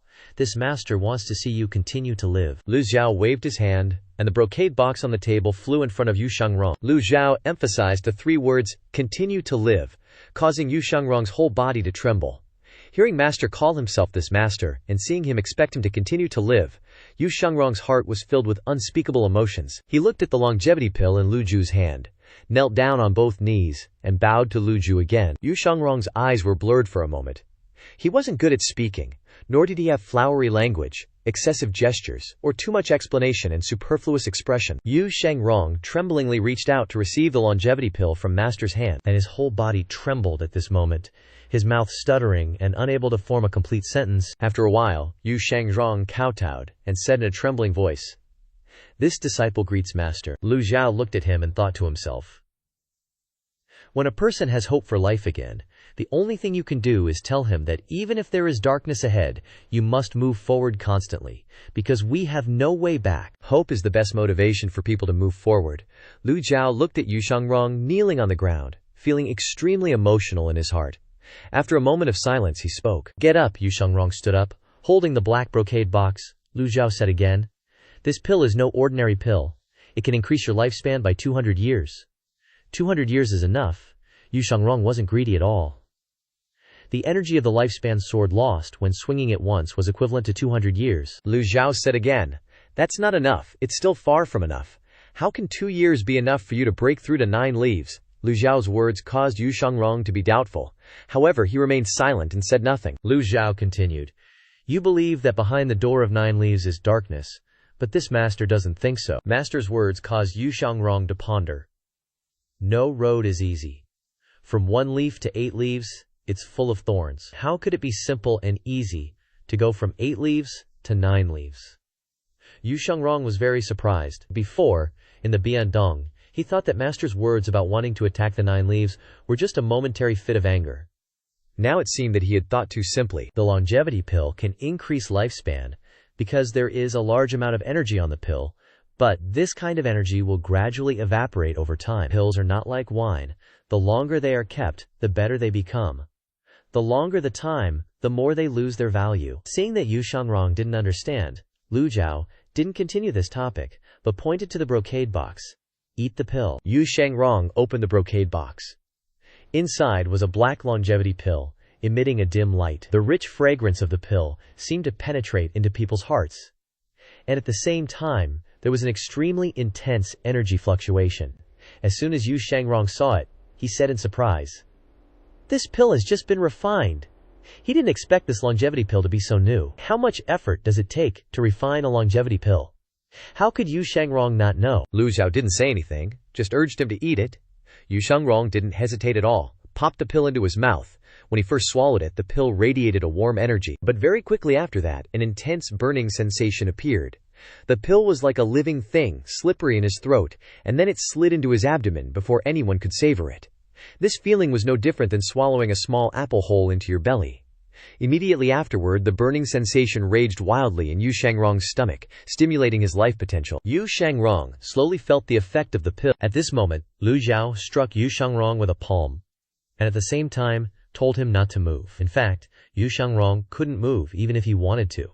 He had no cultivation and was affected by the pill, which made him unable to move. Lu Zhao's palm strike from afar brought a refreshing, cool sensation, eliminating half of the burning sensation within him. Yu Shangrong understood that his master was undoing the body-binding curse for him. In just an instant, the binding sensation of the body-binding curse immediately dissipated, and a power that had been absent for a long time suddenly poured out in his danshin like lava in a volcano, transmitting to the 8 extraordinary meridians of his entire body. Under the existing power of an 8-leaf cultivator, the heat from the longevity increase pill was meaningless. The medicinal power of the longevity increase pill permeated throughout his body, and Yu Shangrong's hair gradually turned black again. As time passed second by second, Yu Shangrong remained immersed in absorbing the power. Lu Zhou noticed that when Yu Shangrong knelt down to him, his loyalty appeared and was constantly increasing. Humans are very strange creatures. Just a hair's breadth of a difference in thought can make people change their minds. Time passed just like that. Early the next morning, Yu Shangrong felt that the medicinal power had been completely absorbed, so he slowly opened his eyes. The basic medicinal effect had been absorbed very well. What met his eyes was the image of his master leaning against the pile of books in front of him, his eyes closed to rest. There were all kinds of books, most of which were related to lifespan issues, a few maps, and some methods of cultivation at the 8-leaf realm. There were still many books on the bookshelf that hadn't been taken down. Yu Shangrong was stunned. It was dark last night, so he didn't pay attention, but now that he looked, he realized that his old man master had always been preparing these things. What made him feel even more emotional was that his master had clearly sat up all night to watch over him. Yu Shangrong felt that the energy in his body had recovered. The only remaining problem was his mental state. He clasped his hands in a salute to Lu Zhou. Then he quietly picked up the Chengsheng sword, turned around, and stepped out of the room. Before he left the East Pavilion, a majestic voice came from behind him. "Go back to the South Pavilion." Yu Shangrong froze for a moment when he heard that. Then a smile bloomed on his lips. Yu Shangrong hurriedly responded with a yes, and he walked towards the South Pavilion. Lu Zhou slowly opened his eyes. He felt very refreshed in mind after comprehending the heavenly book all night. Opening the system interface, Lu Zhou noticed that the mission of the Xunhua herb of longevity had been completed, and the corners of his mouth slightly raised into a satisfied smile. Just as he had guessed, the Xunhua herb referred to Yu Shangrong. With the mission completed, Lu Zhou was rewarded with 2,000 merit points. There was still a subquest. New heavenly book unveiling. The ancient parchment map showing the northwest corner area. That must be the place. Lu Zhou muttered the 2 words. Northwest. Seeing that it was still early, Lu Zhou closed his eyes and continued to comprehend the heavenly book. Streams of scriptures appeared in his mind like a spring flowing into his arid spiritual realm. At this time in the South Pavilion, Duanmu Sheng carried the Overlord's spear and stood in front of Ming Xinyin's room, calling out, "Old Fourth, let's go practice spear fighting." His body was still wet with sweat, as if he had been practicing very early. Ming Xiyin slowly opened the door when he heard him call, his face looking helpless. For 30 days, Duanmu Sheng had come to ask him to practice spear fighting for 31 days. Ming Xiyin said in a tired voice, "Aren't you tired, senior brother? Why are you so energetic?" He gingerly stepped out. Duanmu Sheng grabbed Ming Xiyin's head, dragging him away while saying, "Our paths of cultivation are different. I suggest you go find Old Eighth. He has the treasure cicada vest and a staff, with a very good ability to take a beating," third senior brother, Ming Xiyin, suggested, trying to push the responsibility to someone else. Then why don't you go find Elder Hua? Duan Musheng grimaced and shrunk back. Great dharmas are too troublesome. Ming Xinyan was speechless, thinking to himself, why aren't you troubled by me dodging all the time? Ming Xinyan kept trying to avoid him. Don't. I still have to go visit second senior brother. If second senior brother's problem has been resolved, then you can spar with him, Ming Xinyan said quickly, glancing at the door, calculating the distance to escape. Second senior brother? Right now, he's lost all his cultivation. He's no match for me. Duan Musheng felt ashamed after saying this, so he added, fighting without primal qi can't unleash my power. Ming Xinyan chimed in, his eyes extremely mischievous. Third senior brother is right. How could second senior brother be a match for you? Suddenly, boom! A loud sound came. The two were stunned and looked outside the south pavilion, their whole bodies stiff for a moment, both staring wide-eyed, not understanding what the heck was going on. What's going on? Who dares to cause trouble at the Evil Sky Pavilion? The loud noise was so loud that even Zhu Honggong, who slept like a dead pig, was startled awake. What kind of dumbass is this? Let's go out and see. Ming Xiyin and Duan Musheng flew out of the south pavilion, and old Zhu Honggong flew after them. Not long after, they arrived at the training square, where there were quite a few female disciples surrounding and watching. And there were also Pan Zhong and Zhu Jifeng standing ready, holding the banners. Second senior brother, Zhu Honggong, was super curious. The young Ming Xiyin was as stiff as if he'd been hairsprayed. No way, he couldn't believe his eyes. In the middle of the square, on top of a stone pillar, was the figure of Yu Shangrong, majestic in the wind, holding the Chengsheng sword. His white hair had turned black again, leaving everyone in utter shock. Several female cultivators immediately wanted to have his babies. That second Mr. Yun's sword is so cold, and his aura is ice cold too. Pan Zhong joined in on the excitement.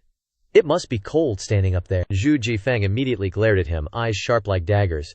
Shut your mouth, don't you see? Elder Hua is looking pathetic. Nonsense. Cold. My foot. Zhu Jifeng's irritable voice made Pan Zhong shut up instantly. Opposite the stone pillar was Elder Hua Wudao, most skilled in defense. Hua Wudao, who was originally near the South Pavilion, saw that Yu Shangrong had recovered his cultivation and challenged him. He knew he couldn't beat Yu Shangrong. He just wanted to take this opportunity to test the defensive power of the Six Harmony Dao seal. Who knew that he couldn't even block a single move? Hua Wudao looked up at Yu Shangrong, feeling a bit upset, and shouted, "One more time." Yu Shangrong smiled and looked down from the stone pillar. You're too weak. So weak that... Here, Yu Shangrong paused deliberately. Never mind. Try harder. Hua Wudao gritted his teeth and said, I don't believe I can't block a single move. Try again now. With that, the Six Harmony Dao seal opened, and 9 large seal characters flickered with golden light, rotating around his body. Seeing this, the crowd immediately retreated, and the Six Harmony Vajra seal enveloped Hua Wudao, his feet stepping on the 8 trigrams imprint. Ming Xiyin teased, Is Elder Hua's requirement that low? Just need to withstand one move? His words were like rubbing salt into Hua Wudao's wounds. Hua Wudao's figure suddenly became shaky. Ming Xinyin's words made his old face flush red. Since when had withstanding a single move become such a luxury? Yu Shangrong stood on the pillar, gently reminding as he made his move. Be careful. He didn't really want to fight. But Hua Wudao was too determined, so he had to humor him. Whoosh! With a sound, the surrounding Yuan Shi vibrated in the air, and the Chengsheng sword left its sheath. Although the energy inside the Chengsheng sword had dissipated, its inherent qualities still made people wary. Everyone's eyes were focused on Yu Shangrong's figure. Controlling the sword with qi, the sword aura appeared, and Yu Shangrong rushed down. The space in front of the stone pillar was blurred and distorted, as if covered with a layer of fog. Yu Shangrong's figure split into 3, left, center, and right. Hua Wudao's eyes widened, and by the time he clearly saw what was happening in front of him, the 3 figures had merged into one. The Chengsheng sword had already entered the area inside the Six Harmony Dao seal. When did the Chengsheng sword in Yu Shangrong's hand point directly at Hua Wudao's neck? Too fast, too dangerous. Hua Wudao was a little upset. Usually, when sparring with Duan Musheng wouldn't lose, but he also couldn't do anything to the Six Harmony Dao seal. But when sparring with Second Mister, the gap between the two was so big. Super frustrating. Yu Shangrong said to Hua Wudao in a low voice, Don't be discouraged. The Chengsheng sword has been with me for many years and has broken countless formations, so the Six Harmony Dao seal is not too difficult. With another whoosh, Yu Shangrong sheathed the Chengsheng sword. The old guy thought to himself, Is this forfeit? Then he was left speechless, because he didn't know what else to say. Hearing these words, Hua Wudao retracted the 6 Harmony Dao seal and staggered backwards, without saying a word. However, his eyes couldn't hide his sadness. Originally, he never thought of winning. But at least he could withstand one move, and his reputation would be somewhat salvaged. From afar, Pan Lishan and Lang Luo, who were observing, couldn't help but shake their heads. Pan Lishan egged on. "Old Lang, you're also an 8-leaf. Why don't you go up and spar with Second Mister, and test the depth of your cultivation? It's a rare opportunity, why not take advantage of it to see how far your cultivation has come?" Lang Luo tactfully said, "Lang's cultivation has not yet recovered. Let's do it another day." "Old Pan, you have the Blackwood Lotus to help you? Your cultivation must have recovered much better than mine. Why don't you give it a try?" As soon as Lang Luo finished speaking, Pan Lishan found an excuse to avoid it. This old man suddenly remembered that there is a jar of 100-year-old wine in the courtyard. "Old Lang, how about we go back to the North Pavilion and drink?" Lang Luo nodded. "That's great, super happy." And in sync, they turned to leave. Hua Yuexing called out, "Elder Hua." Seeing Hua Wudao looking totally dejected, stumbling around like he'd just been dumped, Hua Yuexing thought about going to catch him. Hua Wudao mumbled, "I'm fine, thanks." Ming Shiyin stepped out of the crowd and said, "Elder Hua, don't get all hung up on it. That entering 3 souls move is second senior brother's signature. You just having the guts to face it is already pretty good." Then he winked at Hua Wudao, who turned his head and saw that Lang Luo and Pan Lishan were gone. Immediately he felt a lot better. He thought, "I thought I'd lost all my face, but it seems it's not as bad as I thought." Everyone around had their own opinions. But Yu Shangrong just stood there, silent. After a while he clasped his hands and said, "Now that I'm a member of the Evil Sky Pavilion, I, Yu Shangrong, will wholeheartedly give pointers." As soon as Yu Shangrong said that, everyone froze for a few seconds. Who would dare spar with him after that? The place went eerily silent. Yu Shangrong said gently, "Does anyone else need pointers?" In response to that question, there was still complete silence. They clearly knew he meant well, and his original intention was to give everyone pointers. But it just sounded so weird. Ming Shiyin immediately called out, "Duan Musheng, 3rd senior brother." Duan Musheng jumped, but then grabbed his overlord's spear and charged over, snatching Ming Shiyin by the collar and dragging him away. "You promised to practice with me, you dare go back on your word?" Ming Shiyin yelled. I promise. Then, Duan Musheng forcibly dragged Ming Shiyin away from the Southern Training Hall. "Senior brother, slow down." Actually, this was just a way for those two to have a legit reason to leave without sparring with Yu Shangrong. Everyone else was speechless. Just then, Xiao Yanhair appeared on the roof of the Southern Training Hall and called out, "Second senior brother." "Good morning," Yu Shangrong replied. "Little junior sister." "Good morning." Xiao Yanhair relayed the message. "Master wants you over there." "Got it." Soon, Yu Shangrong arrived at the Evil Sky Pavilion's main hall. Lu Zhou put his brush aside, glanced over the list on the table, and nodded. At this moment, Yu Shangrong, Xiao Yanhair, and Pan Zhong's group entered the main hall. As soon as they came in, they bowed and greeted. "Greetings, master. Greetings, pavilion master." Lu Zhou looked at Yu Shangrong and asked, "How was the spar?" Yu Shangrong replied, "One with one move." As he said that, they both suddenly felt like they were back in the old days. Back when Yu Shangrong was still learning, and only practiced with a wooden sword, he still liked to challenge other masters. Back then, whenever Yu Shangrong returned victorious, he would say, "One with one move." He was always so arrogant. His personality hadn't changed much since he was a kid. Lu Zhou said, "Elder Hua has a lot of pride. Remember to let him win a few moves later." The people in the hall fell silent. Yu Shangrong nodded. Disciple understands. After all, Hua Wudao was a general of the Evil Sky Pavilion. It wouldn't do to have him crippled by his own people before he even had a chance to make any contributions. Lu Zhou stroked his beard, frowned, and said to Yu Shangrong, "I have 2 tasks for you. Will you accept them?" Yu Shangrong replied without hesitation, "Master, just give the order, your disciple will obey." "Good, very good." Lu Zhou flicked his hand, and a blank sheet of paper on the table folded itself into a small paper airplane, which Lu Zhou launched towards Yu Shangrong. The paper airplane, with rings of powerful gang Q, whizzed through the air. Yu Shangrong quickly caught it. Lu Zhou pointed and said, "Don't let anyone on this list go." Lu Zhao's voice was neither loud nor soft. His tone was neither fast nor slow. But when it entered everyone's ears, it made them gasp in shock. They didn't know who was on the list, but whoever it was, they would become a ghost under the sword of the Sword Devil. Yu Shangrong quickly read the names on the list and immediately understood. Yu Shangrong glanced at the list again and said casually, "Weak?" The names on the list were indeed too weak. People he wouldn't even have bothered to look at before. He probably found the task extremely boring. Yu Shengrong clasped his hands and said, "Disciple requests to add more people to the list. Remember to give little sis a like, comment, subscribe to the channel, and watch other entertainment stuff at the link below so I have the motivation to release new chapters quickly. Thank you all. Sincerely, it's been difficult lately, so please support me, everyone." Yu Shengrong's gaze froze on the three words, Manhwa tomb. Each painfully familiar stroke below felt like an invisible blade slicing into his mind, leaving him stunned. A wave of utter disbelief washed over him. He rubbed his eyes, then rubbed them again, trying to banish the surreal illusion before him. But the name remained glaringly obvious, an undeniable truth defying all his reason and belief. This was the Manhwa tomb. Even the steadfast Yu Shengrong couldn't help but tremble inside when he saw those three words on the stone door.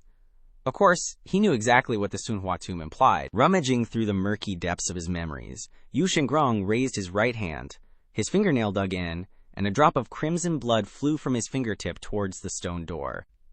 Click-clack, the patterns on the stone door suddenly lit up, the vital blood spreading in all directions. At this point, Yu Shengrong was completely certain.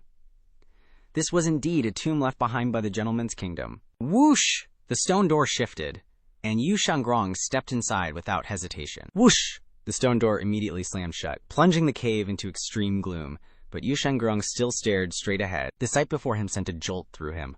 A breathtaking scene unfolded. Countless skeletons lay neatly, silently on the ground, undisturbed. Each set of white bones was arranged meticulously, straight as an arrow, like an army resting for eternity.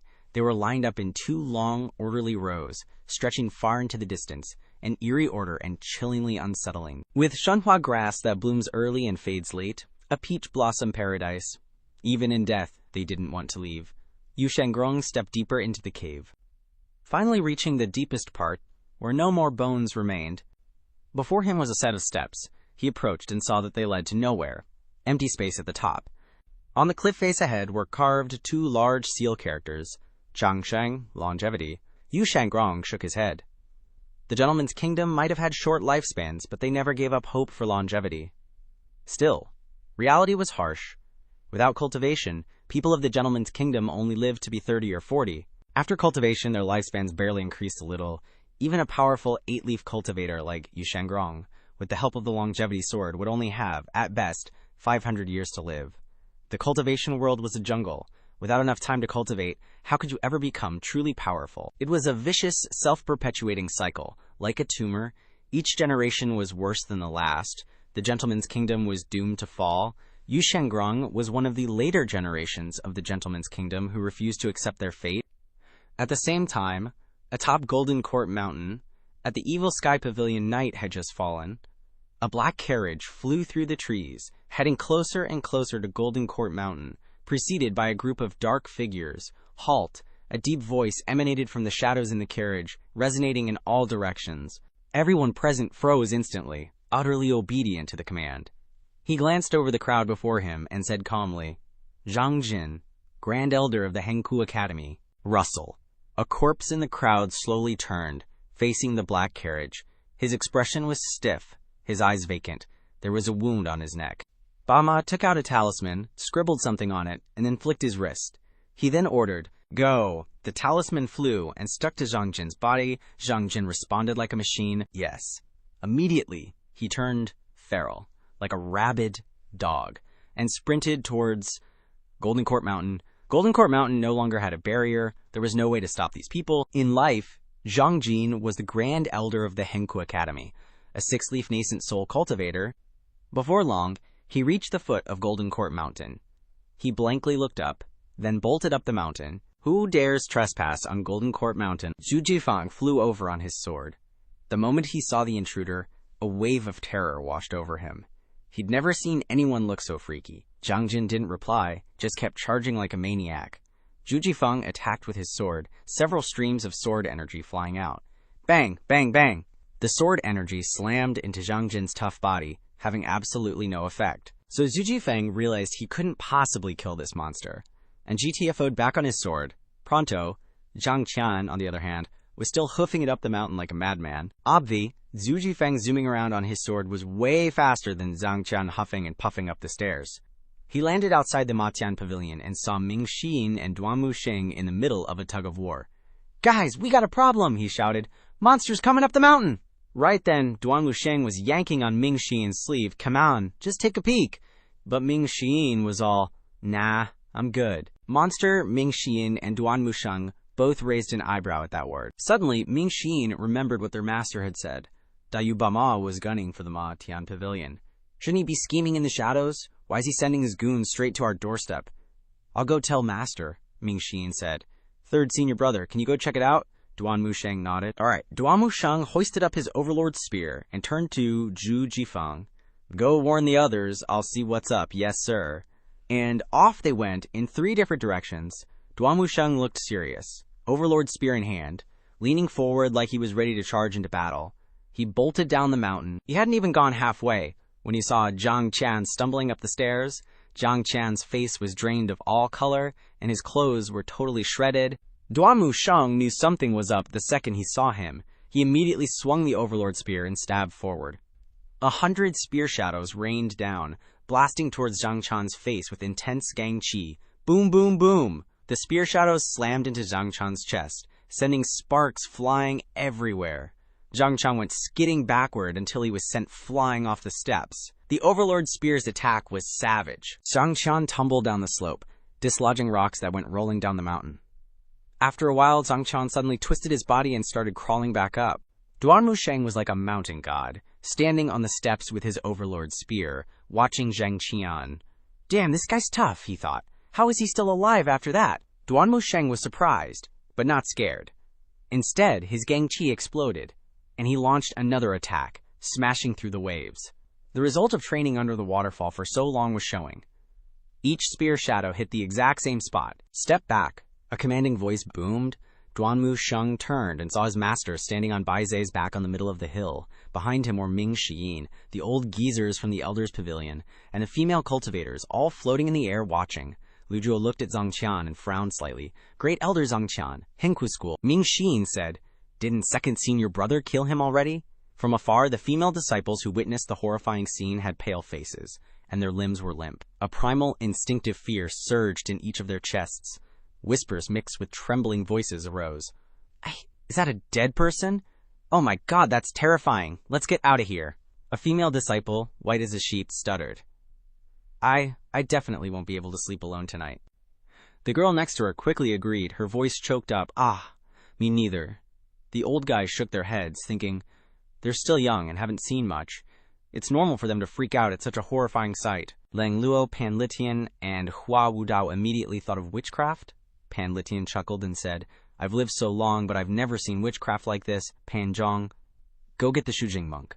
Pan Zhong clasped his hands and quickly flew towards the North Pavilion. Just then, the talisman on Zhang Guhan's body flew off. Whoosh! A flame erupted, and the talisman burned fiercely. But the flame was eerie, forming a purple circle in the middle of the air. A voice came from the circle.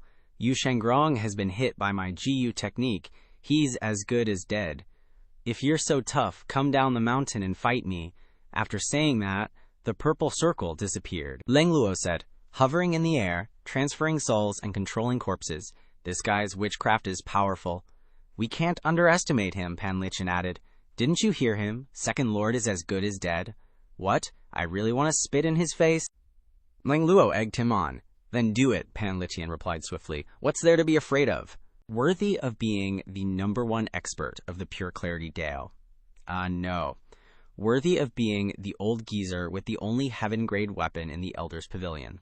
Ming Xian complimented. As soon as he said that, Pan Litian stepped into the void, his whole body enveloped in a layer of golden light, and charged toward Zhang Qian. His wine gourd also emitted golden light, spinning around its master. Pan Litian grabbed the gourd, and a fan-shaped blast of gang qi immediately shot out. Bang! Zhang Qian's face was blank. He was sent flying after just one move. Pan Litian frowned slightly. This corpse has been enhanced by witchcraft. This guy's a real genius at witchcraft. Hua Wudao nodded. If we're just talking about raw power, this guy's stronger than an 8-leaf nascent soul realm cultivator. However, the weakness of witchcraft is too big. It takes too long to cast. Honestly, I have a suggestion, Ming Xian asked. What suggestion?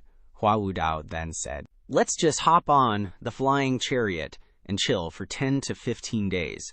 His witchcraft won't hold up. It'll collapse on its own. Ming Xiyin gave Zhu Honggong a cold glare that locked onto him. No way. I gotta find a chance to beat this fatty pig into next week. Zhu Honggong didn't hold back, immediately kowtowing to Ming Xiyin and Duan Musheng. Greetings, fourth senior brother. Greetings, third senior brother.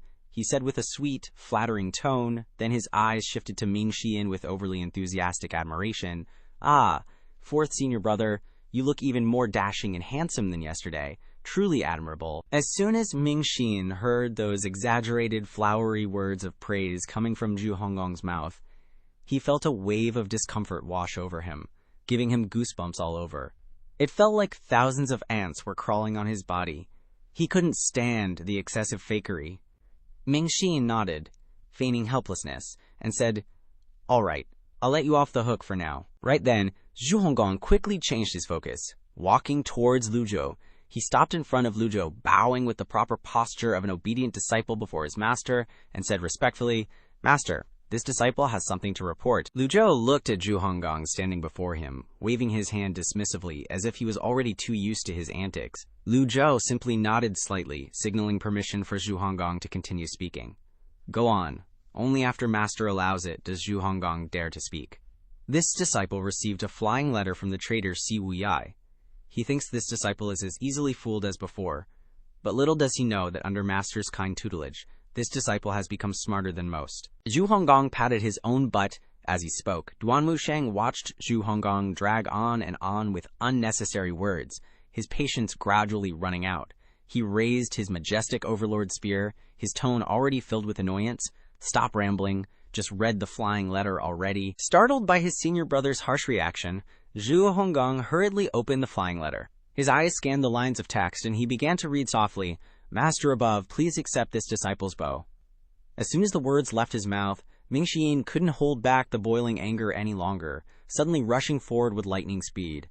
His foot quickly kicked Zhu Honggong in the face. "You're being too damn long-winded. Why the hell would you say that nonsense?" Tears streamed down Zhu Honggong's face as he clutched his painful cheek, explaining, It's written like that in the letter." Lu Zhou raised an eyebrow, scolding him clearly. "All right." The three of them immediately knelt down, afraid that if Master got angry, they'd be collateral damage. Lu Zhou slowly glared at the three disciples, trembling before him with cold eyes, but he seemed too lazy to lecture them. Instead, Lu Zhou simply waved his hand gently, the movement as light as a breeze. The powerful gong qi from his palm spread out, turning into an invisible force that caught the flying letter in Zhu Honggong's hand, causing it to fly up into the air, then make a perfect arc, gently landing in Lu Zhou's palm. Even if Zhu Honggong had the guts of 10 lions, he wouldn't dare try to stop or object to his master's actions. He could only stand there, dumbfounded, watching the flying letter leave his hand, soaring through the air towards his master, feeling both fear and admiration for Lu Zhou's profound cultivation. Lu Zhou read through it. The letter mentioned something about Yu Shangrong and Zhang Yuanshan. Finally, the question of Yu Shangrong assassinating a high-level target was answered, but he still felt worried. Lu Zhou's eyes suddenly widened as if he saw something. Seeing that Lu Zhou had finished reading the flying letter, his eyes flashed with contemplation. Ming Xiyin couldn't contain his curiosity, leaning forward slightly, his tone careful but unable to hide his curiosity. "Master, what does the letter say?" Lu Zhou didn't answer directly, just waved his hand lightly, the gangqi following his movement again, catching the flying letter, causing it to fly out of his palm like a leaf in the wind. Ming Xiyin raised his hand and caught the flying letter accurately, his bright eyes quickly scanning each line on it. The more he read, the tighter his broad eyebrows furrowed, his expression gradually changing from curious to serious. Ming Xiyin said, "Second senior brother fought Zhang Yuanshan at Qingyu altar. Zhang Yuanshan was sacrificed to the great wizard Bama. Second senior brother is in more danger than safety. Bama is targeting the Demon Heaven Pavilion, seeking revenge for Moli." Ming Xiyin immediately shouted, "Master, the traitor Siwei's flying letter can't be trusted." The fatty Zhu Honggong immediately echoed, "Fourth senior brother is right. The traitor's words can't be trusted." Lu Zhou stood up, glanced at the three disciples, and said softly, "Siwei's words are likely the actual situation." Lu Zhou made his judgment based on the 2,000 merit points he was rewarded, especially with Zhang Aijin's flying letter earlier, further confirming the rumors from the outside world. Ming Xin and Zhu Honggang didn't think much. If Master said so, there must be a reason. The two nodded in unison, saying, "Master is wise." Duan Musheng held the flying letter and read it once, then said, "Bama is Lulan's #1 wizardry genius. Lulan's strength has increased a lot in recent years, and it's all related to this Bama. If that's really the case, what will happen to second senior brother?" The three all showed worried expressions, especially since Jiang Aijian's flying letter earlier had confirmed the rumors from the outside world. Suddenly, Zhu Honggang spoke up, "Master, this disciple has another matter to report." Lu Zhou nodded and said, "Go on," Zhu Honggang quickly said. "Yesterday, many low-level cultivators appeared at the foot of Golden Court Mountain. This disciple saw that they wanted to cause trouble, so I chased them away." Zhu Honggang showed a triumphant smile. Ming Xian thought to himself, "Cause trouble? What nonsense is this idiot spouting again? Which cultivator would dare to cause trouble at Golden Court Mountain?" Ming Xian frowned and said, "Stupid junior brother, did you ask what it was about?" Zhu Honggang scratched his head. "I heard it was about some strange thing happening, asking us for help." "Is the Demon Heaven Pavilion a charity organization?" Ming Xian secretly laughed at his misfortune. "Old Eighth, oh old Eighth, I'm afraid you don't understand Master's new routine yet." Lu Zhou paced back and forth, thinking that the withering vegetation must be related to wizardry. Maybe Ba Ma was plotting something. Recalling the contents of Si Wu Yai's flying letter, Lu Zhou was a little worried about Yu Shangrong. What surprised Ming Xian was that the old man, Master, didn't show any anger at all. If it were before, with Yu Shangrong's cultivation, why would Lu Zhou need to worry about him? But now it was different from before. How could Lu Zhou stand by and watch Yu Shangrong's situation? Seeing Master fall into contemplation, Ming Xian immediately understood and quickly bowed, saying, "This disciple is willing to go down the mountain to investigate this matter." Zhu Honggang also bowed, saying after him, "This disciple is willing to investigate this matter with fourth senior brother." Lu Zhou turned to look at the two disciples. If it were before, Lu Zhou would not hesitate to let them carry out the mission. But now, Bama was still lurking in the dark. Even Yu Shangrong suffered losses against the Great Wizard, so sending Ming Xian and Zhu Honggang was no different from sending them to their deaths. After a moment of silence, Lu Zhou opened his mouth and said, "Don't worry. If he's targeting the Demon Heaven Pavilion, he'll naturally come looking." Ming Xian and Zhu Honggang immediately responded in unison, "Master is wise." 10 days passed in the blink of an eye, and everything continued as usual. On the 11th day, as night fell, in a graveyard in a dense forest, starting with a hand emerging from the ground, several hideous corpses slowly appeared, scuffling. A dense crowd of people were stepping forward, and many corpses were climbing out of the graves, joining the group, slowly moving forward. Standing from above, the ground looked like an army of black ants. 2 corpses with ropes wrapped around their necks were pulling something. Behind them was a black carriage, a figure in black standing on the roof of the carriage, his eyes shining with purple-red light, looking with satisfaction at the army he had created. These were the soldiers he had built day and night. A low voice came from his throat, "Demon Heaven Pavilion, hopefully this time I can make you happy." Oosh! The black carriage glided over the heads of the dense crowd, flying forward to lead the army. At the same time, in the sky over an area tens of thousands of miles northwest of the divine capital, snow was glistening white, and mountains rose one after another. A square-headed dude, kitted out in special protective gear, was harvesting something, calling out, "Bumper crop this year." On the snow-covered mountain range, a cyan-robed swordsman hovered. He turned slightly, his eyes seeing only forest and white snow, not a single soul. The wind tossed Yu Shangrong's long hair. Spotting the figure in the distance, the square-headed guy in protective gear recognized him immediately. It was the sword devil, Yu Shangrong. He didn't shake off the snow, letting the snowflakes fall on his hair until his brows and strands were dusted white. He didn't brush it off, letting the snowflakes fall into every lock of hair. Even his eyebrows were covered in white. The guy in protective gear had sharp eyes, seeing every detail even from a good distance. Yu Shangrong stood with his arms crossed, the longevity sword on his back, seeming to sense something, trembling slightly. The dude in protective gear got super anxious. No way he saw me right. Yu Shangrong stood on the mountain peak, smiling into the wind. "Good snow. Time to go home." The squarehead started detailing everything. Yu Shangrong stepped through the air, flying forward. In a flash, he appeared dozens of yards away. A moment later, Yu Shangrong was standing on a treetop, gazing at the flat land before him, lost in thought. The small plain stretched for dozens of miles, surrounded by mountains on all sides. buried in pure white snow. Beneath the snow and various vines and weeds, one could only vaguely make out the ruined houses. A scene of people lost. Yu Shangrong tapped his toes lightly. Rustle, rustle, the snow on the treetop fell in a flurry. Yu Shangrong flew forward but suddenly cried out in pain, his body swaying. He didn't fly, but stood in midair, and the squarehead was sweating bullets. Did he really see me? Yu Shangrong silently reached out and circulated his chi, a small 100 tribulation moving clarity. Dharma body appeared in the palm of his hand, like a little golden man. Yu Shangrong looked at the golden lotus pedestal beneath the little golden man. On the lotus seat, the dark purple spots had increased significantly, occupying nearly a third of the golden lotus. Ancient sorcery, Yu Shangrong frowned as he looked at the golden lotus, but he only frowned. Without fear, anxiety, or worry, he sighed softly. It was my carelessness, after all. The scene of the battle with Zhang Yanshan that day appeared in Yu Shangrong's mind. The only time the ancient sorcery could approach the golden lotus was when he swung his sword for the last time, using the Dharma body and golden lotus pedestal to crush the tentacles. He calculated the time. In just half a month, the lotus seat had been invaded by a third. In other words, in about a month, the lotus seat would be completely occupied by the ancient sorcery, and then there would be no way to stop it. Yu Shangrong's feet moved slightly, and the 100 tribulation moving clarity Dharma body disappeared. Yu Shangrong continued to fly. Arriving in the middle of the flat area, Yu Shangrong casually waved his hands, and the Dharma body reappeared. Om! The Dharma body was 30 feet tall, radiating a huge heat wave. Even though the lotus seat was tainted purple for a third of its surface, it did not hinder the Dharma body's energy outburst. The white snow covering the flat area quickly melted and evaporated. In a short while, all the white snow within a range of several thousand meters disappeared. The true face of the plain gradually revealed itself. Clusters of Zunhua grass rooted themselves in the ground, their stalks reaching high to greet the snow and wind, growing strongly in the year-round cold. As he flew to the entrance, there were 2 stone blocks lying crookedly outside the gate, shaped like tigers, but unfortunately, they were both damaged.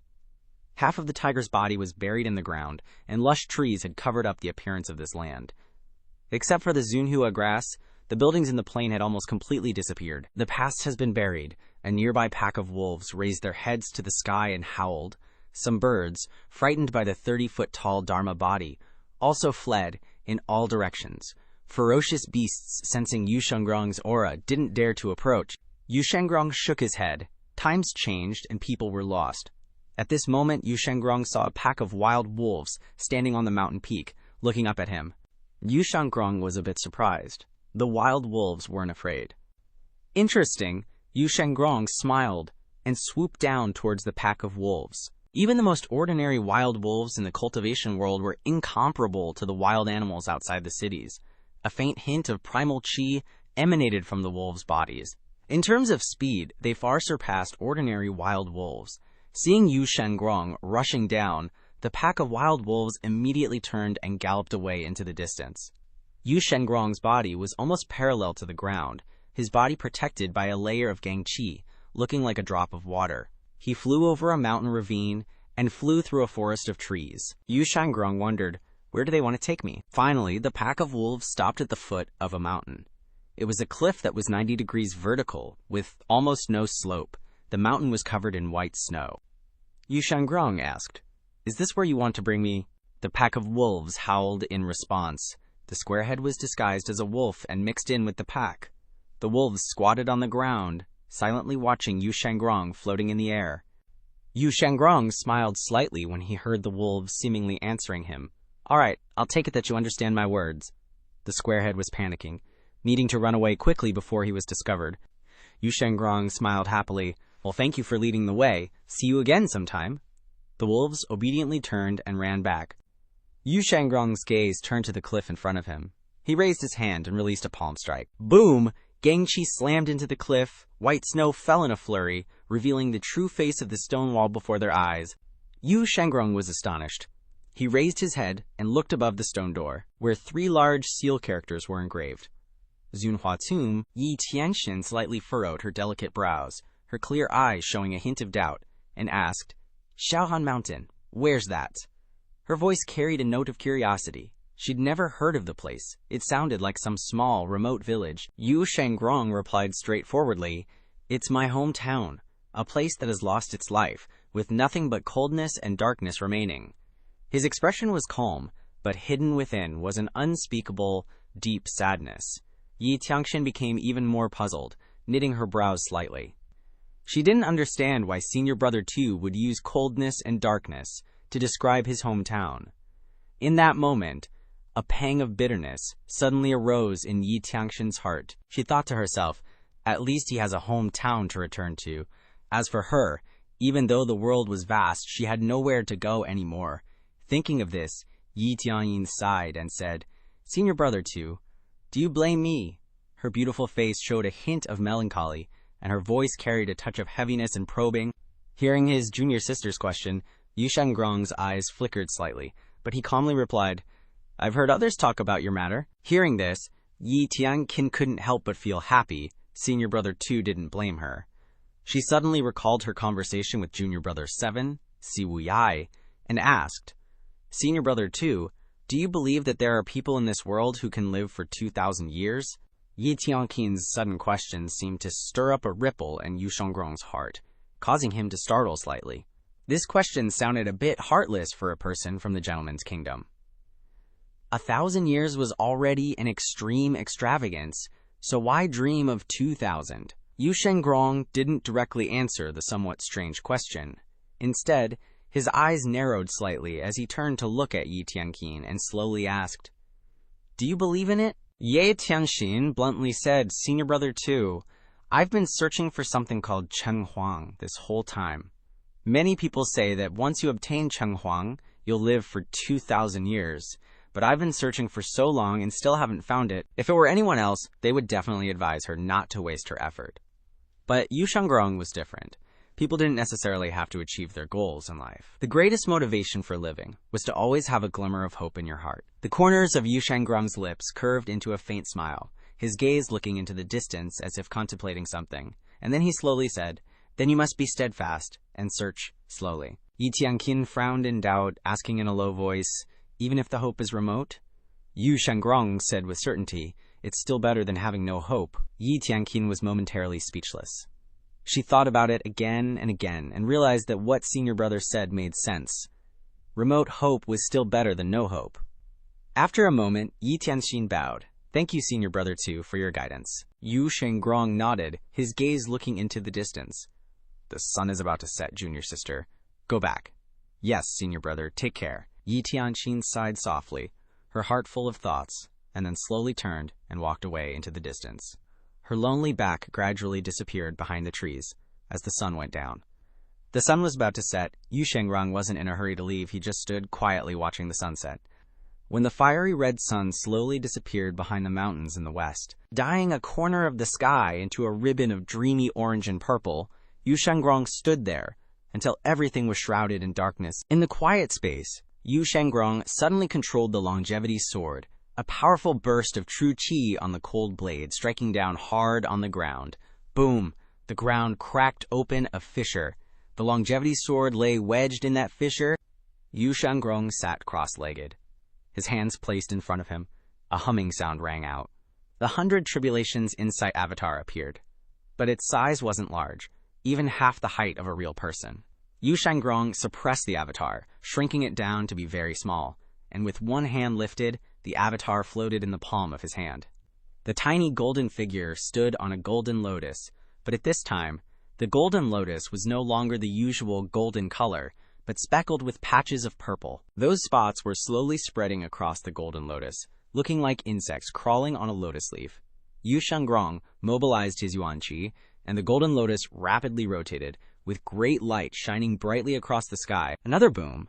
After a round of mobilizing yuan qi for treatment, the speed of the purple energy spreading was only suppressed, but it didn't disappear at all. Yu Shangrong frowned slightly. This battle had been very difficult for him to win, at least more difficult than any other battle in the past. Even the discussion with Senior Brother at Yunjia Land didn't require him to exert all his strength like today. In his impression, Zhang Yuanshan was just a second-rate sect leader, the type who was afraid of death, the kind who could be killed with a single sword strike, but now he was so strong. Great Wizard of Lulan, Yu Shangrong spoke this name, and immediately chuckled softly. Lucky for you that you ran into me. He didn't finish the rest of his words. Decisively withdrawing his avatar, the tip of his toe lightly tapped, and his whole body flew towards the north. After the Qingyu platform battle ended, a group of Yuming Sect disciples sent a flying letter to Sect leader Yu Zhenghai in Yizhou. The letter's content was concise but full of unease, notifying the other branch halls. Second Master fought Zhang Yuanshan, and currently, he has more bad luck than good. At least that was the pessimistic judgment that the Yuming Sect disciples came to after the terrifying battle just now. At least, according to their judgment, that was probably the case. However, the 4 words more bad luck than good contained countless other terrible possibilities, causing people's hearts to tremble. It could be injury, serious injury, defeat, or even death in battle. Thus, rumors were born. The major sects in the cultivation world simultaneously breathed a sigh of relief. People's mouths could erode even gold. As more and more people spread this news, it was no longer necessary to verify its authenticity. The rumors circulating in the Jianghu became more and more distorted and exaggerated, like a raging wave sweeping away the truth. Even some storytellers who were famous for their storytelling didn't miss the opportunity to embellish it and weave together bizarre plots. In the Qingyu platform battle, the sword devil Yu Shangrong couldn't defeat Zhang Yuanshan and was seriously injured. Why did that Zhang Yuanshan, who is as timid as a rabbit, become so strong? The arrogant sword devil of this era has finally fallen. The era of the Evil Sky Pavilion is coming to an end. Yu Shangrong's failure to appear only confirmed the accuracy of these rumors. In the pitch-black night, within a mausoleum area, a dark silhouette floated in mid-air, hovering only about half a foot above the ground, constantly gliding along.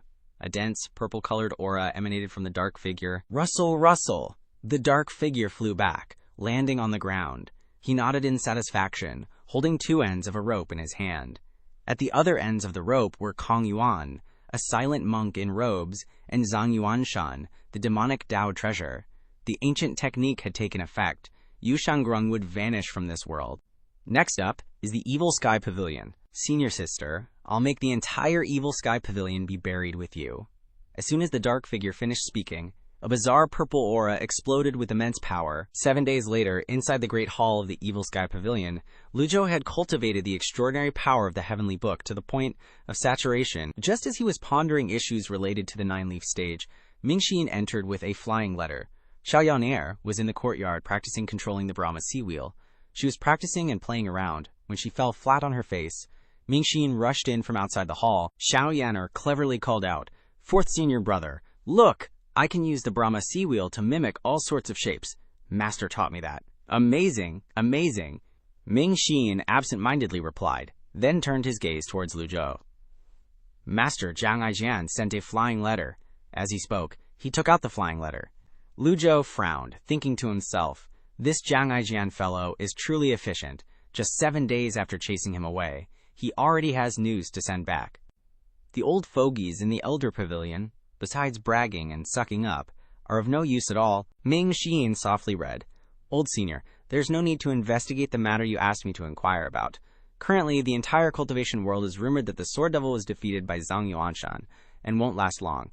However, this matter still needs to be verified. I will investigate it thoroughly. There is another matter to report to you, which is that the Nether Sect has conquered Yi Province. Wei Zuyan is just a fake, so how could he have the ability to pacify Yi Province? There is still another piece of news, but the paper is used up. Please flip it over to continue reading." Reading to this point, Mingxin raised his eyebrows. After flipping the flying letter over, Mingxin saw nothing but scribbles and broke out in a cold sweat. This guy is pulling another prank. When he opened the letter just now, he didn't notice that there was writing on the other side. Mingxin cleared his throat and continued reading. Jingping Mountain's formation disappeared. Something happened to the second senior, and your great tribulation of lifespan has arrived. Old Senior must be careful of the so-called righteous alliance. It's been a long time since I sent a flying letter to the Old Senior. I'm a bit unaccustomed. If you can compensate me with a good sword, then I'll have even more motivation. Haha. After reading the letter, Mingxin was a little unnatural. Rumors are just rumors. With second senior brother's cultivation, how could Zhang Yuanshan even touch a hair on his head? Zhang Yuanshan is the kind of person who's timid and afraid of trouble.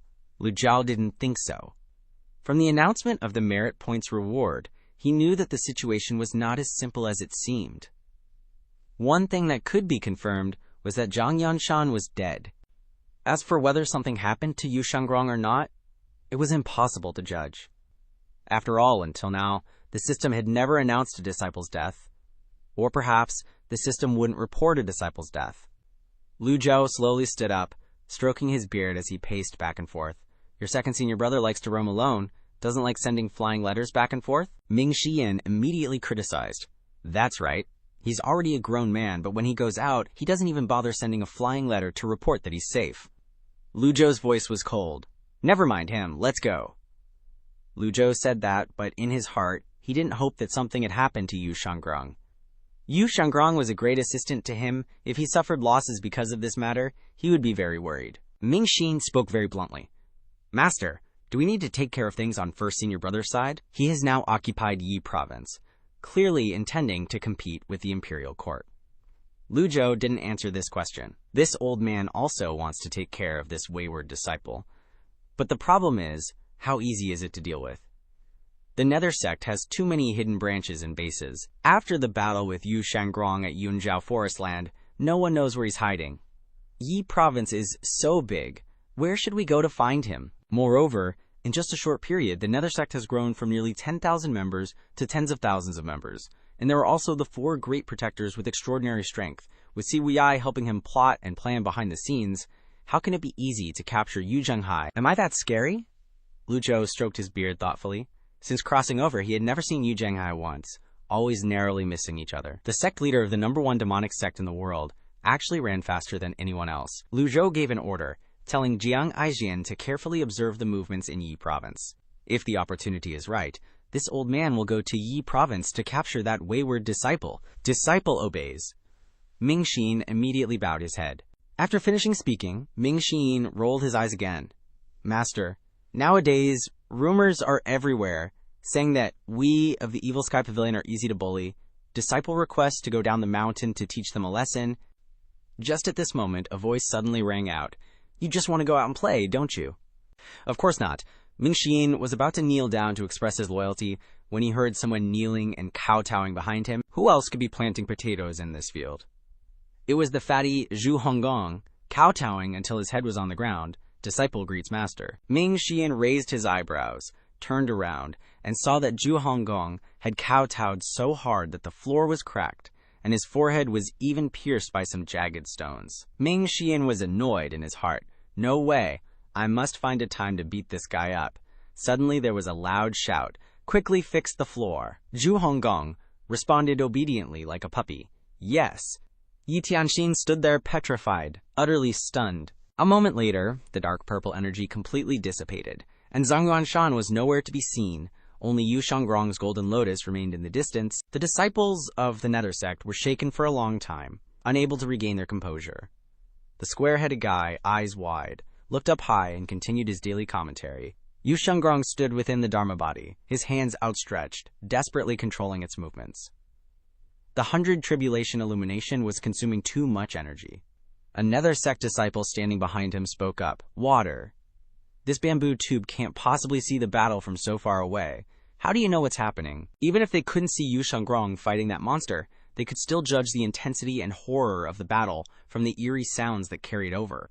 Squarehead added another line, I'm guessing, but to last this long with the 100 Tribulation illumination Dharma body, there aren't many who can do that. This made all the Nether Sect disciples reveal a mixture of unease and fear. Yu Shangrong retracted his hands, folded them in front of his chest, and the Dharma body dissipated. However, the golden lotus paused momentarily. Yu Shangrong looked at his golden lotus, its 8 leaves gleaming with golden light, spinning continuously. But a faint purple hue had appeared on the leaves, and these patches of purple seemed to be spreading. Yu Shangrong's expression remained calm, but he couldn't quite hide the thoughts swirling within him. He floated in the air, looking down at the scene below as if deep in contemplation. The once beautiful and idyllic azure jade platform had been ravaged and looked utterly devastated. If the battle hadn't moved away, the azure jade platform would have been shattered by now. Suddenly, Yu Shangrong's Dantian Qi trembled, and he exclaimed, Withdraw. As soon as the words left his mouth, the golden lotus instantly dissipated, leaving behind only a trail of smoke. Hearing the commotion, the disciples couldn't help but ask each other curiously, Don't listen to his nonsense, let's go see what's happening. They decided to go see for themselves rather than listen to Squarehead's commentary. After a long while, when the sounds of fighting had ceased, the Nether Sect disciples swarmed off the Azure Jade platform. They followed the traces of battle, flying towards the distance. Their eyes were fixed on the remaining signs of the fierce battle that had taken place. Each step was cautious. Just then, several red-hot sparks appeared in the sky, flying in one direction. These sparks created deep, smoking craters upon impact. The ground was chaotic and ruined, covered in the scars of battle. Before long, the Nether Sect disciples arrived at the central area, where the most intense fighting had occurred. Everyone was horrified as they surveyed the surroundings. What on earth happened here? Apart from a large depression in the ground and the surrounding uneven terrain, there wasn't a single corpse to be found, no human remains, no blood, no sign that any life had been lost here. This unsettling absence only added to the eerie atmosphere, as if something beyond common understanding had happened in this place. But the trees, the flowers, and the grasses had all withered completely. The once lush green forests were now just charred, twisted trunks, like gaunt hands reaching towards the sky.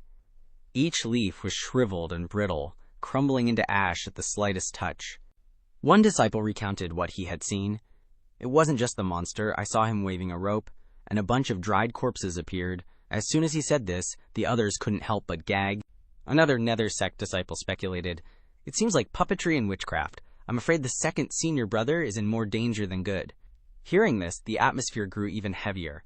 Everyone understood the implications behind it. Puppetry was a forbidden, heretical art that could control the bodies of the dead like puppets, and ancient witchcraft had the ability to drain the life force of all things. Someone else shook his head in denial. "Impossible. The second senior brother's cultivation is unfathomable. How could he be so easily defeated? For every tough shield, there's a sharp nail. There's no such thing as absolute in this world," the sect leader once said. "One person's strength is always smaller than the strength of the collective." The Nether Sect disciples stood there like statues, recalling the black Dharma body that had appeared near the Azure Jade platform, and the sky full of tentacles. A chill ran down everyone's spine, and cold sweat poured out despite the dry air. Even the skilled disciples of the Nether Sect, who had faced countless dangers, now felt utterly small and weak. Just as everyone was speculating about the truth, a strange phenomenon caught everyone's attention. Not far away, a circle radiating a purple aura was slowly rising into the sky. The mysterious light reflected on the faces of the wary Nether Sect disciples. The aura condensed into the shape of a Ba Wu mount, resembling a wolf. The crowd gasped and retreated. The Ba Wu in energy form made a deep sound. Yu Shangrong must die. Then the witchcraft circle dissipated between heaven and earth, and the purple aura disappeared without a trace. A voice echoed in the sky, "Return."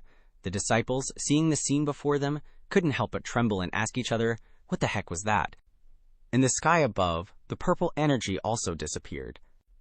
The disciples trembled and asked each other, "What do we do now? Abandon the Azure Jade platform?" The disciples discussed it, deciding to report this to the sect leader first. Speaking of Lu Zhou, he was sitting leisurely cooking noodles when the system sent a notification. Killed a nascent Soul Realm target, gained 2,000 merit points. Lu Zhou was thinking, suddenly heard the system notification, immediately frowned. Typically, killing a nascent Soul Realm cultivator, 1 leaf to 5 leaves, would be rewarded with 1,000 merit points. 6 leaves to 8 leaves would get 1,500 merit points. Lu Zhou was a bit puzzled. Why is it 2,000 points now? Lu Zhou took the book on the table, conveniently covering the noodles to let them cook quickly, thinking about Yu Shengrong, Yu Zhenghai, and Si Wuyai, who had not been brought back yet, so they wouldn't be counted. And the remaining disciples don't have this kind of ability. Only Yu Shengrong could kill a high-level target. Lu Zhou frowned as he pondered. 9 leaves. As soon as he thought of 9 leaves, he shook his head. Yu Shengrong's cultivation is indeed very profound, but to kill a 9-leaf is impossible. Moreover, where did the 9-leaf target come from? Could it be that someone else had the same idea as me, trying to reach the 9-leaf stage by cutting off the golden lotus? He suddenly remembered that when discussing with Leng Luo and Pan Lizian, Zhang Aijian had mentioned similar records within the palace. This shows that Lu Zhou isn't the only one in the world researching the 9-leaf issue. Yun Tian Luo too, and Gong Yuandu, or perhaps the Great Yan imperial family, has always had people constantly researching this issue. And what about other countries like Lulan and Ruli? Can we rule them out? After pondering for a moment, Lu Zhou said, "Someone," a female disciple, quickly entered the main hall. Sect leader, summon Jiang Aijian. Yes, just then, the delicious, fragrant kanji was ready. Lu Zhou suddenly thought of Jiang Aijian. Recently, Jiang Aijian has been hiding in the Matiangay. Currently, rumors outside say that Jiang Aijian is dead. Even if few in the Imperial Palace believe it, it's not important. Jiang Aijian's intelligence network is very strong. Now is the time to have him do some work. Meanwhile, 100 miles north of Qingyu Pond on a mountain peak, the mist cleared, and the setting sun cast a golden hue on the ground and the lush trees. Two figures walked on a bridge, spanning two mountain peaks. Yi Tianxin respectfully greeted Yu Shangrong. Tianxin greets second senior brother. Yu Shangrong, embracing Changsheng's sword, didn't turn around, only watched the setting sun gradually descend. Junior sister Lu, no need for such formalities. Yu Shangrong felt a bit strange in his heart. For some reason, he suddenly felt the sunset was beautiful, more beautiful than any moment in his life. The great Yan Empire never lacked beautiful landscapes, but today he felt quite different. And Yi Tianxin still couldn't believe what had just happened. Second senior brother, are you all right? The setting sun shone on Yu Shangrong's figure. He didn't move even a little, only whispered, I'm fine, Yi Tianxin exclaimed. Second senior brother's swordplay has broadened my horizons. Thinking about the scene just now, Yu Shangrong shook his head. Nothing worth mentioning. Yi Tianxin asked directly, without hesitation. I heard second senior brother returned to Ma Tiangay. Is it true? Yi Tianxin rarely paid attention to the cultivation world, only living in seclusion, occasionally going out for errands. When she first heard this news, she didn't even believe it. Yu Shangrong smiled and nodded. Yay, Tianxin said in surprise. So the death list is real too. Her eyes widened in shock. Yu Shangrong finally turned around, his eyes looking at Ye Tianxin. This gaze made Ye Tianxin a little nervous and reserved. Since leaving Ma Tiangay, becoming the palace master of Yanyu Palace, feared by all, the sixth-ranked expert on the blacklist, the jade-faced Asura who made people tremble at the mere mention of her name, she had never been so nervous. Yu Shangrong nodded again. Yi Tianxin's heart trembled endlessly. Those on the death list were all powerful figures, yet they still became souls under second senior brother's sword. What kind of skill and strength was that? Yu Shangrong showed a gentle expression and said, Sixth junior sister, master hasn't forgiven you. Ye Tianxin was stunned, not knowing how to answer this question, her expression becoming unnatural. Seeing Yi Tianxin's expression, Yu Shangrong said again, If you don't want to answer, then don't force yourself. However, Ye Tianxin lowered her head worriedly. I'm just afraid I'll never be able to return to Matiangay, Ye Tianxin said, sighing. Yu Shangrong replied, The road is long. Just do what you think is right. These words from second senior brother made Ye Tianxin's eyes widen in surprise. However, she quickly understood. Ye Tianxin smiled and nodded. Second senior brother is absolutely right. Yu Shangrong asked, What are your plans for the future? Ye Tianxin didn't answer immediately, but turned her head to look into the distance, her expression lost. I don't know either. I'm like a headless fly, buzzing around aimlessly. After speaking, Ye Tianxin thought to herself, feeling that saying it that way was a bit too dramatic. Yu Shangrong softly said, If you don't have a goal, then find yourself a new one. Yi Tianxin was startled. Her thoughts weren't as simple as second senior brother's words. Perhaps life wasn't complicated at all, only people thought too much and bound themselves. It wasn't that she didn't have a goal, but that she wasn't determined enough to pursue it. Ye Tianxin asked Yu Shangrong, Will second senior brother return to Ma Tiangay after finishing his business?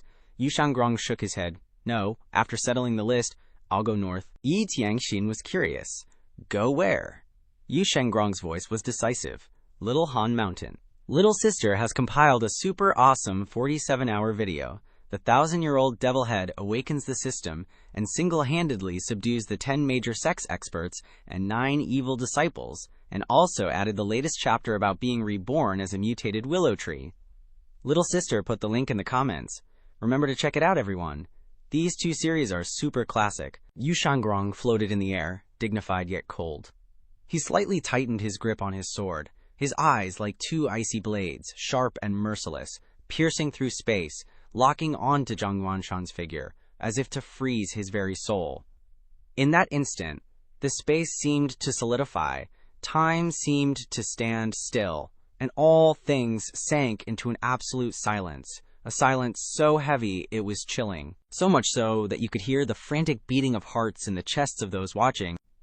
Zhang Yuanshan's entire body stiffened as if turned to stone, unable to move from head to toe. His eyes were wide open to the extreme, the whites almost swallowing his pupils, reflecting utter terror and despair. Those cultivators nearby and the square-headed guy were observing closely through binoculars and commenting. He desperately wanted to pull the rope and use Kang Yuan's corpse as a defense. Alas, Kang Yuan's corpse was long gone. Zhang Yuanshan's eyes suddenly widened and he muttered something incomprehensible. Whatever. He opened his mouth wide, stuck out his tongue, and laughed madly. Ha ha! Zhang Yuanshan acted as if nothing had happened. Continuing to laugh, he felt his whole body trembling. Even his soul seemed to be drifting away. But he couldn't stop laughing. His laughter traveled far, far away, all the way to the Qingyu platform. The Qingyu platform could no longer observe the battle situation in the distance, only hearing the incessant laughter, causing the Nether Sect disciples to be terrified. Immediately after, they heard a scream, "I've been weak my whole life, afraid my whole life. Now I, Zhang Yuanshan, want to die without flinching for once." With Zhang Yuanshan as the center, energy erupted in all directions, and countless tentacles continuously expanded. This was Zhang Yuanshan's third opportunity to strike, and also the trump card that Bama left on him.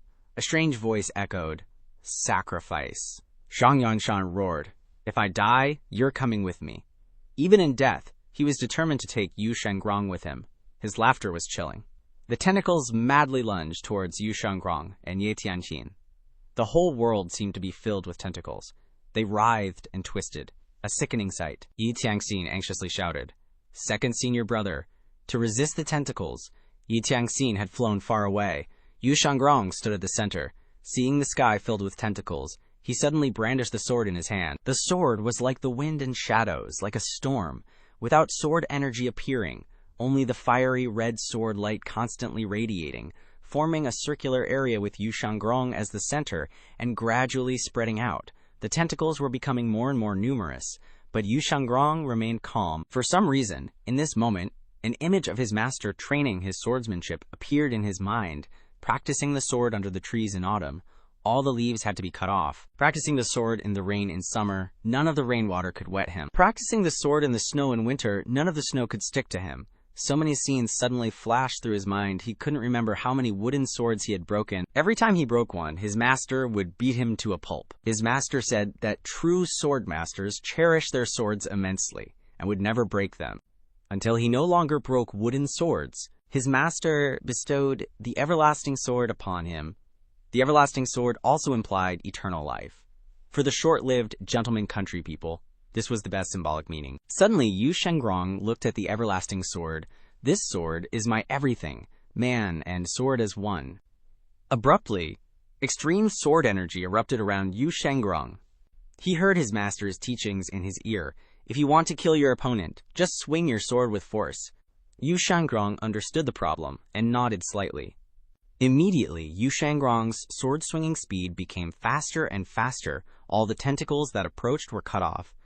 All the dark purple energy was blocked by Yu Shengrong's sword energy, unable to get close. Flying backwards, Ye Tianqin saw this scene, and she was stunned.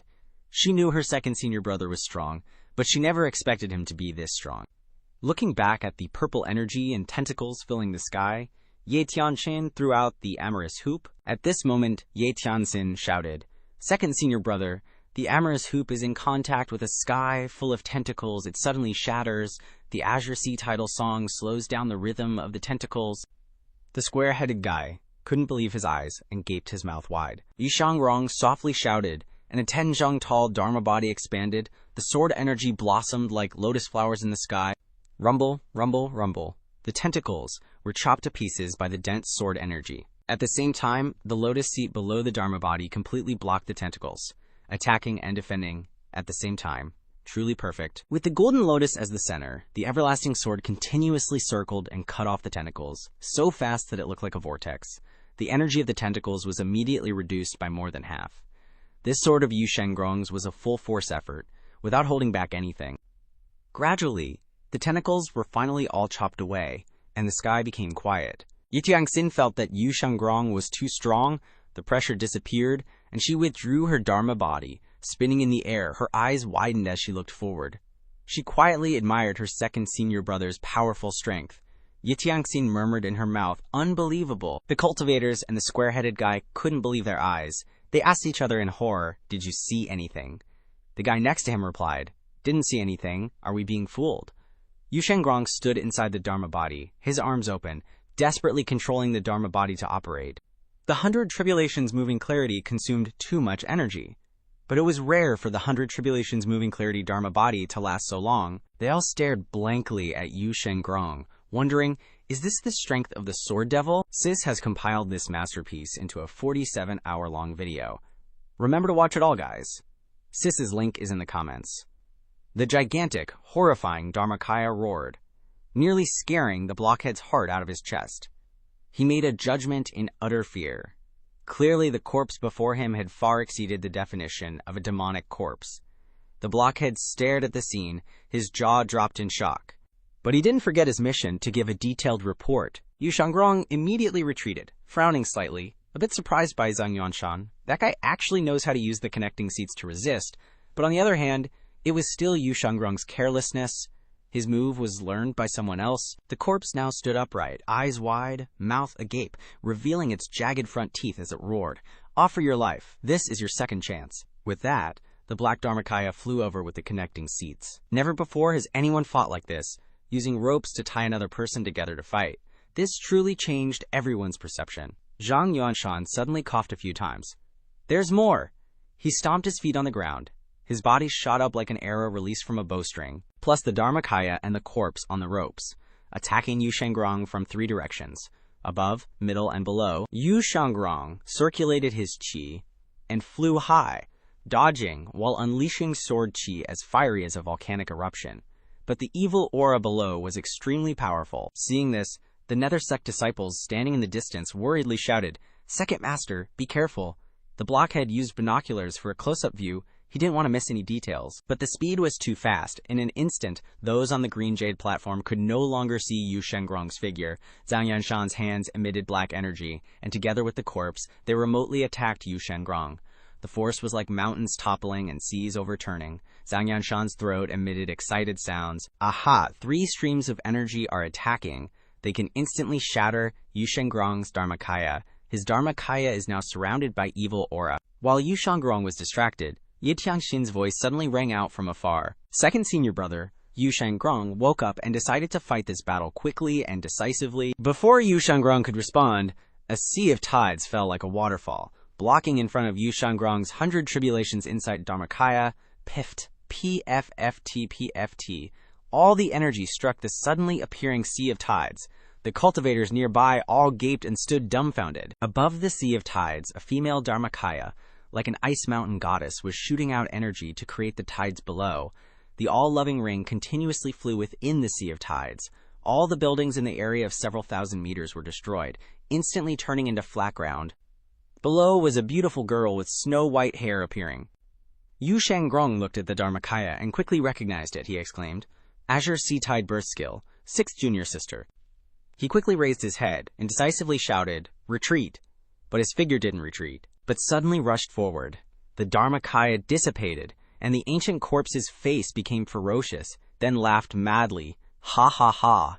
The gigantic Dharmakaya of the ancient corpse locked onto Yu Shengrong as its target, but immediately Zhang Yuanshan's throat emitted a strange sound. Damn it! The person who just arrived was Yi Tianxin. She had used all her strength to block the energy of the remote-controlled puppet, but Zhang Yuanshan was still there. His hands became huge and long. His mouth uttered terrifying words. "Third chance! Go die!" As soon as he finished speaking, he released a stream of purple evil aura and rushed towards Yu Shengrong. Yi Tianxin retracted the all-loving ring. She understood Yu Shengrong's intention and quickly retreated with her Dharmakaya. Yi Tianxin reminded Yu Shengrong, second senior brother, "Behind him there's a grand witch. Entering the 3 souls can break it." While Yi Tianxin was transmitting her voice, the black energy continued to contract. Yi Tianxin's eyes revealed extreme horror. She suddenly realized that not only had Zhang Yuanshan's arms grown longer, but the entire sky was filled with his tentacles. Those tentacles had reached her face. The sudden appearance of the tentacles shocked Yi Tianxin to the extreme. They vigorously pounded on the wall of sword qi, That strange ancient corpse was facing Yu Shangrong. Yu Shangrong tightened his grip on the sword hilt, his figure like lightning tearing through space, rushing forward, a slash like lightning carrying the power to cut down the sky. The ancient corpse's eyes flickered for a moment, its pupils bloodshot, a flash of bloody light erupting like thunder announcing death. "I am the demon-slaying god!" Yu Shangrong's thunderous shout echoed. The sword in his hand turned into a dazzling light, tearing through the darkness, slashing down with unstoppable momentum. He quickly used the demon-slaying corpse technique to deal with the Dharmakaya and the ancient corpse. Yu Shangrong glared with murderous intent. Swoosh, a fan-shaped sword. Qi shot out from the tip of the sword. Yu Shangrong's hands held the longevity sword and slashed from top to bottom. The terrifying characteristic of the longevity sword appeared. All the sword Qi struck the purple Dharmakaya, shooting out sparks filling the sky. The Dharmakaya was immediately cut in half by Yu Shangrong. A bang echoed in the air. The Dharmakaya shattered. The ancient corpse stared wide-eyed, clasped its hands in greeting, and watched helplessly as the Dharmakaya was shattered. The residual force of the longevity sword shocked him and sent him flying away. The rope, tightly binding him, was also pulled and broken in an instant. The blockhead was terrified. Yu Shangrong didn't even bother to look at it. He knew it was just a corpse that had been turned into a puppet for control. He turned his head and said to Yi Tiangxin, junior sister, "Use the golden lotus for defense." Yi Tiangxin nodded in response. "Yes, I know." As soon as she finished speaking, a series of tentacles attacked. Yi Tianxin's Dharmakaya retreated, and the golden lotus bloomed, blocking all the attacks of the tentacles. Yi Tianxin easily blocked the attacks with the golden lotus of her Dharmakaya. The blockhead watched with bulging eyes. The battle was too fierce, all filled with life-and-death situations. He couldn't miss a second to give the most complete report. The ancient corpse was sent flying. Zhang Yuanshan instinctively raised his head and looked towards the sword devil. After the reminder, a light flashed in Yu Shangrong's eyes. His feet stepped on the void. His right hand holding the sword, he leaned and rushed towards Zhang Yuanshan. Very quickly, Yu Shangrong stepped into the air and rushed forward, each step creating a ripple of golden light, causing the space to shake. After a few steps, Yu Shangrong's figure gradually became blurred. The entire space seemed to be submerged under water, hazy and unclear. This was Yu Shangrong's famous sword move, Return, O Return, Enter the Three Souls. The so-called Enter the Three Souls means the first sword, Taiguang, is the Yang Qi of the Tai Ching. The second sword, Shuangling, is the transformation of Yin Qi. The third sword, Yu Jing, is the mixed Qi of Yin. All cultivators in the world have three souls, among which Taiguang is the primordial spirit. The words primordial spirit in the primordial spirit tribulation realm also originate from this. Three swords, three paths, when simultaneously unleashed, the three swords combine into one. Once the three souls are severed, the soul will scatter. Not only that, but Yu Shangrong's three figures seem to carry all three Dharmakayas. Three golden lotuses simultaneously descended from the sky, completely shattering Zhang Yuanshan's perception. Zhang Yuanshan widened his eyes, standing like a wooden stake, watching the three figures merging into one. At this moment, he began to fear, and his eyes also began to waver. He then transmitted his voice, calling for help. "Third Master, help me." A deep voice reached his ears. "I told you before, you only have 2 to 3 chances to act, and now is the third time. This is your fate." Third Master's words infuriated Zhang Yuanshan. He gritted his teeth and exclaimed, "You!" At this very moment, Yu Shangrong also slashed down with his sword. As fast as a lightning bolt tearing across the sky, the longevity sword screamed, leaving a cold streak of light in the air, then piercing straight through Zhang Yuanshan's body. In an instant, a line of bright red blood tore from his neck down to his heels. His body split in two like a piece of paper being torn apart. Not a scream, not a breath, everything was silent. The entire space was swallowed in a thick red color, as if the world was holding its breath before the slash just now. Sis has compiled this masterpiece into a 47-hour-long video. Remember to watch it all, guys. That squarehead commentator was super hyped, right then and there. Several sword energies formed in front of Yu Shangrong, swirling around the longevity sword, then blasting downwards. Just looking at the power of those sword energies, you could tell it was just a probing attack, nothing too crazy, strong. Whoosh, whoosh sounds filled the air as the longevity sword descended. The sword energies all converged, firing at Zhang Yuanshan, but Zhang Yuanshan just brushed it off like it was nothing, didn't even flinch. Bang, bang, bang went the sword energies as they hit his body and dissipated. Like a bunch of wimpy needles, nada. Yu Shangrong stood high above, looking down with a slight, scornful smile. Sure enough, Vuthu arts. Zhang Yuanshan mumbled, "Not bad, you've got some eye." He could feel the immense energy within his body, but he still didn't make a move. He only had like 2 or 3 shots at this, so he needed to clutch a prime opportunity to off Yu Shangrong. Squarehead was laying it on thick. "He's def gonna wait for the right moment." The guy next to him was like, "How do you know?" Squarehead casually dropped, "I'm just guessing." The other dude cursed, "Stop talking out of your ass, or you'll get struck by lightning." The longevity sword flew back, hovering in front of its master. Yu Shangrong glanced at his trusty sword and said, "Let's just hope you'll be satisfied with this." With that, he tapped at the ground lightly with his toe and shot downwards. It was a snowy mountain. 5 intense sword energies fell like endless snowflakes, looked light and airy, but were actually bone-chillingly cold. Yu Shangrong was calm and collected. As his sword descended, the air dozens of meters around him stirred, and streaks of sword energy appeared, all stabbing down at once. Next, the snowflake-like sword energies followed the longevity sword towards Zhang Yuanshan, lighting up the whole area. At the same time, the ground where Zhang Yuanshan stood began to rise, black energy drifting into the air, merging with the sword energies. Seeing this, Yu Shangrong sensed a life force within the black energy. He was a little suspicious, but didn't pay it too much mind, focusing on delivering his strike. Squarehead, acting like he knew everything, chimed in like he knew what's up. This is what a real swordmaster is like. Don't make a move until you can wreck everything. Closing the distance of hundreds of meters, in a blink he lunged with his sword. Thump! Zhang Yuanshan still didn't dodge. The sword pierced right through his heart. If it were a normal cultivator, getting stabbed in such a vital spot would mean certain death. Each sword strike carried immense force, tearing apart Zhang Yuanshan's meridians and vessels, but he just widened his eyes and pressed his palms together, Squarehead commentating very passionately and vividly, not missing a single detail. The eerie energy burst out like a tidal wave. Zhang Yuanshan sent out a palm strike towards Yu Shangrong, a series of buzzing sounds that sent chills down everyone's spines.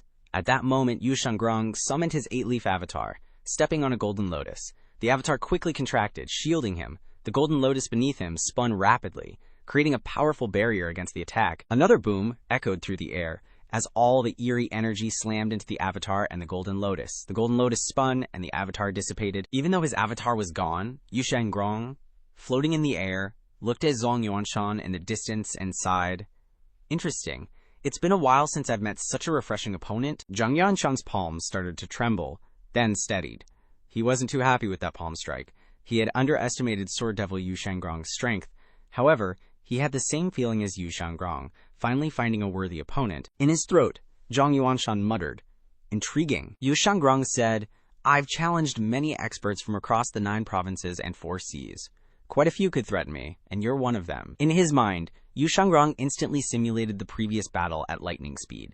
If it weren't for his vast combat experience, if he had underestimated his opponent even a little bit, that eerie energy would have hit him square in the chest. Everyone knows that the defense of the 100 Tribulations moving manifestation is strong, but few know that the highest defense is not on the manifestation, but on the Golden Lotus. Seeing that Yu Shangrong had dodged his palm strike, Zhang Yuanshan slapped himself in the chest and stepped forward, grabbing the longevity sword. He held the longevity sword, and his right hand turned into a blade to make a chop. Boom! The everlasting sword shot out, spinning like a windmill, flying back towards Yu Shangrong. Yu Shangrong casually lifted his hand, and the everlasting sword obediently flew into his palm. Yu Shangrong chuckled coldly, "Trying to snatch my sword barehanded. You're dreaming. The everlasting sword is a top-tier heaven-grade weapon that has been with me for ages. Our synergy is perfect. It has clashed with countless heaven-grade weapons, and hasn't even chipped. How could someone break it with their bare hands?" Swish! Black energy emanated from Zhang Yuanshan's surroundings. Upon closer inspection, it wasn't exactly black, but a deep, purplish black. The moment this dark energy appeared, all the plants and flowers within 100 meters withered. The scene before his eyes confirmed one thing for Yu Shangrong. Zhang Yuanshan's body was no longer that of a normal person. Otherwise, his snowy mountains move, even if it didn't kill him, would have severely injured him. But clearly, Zhang Yuanshan was unaffected. Quickly, the black energy formed a massive circle, covering several hundred meters. On the Azure Jade platform, the Nether Sect disciples couldn't contain their curiosity, so they went to the edge to observe the battle and gossip. Above, a droning sound echoed again. Yu Shengrong summoned his 10-jang tall avatar, almost as tall as the Azure Jade platform, making the Nether Sect disciples gape in astonishment. The Nether Sect disciples had heard of the Sword Devil for a long time, but today was the first time they had witnessed his true power. In the sky, the avatar shimmered with golden light, radiating an oppressive force, and the everlasting sword vibrated violently. Yu Shengrong leisurely soared upwards, stopping in front of the avatar. A shocking scene unfolded as the avatar suddenly clasped its hands together. The Nether Sect disciples were utterly confused, because they had never heard of an avatar using limbs like a human. In their minds, an avatar was just a lifeless statue that couldn't move. The everlasting sword was enveloped in powerful chi, forming a massive sword beam. The avatar's hands clamped onto the everlasting sword beam. Yu Shengrong said with unwavering confidence, "This move is a sword technique I created. Avatar and sword united. Haven't thought of a name yet. Whoosh." With a sound, the avatar swung its hands, and the massive sword beam flew out, diving towards Zhang Yuanshan. Squareface and his buddy had their jaws dropped. At this critical moment, Zhang Yuanshan suddenly swung the rope in his hand. Who would have thought that the corpse he carried for thousands of miles would finally come in handy? The corpse was flung upwards, becoming the direct recipient of Yu Shengrong's sword beam.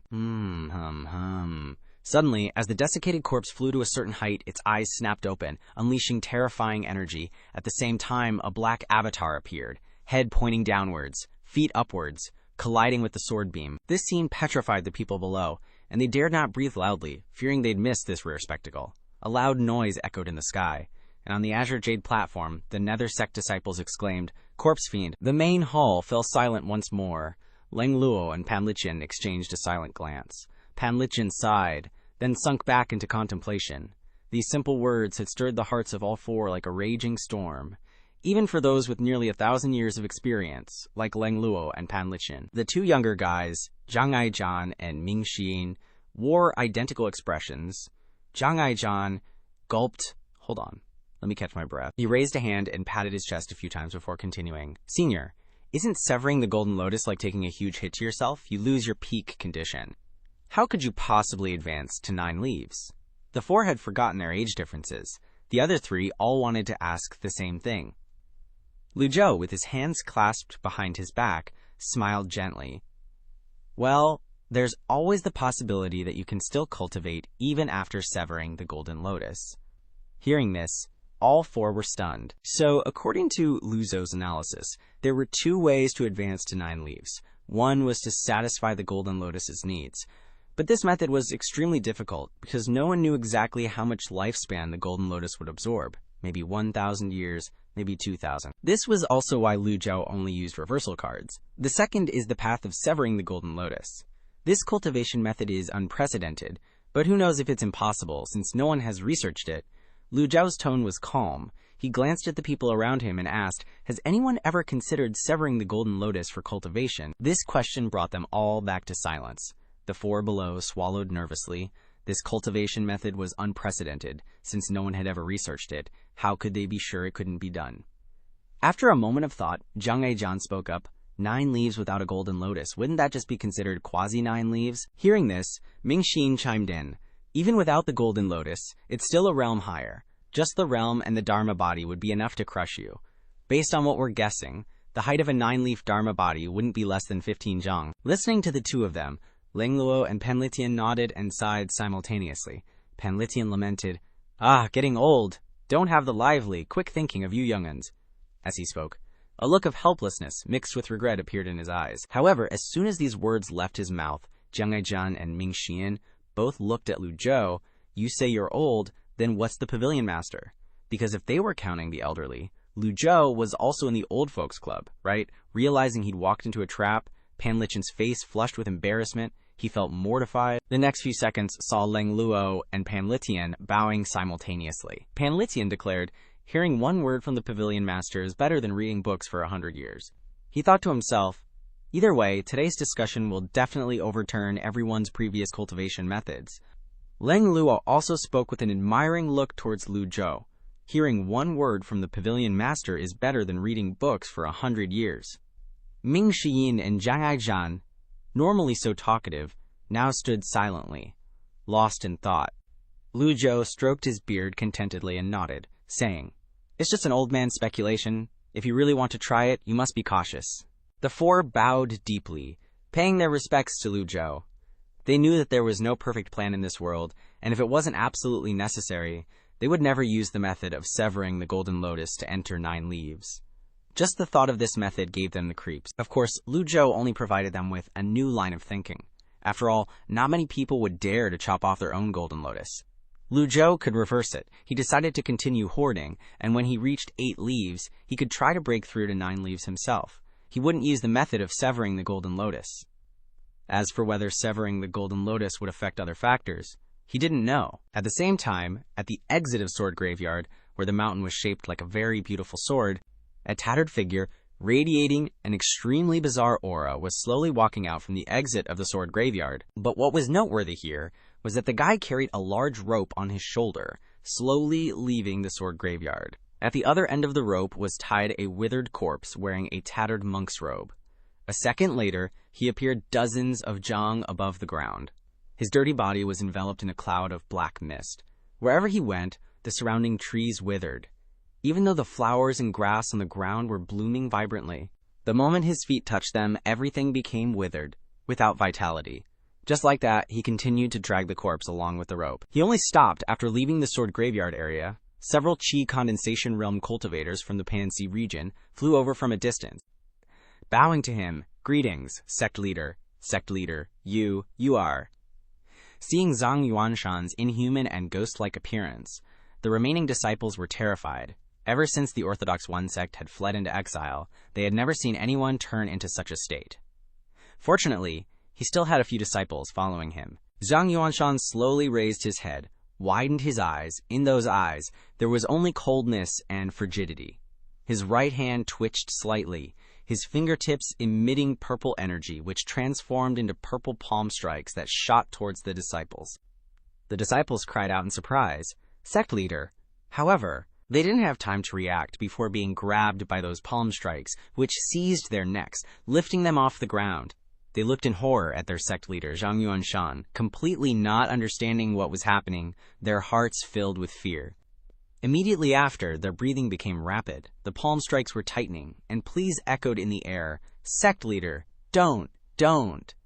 Unfortunately, Zhang Yuanshan's face remained as stiff as tree bark, without the slightest emotion, only coldness in his eyes. The aura on the disciples' bodies was gradually absorbed by Zhang Yuanshan's body. Zhang Yuanshan opened his parched lips, spitting out 2 words, "Very good." At this moment, a deep voice came to his ear. "Don't waste time with boring targets." This voice echoed in his hand. Zhang Yuanshan nodded and said, "Okay." A crackling sound rang out. The palm strike squeezed tightly, the disciples' heads lolled, and they lost their breath. The life energy on their bodies was constantly absorbed by the palm strikes, until there was nothing left, and their whole bodies became withered, shriveled. Finally, the palm strikes were withdrawn, and the withered corpses fell to the ground.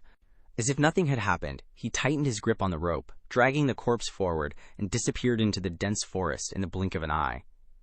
After an unknown period of time, Zhang Yuanshan came to the shore of a lake. He stopped, raised his head, and looked into the distance, murmuring in his mouth, "Golden Court Mountain."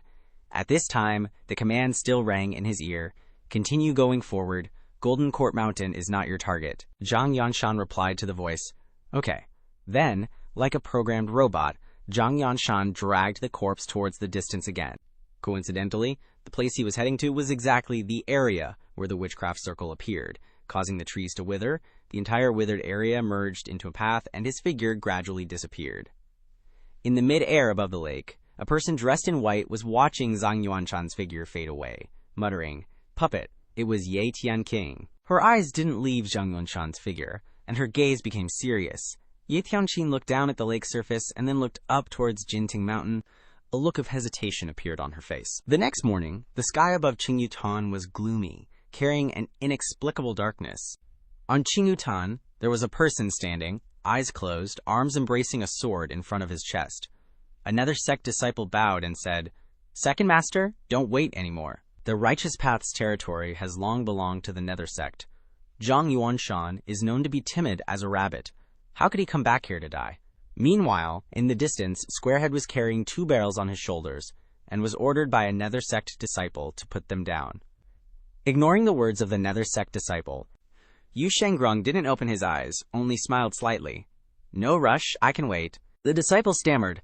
"This," Yu Shangrong said gently. "Thank you for your kindness." Just then, in the sky above the dense forest a few miles from Qingyutan, patches of pink clouds suddenly appeared. The Nether Sect disciple quickly took out an umbrella and said, "Second Master, it seems like it's about to rain. The sect leader instructed this junior to take good care of you." Seeing Yu Shangrong's gentle expression, the disciple thought to himself, "The sword devil in legends is so approachable. If I were a bit more polite, maybe I could become friends with him.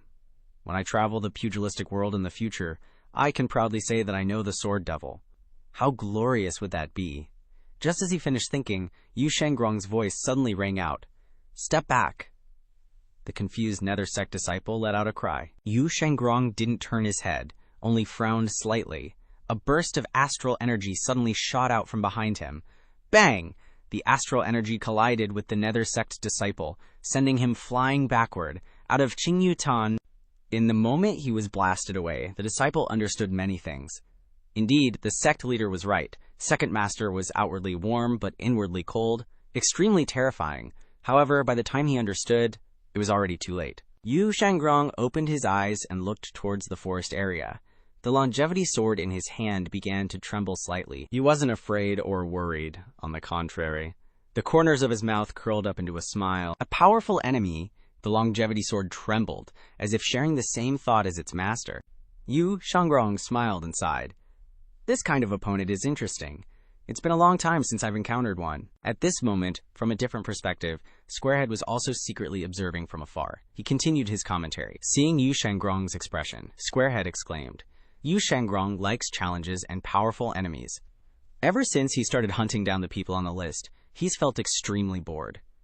Those so-called righteous path experts are so weak that he doesn't even want to glance at them. But the bizarre energy fluctuations in the forest ahead are making him very interested. An entire forest suddenly withered, and the leaves fell off. Finally, Yu Shangrong saw the filthy Zhang Yuanshan, ragged and disheveled, dragging a rope on his shoulder, approaching. In just a few breaths, he had crossed the forest area and arrived at Qingyutan. Squarehead frowned at this bizarre scene. Just imagine, in a place with no one around, a filthy creature like a monster appears, dragging a desiccated corpse. Just then, the filthy man raised his head and looked towards Yu Shangrong on the hill. He shouted in horror, "Shangrong, we meet again." His tone was very slow. Yu Shangrong didn't expect Zhang Yuanshan to turn into this state, and couldn't help but feel doubtful. Zhang Yuanshan's eerie gaze stared at Yu Shangrong, asking, "You want to kill me?" Yu Shangrong didn't reply, only narrowed his eyes. All those whose name are on the list are souls under his sword. Yu Shangrong was not afraid of his appearance. Zhang Yuanshan spat out a word. Good. His pupils constantly shifting. After speaking, he stood still, as if preparing something. Yu Shangrong calmly planted his sword into the ground. Yu Shangrong sensed the bizarre energy fluctuations on him, and a smile flickered across his face. His right hand grabbed the longevity sword, his thumb gently pushing. The longevity sword burst out of its sheath, sword intent boundless. Meanwhile, the pretty female cultivators and handsome monks were exchanging some seriously flirty and ridiculous banter. One of the female cultivators asked, "Have you eaten yet, monk? Do you want to eat something?" Hearing this, the bald monk immediately replied, I can become a layman, you know. Your robes are dirty. Do you want me to wash them?" Yes, let's go wash them together." Zhu Honggong scratched his head and asked, "Repay your kindness, how?" Abbot Shujing slowly said, "Amitabha, may I use all my merits to see all living beings as equal, help people eliminate disasters, and together with the 10 directions and 3 worlds, repent for all the sins of all beings." Stop it! Ming Xiyin impatiently waved his hand. "Don't say things no one understands. I'll just assume you really came to repay a debt." "Okay." Abbot Shujing stopped chanting. Lu Zhou stroked his beard and nodded. "Even this old man doesn't understand." Shijing wasn't embarrassed at all, and just calmly said, "This humble monk heard that the barrier of Golden Court Mountain disappeared a long time ago. Given the style of the 10 great sects, they will definitely make trouble again. Although Tiangshuan Temple is far inferior to Dekong Temple, we are not ungrateful people. Ming Shiyin teased, "This is the first time I've met people like you. Am I dreaming?" After saying that, he even pretended to pinch himself. Xu Jing continued, "Tiangshuan Temple has just accepted 1,000 disciples. As long as this humble monk gives an order, they will come immediately." While the abbot was discussing important matters, the monks accompanying him were happily gossiping with the pretty female cultivators. Demon Heaven Pavilion isn't as scary as the rumors say. Did you also let the female benefactor take your clothes to wash? Why don't we discuss with the abbot whether to become a layman? I want to stay in the Demon Heaven Pavilion. I'm about to be overwhelmed by these beautiful girls. Ming Xin thought to himself, seeing how righteous and serious he is, speaking so formally, Ming Xin withdrew his smile and looked towards his master. "Only you, master, can make the decision on this matter." Lu Zhou glanced at the group of monks and said, "I appreciate your intentions, but Golden Court Mountain isn't in any danger. You should return tomorrow." Xu Jing didn't expect Lu Zhou to answer like this, and his expression immediately drooped, his eyes becoming tearful. Just at this moment, Jiang Aijian walked in from outside, a smile on his face. "Senior Lu, wait a moment." Lu Zhou looked at Jiang Aijian, stroked his beard, and said, "Do you have any brilliant ideas?" Jiang Aijian replied, "I don't have any brilliant ideas, but I do have a humble one." Lu Zhou indifferently replied, "Speak quickly." Jiang Aijian immediately started his smooth talking. Tiangshuan Temple is proficient in Buddhist techniques, including sound arts and healing. Jiang Aijian looked towards the group of monks. "It just so happens that many strange things have been happening recently. We can ask them for help." Lu Zhou pressed. Strange things?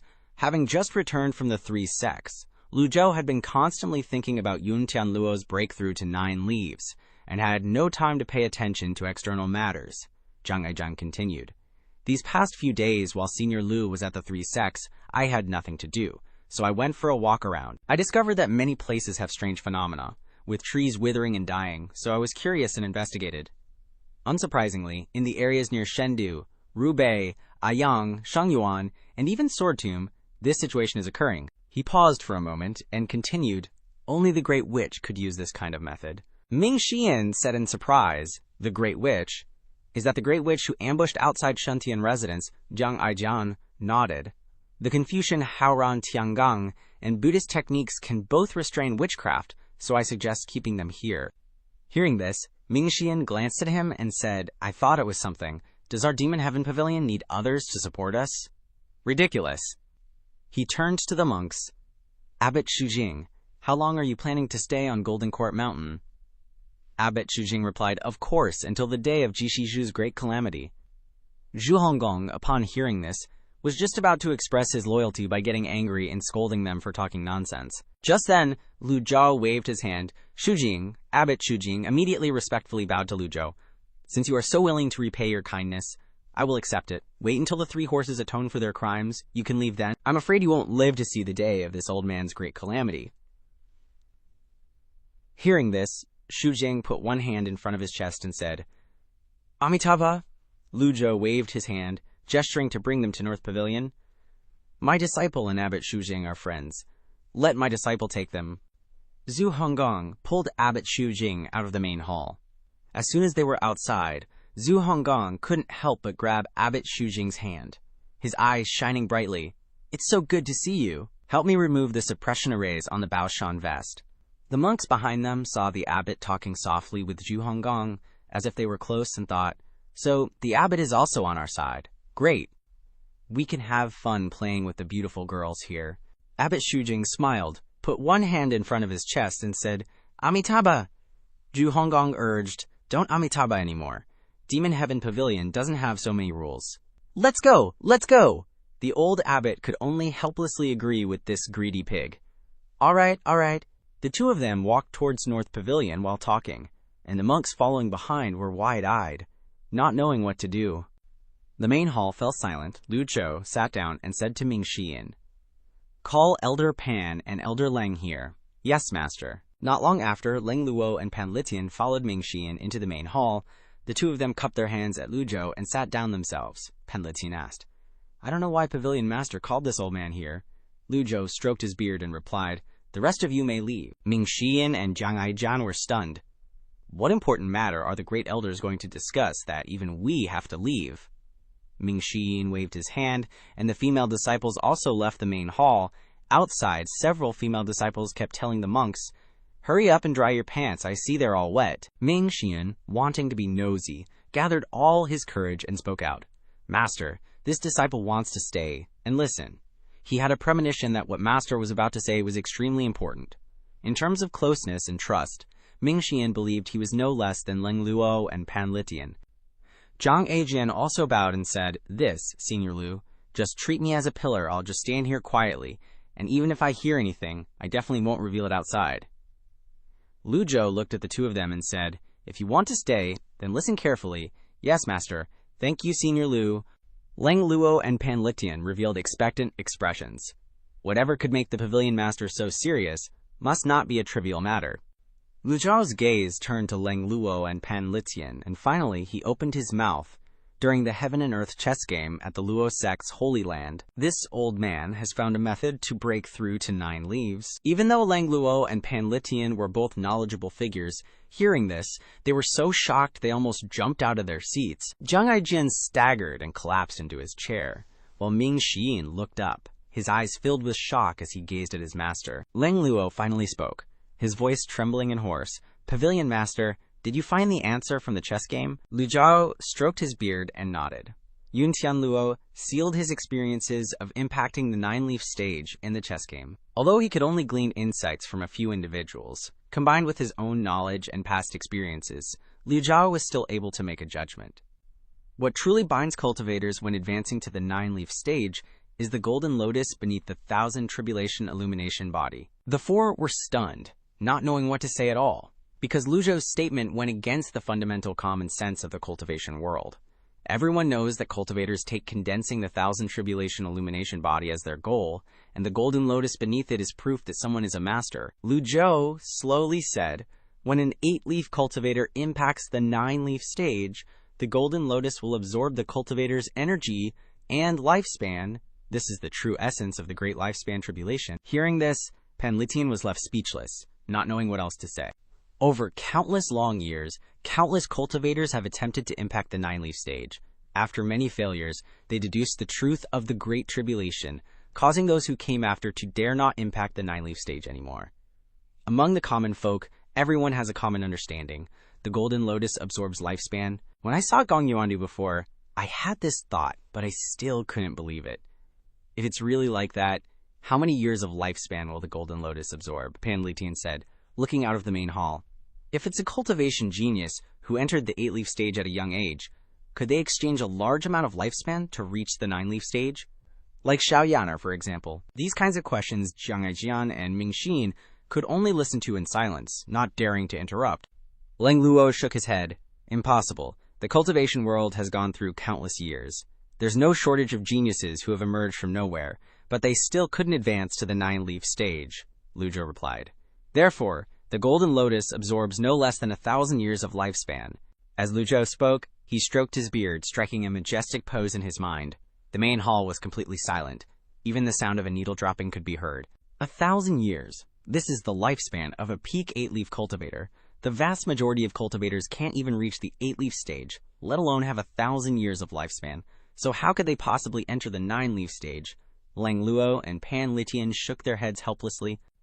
At this time, Jiang Aijian couldn't help but bow and say, "Can this junior say a few words?" Pan Litian and Leng Luo said in unison, "Go ahead." When I was in the palace, I read a lot of classics in the inner treasury, and some of them recorded news related to the 8-leaf stage. I didn't pay attention to it before, but now that I think about it, some of the news is similar to what the senior just said. Jiang Aijian stroked his chin, continuing to recall. The classics mentioned a key piece of information. I don't remember the exact wording, but the general meaning is that there's only one way to enter the 9-leaf stage, to enter the 8-leaf realm while still in the womb. Leng Luo, Pan Litian, Ming Xian. This is kinda crude, but it ain't that different from Lu Zhou's guess. If someone is 8-leaf in the womb, they will have 1,000 years of lifespan, so they will have the opportunity to enter the 9-leaf stage. But who is 8-leaf from the womb anyway? Ming Xian glared at him. Even if you reach the 8-leaf realm in the womb, How can you be sure the golden lotus will only absorb 1,000 years of lifespan? What if it's 1,500 years, or 2,000 years? Ming Xiyin's question stumped everyone. Zhang Aijian fell silent. Lu Zhou also glanced at Ming Xiyin. Leng Luo and Pan Litian both sighed in unison. They were both eight-leaf masters, so of course they understood the difficulty. Leng Luo spoke.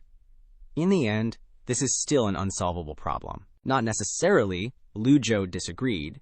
Lu Zhou said indifferently, why not think about it another way? The four immediately looked at Lu Zhou, whose calm expression was filled with boundless confidence. Think about it, Lu Zhou reminded. Thinking about it, Zhang Aijian and Ming Xiyin scratched their heads, wanting to tear them off. Leng Luo and Pan Litian couldn't think of any way either. No matter how you think about this problem, it seems like there's no end to it. Leng Luo stood up, cupping his hands and saying, please enlighten us, Pavilion Master. Pan Litian also agreed. Pan Litian, Ming Xiyin, and Zhang Aijian dared not be disrespectful and stood up as well. Lu Zhou's eyes burned as he looked at the four people below the hall and slowly said, if the golden lotus absorbs lifespan, then just cut it off. Lu Zhou raised his scissors, appearing very determined. Remember that, fam. The zombie corpse suddenly jolted upright, its milky white eyes wide open and haunting, carrying a chilling aura, spine-tingling that rapidly spread, engulfing the entire Sword Tomb graveyard in a terrifying gloom. Bama looked at Zheng Yuanshan, eyes filled with grave intent. I will use all my life force to enhance your power. Remember, you only have 2 to 3 chances to strike.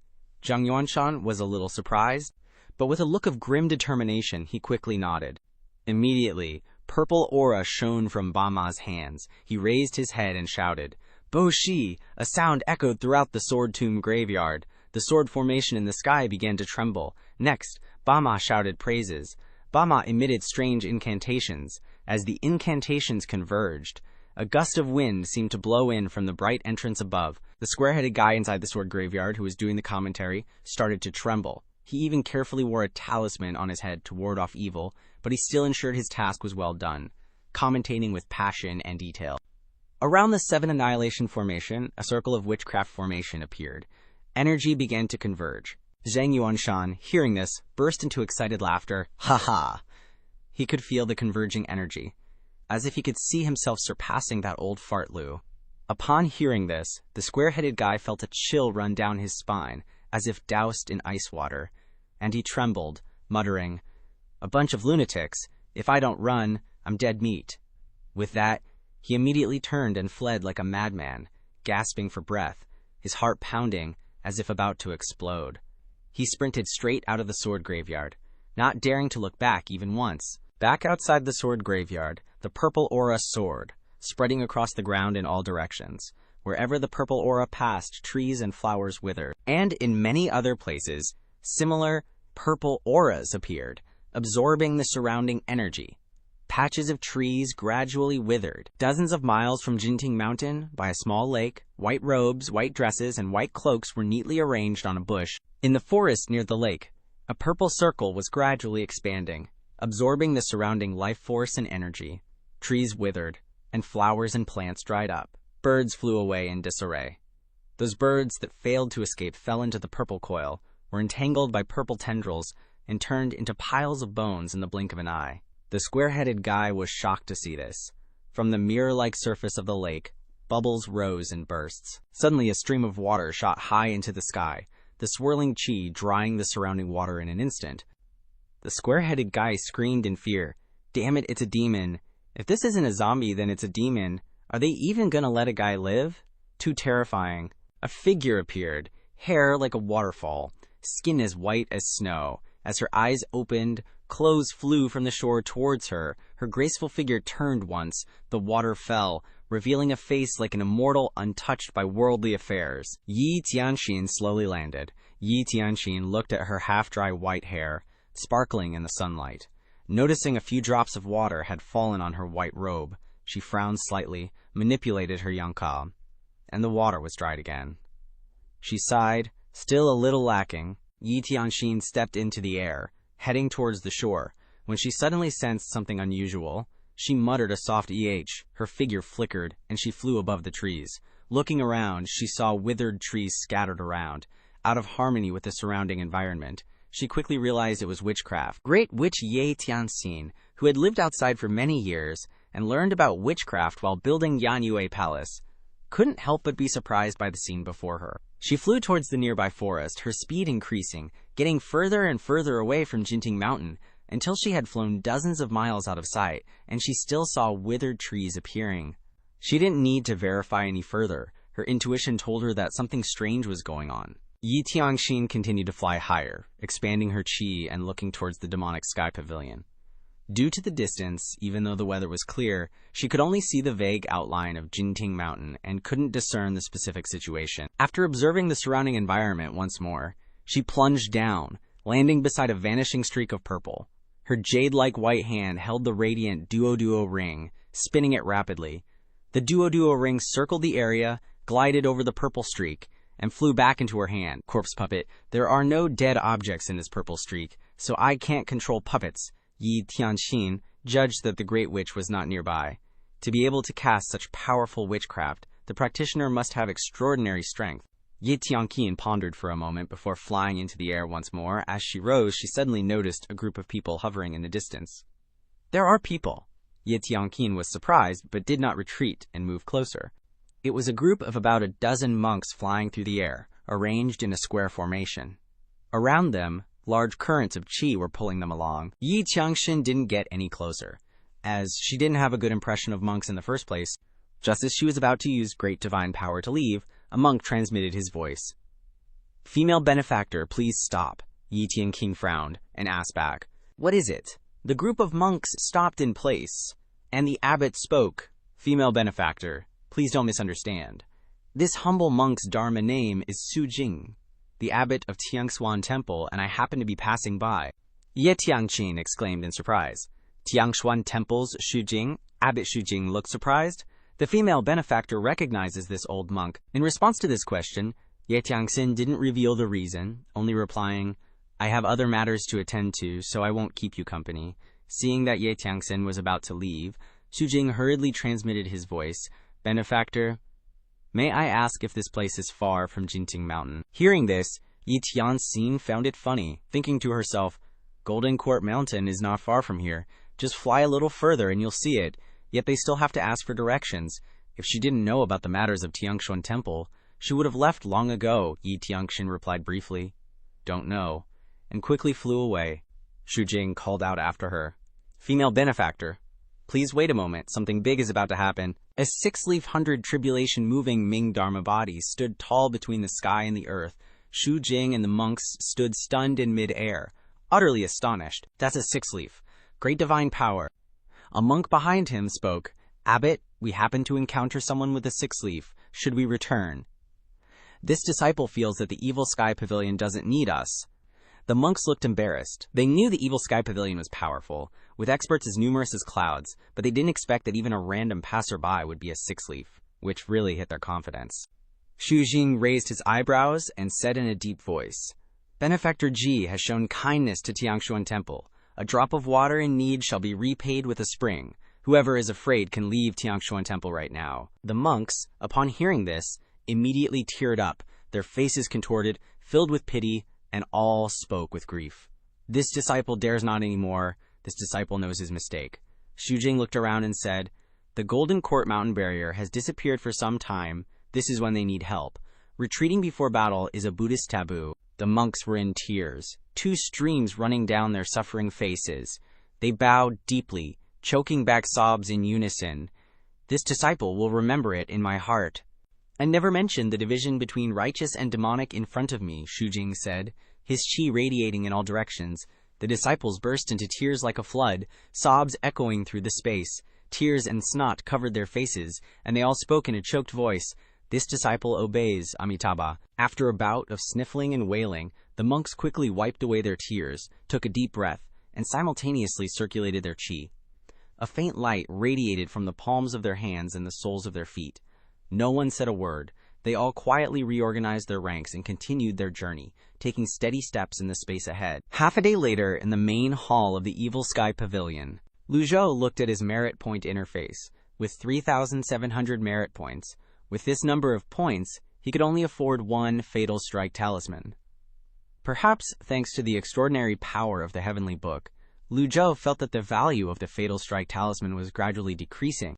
However, if he couldn't resolve the opponent, the Fatal Strike Talisman was still the best choice, and by then, it wouldn't be time to consider cost-effectiveness anymore.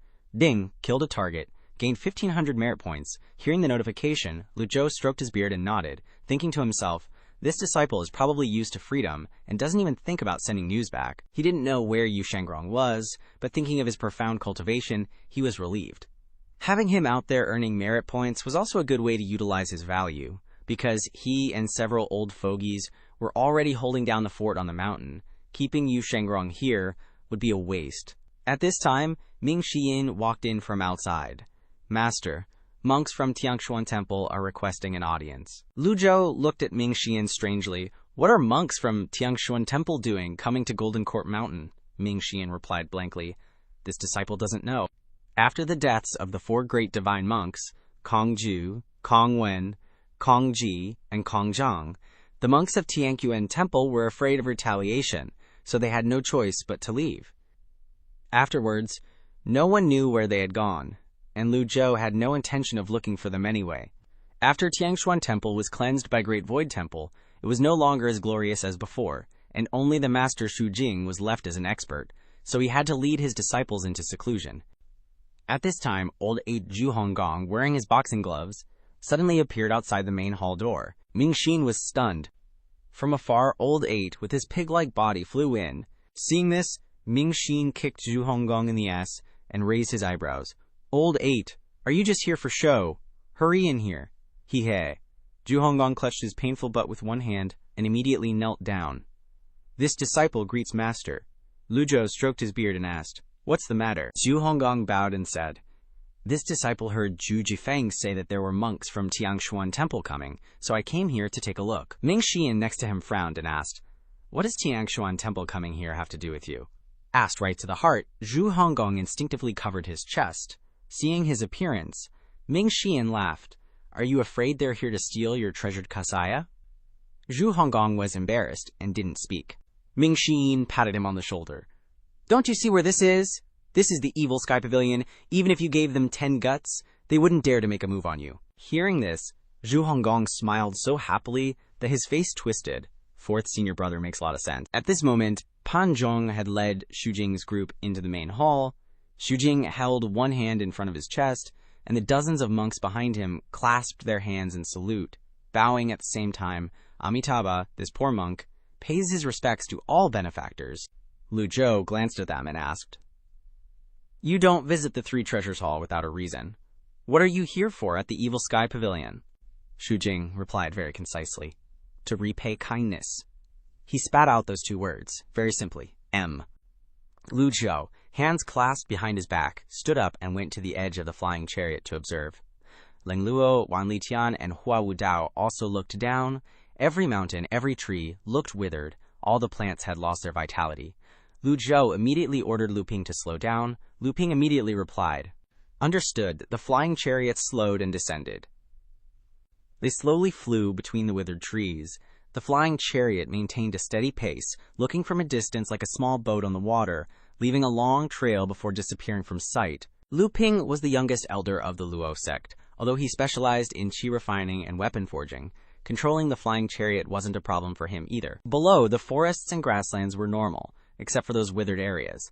After observing for a while, they noticed the withered areas were all connected in a pattern. Lu Ping tried his best to be enthusiastic in serving these big shots. Looking around, he realized that only the youngest disciple seemed innocent and approachable. Lu Ping gave an even brighter smile and gently asked, Ninth senior, how am I doing with the steering? Xiao Yaner glanced at him and lazily said, so-so. If it had been the old days, if Lu Ping had asked this question, she would have given him a slap. But after listening to Ming Xiyin, she thought he had a point and replied perfunctorily. Lu Ping scratched his head, surprised. Just so-so? Apart from those 2 times I swerved earlier, everything's been smooth sailing. Why such a low rating?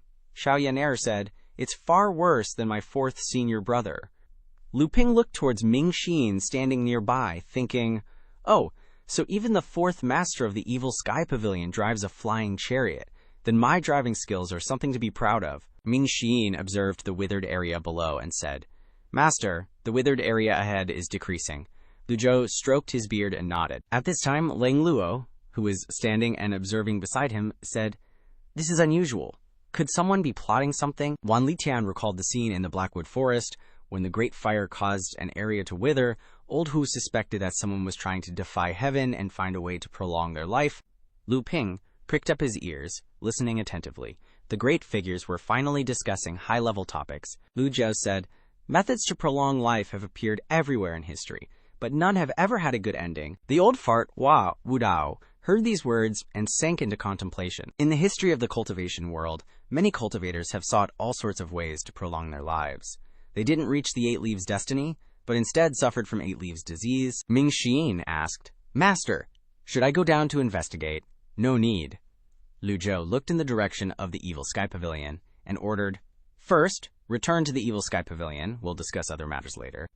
Lu Ping immediately poured all his qi into controlling the flying chariot, rushing forward at breakneck speed. At Yi Province, the Yuming Sect's branch, Yu Zhenghai pointed to the western region on the map. All of Yi Province is now under the control of the Yuming Sect. Wei Zhogong's army couldn't withstand a single blow. In less than a month, Yi Province will be the world of our Yuming Sect.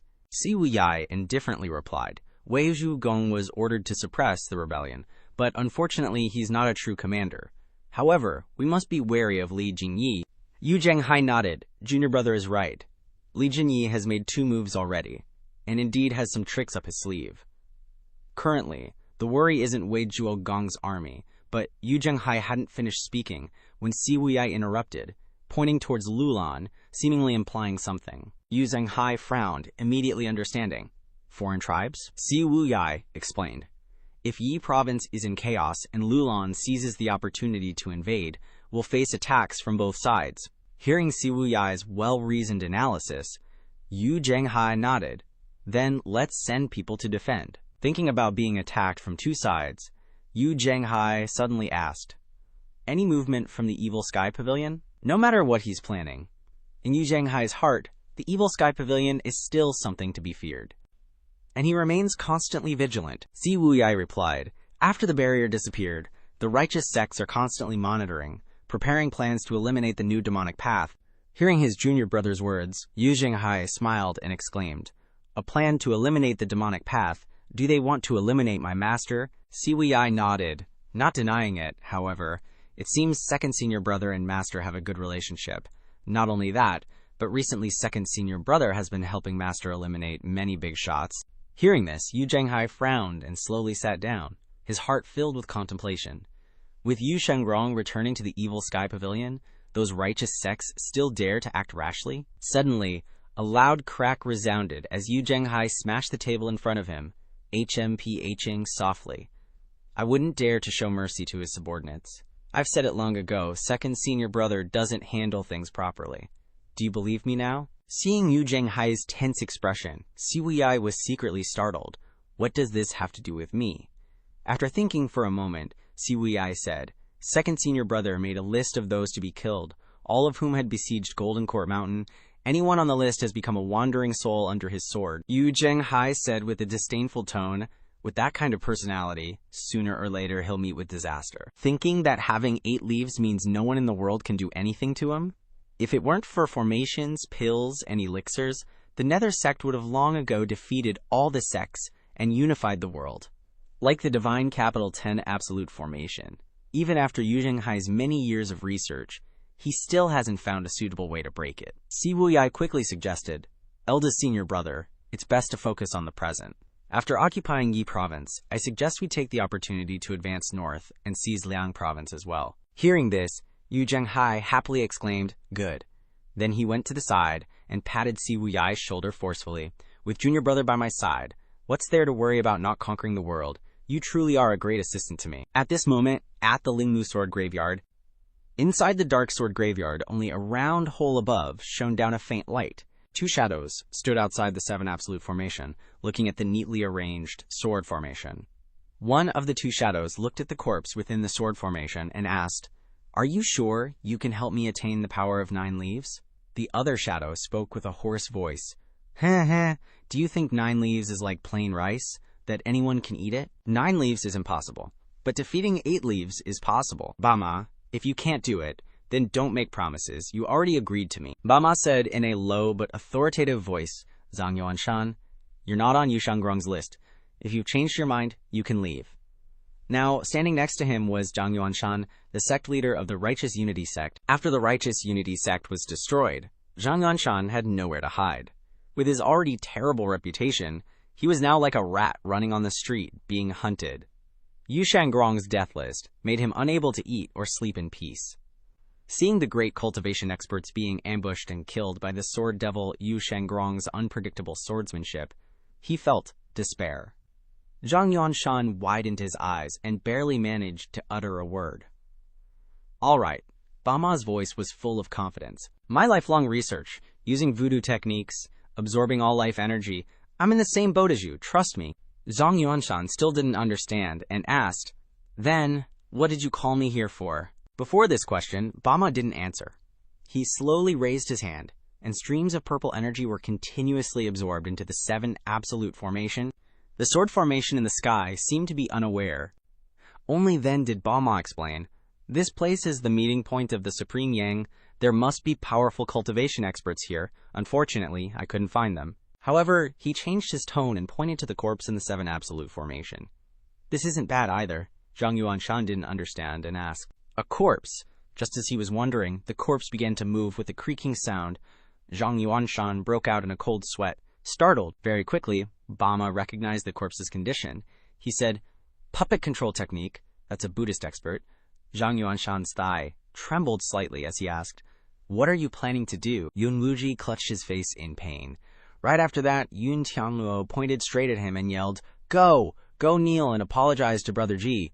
Hearing this, Yun Wuji was stunned. His eyes couldn't hide his surprise. But he stayed silent and didn't dare say anything. Ming Xin, standing nearby, found this hilarious, thinking to himself, the ancestor of the 3 sects cultivation really has dropped a lot. He can only slap people now. Lu Zhou sighed softly, understanding the situation in his heart.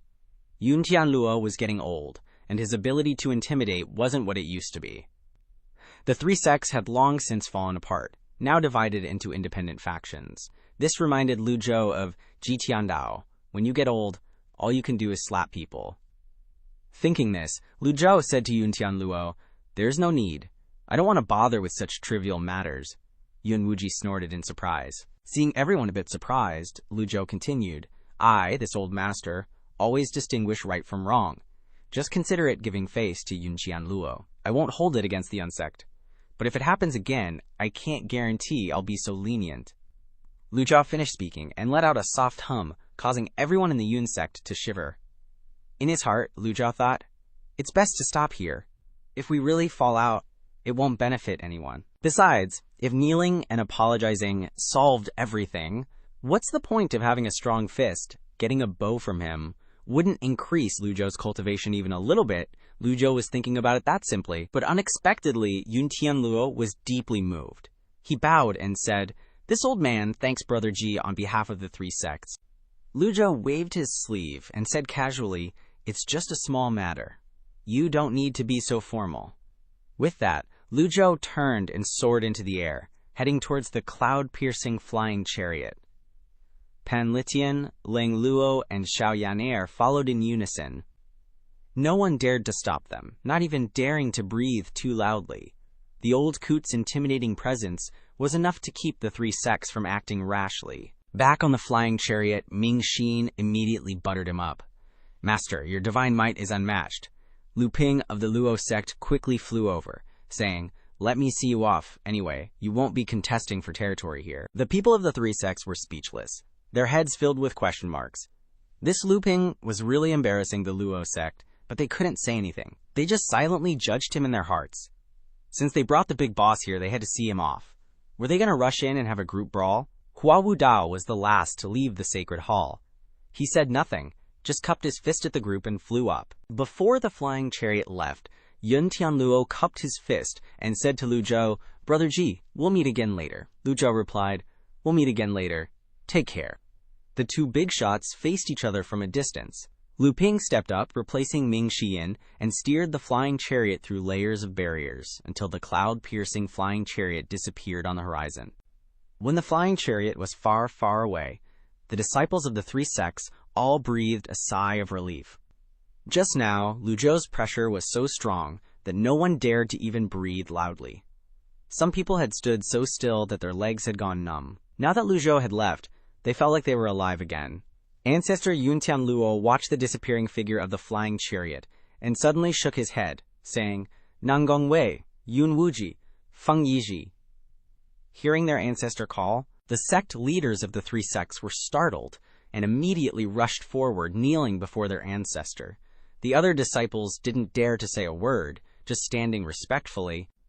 Yun Tianluo frowned, turned his head, and suddenly asked, "Am I, this old man, really useless?" Hearing Yun Tianluo's self-reproach, Nangong Wei and the others panicked, bowed their heads, and said in unison, "Disciples wouldn't dare. We've never had such a thought." Yun Tianluo's voice became extremely soft. "Do you know what's sealed inside that chessboard?" All three of them shook their heads. Nangong Wei had been watching the two play chess just now. Seeing the sword energy filling the sky and the sacred ground shining, he just assumed they were dueling. Yun Tianluo shook his head again, looked at the three sect leaders, and sighed. "The reason I didn't pass the chessboard to you is because of this. Sealed inside is the secret from when I attacked the 9 leaves." Nangong Wei, Yun Wuji, and Feng Yiji trembled all over, kowtowing to the ground, calling out to their ancestor repeatedly. In their hearts, they thought, the ancestor is giving such an important thing to an outsider instead of the three sects. Nangong Wei's eyes were complicated. He stood up and asked why. Yun Tianluo waved his sleeve and turned around. His voice resonated like a dying echo. "Because you are not worthy." Yun Tianluo's answer left the disciples speechless. Yun Tianluo continued, "The one who attacks the 9 leaves, there is only one path, and it leads to death." These words made the three of them look at each other. A path to death. They were still far from the 8 leaves, so they naturally didn't know the taboos of that level. Yun Tianluo explained, "In recent years, I've been wondering what exactly the problem was when I attacked the 9 leaves. I've tried everything, even sealing my own memories. After thousands of years of struggle, I finally figured something out." He paused for a moment and said, "That is, this difficult problem should be left to someone smarter to solve. Many cultivators are unwilling to give their insights and breakthroughs to others. The handwritten notes of great cultivators are usually more precious than advanced cultivation techniques." The square-headed guy was narrating very enthusiastically, but Yun Tianluo had thought it through clearly. The great Tao is actually very simple. If I can't do it myself, why not give it to someone who is more capable? Just like Brother Ji said, who decided that the truth can't be broken. This was the reason he chose to play chess with Lu Zhou, a simple, uncomplicated idea. If he gave the chessboard to the 3 sect leaders, it wouldn't be a precious gift, but a dead end for them. Yun Wuji and Feng Yi just curiously asked each other, "Who's that square-headed kid you're asking me?" "Who am I supposed to ask?" Nangong Wei asked. With doubt, "Ancestor, did you play chess with the Evil Sky Pavilion for this reason?" "That's right." Yun Tianluo slowly turned around. "Do you guys know why I made you apologize to Brother Ji?" All three shook their heads. This time, even the Sword Saint Luo Shison, who was standing next to them with an annoyed expression, couldn't help but listen attentively. Yun Tianluo continued, "I have a hunch. Maybe he can find a way to break through the 9 leaves." Yun Tianluo's words clearly showed his trust in Lu Zhou. As soon as he finished speaking, the entire Holy Land fell silent. Everyone looked at Yun Tianluo, the ancestor, in shock. If an outsider had said this, no one would have cared. They might have even looked down on him. But the one who said it was the ancestor of the 3 sects, Yun Tianluo, so they believed it at least a little bit. Nangong Wei couldn't believe it. How is that possible? Yun Tianluo continued to explain, "Brother Ji is older than me, but when I played chess with him, I sensed a vitality that was unfathomably deep. Isn't that the sign of someone about to face a major tribulation?" The ancestor's words caused the 3 to feel panicked inside. They recalled the scene where Sword Saint Luo Shison used his earth-shattering ghost-crying attack, but it was easily defeated by the master of the Evil Sky Pavilion with a single move. "If you're about to face a major tribulation, how can you be so strong?" Yun Tianluo turned and walked towards the edge of the Holy Land. Before leaving, he didn't forget to emphasize, "Whether your words are reasonable or unreasonable, you better swallow that tone for me." The 3 were completely bewildered, and the disciples respectfully saw the ancestor off. The cloud-piercing flying chariot traversed dozens of layers of barriers, left the 20 mountains far behind, and soared out of the misty cloud sea. A collision occurred. Xiaoyaner accidentally grabbed a stray bird, smashing into the flying chariot. She angrily cursed, "Damn it, some bird with no eyes crashed into us." Lu Zhou's foodie soul was ignited again. "Let's make grilled meat." "Yes." Ming Xian immediately agreed. Everyone sat down at the table, ready to enjoy the fragrant grilled meat. Xiaoyaner's eyes widened when she saw the big leg. She remembered Ming Xian's words and asked, "Master, fourth senior brother is right. Why don't we just wipe out the Cloud Sect?" Hearing Yaner's innocent question, Lu Ping almost fell out of his seat. The flying chariot also wobbled for a moment. Sorry. Lu Ping blamed himself. Why did he volunteer to escort these big shots? Was his brain stuck in a door? Thinking about it, the minor elders of the Luo sect would definitely criticize him. But coming here is good. He gets to hear the big shots discuss profound topics. Xiaoyaner added, "But the one controlling this flying chariot, shouldn't he be torn into 8 pieces?" At this moment, Lu Ping felt like his soul was about to float away. There was no way he could concentrate on driving the flying chariot. The flying chariot shook again. Lu Ping repeatedly apologized, and then made up an excuse. "I slipped." Lu Zhou stroked his beard and looked at the distant cloud sea, lost in thought. That little girl has indeed improved. At least she listened to Ming Xian's reasoning. Hearing the reasoning means that at least her stance is correct. Before Lu Zhou could reply, Ming Xian laughed and said, "Little junior sister, that's the territory of the 3 sects, with dozens of layers of barriers and countless experts. There's no need to openly confront them. If we need to talk reason, we have to talk reason. We can't let people think the Evil Sky Pavilion is easy to bully." Xiaoyaner nodded while munching on the big meat leg. "Yes," Ming Xian continued. "Moreover, we have to save face for Yun Tianluo, playing chess on the chessboard, using heaven and earth as chess pieces. To answer Master's question, he spent 20 years of his lifespan. Our Evil Sky Pavilion also upholds reason." Ming Xian asked, "You think that's right? Xiaoyaner nodded like a chicken pecking rice. "I understand. Thank you, Master." Hearing Xiaoyaner thank Master instead of thanking him, Ming Xian scratched his head. "Wait, shouldn't she be thanking senior brother?" At this moment, the system also sent a notification to Lu Zhou. "Ding, teaching Xiaoyaner, received 100 merit points." Lu Zhou glanced at it and nodded slightly. Lu Ping became even more confused listening to these words. Weren't the big shots discussing the 9 leaves or lifespan? Why did they switch to these topics? Just then, Ming Xian sensed something and exclaimed, "Something's not right." Ming Xian lightly ran to the front of the flying chariot, observed below, and said, "Master, there are many withered areas below." The flying chariot was flying over a barren, withered purple valley under the clear blue sky. White skeletons were lying bare, evoking a sense of desolation and death. Lu Zhou could feel that Yun Tianluo's lifespan was being absorbed by Tang Yun on the chessboard quite a bit. For the disciples of the 3 sects, only half a day had passed. But for Yun Tianluo, 20 years had flashed by in an instant. Yun Tianluo was a little agitated, not expecting that senior brother Ji would choose to make a move like that. He couldn't understand that Ji Tiandao's great calamity was drawing ever closer, yet he chose to throw away his lifespan. Like, what gives, dude? After a moment of silence, Yun Tianluo opened his mouth to ask, "Can you tell me what senior brother Ji saw?" Lu Zhou sighed. "I'm not sure yet." Yun Tianluo nodded. "Not many can step into the 8-leaf peak, relying solely on my old fogey experience." "I really can't be sure," Yun Tianluo asked again. "Senior brother Ji has also tried it. Shouldn't he have any impressions?" Lu Zhou replied vaguely, "I didn't see clearly at the time. The image he saw should be something every cultivator will encounter. When the energy reaches its limit, no one can pay attention to what happens to their golden lotus." Just now, Lu Zhou was playing the role of an observer, so he barely saw it. Who knew the secret of the 9 leaves would be like this? Lu Zhou didn't plan to tell others what he saw. Yun Tianluo didn't ask further when Lu Zhou said that, and just nodded. His complexion looked even paler than before. Losing 20 years of lifespan made his condition increasingly worse. He felt his body weaken significantly. This time, even sect leader Nan Gungwei couldn't help it anymore. He was the first to rush over to support Yun Tianluo. "Ancestor, what's wrong?" Yun Tianluo raised an eyebrow and shouted, "Who allowed you in, Shish? Talk about grumpy old man." Lu Zhou raised his hand and said, "It's all right. At least these people still have some conscience, still care about you a lot. Just let them care.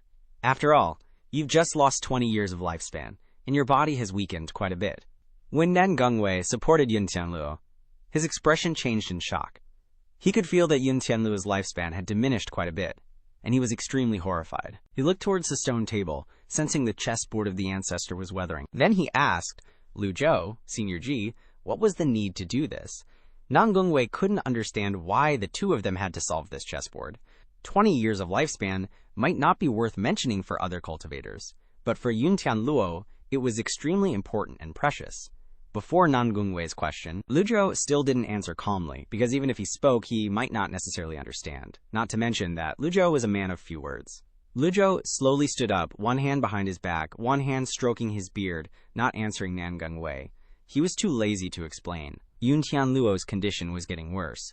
He slowly grabbed Nan Gongwei's arm and said softly, "Don't be rude to the master of the Evil Sky Pavilion. You wouldn't understand anyway." Nan Gongwei's expression was extremely serious. Ancestor, what is the meaning of this now? However, Nan Gongwei hadn't finished speaking. Suddenly, a sword light pierced through the sky outside the Holy Land. Sword energy densely filled the sky, the light illuminating the entire area, and a figure was vaguely visible in the curtain of sword energy. A voice rang out in the sky, "Pay with your life for my junior brother." This voice, full of deep hatred, made the disciples of the three sects wide-eyed and speechless, everyone looking at the swordmaster wielding great divine powers. Someone exclaimed in surprise, "Sword Saint Luo Shisan, the chief seed of the Cloud Sect's sword platform. That's him." A few seconds later, Sword Saint Luo Shisan brought tens of thousands of sword energies down to the holy temple, his whole body parallel to the ground. The staring sword in his hand pointed straight at Lu Zhou's face. He wanted to attack the master of the Evil Sky Pavilion in the holy temple, with a single sword breaking through the air, giving it his all from the start. Upon seeing the dangerous situation for their master, Xiao Yaner and Ming Xian exclaimed, "Master, be careful." Ling Luo and Pan Litian, who were nearby, also raised their eyebrows and twitched their cheeks. While everyone was surprised, what everyone didn't expect was that Lu Zhou was still standing still, hands behind his back. He was as calm as if nothing had happened, not even blinking his eyes. Whoosh! A sound. 10,000 sword energy in Luo Shisan's hand combined and stabbed straight into Lu Zhou's eyebrows. At this moment, Lu Zhou began to move. He raised his right hand, blue energy lingering between his fingers. This was the divine power of the heavenly writing, law of eradication, with a shua sound. Lu Zhou's expression was indifferent. No one knew when, but the index and middle fingers of his right hand had clamped onto the tip of Luo Shisan's sword. Quickly, 10,000 sword energy immediately dissipated in an instant. The three sects exclaimed, everyone's eyes wide with surprise, and their mouths constantly praising, "How is this possible? Am I seeing things?" The next moment, Lu Zhou's hand gently twisted. Bang, a sound. The sword broke in half. Lu Zhou then slapped Luo Shisan's chest with a palm. Lu Zhou stepped on the ground. The blue lotus energy appeared, and everyone could vaguely see the blue lotus blooming. The scene of the blue lotus blooming made Luo Shisan stunned, forgetting to attack. The palm imprint hit his chest with a loud bang, and Luo Shisan flew backwards. He kept colliding with buildings, and then the stone pillars behind. The 10 great holy lands of the Luo sect towered into the clouds, often with strong winds howling, distracting cultivators from meditation. Therefore, the barrier also has the effect of isolating sound. At this time, in the first Holy Land, the atmosphere became extremely quiet. Quiet to the point of being terrifying. The scene before them made all the disciples of the three sects hold their breath. Eyes wide, incredulously watching the master of the Evil Sky Pavilion simply slap the sword Saint Luo Shisan, the #1 sword master of the Cloud Sect. This, if they didn't witness it directly, probably no one would dare to believe it was true. His face hit the ground, and his whole body collapsed. The broken sword fell from the sky, landing right in front of Luo Shisan, making his face pale. And so, in just a moment, Lu Zhou had quickly dealt with this impulsive but weak as a snail guy. Luo Shisan wasn't dead, but his chest conveyed a feeling of pain as if he had been hit hard by a heavy hammer. The 5 viscera and 6 bowels were shattered, extremely uncomfortable. He tried his best to restrain the rolling blood energy in his chest. That old fart Luo Shisan, who was supposed to be a nascent soul master, was face-planting on the ground, struggling to even find something to hold on to so he could stand. There were tons of people around, but no one even bothered to help him up. It was like everyone was completely spooked by Lu Zhou's single, clean palm strike. Elders, sect leaders, probably even Yuntian Luo wouldn't fare any better. Even Ling Luo and Pan Litian, standing not too far from Lu Zhou, couldn't wrap their heads around how that single palm strike could pack such a punch. Yuntian Luo was also momentarily stunned. After a moment of silence, Luo Shisan finally couldn't hold back the churning qi and blood any longer. He let out a painful groan and coughed up a mouthful of blood. The Yun Sect disciples cried out in alarm, "Senior Luo, Elder Luo." Seeing Luo Shisan so badly injured, the remaining Yun Sect elders stared at the people from the Evil Sky Pavilion in complete terror. Everyone was afraid to even breathe too loudly. They couldn't even imagine how many of Lu Zhou's palm strikes they could withstand. Dan Yunzeng thought to himself, one palm strike. Just one palm strike was enough to defeat the chief seat of the sword platform. Just what level of strength and cultivation does that take? That Earth-grade sword is like paper in the hands of the members of the Evil Sky Pavilion. Yun Tianluo was furious. He couldn't help but push Feng Yiji, who was supporting him, away and point at Luo Shisan's face, yelling, "You dare to rebel." Luo Shisan had risked his life to assassinate Lu Zhou, and now he was riddled with injuries. But hearing Yun Tianluo's words was like getting splashed with a bucket of cold water, extinguishing all the hatred in his heart. Luo Shisan weakly choked out, "Ancestor, But before he could finish, Yun Tianluo cut him off. He loudly questioned, "Who gave you the guts to assassinate my honored guest?" Lu Zhou stroked his beard and said casually, "You wanted to avenge sword maniac Luo Changqing." Luo Shisan replied decisively, "That's right." Lu Zhou said calmly, "If it weren't for giving Yun Tianluo face, that last palm strike would have taken your life. You should thank Yun Tianluo. Pinning the sword tip and striking out with a palm had consumed nearly 1/3 of the Celestial Book's extraordinary power." Of course, Lu Zhou could have used half his extraordinary power to kill Luo Shisan, but he didn't. Yun Tianluo sacrificed 20 years of his lifespan to recreate the scene of his 9-leaf breakthrough. For Lu Zhou to see, Lu Zhou couldn't help but give Yun Tianluo face. Luo Shisan was still unwilling, and hatred still surged in his heart. So my junior brother had to die for nothing. At that moment, a disdainful laugh suddenly echoed from the cloud shuttle. How laughable! Luo Chengting took advantage of my second senior brother's troubles to assassinate him. Are we supposed to just sit around and wait to die? Luo Shisan looked up at the cloud shuttle and exclaimed. Assassinate, the one who spoke was none other than Ming Xiyin, the fourth disciple of the Evil Sky Pavilion. After hearing that bragging session about the fight between his first and second senior brothers, Ming Xiyin had learned about Luo Changqing's assassination of Yu Shangrong, holding a megaphone. Ming Xiyin enunciated each word clearly. Your Yun Sect sent over a dozen divine court realm cultivators to participate in the siege of my master on Qingyang Mountain. How do you explain that? Furthermore, your Yun Sect's 6th elder, Ding Fangqiu, impersonated my master and caused trouble at the Crossing Heaven River. How do you explain that? You have the nerve to call yourselves a Holy Land and Sword Saint, yet you don't understand the first thing about etiquette, justice, integrity, and honor. If I were you, I would have selflessly killed Luo Chengqing to uphold justice. Then I might respect you a little, but now I despise you hearing these words. Luo Shisan's face turned red as a beet, whether from anger or from the after effects of that palm strike. Ming Xiyin was saying what Lu Zhou was thinking. Bringing this disciple along was definitely the right decision. Yun Tianluo had been in seclusion for years and hadn't concerned himself with such mundane matters. Otherwise, he wouldn't have let the 3 sects split into 3 factions. Ming Xiyin's words made Yun Tianluo's gaze sweep across the 3 sect leaders. He pressed, "Is this true?" The Yun sect leader, Yun Wuji, knelt down, his face pale, and stammered, "This, ancestor, please hear my explanation. Regarding Ding Fangqiu's matter, I already sent Special Envoy Li Yundao with the Blackwood Lotus to apologize to the Evil Sky Pavilion, considering it settled. As for the siege on Senior Ji and the assassination of Mr. Second of the Evil Sky Pavilion, it was the Yun sect people who caused the trouble on their own. They reaped what they sowed, and others cannot be blamed." On the flying chariot, Ming Xiyin irritably threw the plate down. "That's okay, but I must say something. Master killed Luo Changqing for self-defense, so the one who is wrong is you. Logically speaking, Yunzong should atone to Master." Hearing these words, the people of the 3 sects fell silent. They didn't know how to respond. The 3 sects' disciples immediately looked up at the cloud shuttle. These words sounded strange, but they weren't wrong. It was like a bad guy went to chop someone else with a knife. He couldn't, but he was chopped back. So who's wrong and who's right? Ming Xiyin's words left Luo Shisan speechless. He continued to eat the plate in the head. "But the matter has not ended," Ming Xiyin continued to say. "Luo Shisan, you are the only one who survived under my second senior brother's sword. Based on your understanding of him, would he be able to do the kind of despicable thing you think? As soon as these words were spoken, Luo Shisan was stunned, and 2 scales immediately appeared in his heart.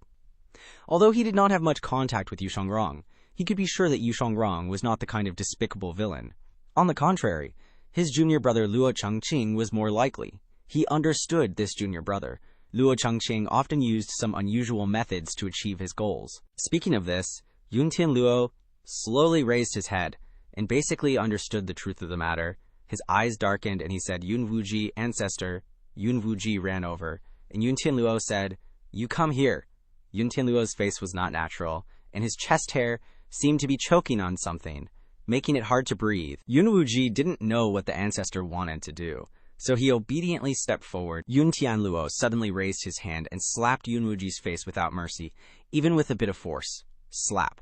A clear and powerful sound rang out, clearly a very strong slap. One side of Yun Wuji's face was already swollen. Yun Tianluo smiled, pinched a chess piece, and placed it down with a clack. The sound of the chess piece landing was very crisp. This time, he placed the piece in the very center of the board. The patterns on the formation suddenly merged with the horizontal and vertical lines of the chessboard, emitting a brilliant light. The surrounding scenery was obscured by this intense light. The square-headed guy quickly put on his glasses to see everything and continued his commentary. He exclaimed, "The formation patterns suddenly connected with the 19 horizontal and vertical lines. The light is blinding, obscuring the surroundings. Everyone behind is also staggering from this light." Lu Zhou looked up, then immediately frowned. Lu Zhou frowned for a moment, then quickly realized this was Yun Tianluo's consciousness. Before his eyes, it was no longer the white-haired Yun Tianluo, but a completely different image.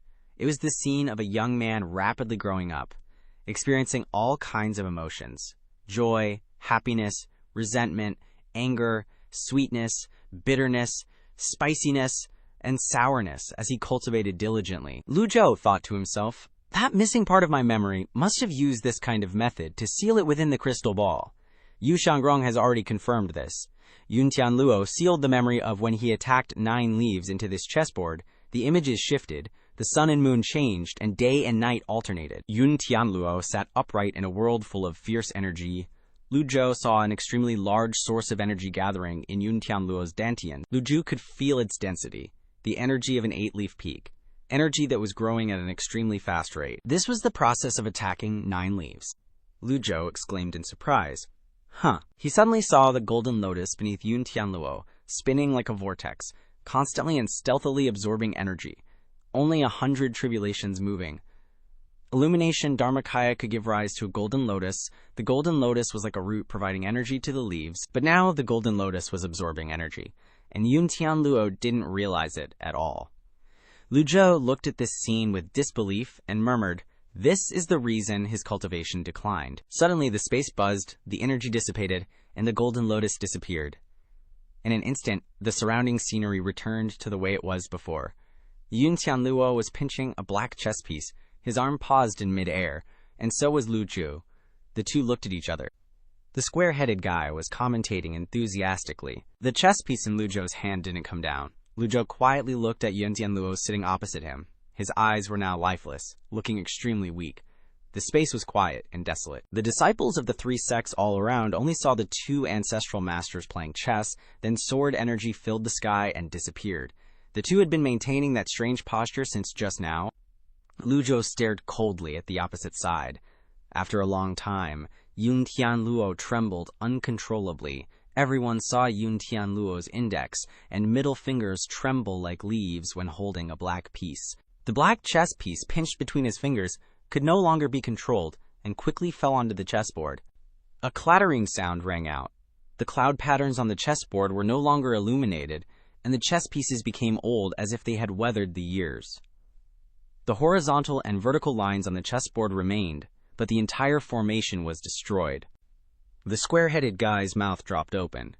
Not far away, sect leader Luo Zhong, Feng Yi, upon seeing this scene, was immediately so flustered that he wanted to jump up. Grandmaster Yun Tianluo lowered his head, frowning worriedly as he called out. Nan Gangwei, the bald-headed dude, immediately responded.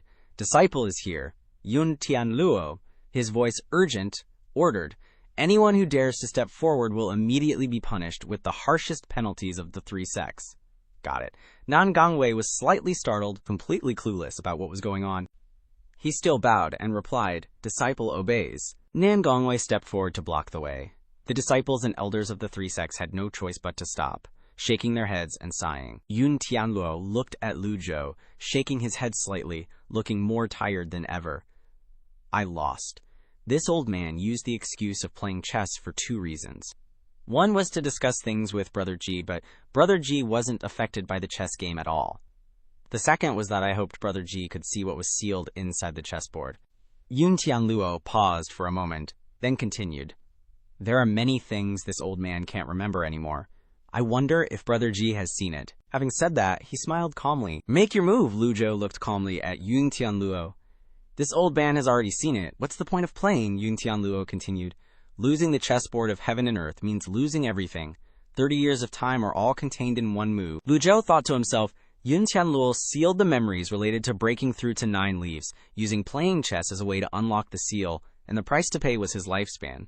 When Lu Zhou saw Yun Tianluo's weakened appearance, he had already guessed this. Lu Zhou asked Yun Tianluo, even if this old man makes a move anywhere, you'll still pay a heavy price. Are you sure you want this old man to make a move? Yun Tianluo looked at Lu Zhou with a pleading expression. The defeat is already set.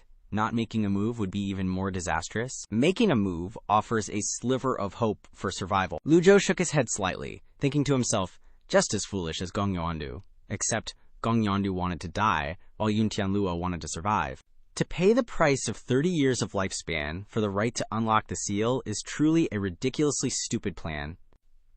Lu Zhou looked down at the old chessboard, his hand slowly descending.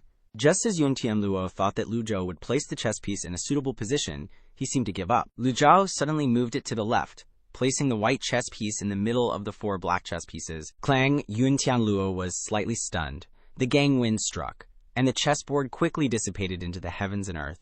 The formation patterns in the Holy Land lit up brightly and then gradually stabilized. Yun Tianluo leaned back, and Nan Gongwei, unable to understand, said in panic, Grandmaster, why? Yun Tianluo didn't answer him, but looked at Lu Zhou and said, Thank you, Brother Ji, for showing mercy. Lu Zhou told him, This old man's move will cost you less, 30 years. You still have 10 years to live. Seeing the 2 founding grandmasters conversing, the curiosity of the surrounding people surged, and they flocked closer to the 2 grandmasters. They thought to themselves, I wonder what they're talking about, and what could possibly make these 2 grandmasters directly face each other. If only we could hear their conversation. Seeing the crowd holding their breaths and eavesdropping, Ling Luo suddenly waved his hand, and a protective chi barrier enveloped the surroundings, completely isolating this place from the outside world. The disciples of the 3 sects were extremely uncomfortable, and could only look at each other. Even the sect leaders of the 3 sects had never received such treatment. Yet Lu Zhou was treated like a distinguished guest by the founding grandmaster, which made them extremely curious. Lu Zhou asked Yun Tianluo, You only have 30 years left until your tribulation. Hearing this, Yun Tianluo sighed softly about that. However, before he finished speaking, he turned to Lu Zhou and asked, It seems like Brother Ji's tribulation is even closer than mine. Although he was in seclusion, he occasionally heard some news circulating in the cultivation world. Lu Zhou did not deny it, and replied, That's right. To the outside world, his lifespan tribulation might be tomorrow. Yun Tianluo asked, So you came to me to find a way to survive. But before he could finish speaking, he hurriedly shook his head in denial. Brother Ji is really joking.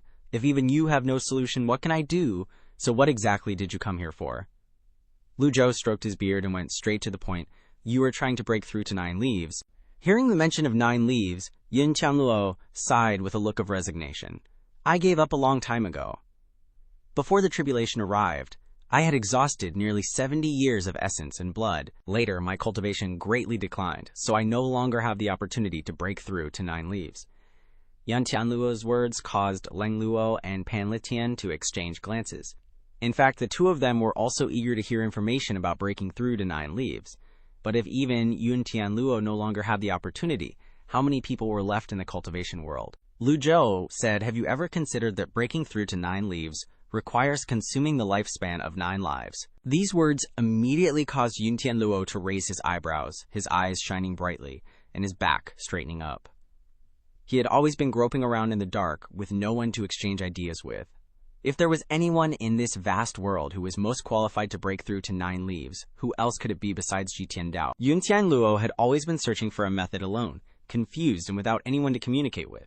Yet now Lu Zhou had spoken right to the topic he was concerned about. Yun Tianluo suddenly wanted to know what insights and experiences this old devil Ji had.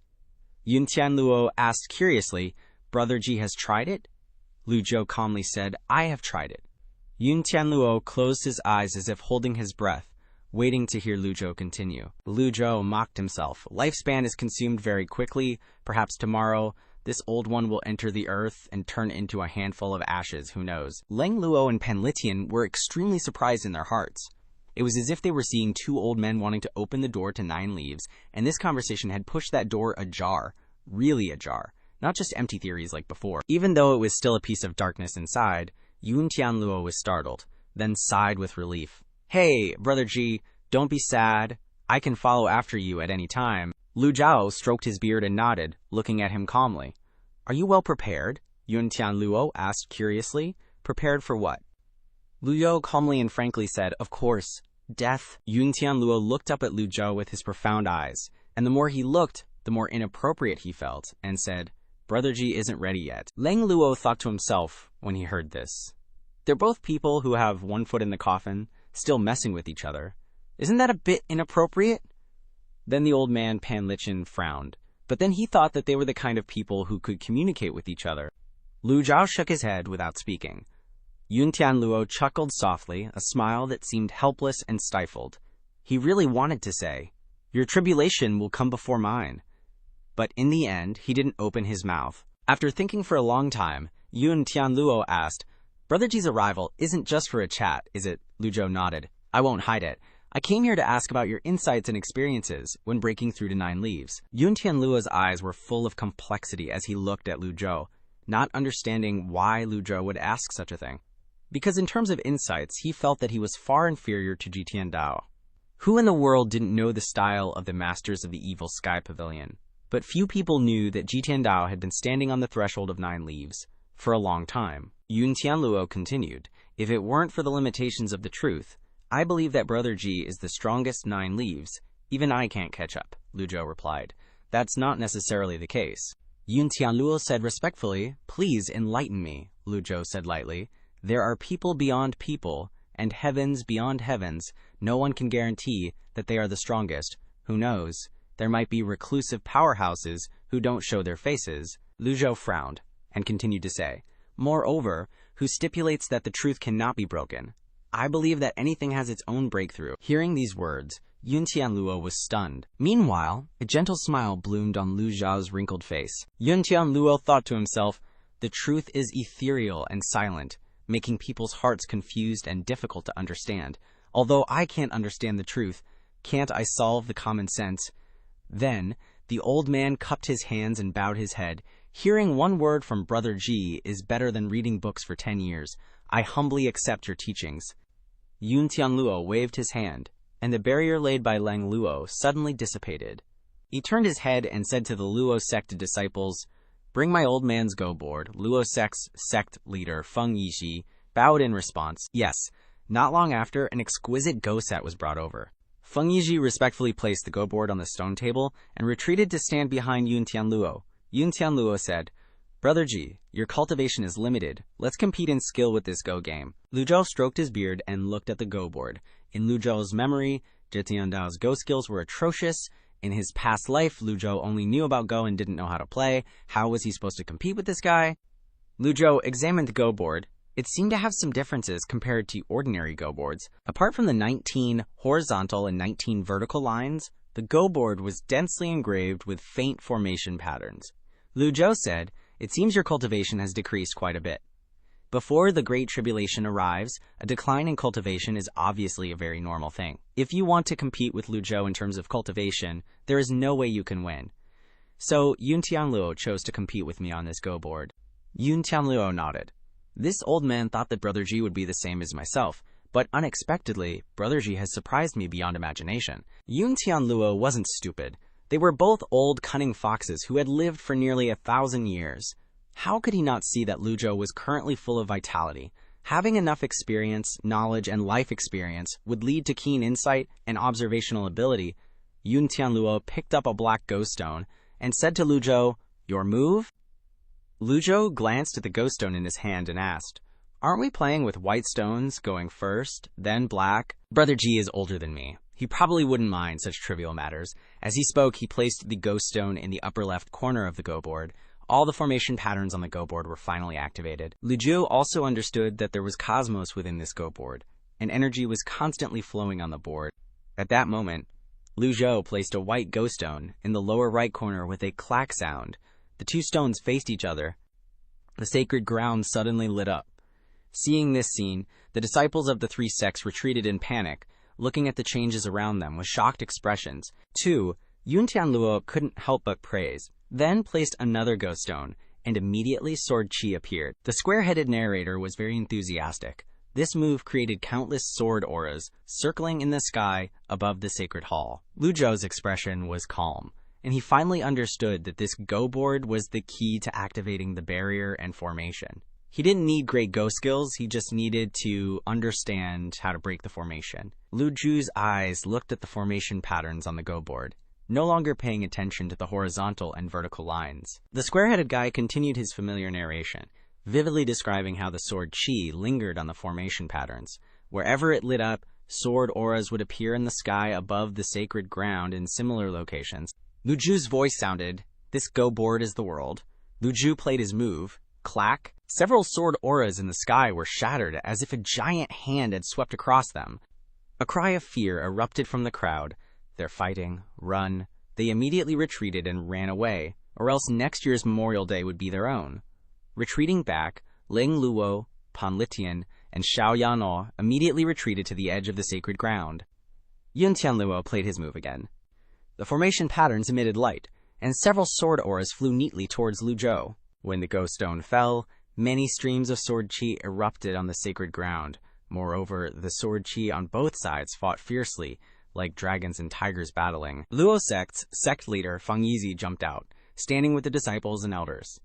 Everyone looked up at the sword chi-filled sky in shock. Several sounds of bang, bang, bang echoed continuously. When Lu Zhou and Yun Tianluo placed their stones, even more sword chi erupted on the sacred ground. The sword chi on both sides fought with each other non-stop. After who knows how long, the sword chi suddenly dissipated between heaven and earth. Yun Tianluo widened his murky eyes. Lu Zhou was holding a ghost stone between his fingers. Yun Tianluo looked up at Lu Zhou in surprise and let out a gasp. He didn't expect the pavilion master of the Evil Sky Pavilion's Go skills to improve so quickly. At this moment, Yun Tianluo only felt the chi accumulated in his chest suddenly dissipate, and he immediately understood, repeatedly saying, "No wonder, no wonder." Lu Zhou focused his mind on examining the formation patterns on the Go board before deciding on his next move. Hearing him mutter, Lu Zhou didn't look up and asked, "What do you mean?" Yun Tianluo replied, "Having no moves is better than having moves. Having no skill is better than having skill. I admire Brother Ji for not being affected by the horizontal and vertical lines of the Go board." Lu Zhou thought to himself with his eyes closed. "It's not that I'm not affected. It's that this old man doesn't know how to play Go at all." Through the cloud-soaring shuttle, Lu Zhou finally spoke up.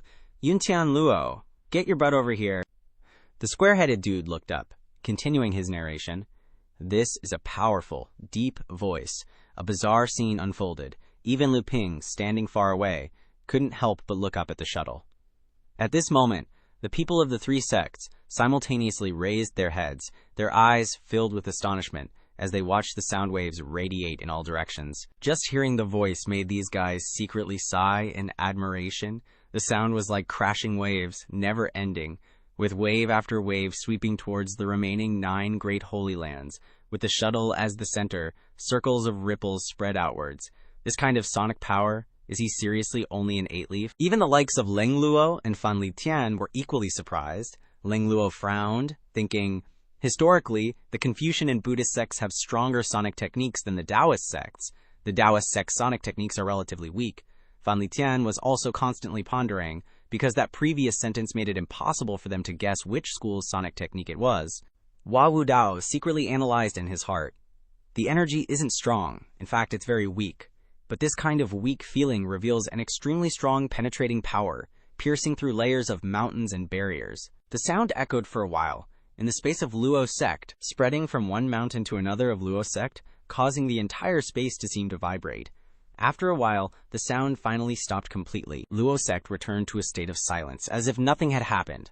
No one dared to speak, no one questioned. The grand elders of the three sects and the hundreds of disciples suspended in the low sky all looked towards Tianda Holy Land, which was where ancestor Jiayun Tianluo was in secluded cultivation. Clouds gathered and scattered. Tianda Holy Land, originally thick with mist, was suddenly split apart by a gust of wind. Immediately afterwards, in the middle of Tianda Holy Land, a wave of sound rolled over, keeping its mouth shut. The sound wave was also deep and forceful, containing a hint of anger. The people of the three sects initially thought this was directed at the Demon Heaven Pavilion, and were just getting happy when they saw the surrounding sound wave essence condense into a solid form. Hand-shaped gang blades appeared all over the sky and slapped the faces of everyone from Yun Tianluo's three sects. They exclaimed in surprise, "Huh?" and looked at each other, not understanding what was happening. The scene around them was everyone getting slapped in the face. Even the elders weren't spared. Smack, smack. The square-headed guy blankly looked at this scene, not knowing what to comment. Question marks appeared above his head. However, just a few seconds later, the elders of the Luo sect seemed to have understood the problem, and they immediately said in unison, "Ancestor, please forgive us. Ancestor, please forgive us." From above the heavenly sky of Tianda Holy Land, an old man with snow-white hair and a long beard was walking in the air. One step was dozens of zhang, each step creating a vortex under his feet.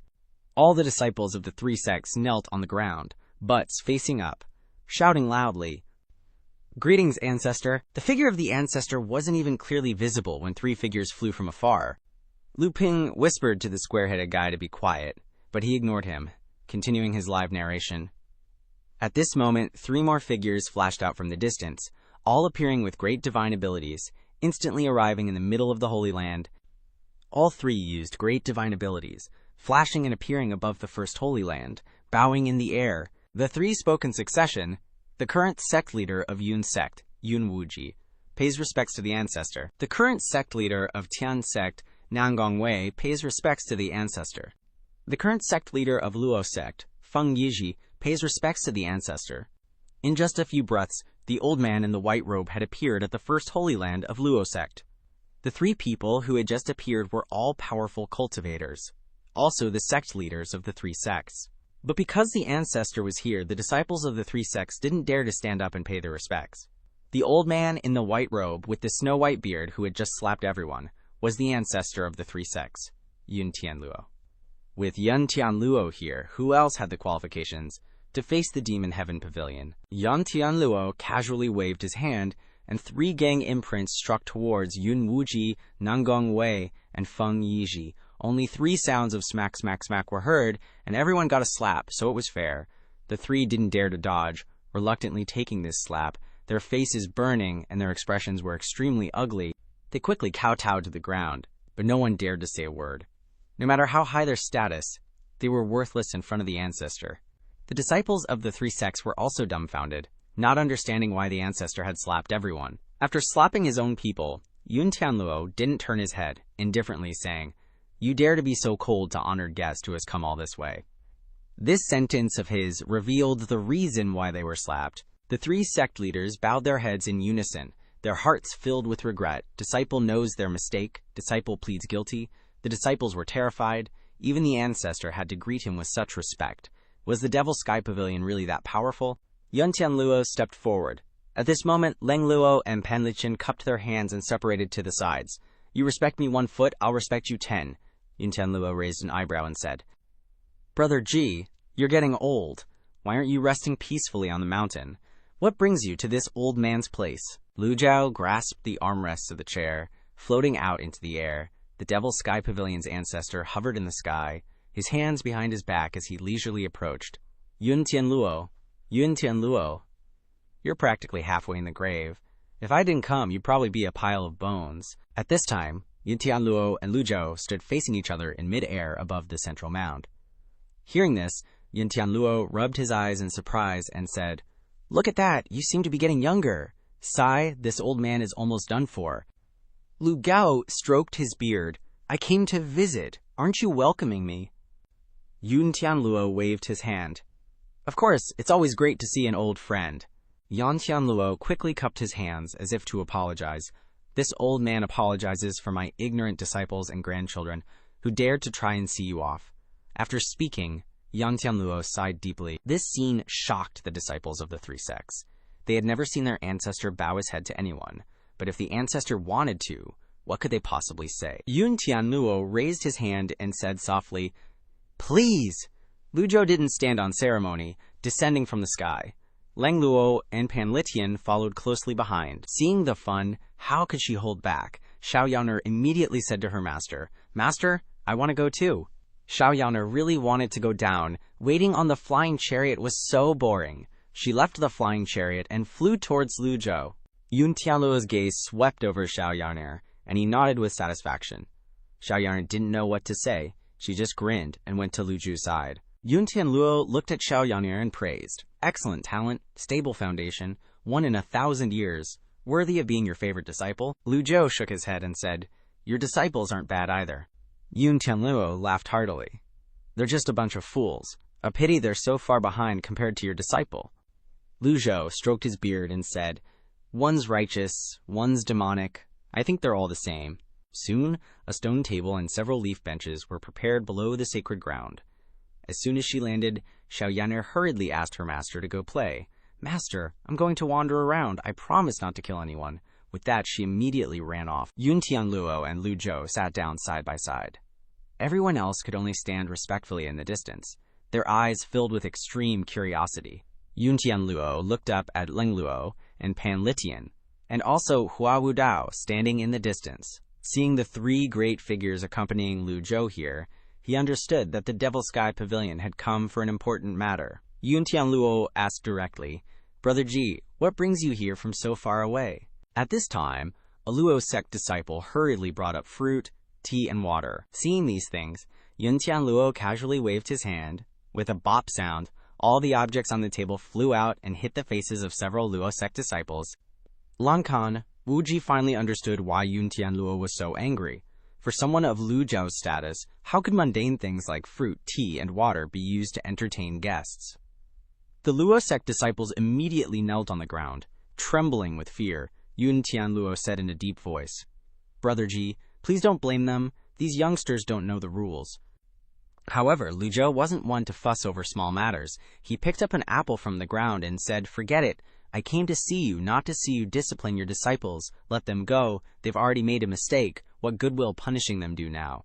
Yun Tianluo nodded like a chicken pecking at rice. You're right. You guys quickly retreat. And if there's a next time, be careful with your lives." Lu Zhou took a bite of the apple and continued, "Then I'll get straight to the point." Yun Tianluo also peeled a banana and smiled. "I was hoping you would." The two men looked at each other. Chunan felt a whole lot better inside. After all, there's strength in numbers. Thinking this, he happily stepped forward to greet them. He cupped his fists and announced loudly, "Chunan welcomes the esteemed elders of the Yun sect and Tian sect to the Luo sect." Our blockheaded narrator continued his play-by-play. The disciples from the Yun and Tian sects didn't have very high cultivation levels, so they were just hovering in the lower sky. While up in the air, the elders flew over to Chunan, cupped their fists in greeting, and then all turned in unison to face the cloud-piercing flying chariot. It was a massive formation, a huge turnout. Clearly, the Luo sect had come fully prepared. Lu Zhou sat calmly on the flying chariot, in no rush at all. He only wanted to meet Yun Tianluo, and he'd already figured the guy wouldn't show his face that easily. For a bunch of small fries like this, Lang Luo, Pan Litian, and Hua Wudao were more than enough. There was no need for him, Lu Zhou, to personally step in and tire himself out. Lu Zhou thought to himself, "I only wanted to see Yun Tianluo, and I figured he wouldn't show up this easily anyway. For these jokers, Lang Luo, Pan Litian, and Hua Wudao are plenty. No need for me to step in." Besides, a critical strike card costs a sky-high 3,000 merit points each now. I've only got 2 left, and using one would feel like a total waste. I can still use the Heavenly Writings Extraordinary Power 3 times. If it really came down to a life-or-death brawl, the Evil Sky Pavilion's odds of winning weren't great. After all, Lang Luo and Pan Litian hadn't fully recovered their cultivation bases yet, so making a show of force was the best strategy. Just then, Zhao Ji cupped his fists and said, "Zhao Ji, great elder of the Yun sect, greets you all." A few others followed suit with their own introductions. Sun Hong, second elder of the Yun sect, greets you all. Ding Fengqiu, 6th elder of the Yun Sect, greets you all. Ding Fengqiu's voice clearly lacked conviction. Not only that, but his eyes darted around nervously, devoid of any confidence. The second Ding Fengqiu finished speaking, Ming Xian waved at him. Yo, Ding Fengqiu, fancy seeing you here. Long time no see. Looks like you've put on some weight, huh? Ming Xian's casual chatter cut right through the super tense atmosphere created by the three sects. Hearing the friendly inquiry, Ding Fengqiu just stood there, speechless. He remembered that time by the Dutian River when he'd pretended to be Ji Tiandao, and his face started turning beet red with absolute shame. Now that the real deal was right there, he didn't dare to act tough in the slightest. One of the newcomers spoke up. Fang Wenxian, great elder of the Tian sect, greets you all. Seeing that Fang Wenxian was the only elder from the Tian sect, our blockhead narrator commented in surprise. Only one elder from the Tian sect showed up? The rest are just disciples. But I guess that's enough. Their presence has definitely boosted the Luo sect's morale. Not to mention, this is the Luo sect's home turf, with formations and barriers for backup. They should have enough juice now to face the Evil Sky Pavilion. Just then, Chunan hovered in the air, facing Ling Luo. Senior Ling, please, calm yourself. The elders from the Yun and Tian sects are all here. Pavilion Master, whatever you need, you can just say it to me directly. He had barely finished speaking when something shot out from the flying chariot. It was a small, light object. Everyone here was a master with insane eyesight, and they were all stunned the moment they saw it flying towards them. At first, Chunan didn't even recognize what it was. A few seconds later, he blurted out in surprise, a gourd. The small gourd looked totally unremarkable, like a piece of junk, as it suddenly flew right at him. Chunan thought it was bizarre, cursing inwardly. Demonic cultivators, I swear, daring to just toss their trash around in the Luo sect's sacred grounds, so classless. With that, Chunan casually flicked his wrist, sending a gust of astral wind toward the gourd to knock it away. But plot twist, whoosh! The gourd wasn't blown away. It just kept floating toward Chunan. As light and slow as a feather, he let out a loud, huh? In mid-air. Realizing something was off, Chunan waved his hand again, but this time it wasn't astral wind. It was an astral seal. Boom! As soon as he realized it was a weapon, Chunan raised both hands and started blasting out one palm seal after another. A sigh echoed from the cloud-piercing flying chariot. Too late, our narrator continued. The palm seal hit the gourd, making it spin and pick up speed. Oh crap, it is a weapon! The gourd suddenly erupted in a golden light, transforming into a massive golden gourd that shot towards Chunan. Chunan couldn't react in time, and was smashed downward by the gourd, like it was a heavy mace. Boom! With no way to dodge, Chunan was forced to take the hit head-on. His body slammed down into the marble floor, creating a perfect human-shaped crater. Everyone freaked out. Watching the shocking scene unfold in a split second, they couldn't help but yell, Elder, Great Elder. At the same time, Pan Litian strolled out of the flying chariot. Looking completely sloshed and lazy, he drawled out loudly, You motley crew, you'd better recognize your place. This old man isn't like Lang Luo, who only knows a few cheap tricks. Having had quite a bit to drink, Pan Litian let out a few hiccups. In front of everyone, he let out a loud hiccup, and then added, This old man's gourd can actually smash a guy to death. You know, even though Pan Litian wasn't one for words with the Luo sect crowd, his opening move was enough to intimidate everyone. Even Ming Xin, Hua Wudao, and Xiao Yaner hadn't expected him to make a move so suddenly. Inside the chariot, Lu Zhou thought to himself, Pan Litian cultivates orthodox Taoist techniques, not some stealth art focused on evasion like Lang Luo's. So, when it comes to a head-on fight, his combat power is actually higher than Lang Luo's. Not that Lang Luo would ever be dumb enough to fight him head-on anyway. Seeing Pan Litian not only attack someone, but also take a jab at him, Lang Luo shot back, relying on a weapon to bully the weak. What's so great about that? Pan Litian just roared with laughter. Hey, it's the only skill this old man's got, he said, letting out another loud hiccup. While Pan Litian and Lang Luo bickered on the flying chariot, down at the Luo sect's #1 sacred ground, a ton of elders rushed forward to check on Chunan's injuries. Panicked shouts erupted. Great Elder! Elder Chu! Since Chunan had been smashed deep into the ground by the gourd, someone yelled, Quick! Start digging! Hurry up! The moment they cleared the first layer of dirt, they saw him, the once mighty Chunan, now lying flat on his back, staring wide-eyed at the sky. His face was beet red, as if he was holding something back with all his might. Even though people kept asking, he refused to say a word. "Elder Chu, how are you?" One of the elders chimed in. "I see Elder Chu has a rosy complexion, so he must be fine."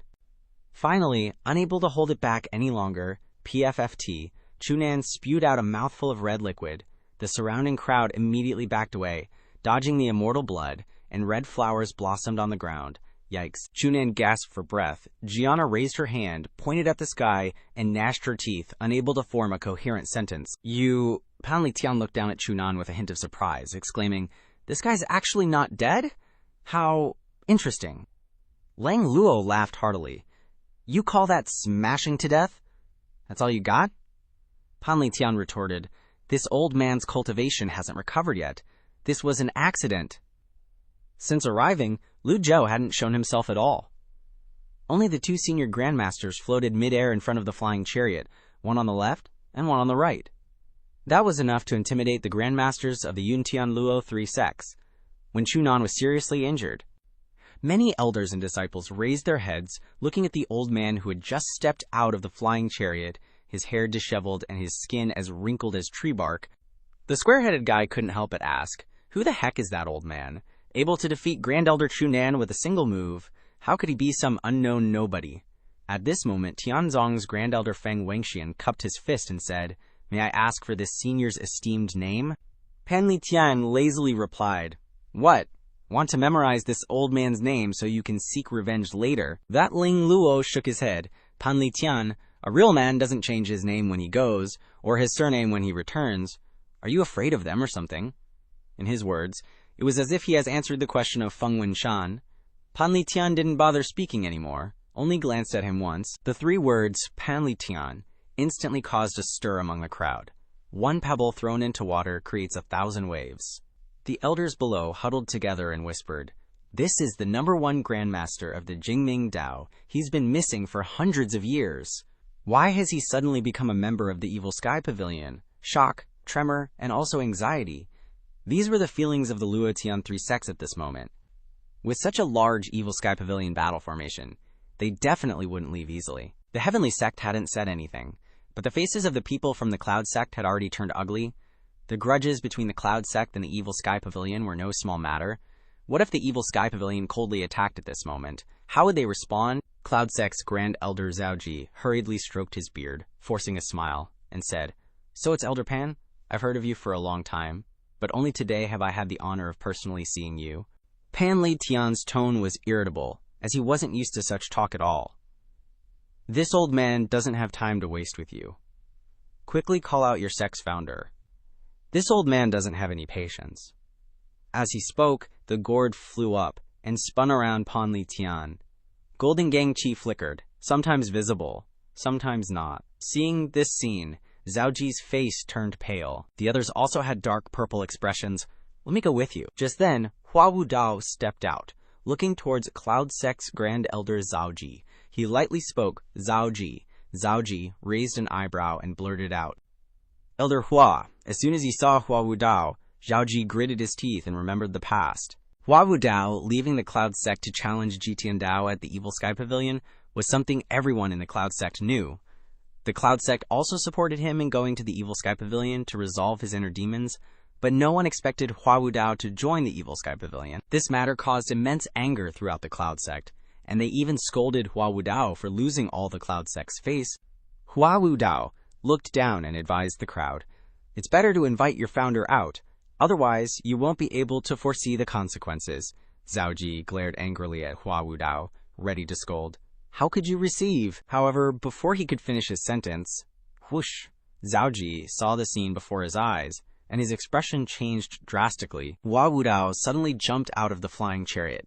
As he landed, he unleashed the 9-syllable 6-unison Dao seal, with 9 seal characters that emitted a dazzling golden light.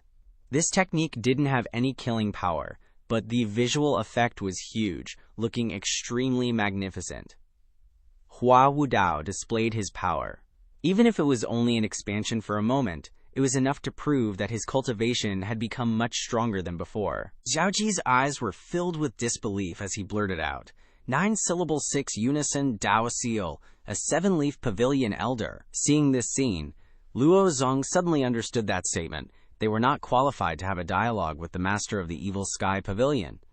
Even the big shots around him already had this level of cultivation, so what level was the master at? The Evil Sky Pavilion's battle formation was of such a high level, yet the three sects had only sent characters at the elder level.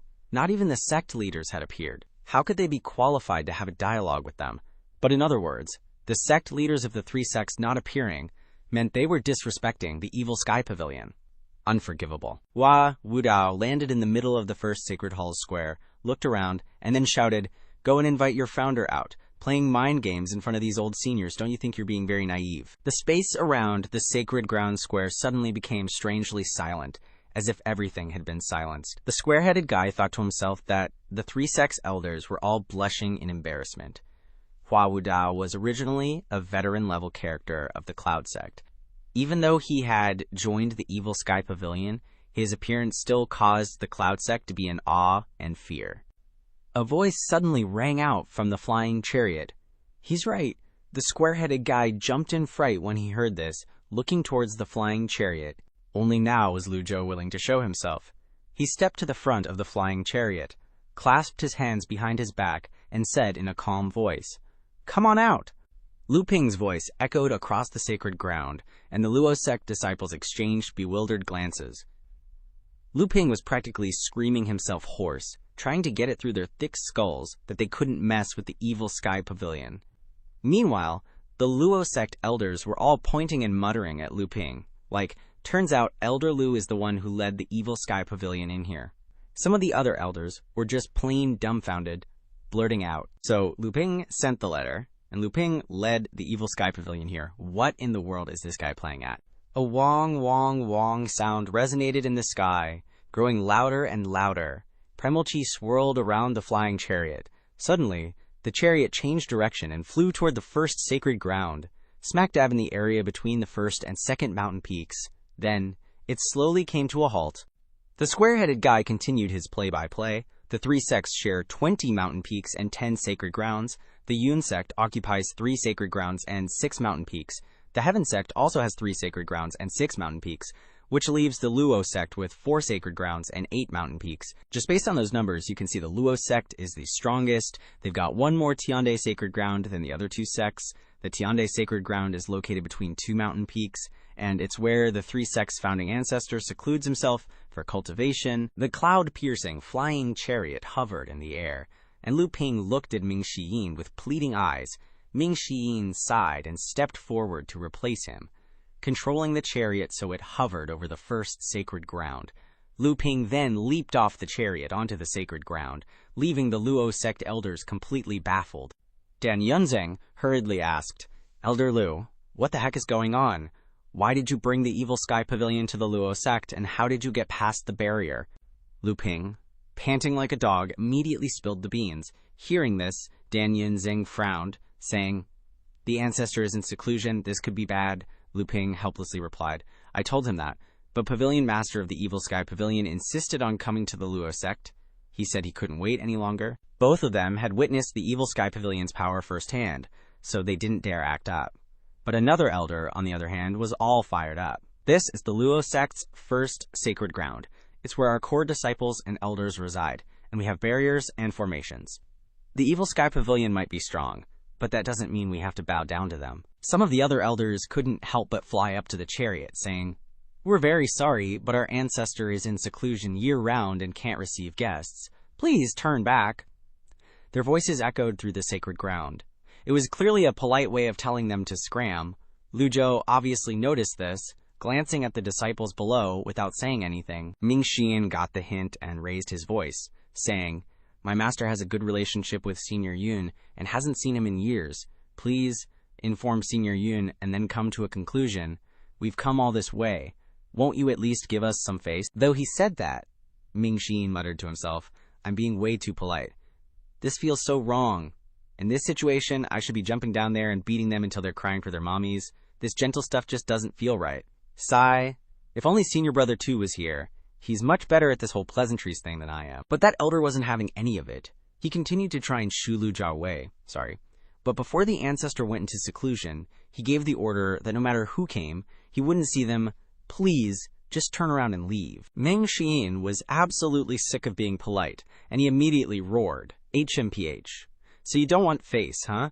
Get your old geezer out here. Or don't blame us for being impolite. His voice boomed throughout the sacred ground. The people below exchanged glances, their faces pale, not knowing what to do. After yelling, Ming Xian felt much better.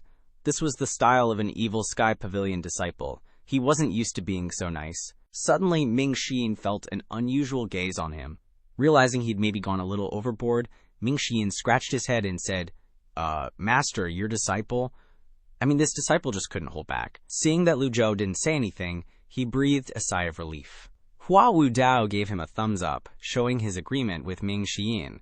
You don't need to be polite to these kinds of people. We haven't even settled our score with them regarding the Yun sect. Lu Zhou's expression remained calm, and he didn't say anything. In Ming Xian's heart, he figured that silence meant agreement. The elder, floating in the air opposite them, clasped his hands together and continued, Why is the Evil Sky Pavilion being so aggressive? The Luo sect has already sent people to the Evil Sky Pavilion to apologize. Isn't that enough? Ming Xian suddenly unleashed his separation hook and yelled, Too much blabbing! With a whoosh, having big shots backing him up made Ming Xian super bold, and he brazenly attacked. The heaven-grade weapon soared through the air, and stellar energy shot out in every direction. With a bang, that elder was caught off guard. His whole body burst forth with stellar energy to resist the separation hook, and then he looked up in shock and quickly retreated. The separation hook looped around and returned to Ming Xian's hand, and the atmosphere immediately became tense, like a drawn bowstring. All the disciples and elders in the sacred ground nervously looked up at the sky, as if a great battle was about to break out.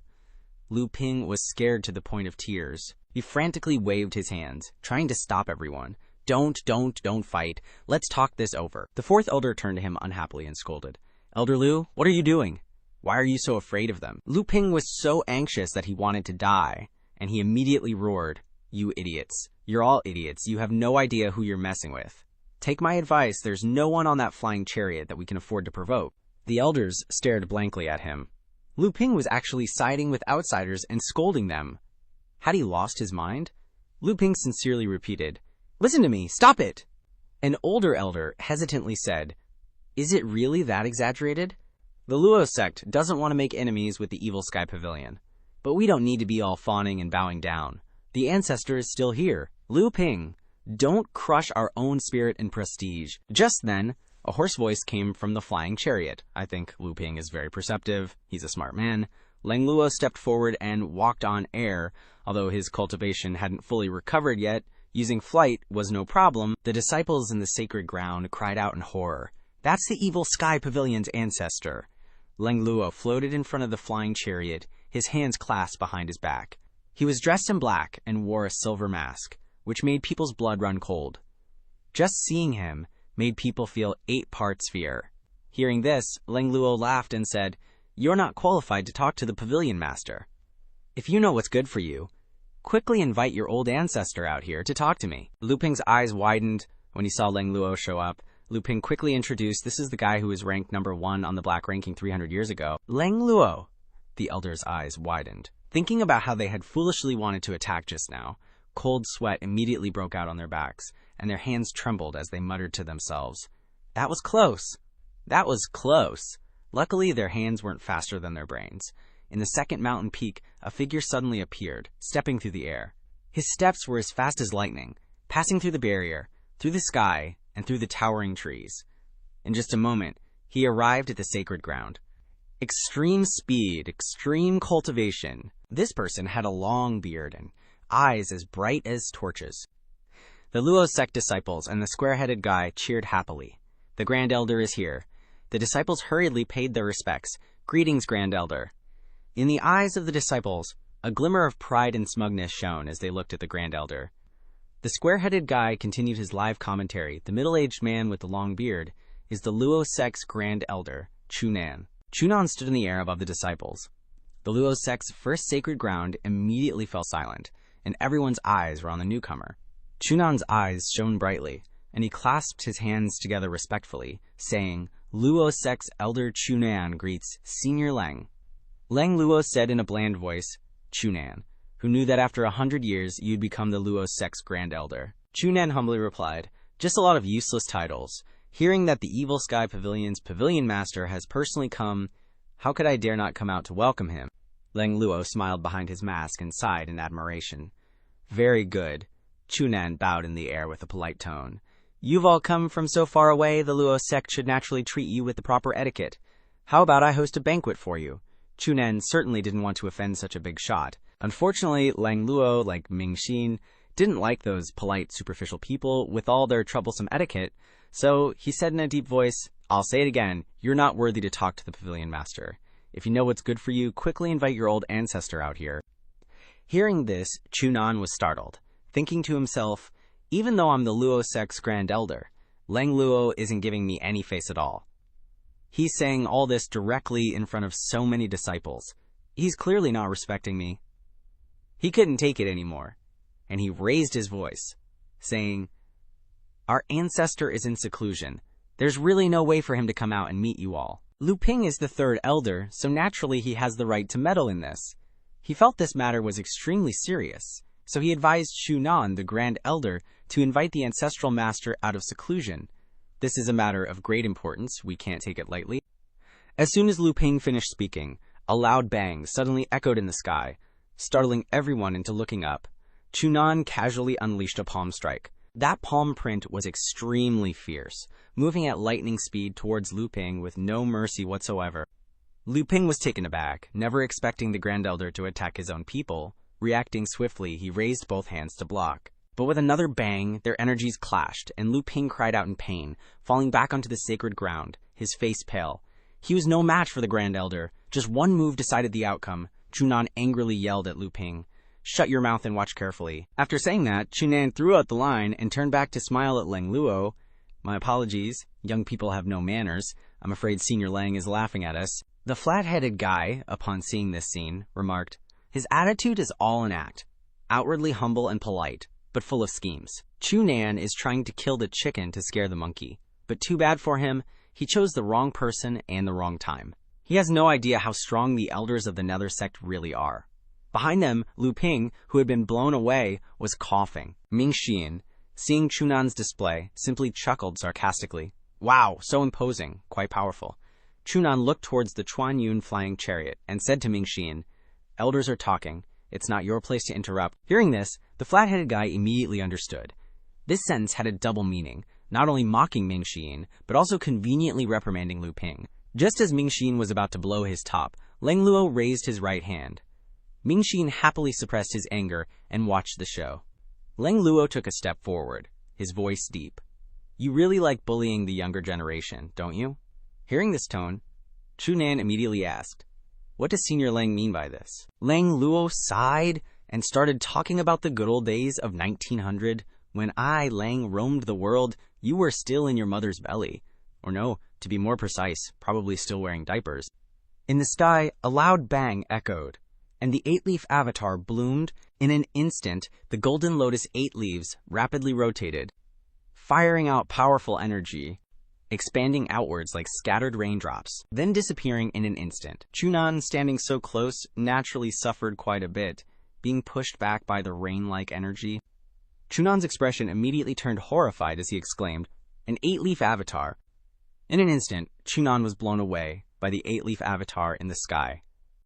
He couldn't help but ask, Lang Luo has such strength and cultivation, why would he willingly join the Nether sect? The elders in the sacred ground couldn't figure it out, and their hearts were filled with even more shock and worry. Chunan is only a 7-leaf, even with the second elder Dan Yun competing as a 6-leaf. They can't be a match for an 8-leaf. Not to mention the others. With strength speaking for itself, who would dare to disobey? Seeing his own people getting beaten for no reason, Lu Ping suddenly felt a sense of relief. The pain from being hit earlier gradually disappeared. Lang Luo said in a deep voice, "The Nether sect only came here to reminisce. Don't force me to take action. I'll say it one more time. You better be smart and invite your ancestral master to meet our sect master." The sacred ground was as silent as a graveyard, the atmosphere becoming stagnant. No one dared to speak anymore. No one had the courage to face an 8-leaf powerhouse like this. Suddenly, a buzzing sound in the sky grew louder and louder. Above the sacred ground, groups of people appeared one after another, flying through the air. The flat-headed guy immediately turned to look at the commotion. Some groups were flying on swords. Some were controlling ordinary flying birds. The number was very large, divided into two groups. One group wearing white robes, one group wearing blue robes. The flat-headed guy tensed up his butt muscles and shouted the news. The people from the Yin Sect and the Tian Sect have arrived. Dan Yinzeng couldn't believe it, and hurriedly said, "Turn it up, now!" Her voice was so loud that it echoed through the sky, and everyone could hear it. The disciple who brought the flying letter arrived. Dan Yinzeng read it through, her eyebrows furrowing. After she finished reading, the other elders also took turns reading the flying letter, and they kept discussing it. "The Fiend Temple is really going too far." An elder exclaimed, "Isn't Luo Sect's apology enough? Do they still want to chase us all the way here?" Another one chimed in, "Dan Yinzeng has already given them the Luo Yubo. Why is the Fiend Temple still bullying us like this?" A bald elder added, "If he wants to come, we'll make sure he doesn't leave. The barrier of the 10 Great Sacred Grounds isn't just for show, you know. Also, Yun Sect has always had conflicts with the Fiend Temple. We have to inform them about this," one elder continued. "Yun Sect isn't enough. We should also pull in Heavenly Sect. The three of us are still one entity no matter what. The Fiend Temple is bullying us so much we must join forces to resist." Seemed reasonable. The elders nodded enthusiastically. They all thought that the barrier of the 10 Great Sacred Grounds was extremely powerful and could frighten Lu Zhou. However, they were so wrong. At this moment, in the main hall of the Fiend Temple, Lu Zhou had already selected the team to go to Luo Sect. Everyone had packed their bags and was present in the main hall. Lu Zhou asked, "Ming Xian, is the flying chariot repaired?" With so many people, naturally, they couldn't use mounts. Ming Shilin stepped forward and replied, "Master, the cloud-piercing flying chariot has been repaired. We can set off at any time. Just waiting for your order." Lu Zhou nodded and turned to Hua Wudao. "Elder Hua, do you have any opinions?" "I have no opinions." Lu Zhou had already made his calculations. Hua Wudao originally came from Yun Sect. Taking him along would be like having a local guide, so it was most reasonable to ask him. Lu Zhou glanced at Lu Ping to inquire about the Luo Yubo, and he quickly replied, "This junior is here. How is the refining of the Luo Yubo coming along?" Reporting to senior, "The process is extremely smooth. This is what Lu Ping is best at." Speaking of this, he couldn't help but feel proud. Hearing this, Hua Yusing quickly presented the Luo Yubo, bringing it in front of Lu Zhou. "Please have a look, Sect Master." Lu Zhou took the Luo Yubo and found that the three characters Hua Yuexing engraved on the bow became much brighter. In his heart, he understood that Lu Ping's refining had clearly had a great effect. It was only a matter of time before the refining was completed. Lu Zhou nodded in satisfaction, returned the Luo Yuebo to Hua Yuexing, and said, "Although this weapon is not a top-grade celestial weapon, if used well, it may be able to advance in the future." Hua Yuexing obeyed very obediently. "Thank you for the Sect Master's reminder." Lu Zhu's image in her eyes had reached a new height, recalling when she was still at Yunque Nine Heavens Tower. When Jiang Aijian suggested that she join the Fiend Temple, she was a little disdainful and conflicted. Now that I think about it, I'm just young and ignorant, dumber than anyone else. Lu Zhou clasped his hands and stood up. Stepping down the steps, the others followed suit. Considering that Golden Court Mountain no longer had a barrier, Lu Zhou left Bian on the mountain to watch the house, preventing all kinds of mice and bugs from getting in. After arranging everything, Lu Zhou ordered everyone to set off to Luo Sect. On the cloud-piercing flying chariot, Hua Wudao and Hua Yuexing stood on the left, Pan Litian and Leng Luo stood on the right, and Ming Xian stood at the front, driving. The cloud-piercing flying chariot left the Fiend Temple, its long tail flashing in the sky like an ice dart, speeding towards Luo Sect. Pan Litian leaned against the flying chariot, drinking wine and sighing. "The team is a bit small." "Is it a bit few people?" Leng Luo glanced at him and said in a deep voice, "The Fiend Temple doesn't have a protective barrier. Of course we have to leave some people to protect the Fiend Temple." Lu Ping trembled, occasionally looking left and right, with countless curiosities in his heart, but he didn't dare to ask anyone. He stood cautiously like a servant. During this period of time on the Fiend Temple, he only heard about the reputation of the seniors in the Elder Hall, but had never met them. Now standing with them on the flying chariot, he felt extremely small and powerless. He was trembling in his heart and muttering to himself, "Damn it, these are all big shots. I'm so scared. I never thought that one day I would be able to stand with them like this," he thought while breaking out in a cold sweat. The faces of Leng Luo and Pan Litian, to those who were unfamiliar with them, would only make them tremble in fear. Pan Litian looked at the wine jug and laughed. This old man is just worried that Dawu will come looking for us when the sect master and us leave. Hearing this, Leng Luo said disdainfully, "So what about Dawu? His mount is dead, and he himself is seriously injured.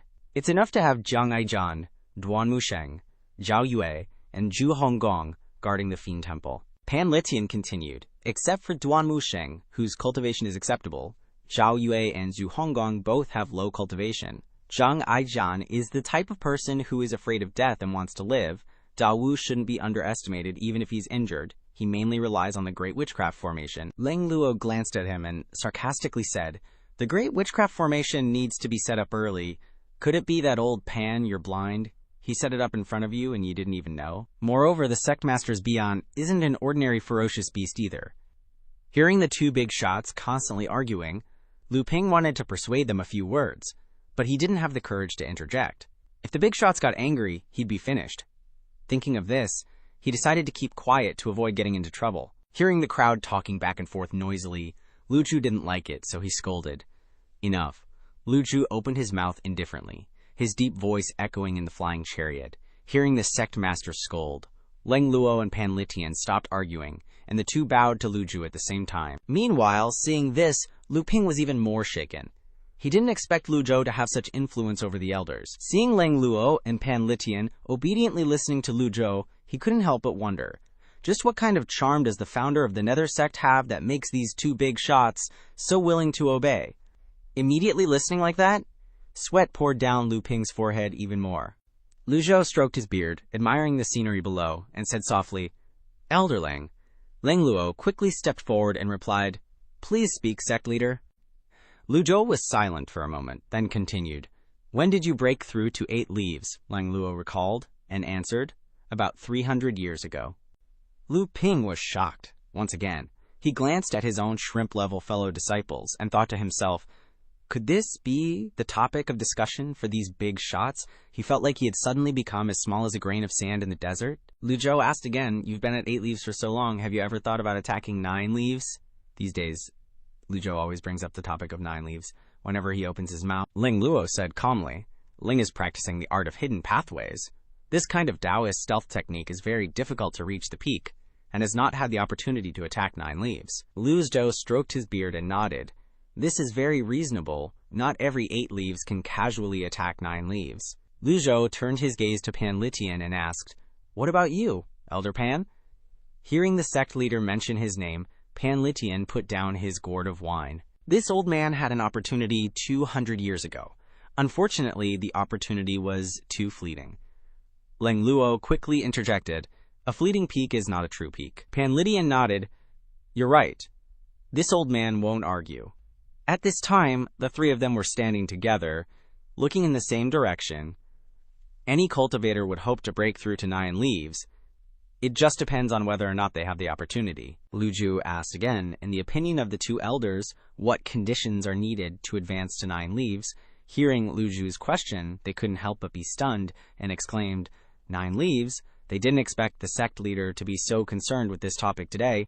Leng Luo said, "Leng only knows that to reach 9 leaves, you must be at the peak of 8 leaves, and Leng doesn't know anything else." Pan Litian also nodded. "This old man agrees. I also don't know much about breaking through to 9 leaves. Unexpectedly, these 2 people were also unanimous at times." Lu Ping stared intently at Lu Zhou and the Nether Sect elders, his eyes filled with admiration for their topic. Hua Wudao also clasped his hands and said, "No one should be clearer about this issue than the sect leader." This was indeed true. The old-timers hadn't reached Lu Zhou's level, so they didn't dare say much. Lu Zhou suddenly said, "Advancing to 9 leaves is not impossible." Lu Zhou's tone when talking about 9 leaves was as casual as if he were joking. Lu Zhou's words shocked everyone for a moment. Leng Luo stared at Lu Zhou with wide eyes, his expression incredulous. He had long heard that 9 leaves was extremely difficult to break through, and countless old-timers had failed, even losing their lives. Hua Wudao stared intently at Lu Zhou, thinking about America. LOL. As for Pan Litian, he felt stunned for a moment before waking up.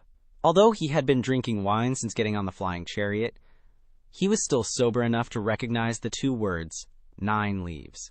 Ming Shiyin and Xiao Yaner were also startled, and Lu Ping and the others widened their eyes. 9 leaves is a forbidden zone set by heaven. Is there really a chance?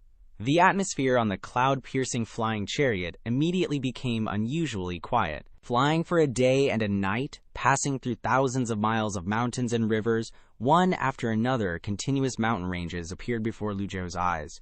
As the flying chariot approached, Ming Xian pointed and said, "Master, over there is the 20th peak of the Yun Tianluo sect."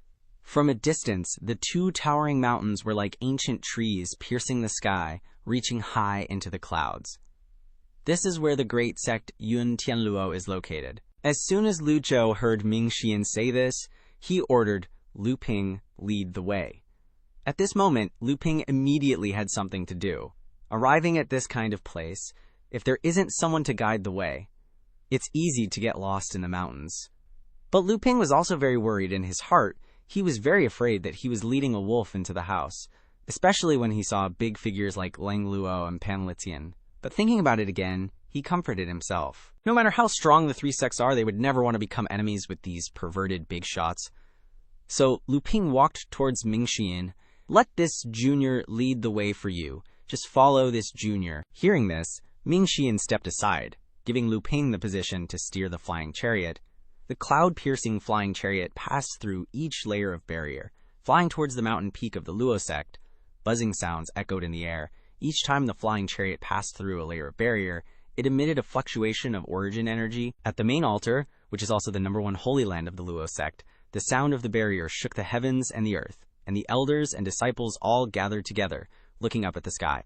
Finally, they saw a flying chariot pulling a long tail, breaking through each layer of barrier. The square-headed guy started his commentary again. "Look, there's a flying chariot flying towards the Luo sect, breaking through each barrier. It's the cloud-piercing flying chariot of the Nether sect." All the Luo sect elders frowned. The cloud-piercing flying chariot of the Nether sect? The voices of the elders became hurried. "Prepare to stop the enemy." The people below immediately became noisy, and the disciples, like Lindadi, all stared at the cloud-piercing flying chariot. Dan Yunzheng, standing in front, suddenly spoke, "That's not right. How can the cloud-piercing flying chariot enter inside the barrier?" A black-browed elder spoke, "It's really puzzling. Only core disciples know how to pass through the formation. How would the Nether sect people know?" The white-browed elder next to him with a serious tone, "There's no time to study these things. Have the Heaven sect and Yun sect all arrived yet? We must join forces to deal with the Nether sect." Hearing the question, the square-headed guy replied, "They're on their way. According to the information, they should be arriving soon." The Luo sect elders all began to worry and looked towards the other holy lands. With swirling clouds obscuring their vision, the cloud-piercing flying chariot had passed through the barrier, entering the holy land of the Luo sect easily. Seeing the situation was not good, someone raised his hand and said, "Prepare the ballistae." At this moment, a voice suddenly came from the flying chariot. "I am Lu Ping, don't do it!" Bang! With a sound, Lu Ping jumped off the flying chariot like he was skydiving. Ling Xiaomei has compiled a super good 47-hour video. The 1,000-year-old old demon just woke up the system and subdued the 10 major sect masters and 9 evil disciples alone. Ling Xiaomei left it in the comments. Everyone remember to watch it. This movie is super classic. Lu Ping rummaged through the top and shouted loudly, "Misunderstanding, who piled these books up?" Lu Ping looked at the items in the box, repeatedly muttering, "There's Lu Ting, Chu Lian, and all sorts of precious materials like refining stones, star iron blocks, and spirit-gathering stones." Seeing a box full of treasures before him, Jiang Aijian clicked his tongue inwardly. The Luo sect really lives up to its name as a great sect, so rich and generous. A little intimidation from the old senior, and I've earned more than I could in my entire life. Uncomparable. Saying that, he sighed, lamenting his miserable and impoverished life. Sitting up high, Lu Zhou's gaze also fell upon the pile of miscellaneous items. He naturally recognized these things, but couldn't help but wonder. Lu Ping came to apologize, so why did he bring these things along? Before Lu Zhou could even open his mouth to ask, Lu Ping clasped his hands and said, "Senior Ji, these 4 are my most capable arms in the Luo sect, skilled in weapon refinement. I heard that Dan Yunzheng gifted Luo Yue Palace to Hua Yuexing." Before Lu Ping could finish his sentence, he heard a clear cracking sound beside his ear. He was startled and looked back to see Duanmu Sheng striding over with the Overlord's spear, interrupting Lu Ping. "Hold on." Duanmu Sheng's fierce expression and his burly figure made Lu Ping a little nervous, or rather, scared. Although he was the third elder of the Luo sect, he had no backbone at all when he was at the Evil Sky Pavilion. Duan Musheng glared at Lu Ping. I have to correct what you said. Luo Yue Palace is being returned to its rightful owner. Hua Yuexing's name is clearly engraved on it. How can you say it was gifted? Lu Ping quickly slapped his forehead, inwardly cursing Dan Yunzeng 100 times. He repeatedly said, Right, right, right. It's being returned to its rightful owner. My stupid mouth misspoke. Please don't hold it against me. Lu Ping continued. Luoye Palace has already recognized Dan Yunzheng as its master, but I happen to have 4 brothers who can help refine Luoye Palace again. Hearing this, Lu Zhou understood. He stroked his beard and nodded, thinking, I can't draw a refining talisman, so I might as well let them give it a try. If I keep waiting for a lucky draw, who knows when I'll be able to refine Luoye Palace. There were quite a few people in the cultivation world who had the ability to refine weapons, so it wasn't surprising that the Luo sect possessed this skill. Lu Zhou asked Lu Ping, What's the chance of success? Lu Ping proudly said, Over 60%. This success rate is relatively high, and even if it fails, it can be refined again to succeed. Lu Zhou eagerly asked, How long? Lu Ping replied with absolute certainty, 10 days. This is also a relatively fast speed, of course, provided that the materials are sufficient. If there aren't enough materials, it will take at least half a year to complete. Lu Ping continued. Lu Ping sincerely apologizes. I will refine Luo Yue Palace again, and I hope the old senior can be understanding and forgive this junior. Lu Zhao stood up, not answering him, but slowly walked down the steps and asked, How did you get to know that witchcraft cultivator?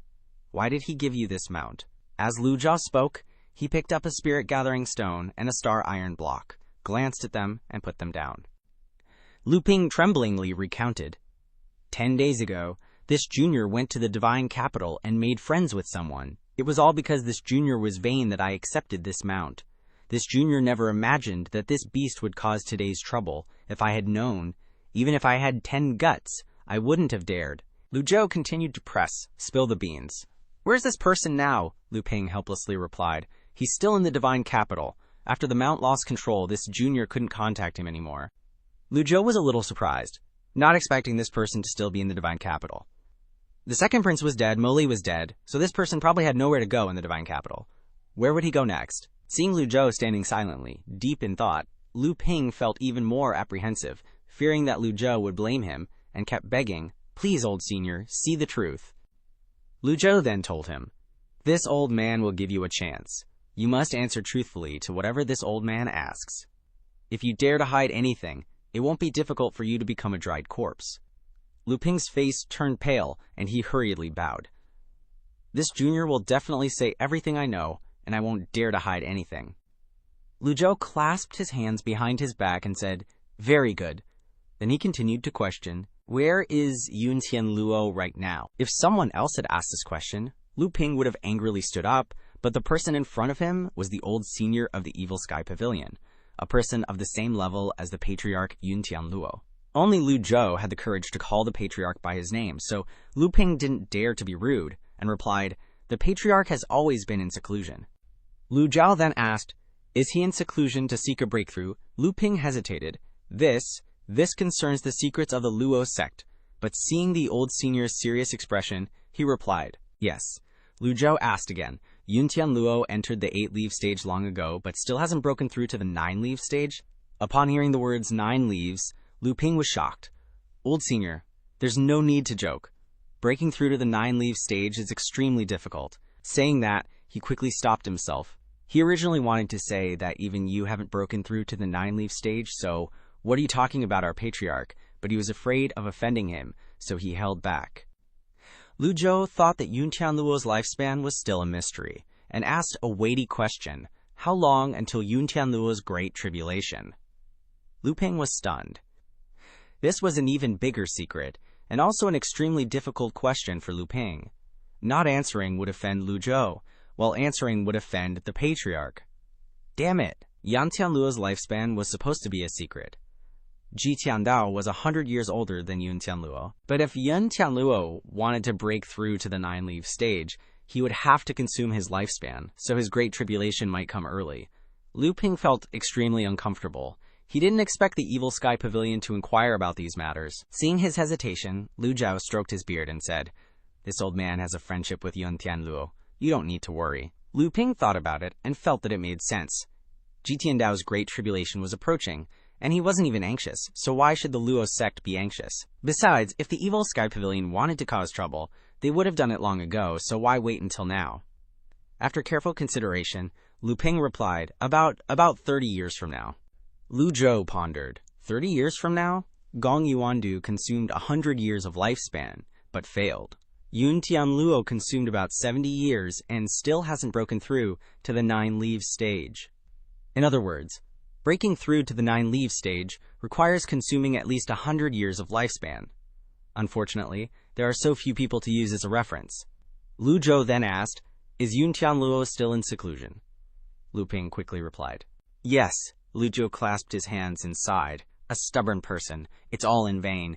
He only has 30 years of lifespan left and still won't give up. What's the point?" Lu Ping, with a hesitant tone and a slight bow, said, "Perhaps anyone who reaches the 8-leaf stage would want to try breaking through once. That's the ambition of countless cultivators. Isn't that true for you, senior?" Hearing this, Lu Zhou stared intently at Lu Ping, causing him to tremble all over. If what Lu Ping said was true, then Ji Tiandao failed to break through to the 9 leaves stage, resulting in his downfall. Ji Tiandao was besieged by 10 great experts, and although he fought to a draw, he himself was severely injured. When the 10 great experts besieged him again, Ji Tiandao wanted to overcome the crisis, so he tried to break through to the 9 leaves stage. This is the most logical explanation. What a pity, seeing Lu Zhou's unusual expression. Lu Ping's face twisted. Afterward, Lu Zhou shook his head. "This old master will give you a chance." Hearing this, Lu Ping was overjoyed and immediately kowtowed. "Thank you, senior. This junior will definitely successfully refine the Heluo Moonbow within 10 days. Lu Zhou said sternly, 10 days is not enough. Lu Ping was surprised and went, "Huh." Before Lu Zhou could reply, Zhang Aijian stepped forward with his arms crossed and said to Lu Ping, "How can you be so stupid? Even the Mount, Mo Ba, was sacrificed to provoke a conflict between the Luo sect and the Evil Sky Pavilion. If you just go back to the Luo sect like that, he will definitely kill you halfway." Zhang Aijian's reminder startled Lu Ping. Thinking about this, he broke out in a cold sweat and bowed. "Thank you for the reminder." "Brother, thank you, senior." Lu Zhou waved his hand slightly. "Take him away." Lu Ping was stunned, stammering, Senior, this junior has a question." Lu Zhou waved his hand again. "Speak." "This junior. How long must this junior wait at the Evil Sky Pavilion? How long before I can leave?" Lu Ping always felt that if he stayed here too long, something bad would happen. Lu Zhou stroked his beard.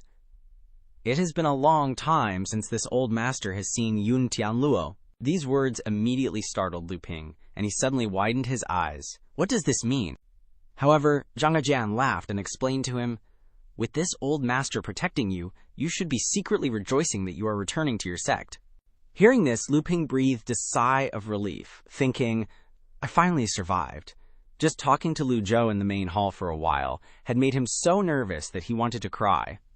Lu Zhou looked at him and said, "Don't be nervous. This old master and Yun Tianluo have a good relationship. If this old master wanted to cause trouble, how could Dan Yunjing have survived and returned?" Lu Ping scratched his head, thinking, "That's true. If there really was a conflict, he would have died long ago." "Then I can only suffer a little," Lu Ping said to the female cultivator leading the way. "Please lead the way." Lu Zhou originally didn't plan to go to the Luo sect, but it seemed he had to make a trip himself to confirm the connection between the 9-leaf stage and lifespan. Perhaps he could obtain some important information from Yun Tianluo's mouth. The Yun sect, the Heaven sect, the Luo sect, among the 3 sects, only the Yun sect had conflicts with the Evil Sky Pavilion. However, in recent years, the Yun sect's power was not as great as before, and was far from being as powerful as the Heaven sect and the Luo sect, so it was not worth paying attention to. Yun Tianluo's lifespan crisis was only 30 years away, and he was currently in seclusion. Who knew if he would fall tomorrow? As long as he still dreams of breaking through to the 9-leaf stage, his demise could come at any time, so it's better to see him sooner rather than later. 10 days later, at the Luo sect, in the council chamber of the first sacred ground, after Dan Yunzheng returned from the Evil Sky Pavilion, all the elders held a meeting. Let's get straight to the point. The elders looked at Dan Yunzhang's unsightly expression and comforted him. Why does second elder need to worry so much? Lu Ping is a cautious person. This trip will definitely be without problems. Dan Yunzhang sighed. The founding ancestor once said that we must never be enemies with the Evil Sky Pavilion. Thinking about it now, alas, he was absolutely right. We almost made a big mistake. Hearing Dan Yunzhang's mournful tone, the other elders laughed heartily, teasing Elder Dan. You only went to the Evil Sky Pavilion once. Why have you lost all your spirit now? Of course, these elders had never witnessed Lu Zhou's astonishing strength, so they were still very complacent, and they continued to laugh heartily. But Dan Yunzhang, recalling Lu Zhou's earth-shattering arrow, trembled in his heart. Just then, a disciple appeared outside the council chamber. With a look of bewilderment on his face, disciple greets the elders. Elder Lu sent an urgent message via flying letter. The pavilion master of the Evil Sky Pavilion wants to personally visit the Luo sect.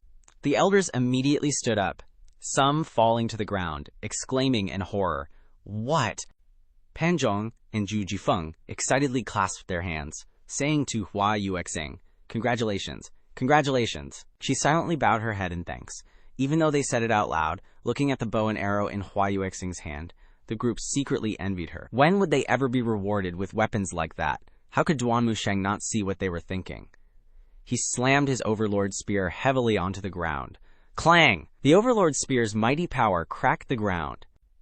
His voice was certain. When you reach the nascent soul realm, then think about getting weapons. Hua Wudao nodded in agreement and said, Everyone focus on cultivating properly. Stop standing there daydreaming. The sect leader is fair and calculated. Even Elder Ling and I don't have weapons. It's not a big deal. You're all making such a fuss. Hearing that, the group lowered their heads in acceptance. Since the three immortals said so, the young disciples felt much calmer. People with such high status and cultivation don't have weapons, so of course juniors like them have no right to speak up. Moreover, the falling moon bow belonged to Hua Yuexing and was only suitable for her. Even if the sect leader really gave it to them, they wouldn't be able to use it to its full potential. Back at the East Pavilion, Lu Zhou opened the system interface and checked his merit points. The system notified him. Merit points, 33,200 points. After thinking for a moment, Lu Zhou decided to try a few draws. If he happened to get the 10 Directions Changkun, it would be a big win. With that thought, he quickly pressed the draw button. Lu Zhou's mind was filled with hope. Maybe this time he'd have a lucky hand. Ding! This draw cost 50 merit points, and he obtained a reversal card X1. Lu Zhou sighed, feeling satisfied. A good start. Not bad luck. But the next 10 draws were all, Thank you for participating in the game, host. Lu Zhou looked at the pile of luck points and made up his mind, saying, Draw. Ding. This draw cost 50 merit points and 10 luck points. And he obtained reversal cards X10. Lu Zhou frowned, wondering if the system was having a clearance sale on reversal cards, or if the system was trying to remind him of something. After thinking it over, Lu Zhou comforted himself. Having them is better than not having them. Lu Zhou continued to draw 20 more times. However, life isn't always a dream. Very good, very lucky all of them are. Thank you for participating in the game. This time, he completely gave up on the idea of continuing to draw and didn't dare to dream of luck anymore. After pondering for a moment, Lu Zhou opened the shop interface and typed in 10 Directions Qiangkun Avatar to buy it. The system quickly notified him. Ding! Obtained 10 Directions Qiangkun Avatar. Consumed 30,000 merit points. Would you like to use it? Lu Zhou didn't immediately use the avatar, but scrolled down to check the selling price of the 100 Tribulations Insightful Dharma body. As soon as he saw that the selling price of the 100 Tribulations Insightful Dharma body was 100,000 merit points, Lu Zhou almost froze. He barely held back a swear, then opened and checked his remaining merit points, 1,600 points. The remaining merit points were like a grain of sand in the desert compared to the current selling price of the 100 Tribulations Insightful Dharma body. Lu Zhou felt a bit of regret. Too bad I couldn't draw a refining talisman. This item isn't available in the shop interface. Lu Zhou sighed, giving up on the idea of buying the 100 Tribulations Insightful Dharma body. It seemed that if he wanted to refine the falling moon bow, he could only wait for good luck to come, and see if Hua Yuexing was lucky enough to get it. Lu Zhou's remaining merit points weren't enough to buy anything, and not even enough to replenish one-hit kill cards. Just as Lu Zhou was lamenting how poor he was, the system suddenly announced, Ding! Killed a target. Obtained 1,000 merit points. At first, when Yu Shangguang went out to do missions, Lu Zhou wasn't used to this notification sound. but now he no longer felt surprised by it. He just felt suspicion rise in his heart, wondering which unlucky elder had caught Yu Shengrong's eye. Recalling the names on the list, Lu Zhou didn't bother to care, because those who were on the list didn't deserve pity. They were all enemies of the Evil Sky Pavilion from back then. Lu Zhou silently chanted, muttering the 2 words, use. Immediately after, energy flooded his entire body. The 9 revolutions yin-yang avatar dissipated, replaced by the 10 directions Changkun avatar. At the same time, as night fell on the roof of a room, Pan Litian and Zhang Aijian were raising their cups for a drink together. Pan Litian looked up at the moon above and asked, "You are the 3rd prince. Why don't you tell the Empress Dowager?" Zhang Aijian laughed. "Haha, Elder Pan, you are Pan Zhong's 4th generation ancestor. Why haven't you told him?" "Tell him." Hearing this, Pan Litian was startled and sat up straight. He coughed a few times as if he had choked on his drink. "I'm asking you. Why are you asking me back?" "That's not right. How did you know about this?" "Who told you?" Zhang Aijian replied with a smile. "This is very simple. You once guarded the southwestern border and had an affair with the 4th prince. I've investigated your background. How could I not know this? Don't underestimate me like that." Being called out on his secret, Pan Litian laughed. "Little brat, you are indeed cunning. I really underestimated you."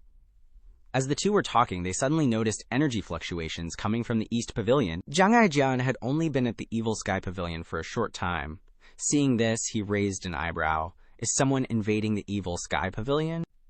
As for Pan Litian, this was very familiar. It happened every few days. He shook his head, not surprised at all.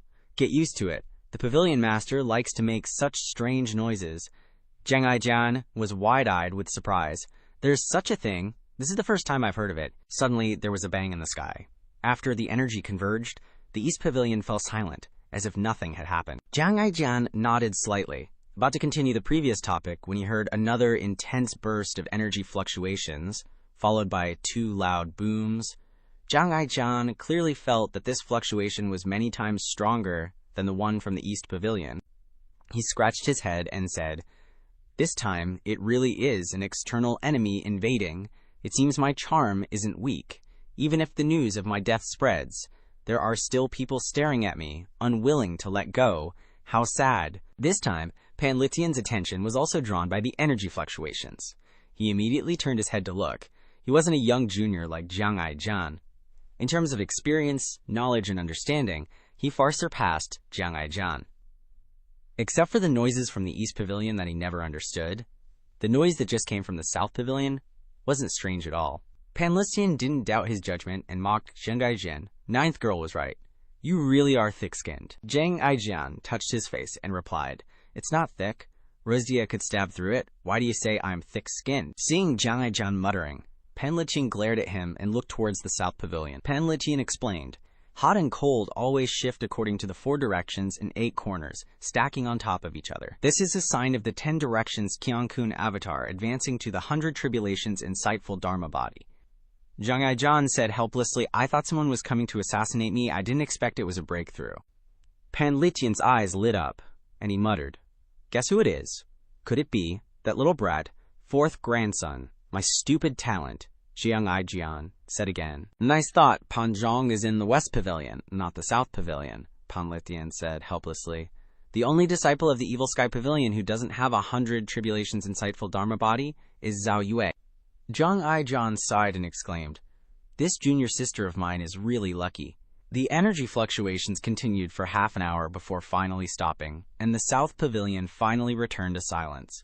Pan Litian held up his wine gourd and said, "One is the 3rd prince, one is the royal princess. Of the great Yan royal family, only His Highness the 4th prince is a pity. He can't inherit the great cause. His mission is to guard the border." Zhang Aijian pouted in response. "He saved the old man's life. Of course he'd say good things about him. But you haven't seen how disgustingly he sucks up to Liu Huan. Just thinking about it gives me goosebumps." Zhang Aijian is young. He naturally doesn't understand the ways of the world. But Pan Litian is different. He's full of life experience. So when he heard that, he said, "It's all about survival. Aren't you the same? Any one of us would do the same to keep our lives in that situation." Zhang Aijian was speechless for a moment, because Pan Litian was right. Pan Litian was silent for a moment before continuing. "His Highness the 4th Prince did indeed save this old man's life, so to repay him I joined the army for decades, killed countless enemies, and finally lost all my cultivation. Consider it paying back the favor. Now he and I owe each other nothing, and I feel much lighter." Jiang Aijian closed his eyes, his face full of untold stories, and after a moment of contemplation, he raised his wine cup and clinked it with Pan Litian's gourd. True repayment. You've got a conscience. The next morning, at Dongge, Lu Zhou was comprehending the heavenly book when he heard Zhao Yue's voice outside the courtyard. Disciple has lived up to master's expectations and has entered the nascent soul realm. Hearing this, he opened his eyes, put his hands behind his back, and stepped out of the room. Zhao Yue excitedly bowed. "Master." Lu Zhou looked at her, stroked his beard, and nodded. "Good, you haven't disappointed my expectations," Zhao Yue then said. Disciple heard everyone say that last night Master condensed the 10 directions Changkun again, so I didn't dare to disturb you early. This morning, Disciple came specifically to report this news to Master, Lu Zhou said without blushing or skipping a beat. Frequent practice always has its benefits. You can also use this method when cultivating. Speaking of this, Lu Zhou thought to himself, his disciples are prodigies, and making them re-practice the old levels will only benefit them, not harm them. Zhao Yue was in a very good mood today. She bowed and replied, "Disciple obeys." Lu Zhou then asked, "Have you fully comprehended the bright jade skill yet?" Zhao Yue bowed her head respectfully and replied, "I have basically comprehended it." Lu Zhou nodded with satisfaction. The bright jade skill alternates between hot and cold, balancing yin and yang, very suitable for your cultivation. Zhao Yue followed behind Lu Zhou and replied, "Disciple is fortunate to have Master's guidance, and Master's kindness cannot be repaid." After saying that, Zhao Yue hurriedly knelt down and bowed. Lu Zhou saw that her loyalty was increasing, having exceeded the 80-point threshold, and he wasn't surprised at all. This was all within his expectations. It was thanks to this period of time, Lu Zhou cared for and taught her, and also treated the Empress Dowager. Gaining her loyalty was a very obvious thing. Lu Zhou's right hand raised, and a green dagger appeared in his palm. With a flick of his hand, the Biluo blade flew towards Zhao Yue. Zhao Yue blankly caught it. The dagger emitted a chilling aura, was exquisitely carved, and constantly emanated a green light. Lu Zhou asked, "This master originally intended to bestow the Li Yin gauntlets to you, but thinking that you are a daughter, you probably don't like this type of weapon, so I bestowed it to Old Eighth. Although this Biluo blade dagger is small, it is also a decent weapon. This master bestows it to you. Do you have any objections?" "If you have any objections, then this old man will take it back." Zhao Yue remembered Old Eighth's rough and big gauntlets. Her whole body trembled slightly, and she immediately said, "Disciple has no objections. Disciple likes the Biluo blade very much. The Li Yin gauntlets are really ugly as hell." Lu Zhou said with satisfaction, "That's good then. This master bestows the Biluo blade to you. Remember to use it well." Zhao Yue bowed her head, sticking her butt up. "Disciple thanks, master." Zhao Yue was overjoyed and immediately respectfully kowtowed to Lu Zhou. Then, she began to activate the Biluo blade's master recognition. The system quickly sent a notification to Lu Zhou. Weapon activation notification. Biluo blade. Heaven grade. Recognizes Zhao Yue as its master. Reward, 1,000 merit points.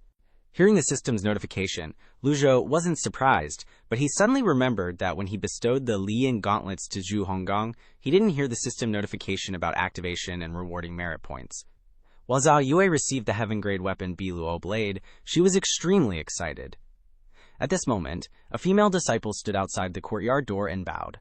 "Pavilion master, the people from Luo Sect have arrived." Lu Zhou ordered, "Lead them up the mountain." "Understood." Zhao Yue bowed. Disciple sees master off. Lu Zhou waved his sleeves and walked towards the great hall of the Evil Sky Pavilion. If it were normal times, she would definitely follow master to the great hall, but the allure of the Biluo blade was too great, so she just wanted to spend time exploring it. In the great hall of the Evil Sky Pavilion, except for Zhao Yue and the elders of the Old Age Pavilion, everyone else was present. Lu Zhou sat in the main seat, looking down at the people from Luo Sect. One of them clasped his hands and said, "This junior pays respects to Pavilion Master." A total of 10 people from Luo Sect came to the Evil Sky Pavilion, 5 of them standing in front. Lu Zhou's gaze fell on the young man among the 5 people. "You are the 3rd elder of Luo Sect, Lu Ping." Lu Ping was the youngest elder of Luo Sect, and naturally had a bit of arrogance, answering, "That is indeed me." Lu Zhou stroked his beard and surveyed the people before him. Before Lu Zhou could continue, Duan Mu Sheng suddenly said coldly, "Kneel." Lu Ping was stunned. The others from Luo's sect were also startled and thought to themselves, "Didn't Dan Yunzhong say that the pavilion master is a very easygoing person? Why is his attitude so harsh today?" Duan Musheng raised the overlord spear and slammed it heavily on the ground. "Did you not understand my words?" Several cracking sounds rang out, and Lu Ping immediately knelt down, the others also kneeling down. In his heart, Lu Ping cursed second elder Dan Yunzheng 100 times, but on the surface, he could only clasp his hands and say, "This junior greets old Geezer Ji." At this time, Lu Zhou spoke. "You ordered the Ba Wu mount to poison the Evil Sky Pavilion. According to the rules of the Evil Sky Pavilion, you are now a dead man." Hearing this, Lu Ping's whole body trembled, and he hurriedly said, "Old senior, that mount is not mine. This junior was bewitched. Please be merciful. Someone wants to frame this junior, so they gave this junior this mount." Lu Zhou naturally knew that Ba Ma was the one pulling the strings behind the scenes, but he didn't say it. Lu Zhou looked at Lu Ping indifferently. Dan Yunzheng is a reasonable person. This seat has spared her. And you, what must you do for this seat to spare you? The people from Luo's sect were frightened and trembling. No one dared to say a word. Lu Ping clasped his hands and said, "This junior has some things. Please accept them as an apology to the old senior." The 5 people standing behind quickly took out the items. As soon as the case was opened, it emitted a dazzling light, and everyone couldn't help but squint their eyes to look. There were pill furnaces, chisels, and precious materials such as refining stones, refined iron blocks, and spirit-gathering stones. Lu Ping's expression at this moment was very confident with the gift he had just brought. "Go, go, go," little Yanir's voice echoed through the air. That's right, everyone's eyes lit up, filled with surprise and pride. Ming Xiyin even yelled, "Master is invincible." This was probably a scene they'd never forget in their lives. Hearing everyone's exclamation, Dan Yunzheng was shocked and shaken, her eyes filled with disbelief, her whole body trembling. She muttered to herself, "How is that possible? It actually hit!" Her eyes showed extreme doubt and amazement, as if she had just witnessed something beyond the realm of reality. After all, she was the sharpshooter of the green leaf. When she saw Ba Wu at such a distance, she had completely given up, knowing that she couldn't hit the target. Yet Lu Zhou hit it. This was like a mental shock when facing a supernatural skill like those in myths. But the truth won out. A shocking arrow shot out and did it. A stream of purple poison gas erupted in the sky and slowly dissipated after a while. The system notified Lu Zhou. Killed a mount. Gained 1,500 merit points. Killing a mount and getting merit points too, what unexpected joy. The faint blue energy on Lu Zhou's hand disappeared. He had used up 1/3 of the extraordinary power of the Book of Heaven. This burst was even stronger than during the Tao discussion at the Lotus Terrace. It can be inferred that the extraordinary power of the Book of Heaven, when fully inscribed, can release this kind of powerful attack 3 times. Of course, if the opponent is too strong, all the extraordinary power must be released at once, when the power will be the strongest. Lu Zhou ordered, "Bring the body back here." Not a trace of emotion was revealed on Lu Zhou's solemn face, his eyes looking far into the sky where the mount had fallen. Then he closed his eyes slightly, his hands slowly clasped behind his back. Old 8th Zhu Honggong suddenly said loudly, "Let me, everyone don't move." The group looked at Old 8th in confusion, not knowing what he was up to. Seeing everyone looking at him like a monster, Zhu Honggong continued, "How could I let my senior brothers and sisters do this kind of dirty and tiring work? Let Old 8th do it. Don't you know?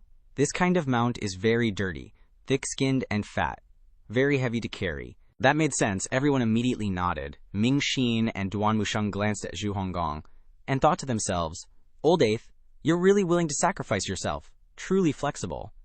Lu Zhou stroked his beard and nodded. "Go." He didn't forget to instruct his chubby disciple. "Pay attention to prevent any remaining witchcraft on its body." Zhu Honggong smiled and replied, "Yes." Then he flew into the air, summoned his 100 Tribulations cave illumination Dharma body, and rushed towards the area where Ba Wu had fallen. At the same time, in a dim room, Ba Ma opened his eyes wide and spat out a mouthful of fresh blood. His formation was still emitting streams of golden aura. He couldn't believe that his mount had been shot dead and exclaimed, "How is it possible?" He had been controlling the mount remotely, and when the mount died, he was naturally backlashed and seriously injured. This was the weakness of witchcraft. Ba Ma's face was full of shock, unable to believe that he had failed. He had been preparing this plan for a long time. The purpose of this action was twofold. One was to attack the Evil Sky Pavilion, and the other was to sow discord and stir up conflict between the Luo sect and the Evil Sky Pavilion. To take a step back, even if Bawu failed, he could at least leave easily. But now everything was out of his plan.